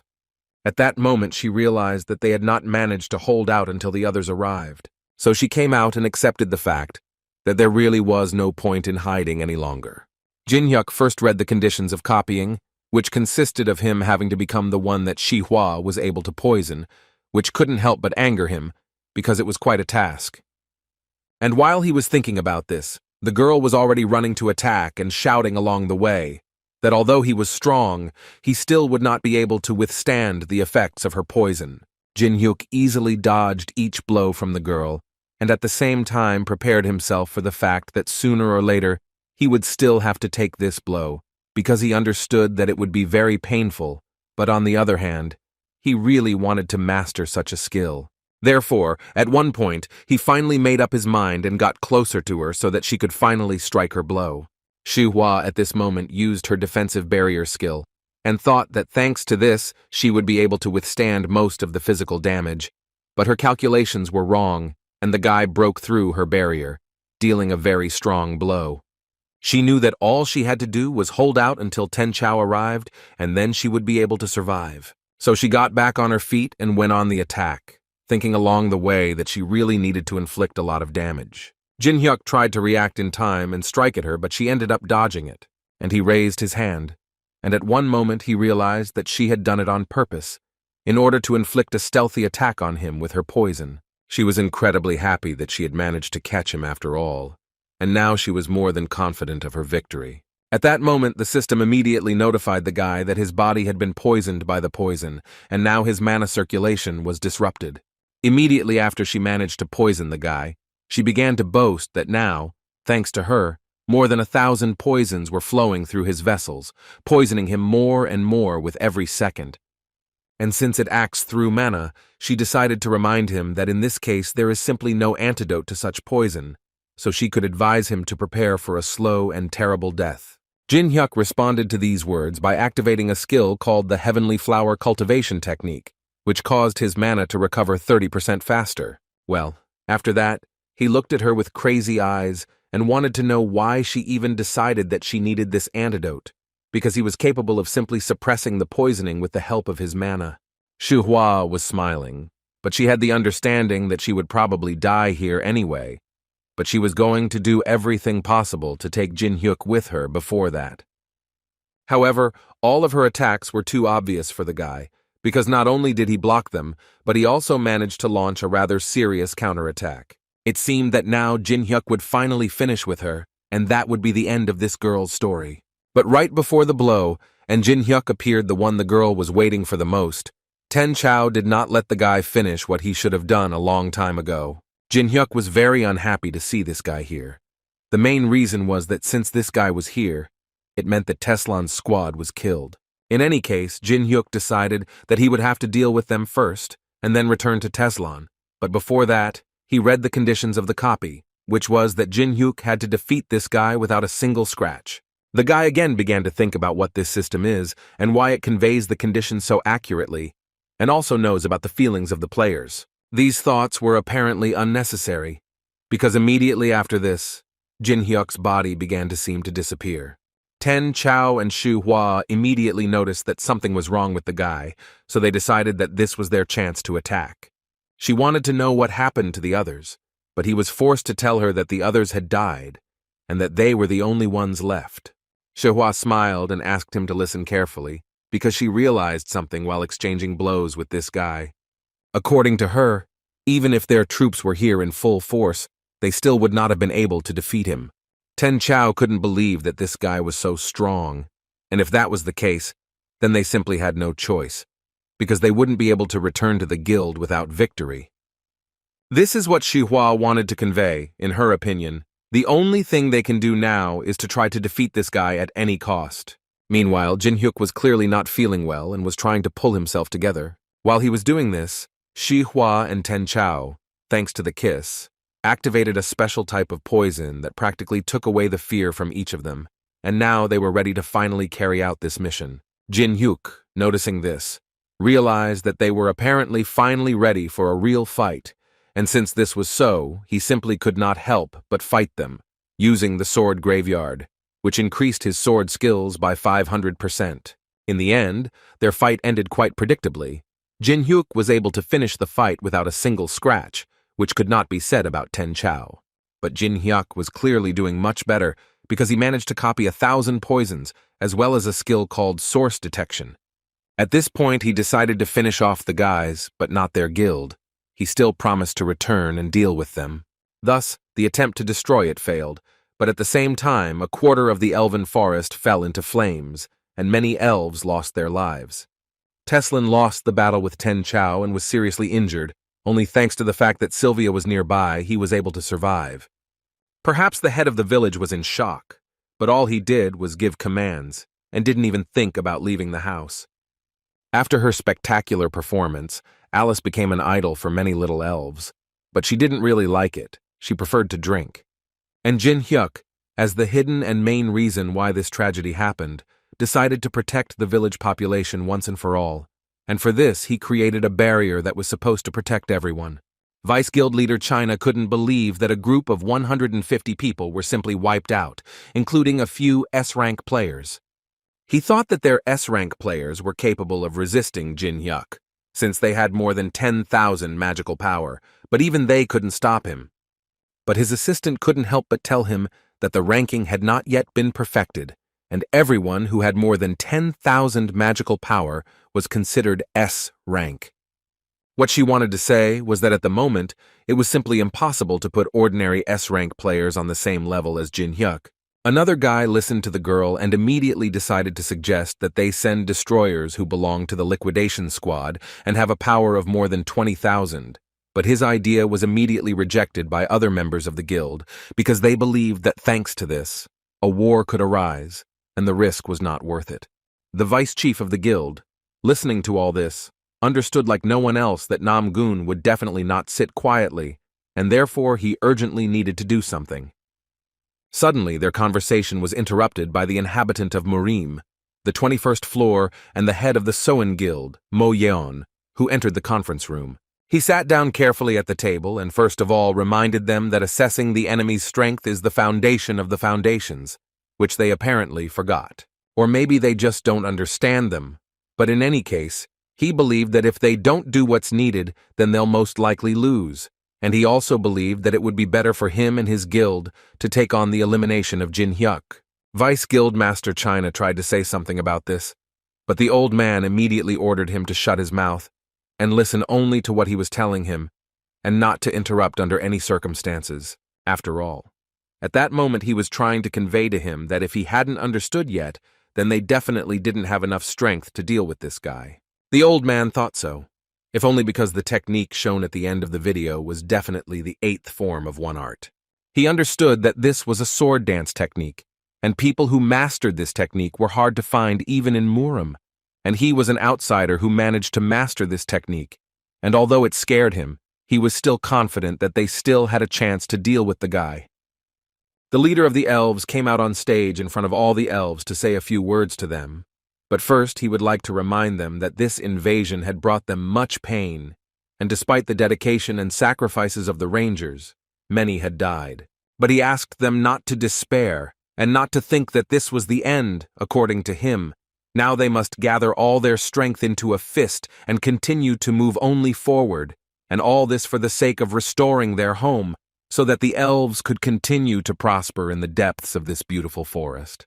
And in order to honor the memory of the dead and give everyone hope that everything will be fine, the head decided to continue the Moonlight Festival. This time, the festival was not as cheerful as usual. People drank to their friends who were forever laid to rest in the great forest, and also reminded themselves how important their lives are. At this moment, Jin Hyuk decided to please his beloved elves again, and therefore prepared them a lot of different food. At that moment, Sylvia was standing near the head, and talking to him about how she was still surprised that a stranger, whom she accidentally met in the forest, would provide them with such help. But no matter how deliciously Jin Hyuk cooked, some elves still didn't have the proper mood or appetite. He understood that most likely this was connected with what had happened. Many had simply not yet recovered from what had happened. But suddenly everyone forgot about what happened, and it was all because they were interrupted by another shocking factor, which was performed by Teslin, who decided to come to the new festival in a rather strange image, with the help of which he drew everyone's attention to himself. Jin Hyuk was also surprised at first, but then he decided to point out that apparently the guy liked the clothes, since he put them on again, although no one asked him to. But Teslin assured him that this was not really the case, after which he decided to tell him that he had thought all his life that strangers were dangerous to the forest, because he believed that they were attacking the forest to get their secrets, and especially these fruits. But in the end, the invasion of strangers was not connected with the fig. It was more like a massacre for the sake of a massacre, and most of all to repel an attack. This time it was not he who did it. This time, according to him, Jin-hyuk, who listened to all of this, helped them a lot. Tesla added that although he had to put on this outfit because he lost the argument, now he put it on of his own free will because he wanted to show respect in this way to the stranger who had become one of them. Jin-hyuk, hearing this, was even a little upset because he did not expect that the guy would give up so quickly. It seemed to him that they would fight a little more. His thoughts were interrupted by Alice, who saw such a strange outfit on an elf for the first time, and it made her laugh incredibly hard. She laughed so hard that she couldn't even stay on her feet, just from the thought that it turns out that elves also have clowns. This attracted the attention of other elves, who also decided to see what was going on, and which made them laugh. This added a little positive note to this dubious festival. Even Tesla stopped being angry. He was also glad that he was able to finally cheer up his friends. While everyone was laughing, the head of the elves approached Jin-hyuk and asked the boy to give him a few minutes of his time. They packed some things and headed to a fairly new place for the guy. According to the head, this was an ancient warehouse where the village's treasures were stored, and no one could enter without his permission. Jin-hyuk didn't know about this place, so he didn't expect the boss to invite him to such a place. The leader brought him to this place in order to hand him a descarte, a musical instrument of the elves, playing which can enhance the effects imposed.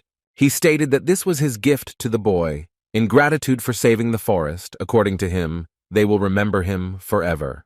Jin-hyuk was of course incredibly grateful to him for this gift, but still he immediately decided to tell the man that in fact, he did not really need this harp, and if they already wanted to give him a gift, then he would not be against picking something from the items that were on the shelf nearby. The guy pointed to the place where Pentagris's fang and tooth were kept. These items are the legacy of their ancestors, which they pass on through worship, a gift received by their ancestors for treating a powerful being. But the chief still handed the harp to the guy and said that if it were up to him, he would gladly give the guy those items. But even he, being the chief, did not have the right to do so. All he could tell Jin-hyuk was that according to the prophecy, the artifacts would pass into the hands of someone worthy of them. And this already interested the guy, because he actually didn't even know that these artifacts were here. Alice, meanwhile, continued to drink the wine that the elves made and tell them that if she ever took over this place, she would definitely do everything possible to keep them alive so that they could continue to make such wonderful wine. The fun continued. Jin-hyuk and the leader returned to all the elves. The chief thought that he had pleased the guy and was glad to drink with him for it. The guy pretended that he was also pleased, although in his head he was only thinking about the objects that the leader showed him. So at night, when everyone was asleep, the guy returned to that warehouse again because he believed that there was only a second-level barrier there, which he should easily bypass. A few minutes passed, and the guy came out of this storage with 2 new items, and now he had a sincere smile on his face. Meanwhile, in the testing tower on the 3rd floor, in the Temple of Hatred, the mains gathered, discussing the situation, which was not the most pleasant for them, because at the moment, without the permission of the unknown, they cannot even enter the 10th floor. And if this continues, they risk missing out on all the relics that will be available for the first 10 days after the floor opens, which irritated their leader even more, because they were already having a hard time because of Jin-hyuk, and now this unknown person is constantly getting in the way. Melina suddenly jumped up from her seat and started to leave, and when she was asked where she was going, the girl answered rather rudely that she urgently needed to rest. The thing was, she was angry because she was surrounded by all these idiots who still didn't realize that Jin-hyuk was the unknown person. Because of such thoughts, Jin-hyuk's brand immediately burned in her, which brought her incredible pain, but it gave her the understanding that if she suddenly told about this, she would most likely die.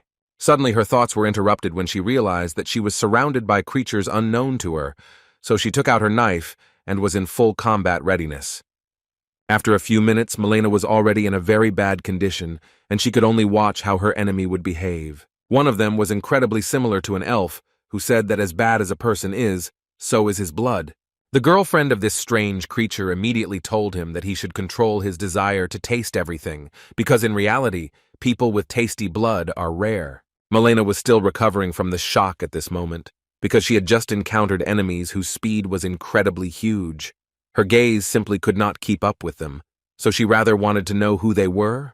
Suddenly, her thoughts were interrupted by this monster, who decided that the time had come to taste the blood of this girl. But they were suddenly interrupted by Lancelot, who appeared so unexpectedly. He immediately assumed a pose in which he began to ask forgiveness from his guests, telling them that they had not intentionally received them so inappropriately, and now that they seemed to have gotten to know each other, he would like to know what the grateful night that had come to him suddenly needed. The girl finally took off her hood and smiled, because she believed that finally someone had appeared with whom they could find a common language. 90 days after the opening of the Elven Forest on the 6th floor, the 7th floor opened automatically, and preparations began to explore the new territories. The girl stood at that moment and thought that she only had a year left, and then she would finally be able to graduate, although she did not dismiss the fact that by that time the world could collapse. Suddenly, the system decided to notify the girl that a general meeting of shareholders of the Veteran Corporation was planned, which everyone had been waiting for so long. The message said that all employees should gather near the Moon Lake on the 1st floor at 2 o'clock in the afternoon. In case of being late or absent, the players would come in person, which made the girl very angry, and so she started shouting to the whole area that she was tired of Jin Hyuk, and she was already incredibly dreaming about him leaving her alone. As a result, everyone arrived at the Moon Lake without delay, where Jin Hyuk was already there. But most of the guys were clearly unhappy, because they had been making those chess pieces all night, and it seemed to them that it was time for the guy to let them go. Jin Hyuk immediately told them that if they were so unhappy, then they could officially quit, and as soon as he said this, they immediately started lining up to quit. The guy was ready to do it, but before that he took out his new blade and told them that in the event of their death, they were entitled to a cash payment. So he asked to give him their bank account numbers. The guys understood his hint, so they immediately decided to change their minds and started telling him that it was quite difficult to find a job at the moment. And besides, they now had a fairly stable position, which was better not to change. And when the desire to quit disappeared for the majority, Jin Hyuk wanted to move on to the main part of their gathering, which was supposed to begin with everyone telling a little about themselves, since they were not yet familiar with each other. And he also asked to report on what had been happening to them all this time. Kim was the first to start, telling that instead of the company's director, he manages the Black Raven Guild. Hannah continued and told that she carries out various assignments for the director. Kim further stated that he had information that Jang Seok from the 2nd raid group of the Tangan Guild had begun clearing the 7th floor, and according to an inside source, he was trying to get some kind of feather. If you go through the entire 7th floor from start to finish, the path to the next one will open, but due to the harsh environmental conditions, the floor has a bad reputation and requires a lot of time to prepare raids. But Jin Hyuk understood this perfectly well, because behind all this bad weather there was a phoenix feather, having received which, one can safely count on the blessing of the flame, and this will certainly help to pass the 7th floor. Hannah, in turn, said that Jung Yu-sung had recovered from his wounds, and was discharged from the hospital, and he also asked to convey a message to Jin Hyuk, in which he wanted to convey to him that he would soon come for him and destroy him. Hearing this, Jin Hyuk immediately believed that Yu-sung had truly recovered, because only he could say that. Next up was Takeshi from the Samurai Guild, and he was honored to see Jin Hyuk again. And he came here to tell the guy that he stole the item for him that he asked to take from the Temple of Medusa. And he also couldn't help but tell him that at the moment everyone was going crazy because the national treasure was missing. Although Jin Hyuk was grateful to him for this, he mentally understood that he already had an elven weapon, and he didn't really need it, so he decided that it would be better to exchange it for something useful later. Next came Andrea, who introduced herself as being responsible for the 5th floor. She decided to tell that the distribution of power on the 5th floor has ended. There are practically no players coming to the 5th floor, but just in case, she still continues to increase the number of soldiers. Everyone immediately turned their attention to her because they didn't quite understand what it meant that she was responsible for the 5th floor. Jin Hyuk came closer to her to introduce the new boss of the 5th floor, Andrea, and he also praised the girl for doing well, although he knew very well how hard it was for the girl. The rest of the guys immediately started to panic because they realized that they were talking to the boss of the test tower, which made them incredibly scared. They immediately started to run away in all directions, and Jin-hyuk thought only about the fact that Andrea had grown a lot during this time and, as it seemed to him, this was the result of training with Alice. The next employee of Jin-hyuk's small company was Melina, who works for the main association, which further shocked the other participants of this gathering. Jin-hyuk didn't like that she was silent for so long, so he immediately asked her to quickly report, and the girl still had to tell that something serious had happened. According to her, the faction from the upper floors encountered them, and they introduced themselves as members of the Decasis family, who were standing next to Mr. Amulam. They came to tell Lancelot that if he helped them, they would help him get what he wanted, and in their opinion, they needed the relic from the 11th floor. Lancelot immediately told them that these were rather intriguing words, and he wanted to quickly find out what they wanted to get from them. They began to talk about how a prisoner, whom they had imprisoned in the ruins on the 1st floor, had escaped, and they had to help find this fugitive and return him to his place. From this whole story, Jin-hyuk only wanted to know about this, or was the condition of the deal to receive the traitor's bracelet, which is on the 11th floor. And as soon as Milana confirmed the fact that her superiors were incredibly eager to obtain this item, Alice began to spew incredible energy, and Jin-hyuk noticed it. He dismissed everyone and said that the meeting was over for today, after which he released Alice, and she immediately began to get angry at the Decauses, because according to her, they betrayed her, which is why she so badly wanted to make sure that they never existed again. She was literally ready to find each one and tear these scumbags apart, and then she suddenly calmed down, because she remembered that Jin-hyuk had once promised to help her take the revenge that she had been dreaming about for so long. She felt like this was the perfect chance for something like this, so she really hoped that Jin-hyuk would help her. And after thinking for a bit, he told her that if he promised to help her take revenge for her betrayal, then he would fulfill this promise, no matter what happened, and she definitely didn't have to worry about it. Only now, he believed that they should be more reasonable, which Alice certainly did not expect to hear.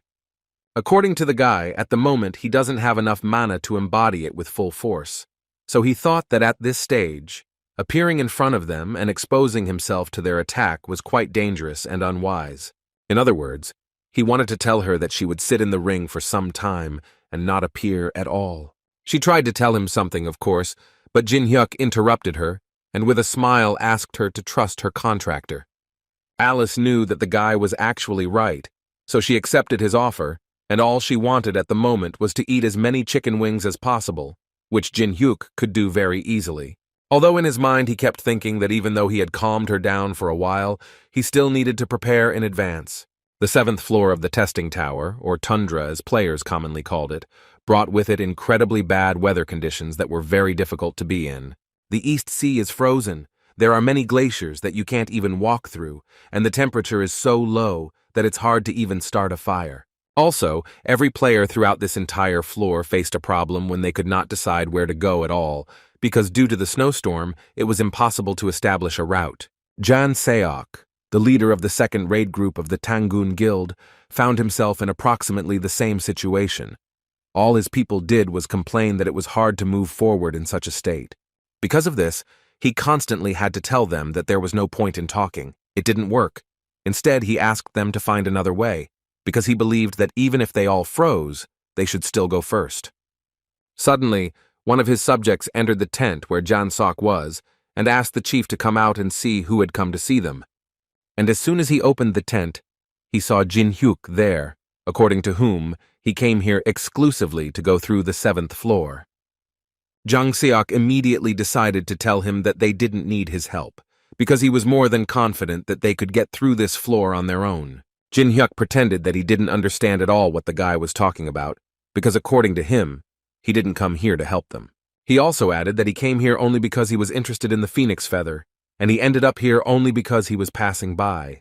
But Jack Suk immediately decided to tell him that their guild controlled this path, and if Jin-hyuk continued to follow it, it would mean that he literally invaded their territory. Jin-hyuk immediately started laughing at this, because he thought that the guy was probably joking, and if not, Then he immediately reminded him that the Tangan Guild definitely does not own the entire 7th floor, so he can go where he wants, and no one can stop him. Jin-suk immediately started yelling at Jin-hyuk and telling the guy that he was just provoking them into a conflict. Jin-hyuk didn't respond to his shout, and simply noted that this was actually a fair competition.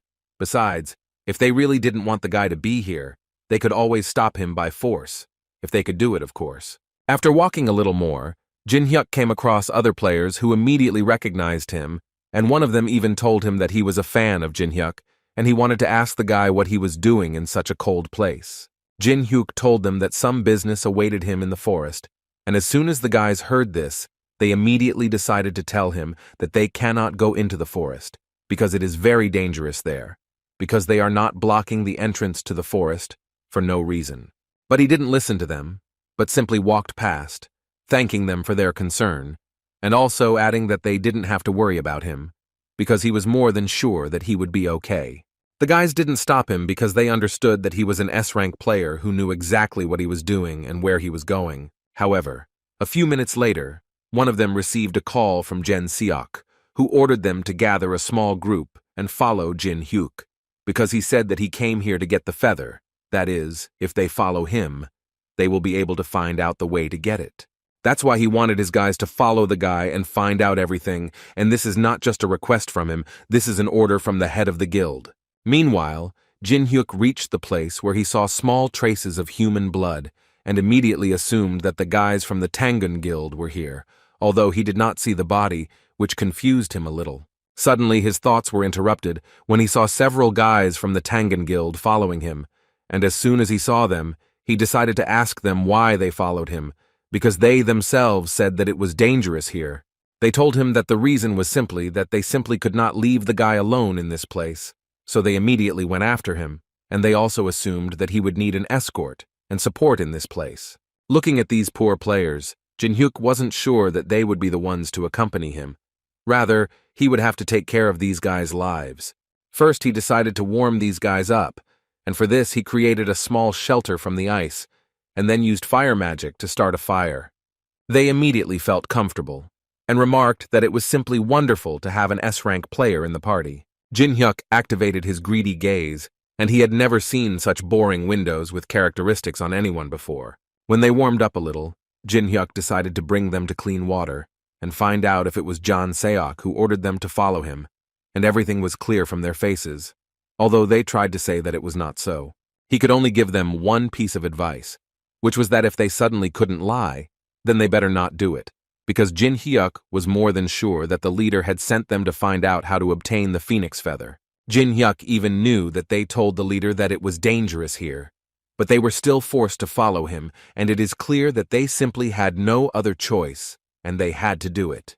But he also wanted to tell them that he didn't really blame them anyway, because he knew that now they would have to deal with something much worse than getting a pen. After that, he drew the boys' attention to a large rock outside, on which was a sign that ice trolls wore. One of them heard about it. These are the strongest mid-level monsters that are on the 7th floor. And the sign that was engraved on the rock meant that the strongest trolls of the Frostblade family lived here. The guys thought that the guy meant that this was their territory, but he immediately told them that this was not so, because they were usually in the mountains to the west.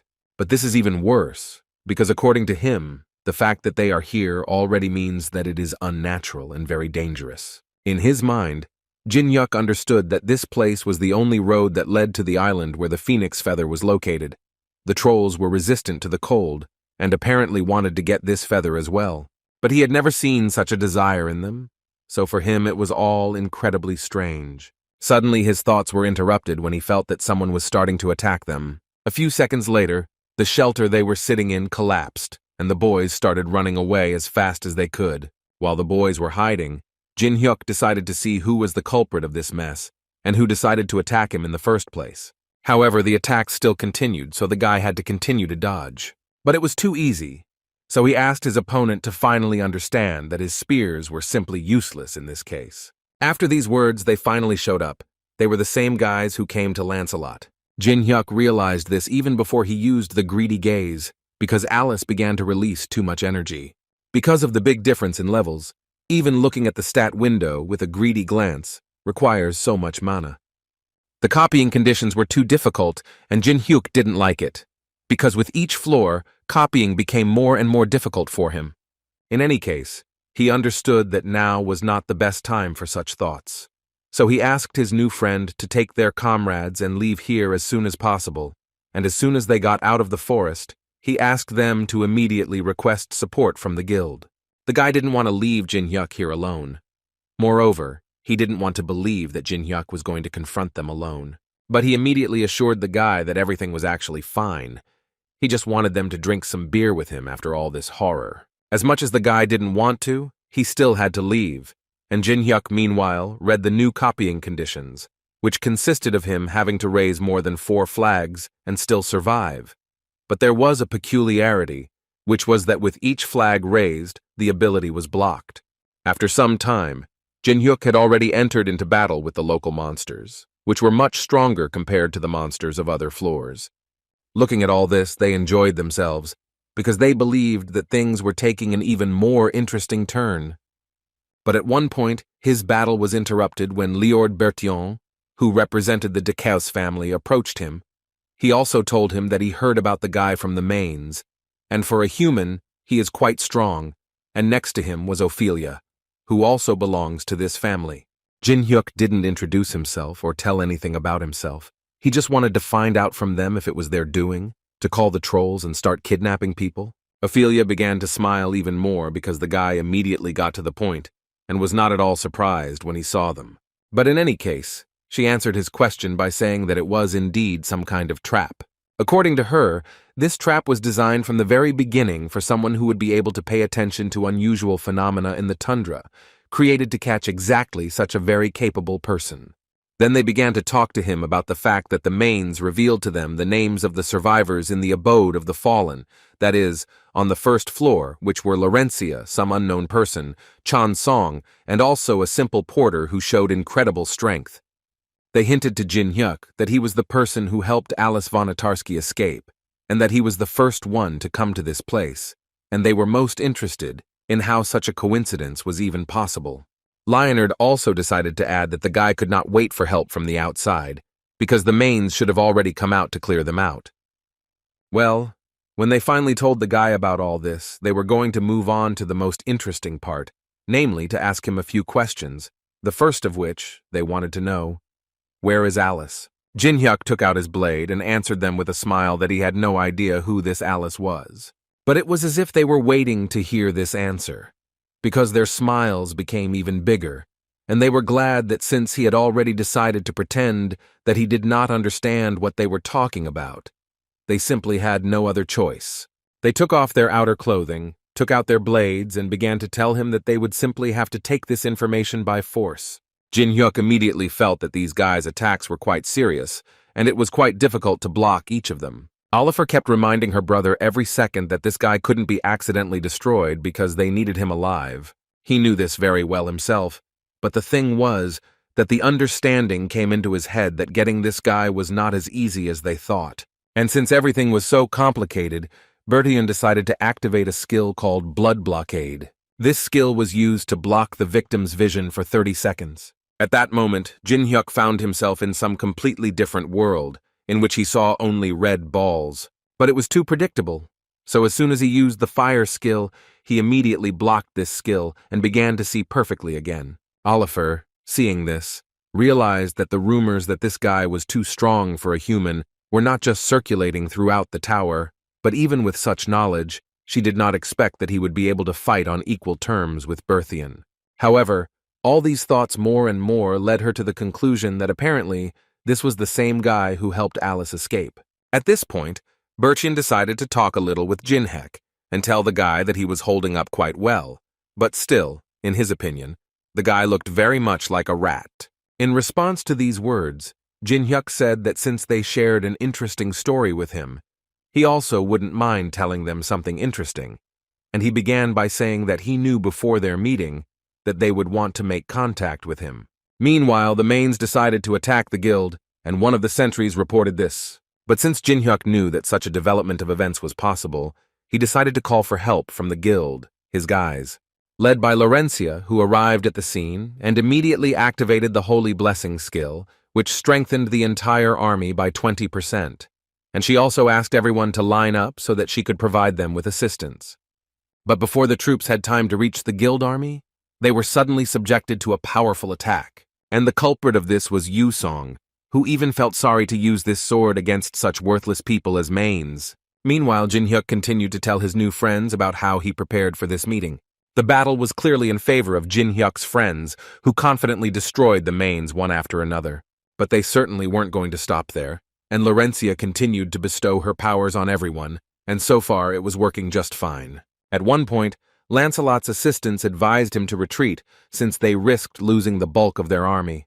Oliver, meanwhile, continued to watch the fight between Jinhek and her brother, but she was more worried about the fact that there was a very unpleasant feeling inside her, and it reminded her very much of holy powers. She immediately tried to tell Berthion everything, but he immediately turned to her and shouted that he himself felt the holy energy. So he decided that he needed to finish off Jin Hyuk as soon as possible, and to do so, he used the blood sphere. Oliver began to tell him at this point that the appearance of the paladin had confused all their plans, but Berlion decided that it would be a good idea for them to retreat first, since they would not be able to resolve this for now. Jin Hyuk, meanwhile, once again destroyed the sphere that Berlion created and reminded them that he had already said that it would not work against him. But when he looked up, he realized that his new friends were running away somewhere so quickly that he felt a little awkward. So the guy decided to hold them back a little, because he really liked them, and he just couldn't let them go so easily. And for this he used a skill called Daylight. After using this ability, he decided that he managed to deal with these guys, and thus he was able to raise the second flag out of 4. But because of this, his fire element was blocked, and now this skill cannot be used. Alice was simply torn at this moment, and wanted to get out of the ring as quickly as possible to also enter into a fight with these guys, but Jin Hyuk asked her to calm down because that time had not yet come. Meanwhile, the Tangan Guild camp was in a terrible state. Due to the long battle, it was literally destroyed.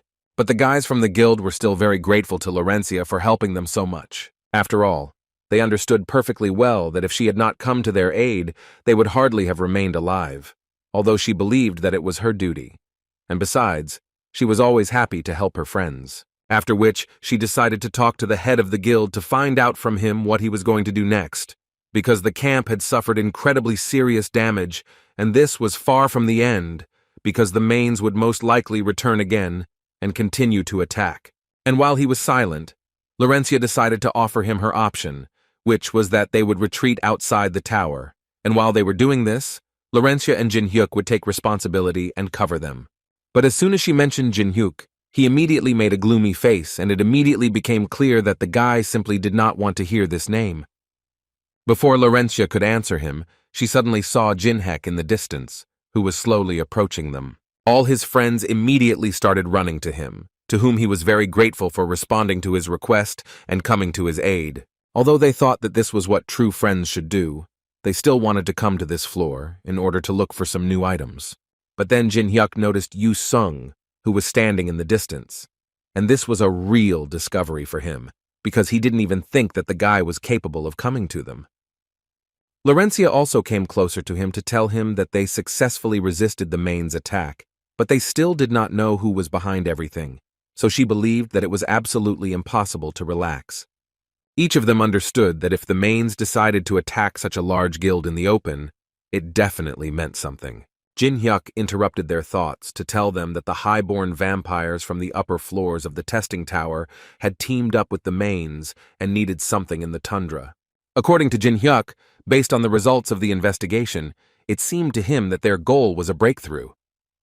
He had this idea because ice trolls, who are resistant to cold, guard something called a phoenix feather, a feather known to give cold resistance. But also by combining it with the required item you can get a portal. Yu Sung listened attentively to Jin Hyuk, but he still didn't understand how all this was connected to the breakthrough. Jin Hyuk continued his story by saying that the members of the Tangan Guild were kidnapped, and apparently they want to use this feather and the people who were kidnapped in order to get out of their tower. Laurencia immediately began to tremble with fear, because she was most afraid of a breakthrough in her life, because this had already happened once, and it happened in Amsterdam. But at that moment, Yu Sung approached her, put his hand on the girl's shoulder, and told her that she didn't have to worry about it, because he was almost certain that this wouldn't happen, because he was sure that Jin Hyuk had a plan, since he was talking about it so openly.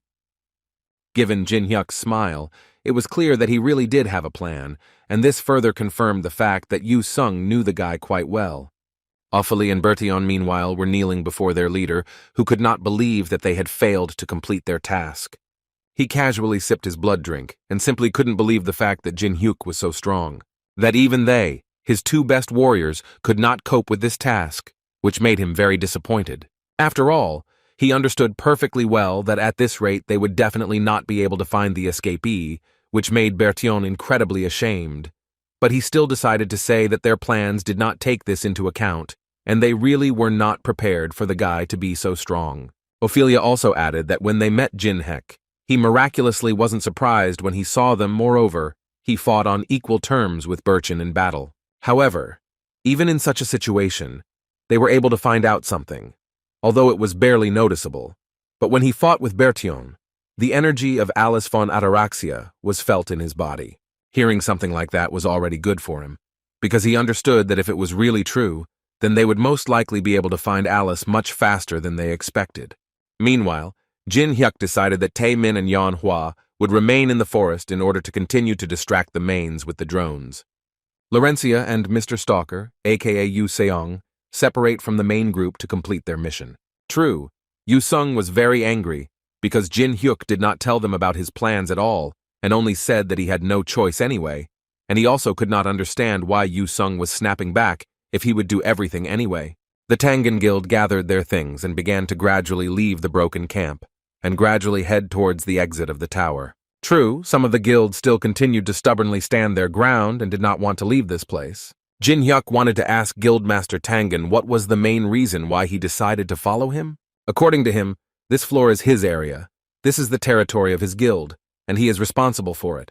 So he will follow the guy, and since they have already started talking about it, he was quite interested in finding out from Jin Hyuk where they are going.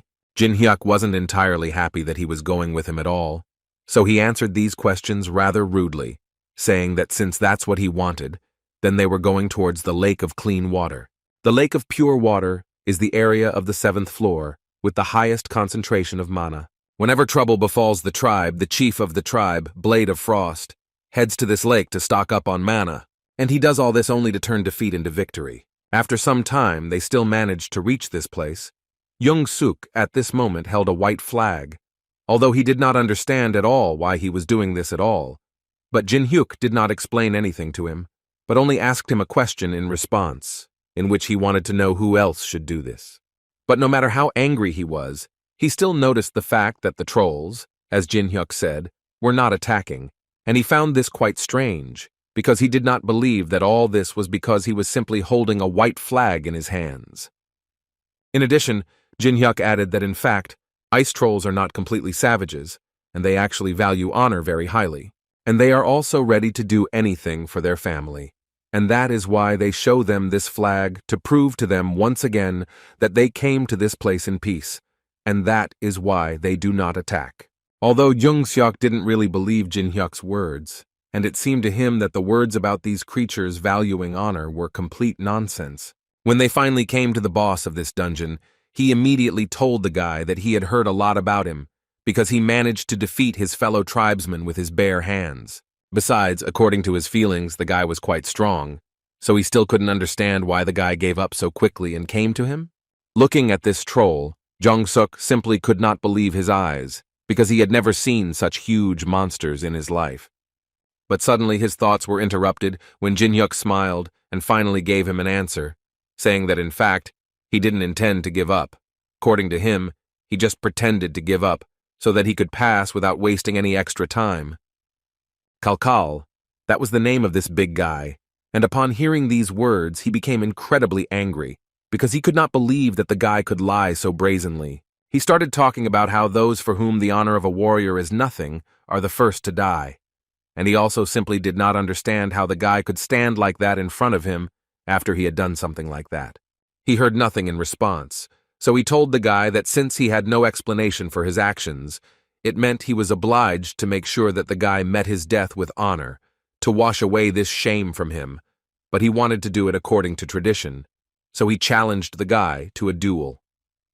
Jin-hyuk smiled and turned to Jin-seok to ask him if he would take responsibility for this. He didn't think long before immediately giving up on it, because he understood that against such a big guy, he simply had no chance. Jin-hyuk was glad that he finally realized this, so he asked him to move a little further away and just watch how Jin-hyuk dealt with this giant. Meanwhile, in the China Guild quarter, the vice leader was angry that an incredibly large number of people had already died, and 3 S-rank players as well, which was very difficult for him to bear. He also couldn't get the thought out of his head about how the old man told him that in his opinion, they simply had no chance of dealing with Jin-hyuk, although he tried to ask the respected master for another chance. But in response, he heard only one thing. The old man wanted to know from the guy how many more times he needed to lose before he could admit defeat and simply continue moving forward. In other words, he wanted to say that they should stop there and not touch Jin-hyuk anymore. But this made him even more angry, which is why he literally banged his head against the wall and screamed that he would still get Jin-hyuk sooner or later and simply destroy him.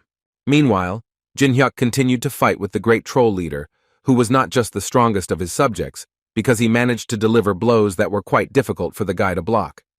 That's why he couldn't get the thought out of his head that he was amazed every time at how strong he was for a troll. But in any case, even with such power, he still will not be able to cope with Jin-hyuk, and the guy decided to prove it right now, using his most powerful technique called ice creation.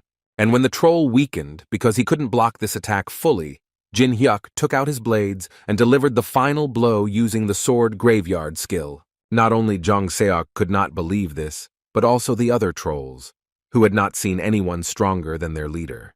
Kalkal admitted his defeat because he had honor, and before departing to another world, he decided to ask the guy to fulfill his last wish. Jin-hyuk immediately answered him that he was not really very familiar with the concept of honor, but he did know something about the traditions of the ice trolls. And as far as he knows, the one who lost the duel is obliged to obey the winner, as they say, a sacred and inviolable rule. After which Jin-hyuk told the troll that when he defeated him, he immediately thought that he was strong enough to defeat both the mains and the bloodsuckers Decasis, so he wanted to ask the big guy why he chose to obey them. The big guy immediately turned his head away, because he realized that the guy was apparently talking about Ophelia and Berthion. Jin-hyuk knew this, but still wanted the giant to tell him about it himself. And Kalakal finally decided to tell them that he obeyed them not because he once lost to them in a duel, but according to him, he lost in a duel to someone, a much more powerful and serious opponent, so he was forced to obey. From the big guy's stories, it became clear that he lost to Mikhail, one of the elders of the Decasis family. In a confrontation with him, the big guy simply had no chance. Even if the whole tribe had helped him then, he still would not have been able to cope. Now Kalakal believed that they had no more hope, so he would like to ask the boy to at least let him die with dignity. But in Jin-hyuk's head, there was only one thought, that in the Decasis family there was someone so strong, and for him, it was quite unexpected, because he didn't think that everything would turn out this way in the end. However, he decided to tell the troll to immediately throw these thoughts out of his head and get up, because they had a couple of things that they urgently needed to do. Jin-hyuk decided to help this big guy find a different path for his family, because he had to obey him anyway. And if the big guy doesn't believe him, then he's ready to leave Young-seok as a small deposit so that the giant is sure that the guy will return sooner or later anyway. At first, the head of the guild did not quite understand that they were talking about him, but when it finally dawned on him, he was, to put it mildly, frightened. Meanwhile, on the main side, Lancelot couldn't help but notice that they were able to detect the scout drones too easily. It always seemed to him that reconnaissance should be carried out more covertly, and such thoughts led him to the idea that something was clearly wrong here. Mikhail, sitting next to him, noted that Lancelot was quite smart for a human, after which he turned to Ophelia and ordered her to go to the lake of clean water to check the situation with the trolls. After all, he himself noticed that there had been no news from the Frostblade tribe lately, so it seemed to him that Jin-hyuk had changed them to his side, and those drones were most likely just a diversionary maneuver. That's why he asked Olivia that if she found anything suspicious, she would have to destroy everyone there without exception. But as for Berthion, he asked him to prepare that very thing. And when he finally gave all his commands, he decided that it was time for him to get rid of these annoying scouts. And to do this, he used a skill that allowed him to change the weather conditions, and this time, he made them even worse. In this way, he was able to destroy absolutely all the drones, as reported by Teng Ming. Yan Hua, upon hearing this, immediately activated her technique called the Huarang Soul Technique, because she believed that it was their time to prepare, since she knew very well that they would appear soon, so they also needed to prepare as quickly as possible. They set to work and Tae Min began to create a small army of robotic equipment. The mains at this point also began to approach closer, and when they were close enough, Lancelot ordered them to prepare for an attack. Meanwhile, Olafea was heading to the troll's lair, and she couldn't get the thought out of her head that Jin Yuk had decided to win over the ice trolls to his side in order to protect the phoenix feather, and as much as she didn't want to admit it, it was a pretty good idea. But when she finally got to the place where the trolls lived, she saw that they had already taken Jin Hek's side and were ready to fight him. However, she knew perfectly well what she needed to do in such a case. She activated a skill called Storm Magic in order to destroy them all together with just one blow. After she had delivered this blow, she began to smile and tell herself that she was even a little sorry that she had not been able to taste such wonderful blood. Jin Hyuk's friends, at that moment, noticed that a powerful explosion had occurred on the mountain where Jin Hyuk was, and so they began to worry that something could happen to him. But suddenly, literally out of nowhere, Jin Hyuk appeared behind Tae Min and scared him incredibly when he said that he was okay. Otherwise, he definitely wouldn't be here. They didn't expect to see him here and immediately wanted to know when he had managed to return and asked him not to sneak up on them like that again in the future. Although later another question came to their minds, which was that if the guy was here, then they were very interested to know who was there on the lake. And apparently Oliver could answer this question, having seen a picture that was incomprehensible to her immediately after the fog cleared after the explosion. As it turned out, Jin Hyuk decided to use a second-level barrier called an illusion barrier, which helped him deceive her. For some time, she couldn't understand why he did it at all. Was it really just to stall for time? But all her questions disappeared when she saw Laurencia behind her, muttering under her breath that everything was going as Jin Hyuk had said. Therefore, she was incredibly confident in her actions, so much so that she suggested that Oliver lay down her arms and surrender. Then she would have a chance that she could continue to live. This only caused her to give a small, sly smile, which could only mean that she definitely would not go for this deal, after which she decided to enter into battle with Laurencia, because more than anything in her life she hated saints. Meanwhile, Yeonhwa decided that it was time for them to start, so she activated her skill and immediately rushed into the attack. Lancelot immediately raised the alarm, because he believed that even if there was only one against, they still should not lose their vigilance. After which he activated a skill called Darkness Projection, but judging by how Yeonhwa dodged all the attacks, she didn't care at all. Besides, she was definitely not alone here. There was a whole army of machines behind her which Tae Min had created. For Lancelot, this fight was just a trifle, but he still admitted that the guys were quite brave, since they decided to go against an enemy that clearly surpassed them in numbers and strength. Oliver's words angered Laurencia, so she decided to punish her for it, using all possible force. But the vampire didn't care at all. She kept repeating that she simply hated saints, and especially paladins like Laurencia. And as soon as all this began, the leader of the trolls ordered his people to start moving immediately, because they had very little time left and a very long way ahead. He also asked all his people to collect their thoughts, because in his opinion, a big war was approaching that could not be abandoned, and the only thing they could do was prepare. Laurencia's strength was clearly enough to destroy an entire army, and Oliver realized this for herself. But apparently she was not going to change her mind, and to the end she kept saying that the paladins really irritated her, but Laurencia especially irritated her.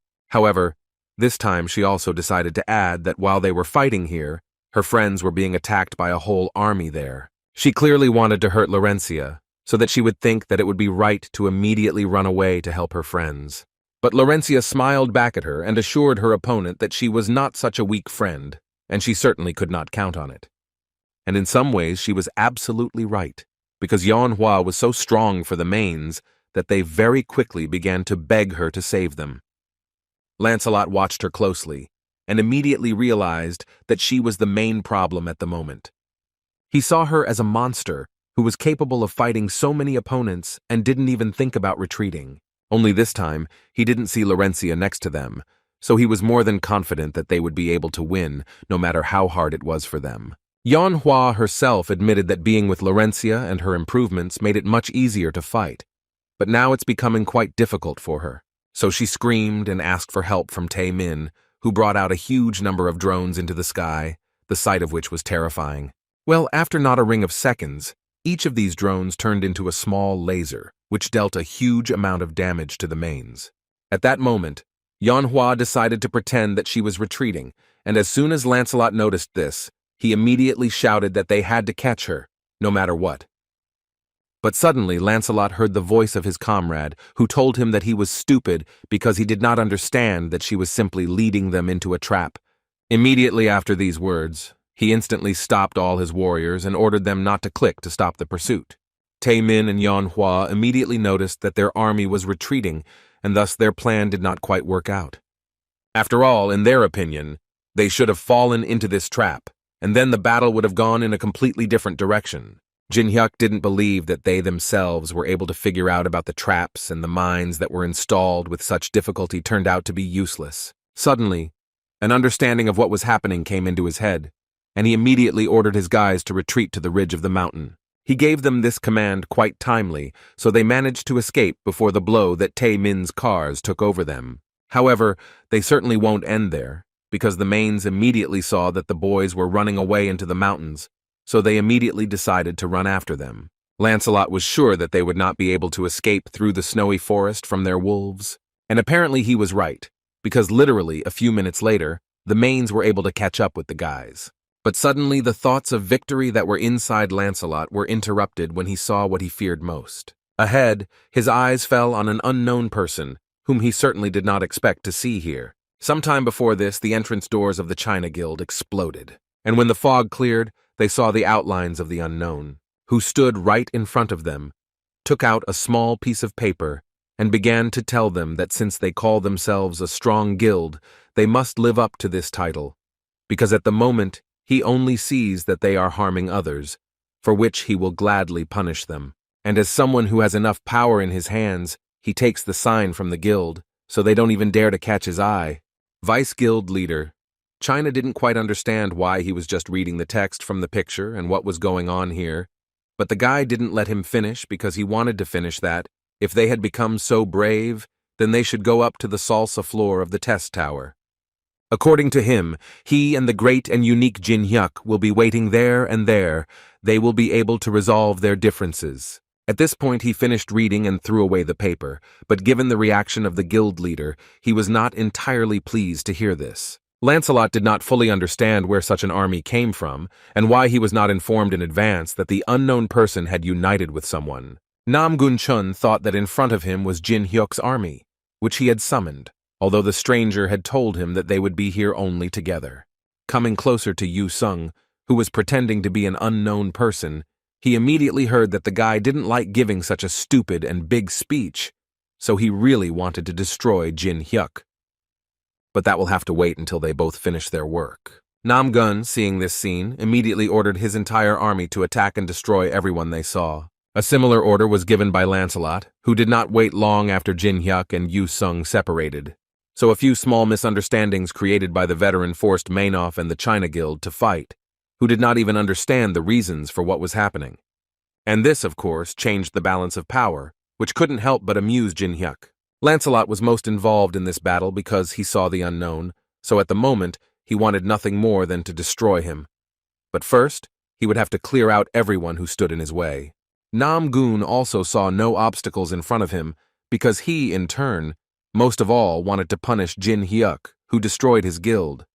Jin Hyuk and his friends just kept running away at that moment, and the guy watched as these blockheads fought among themselves. While they were fighting there, the guys got to that secret place that Jin Hyuk told them about.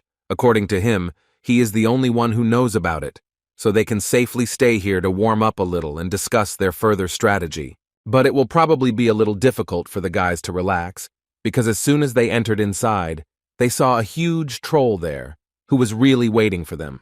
Jin Hyuk immediately tried to calm his friends down, so he told them that they didn't have to worry about the ice trolls, because they had already agreed to cooperate with them in exchange for their release. Yu Sung couldn't help but notice that Jin Hyuk had been making allies too easily lately. They also noticed that Jang Seok, whom Jin Hyuk had left as collateral, was there. Among the trolls, Jin Hyuk also found his friend Laurencia, who first asked the guy for forgiveness because she, unfortunately, missed Ophelia. But Jin Hyuk didn't expect that Laurencia would be able to take her alive, because he, like no one else, understood that taking her was quite a difficult task, so he still told her that she was a great girl. In any case, now the guys wanted to ask the guy what to do next, because everything had become much more complicated than they had expected. Jin Hyuk began to tell them that the opponents, in order to get out, would head to the island with the phoenix feather. But if you believe the guy's words, they had already taken possession of this place. Therefore, they were in a more advantageous position. But he immediately decided to warn them that a lot would have to be done before their opponents got here. After these words, Jin Hyuk approached the head of the trolls to give them a small ball, which, according to the troll, carried a large amount of energy, which they managed to collect in order to defeat Michael in the future. The system notified Jin Hyuk that this energy could be used for 2 hours, but the troll asked the guy not to forget that they had risked a lot by building a camp near the lake to collect this energy, and since he was giving Jin Hyuk this item, it only meant that he trusted him as much as possible. Jin Hyuk immediately remembered that this item appears in the game when you capture another tribe. Now he understood how it actually happened. Calical also added that they made this decision after seeing Jin Hyuk fighting for him, risking his life, although Jin Hyuk himself believed that the troll was quite mistaken. But most of all, he wanted to emerge from this war as a free tribe that would not be dependent on anyone at all. After some time, Jin Hyuk met with Michael, who was amazed by the guy's courage, because he was the first to decide to reveal his position. After which he decided to talk about how he heard how the guy managed to make the mains fight with other people who did not understand what was happening at all. And he also wanted to ask the guy how he managed to lure Calical to his side. Therefore, he believed that the guy was smart enough to be able to do something like that, but he still didn't understand why he made such a mistake and came to him first. Without any explanation, Jin Hyuk took out the very same ball that the troll had given him, and the system immediately notified him that his mana level had doubled, after which he decided to activate the greedy gaze and see how strong his opponent was. But this time he again saw the same notification that activation was impossible due to the difference in levels. So he decided to find out everything on his own, and started by assuming that Mikael was standing in front of him, who, in his opinion, wanted to get out of the test tower with the help of the phoenix feather. Mikael smiled because he definitely didn't expect Jin Hyuk to be able to understand even this.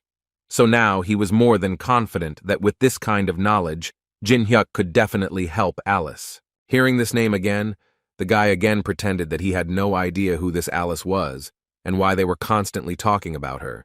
This didn't work on the vampire, so he immediately told the guy that he didn't have to pretend, because he believed that the guy had gone from being a suspect in organizing Alice's escape to being the culprit.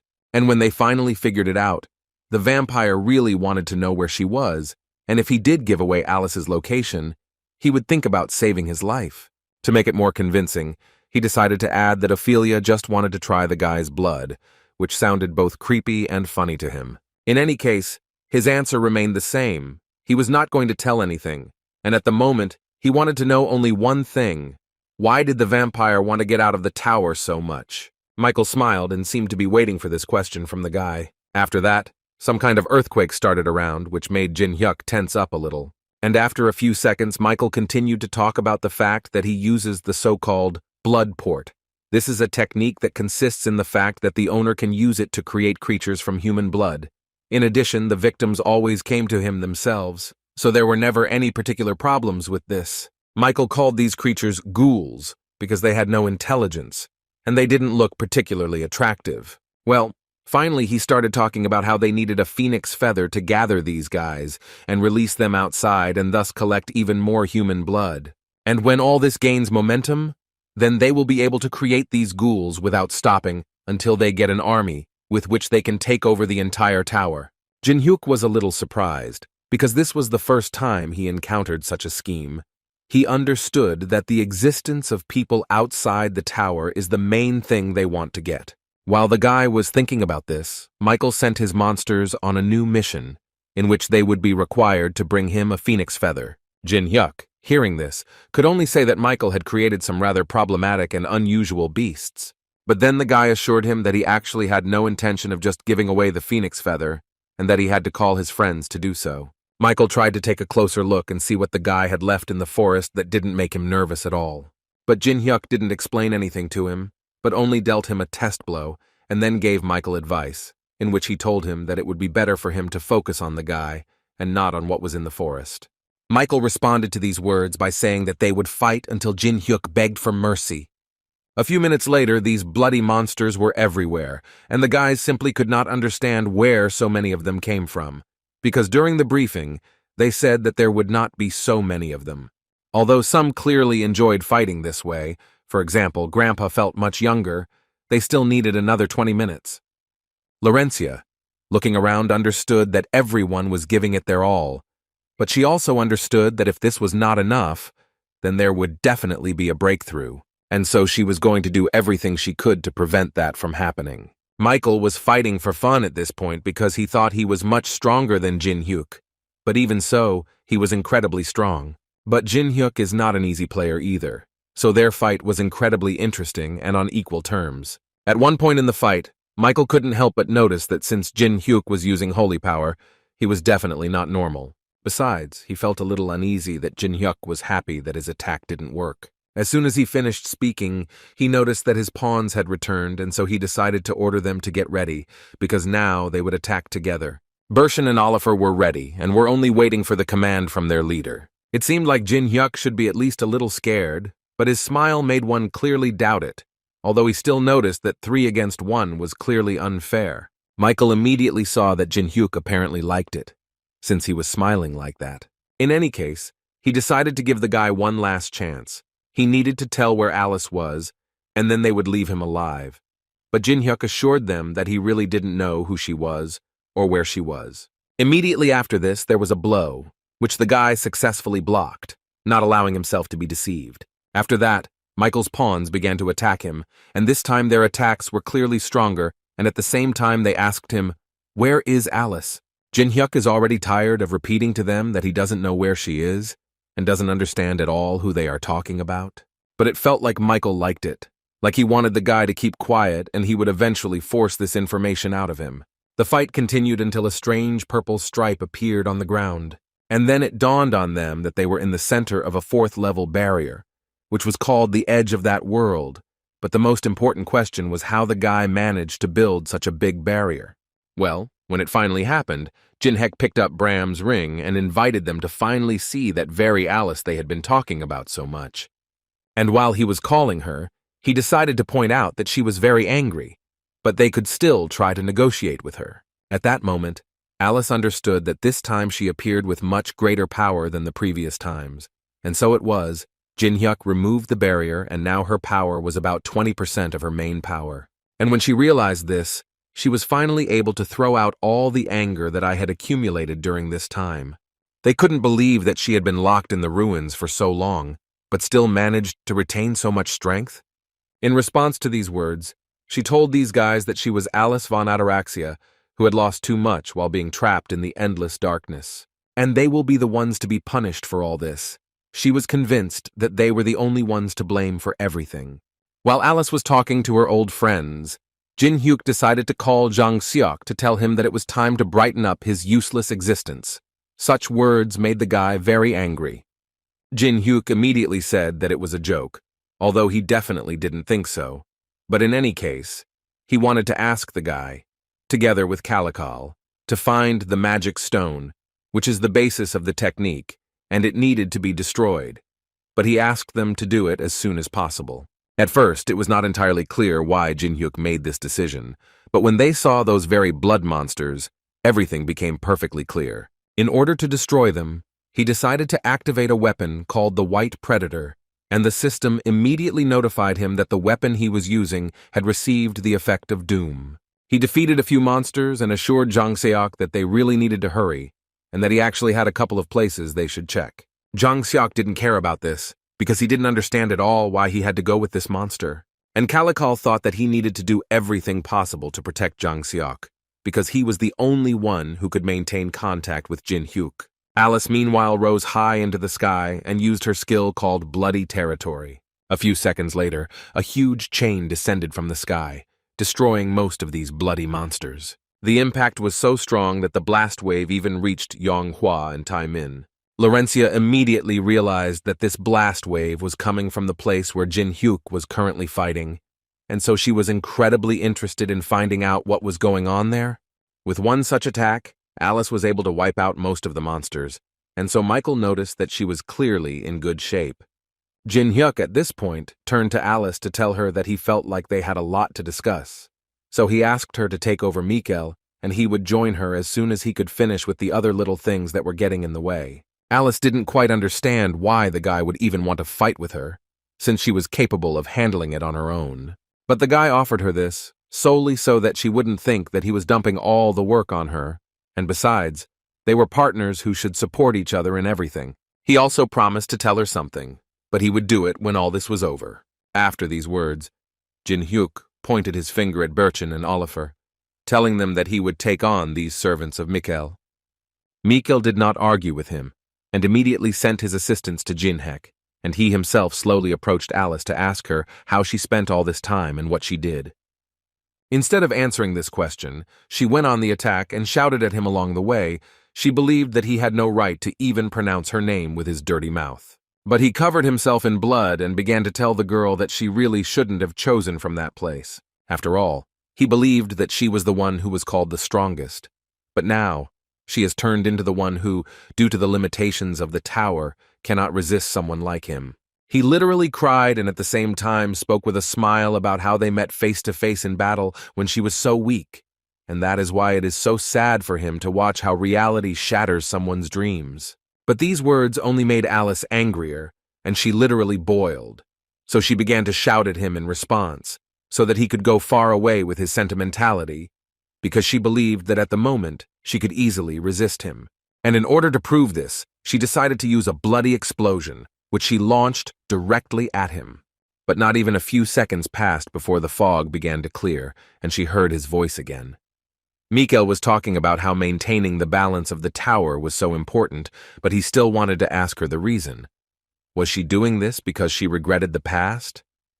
Besides, he asked her not to forget that she possessed the power with which she could rise much higher, so he simply did not understand why she became attached to this meaningless idea of peace and balance throughout the world.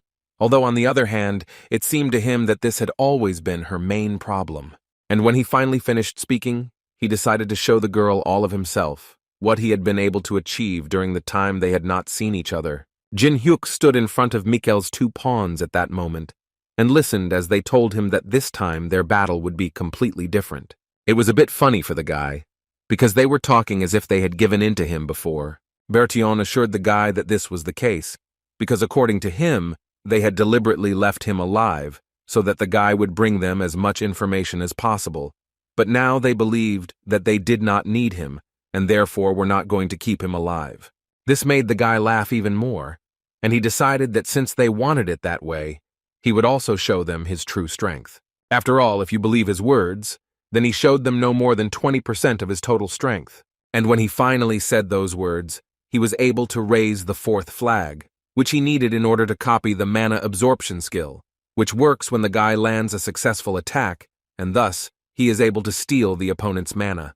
Jin Hyuk immediately thought that he had actually suffered a lot while trying to obtain this skill, but he was sure that it was not in vain, because he simply needed this skill in order to be on equal terms during the battle with vampires. But the guy didn't stop there. He went further and decided to check what would happen if he tried to combine this skill with the Saint.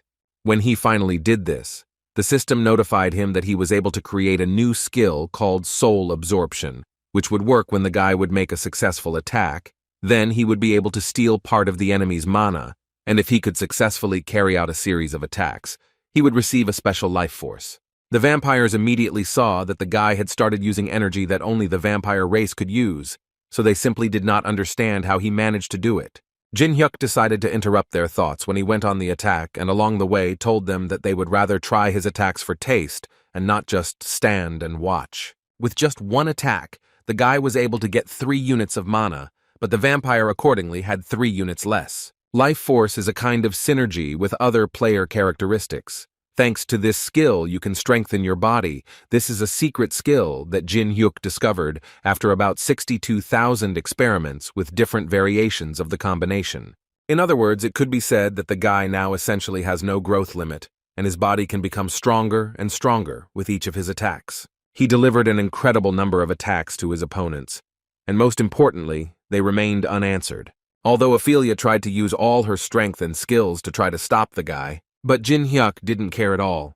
His speed was so great that he was able to dodge all of their attacks.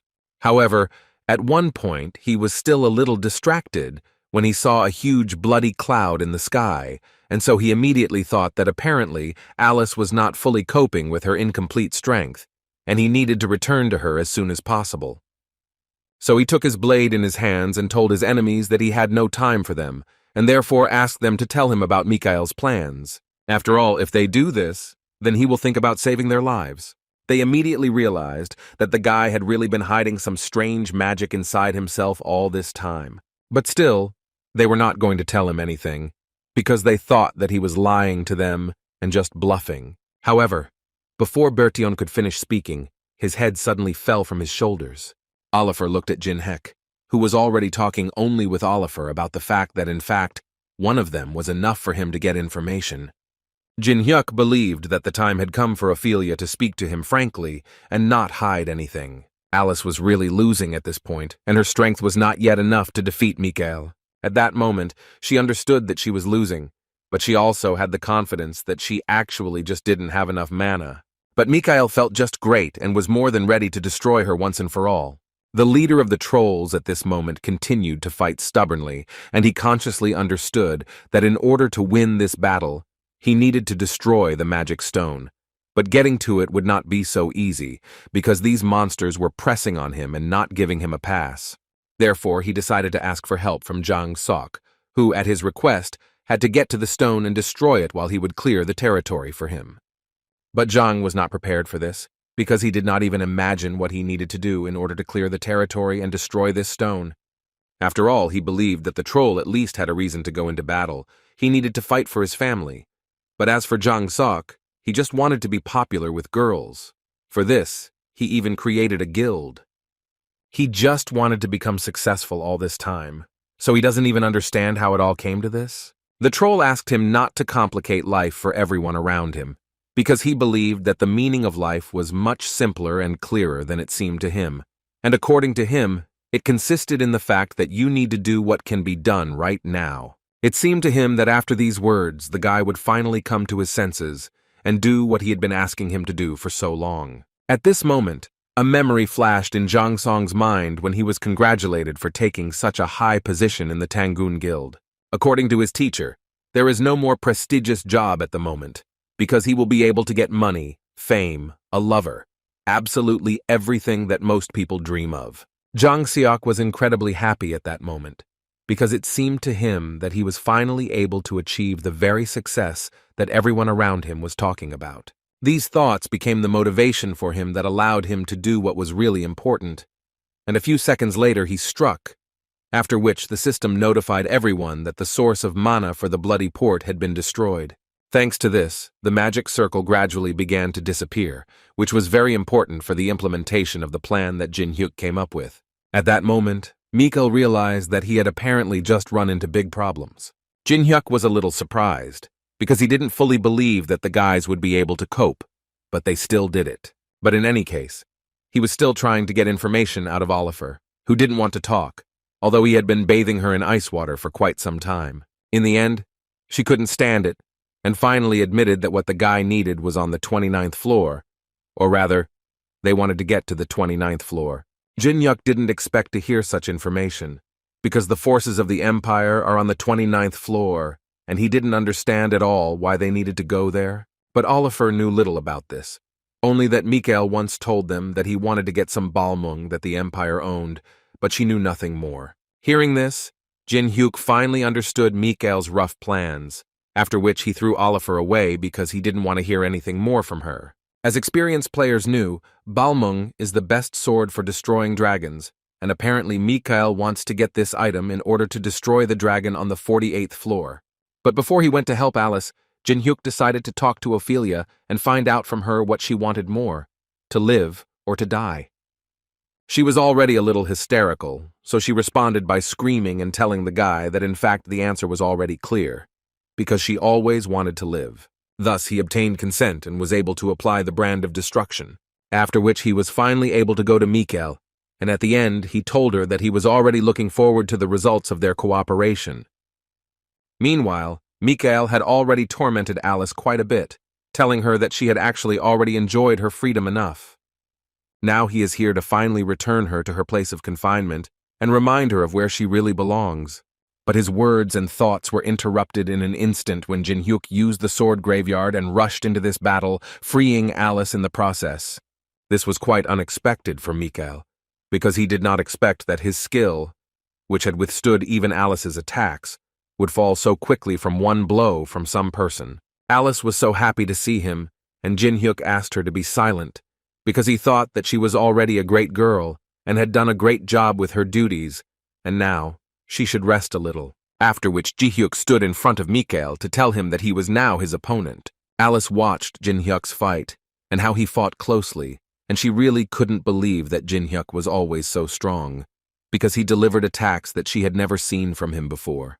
But she understood that it was far from impossible, that he had thought it all through, and during this time had managed to become much stronger. However, Mikael was also very different from all the opponents that Jin-hyuk had during this time, because his strength was enormous. Although apparently it only seemed that way against the backdrop of weak opponents, because at one point, Jin-hyuk activated his true power and began to deliver attacks that Mikael simply was not able to repel. At least that's what Jin-hyuk thought until he saw the vampire use a skill called Mana Barrier. And this meant that Jin-hyuk essentially does not cause damage due to the large difference in mana levels.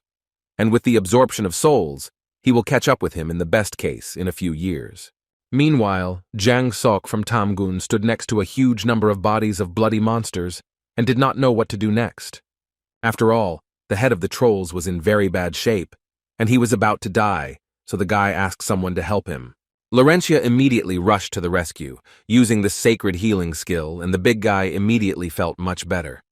Laurentia was too exhausted, so her strength ran out immediately after she finished the treatment. Yu Sung knew that things weren't going well for them, so he wanted Jin-hyuk to get over it as soon as possible and come back to them, because they were all already at their limit. Meanwhile, Jin-hyuk used all his new skills just to activate the Eye of Gluttony, and he still managed to find out the conditions for copying. He just needed to survive the fight with Mikael, and then the guy would get a chance to copy his skill. The vampire immediately noticed that Jin-hyuk was smiling again, and this couldn't help but amuse him, because it seemed to him that the guy was doing this in vain, because he would soon finish him off. And in order to do this, he decided to use a skill called Nails, hidden in the moon. But before that, he told the guy that now they would check together how long he could smile like that. In response to this, Jin-hyuk activated the sword graveyard, with which he was able to easily block this attack. But apparently it was just a trick that he fell for, because after a few minutes, he noticed that his swords along with his hands were blocked by Mikael. Mikael Buell was so happy that he finally managed to catch Jin-hyuk, and when he finally did it, he was going to pull out the guy's teeth, although Jin-hyuk certainly didn't think so, because without further thought he let go of his swords and picked up his bow. Due to such an unexpected change of weapon, Mikael simply couldn't dodge, so he had to accept the attack. Although it was a very successful attack, he liked it, and he simply couldn't help but notice that the guy had a lot of tricks, which made this fight even more interesting. But this time he had already decided finally that he would finish with the guy and then continue with Alice, and in order to make this come true, he decided to use a skill called Hellfire of World Destruction. Alice immediately stood up and shouted at Jin-hyuk to leave immediately, because she understood perfectly well that if Mikael got hit, the guy would definitely not be able to survive. But the guy had another smile on his face, and he answered Alice that in fact, he needed to take this blow in order to survive. Alice decided that he was completely out of his mind and didn't even know what he was doing, so she continued to yell at him to leave immediately. Instead, he simply activated Perseus's shield and gave it to Alice so she could watch the show in safety. After a few seconds, Mikhail spent all his energy on this blow. He was so exhausted. But on the other hand, he was very happy because he was sure that he finally managed to finish off Jin Hyuk. And he also noted that for the first time, he had to use all his mana against a person. This deserves respect for him as an opponent. And since he finished fighting with Jin Hyuk, he can finally continue his communication with Alice. At least it would have been good for him. But when he looked up, he realized that everything was not going according to his plan. After all, there was Jin Hyuk, who could still participate in the battle, unlike Mikhail. A few seconds before the collision, Jin Hyuk used his new skill, which used up a huge amount of mana and was called the skill of 1 second invulnerability. In this way, he was able to dodge Mikhail's attack and then return to the fight and finally destroy this vampire.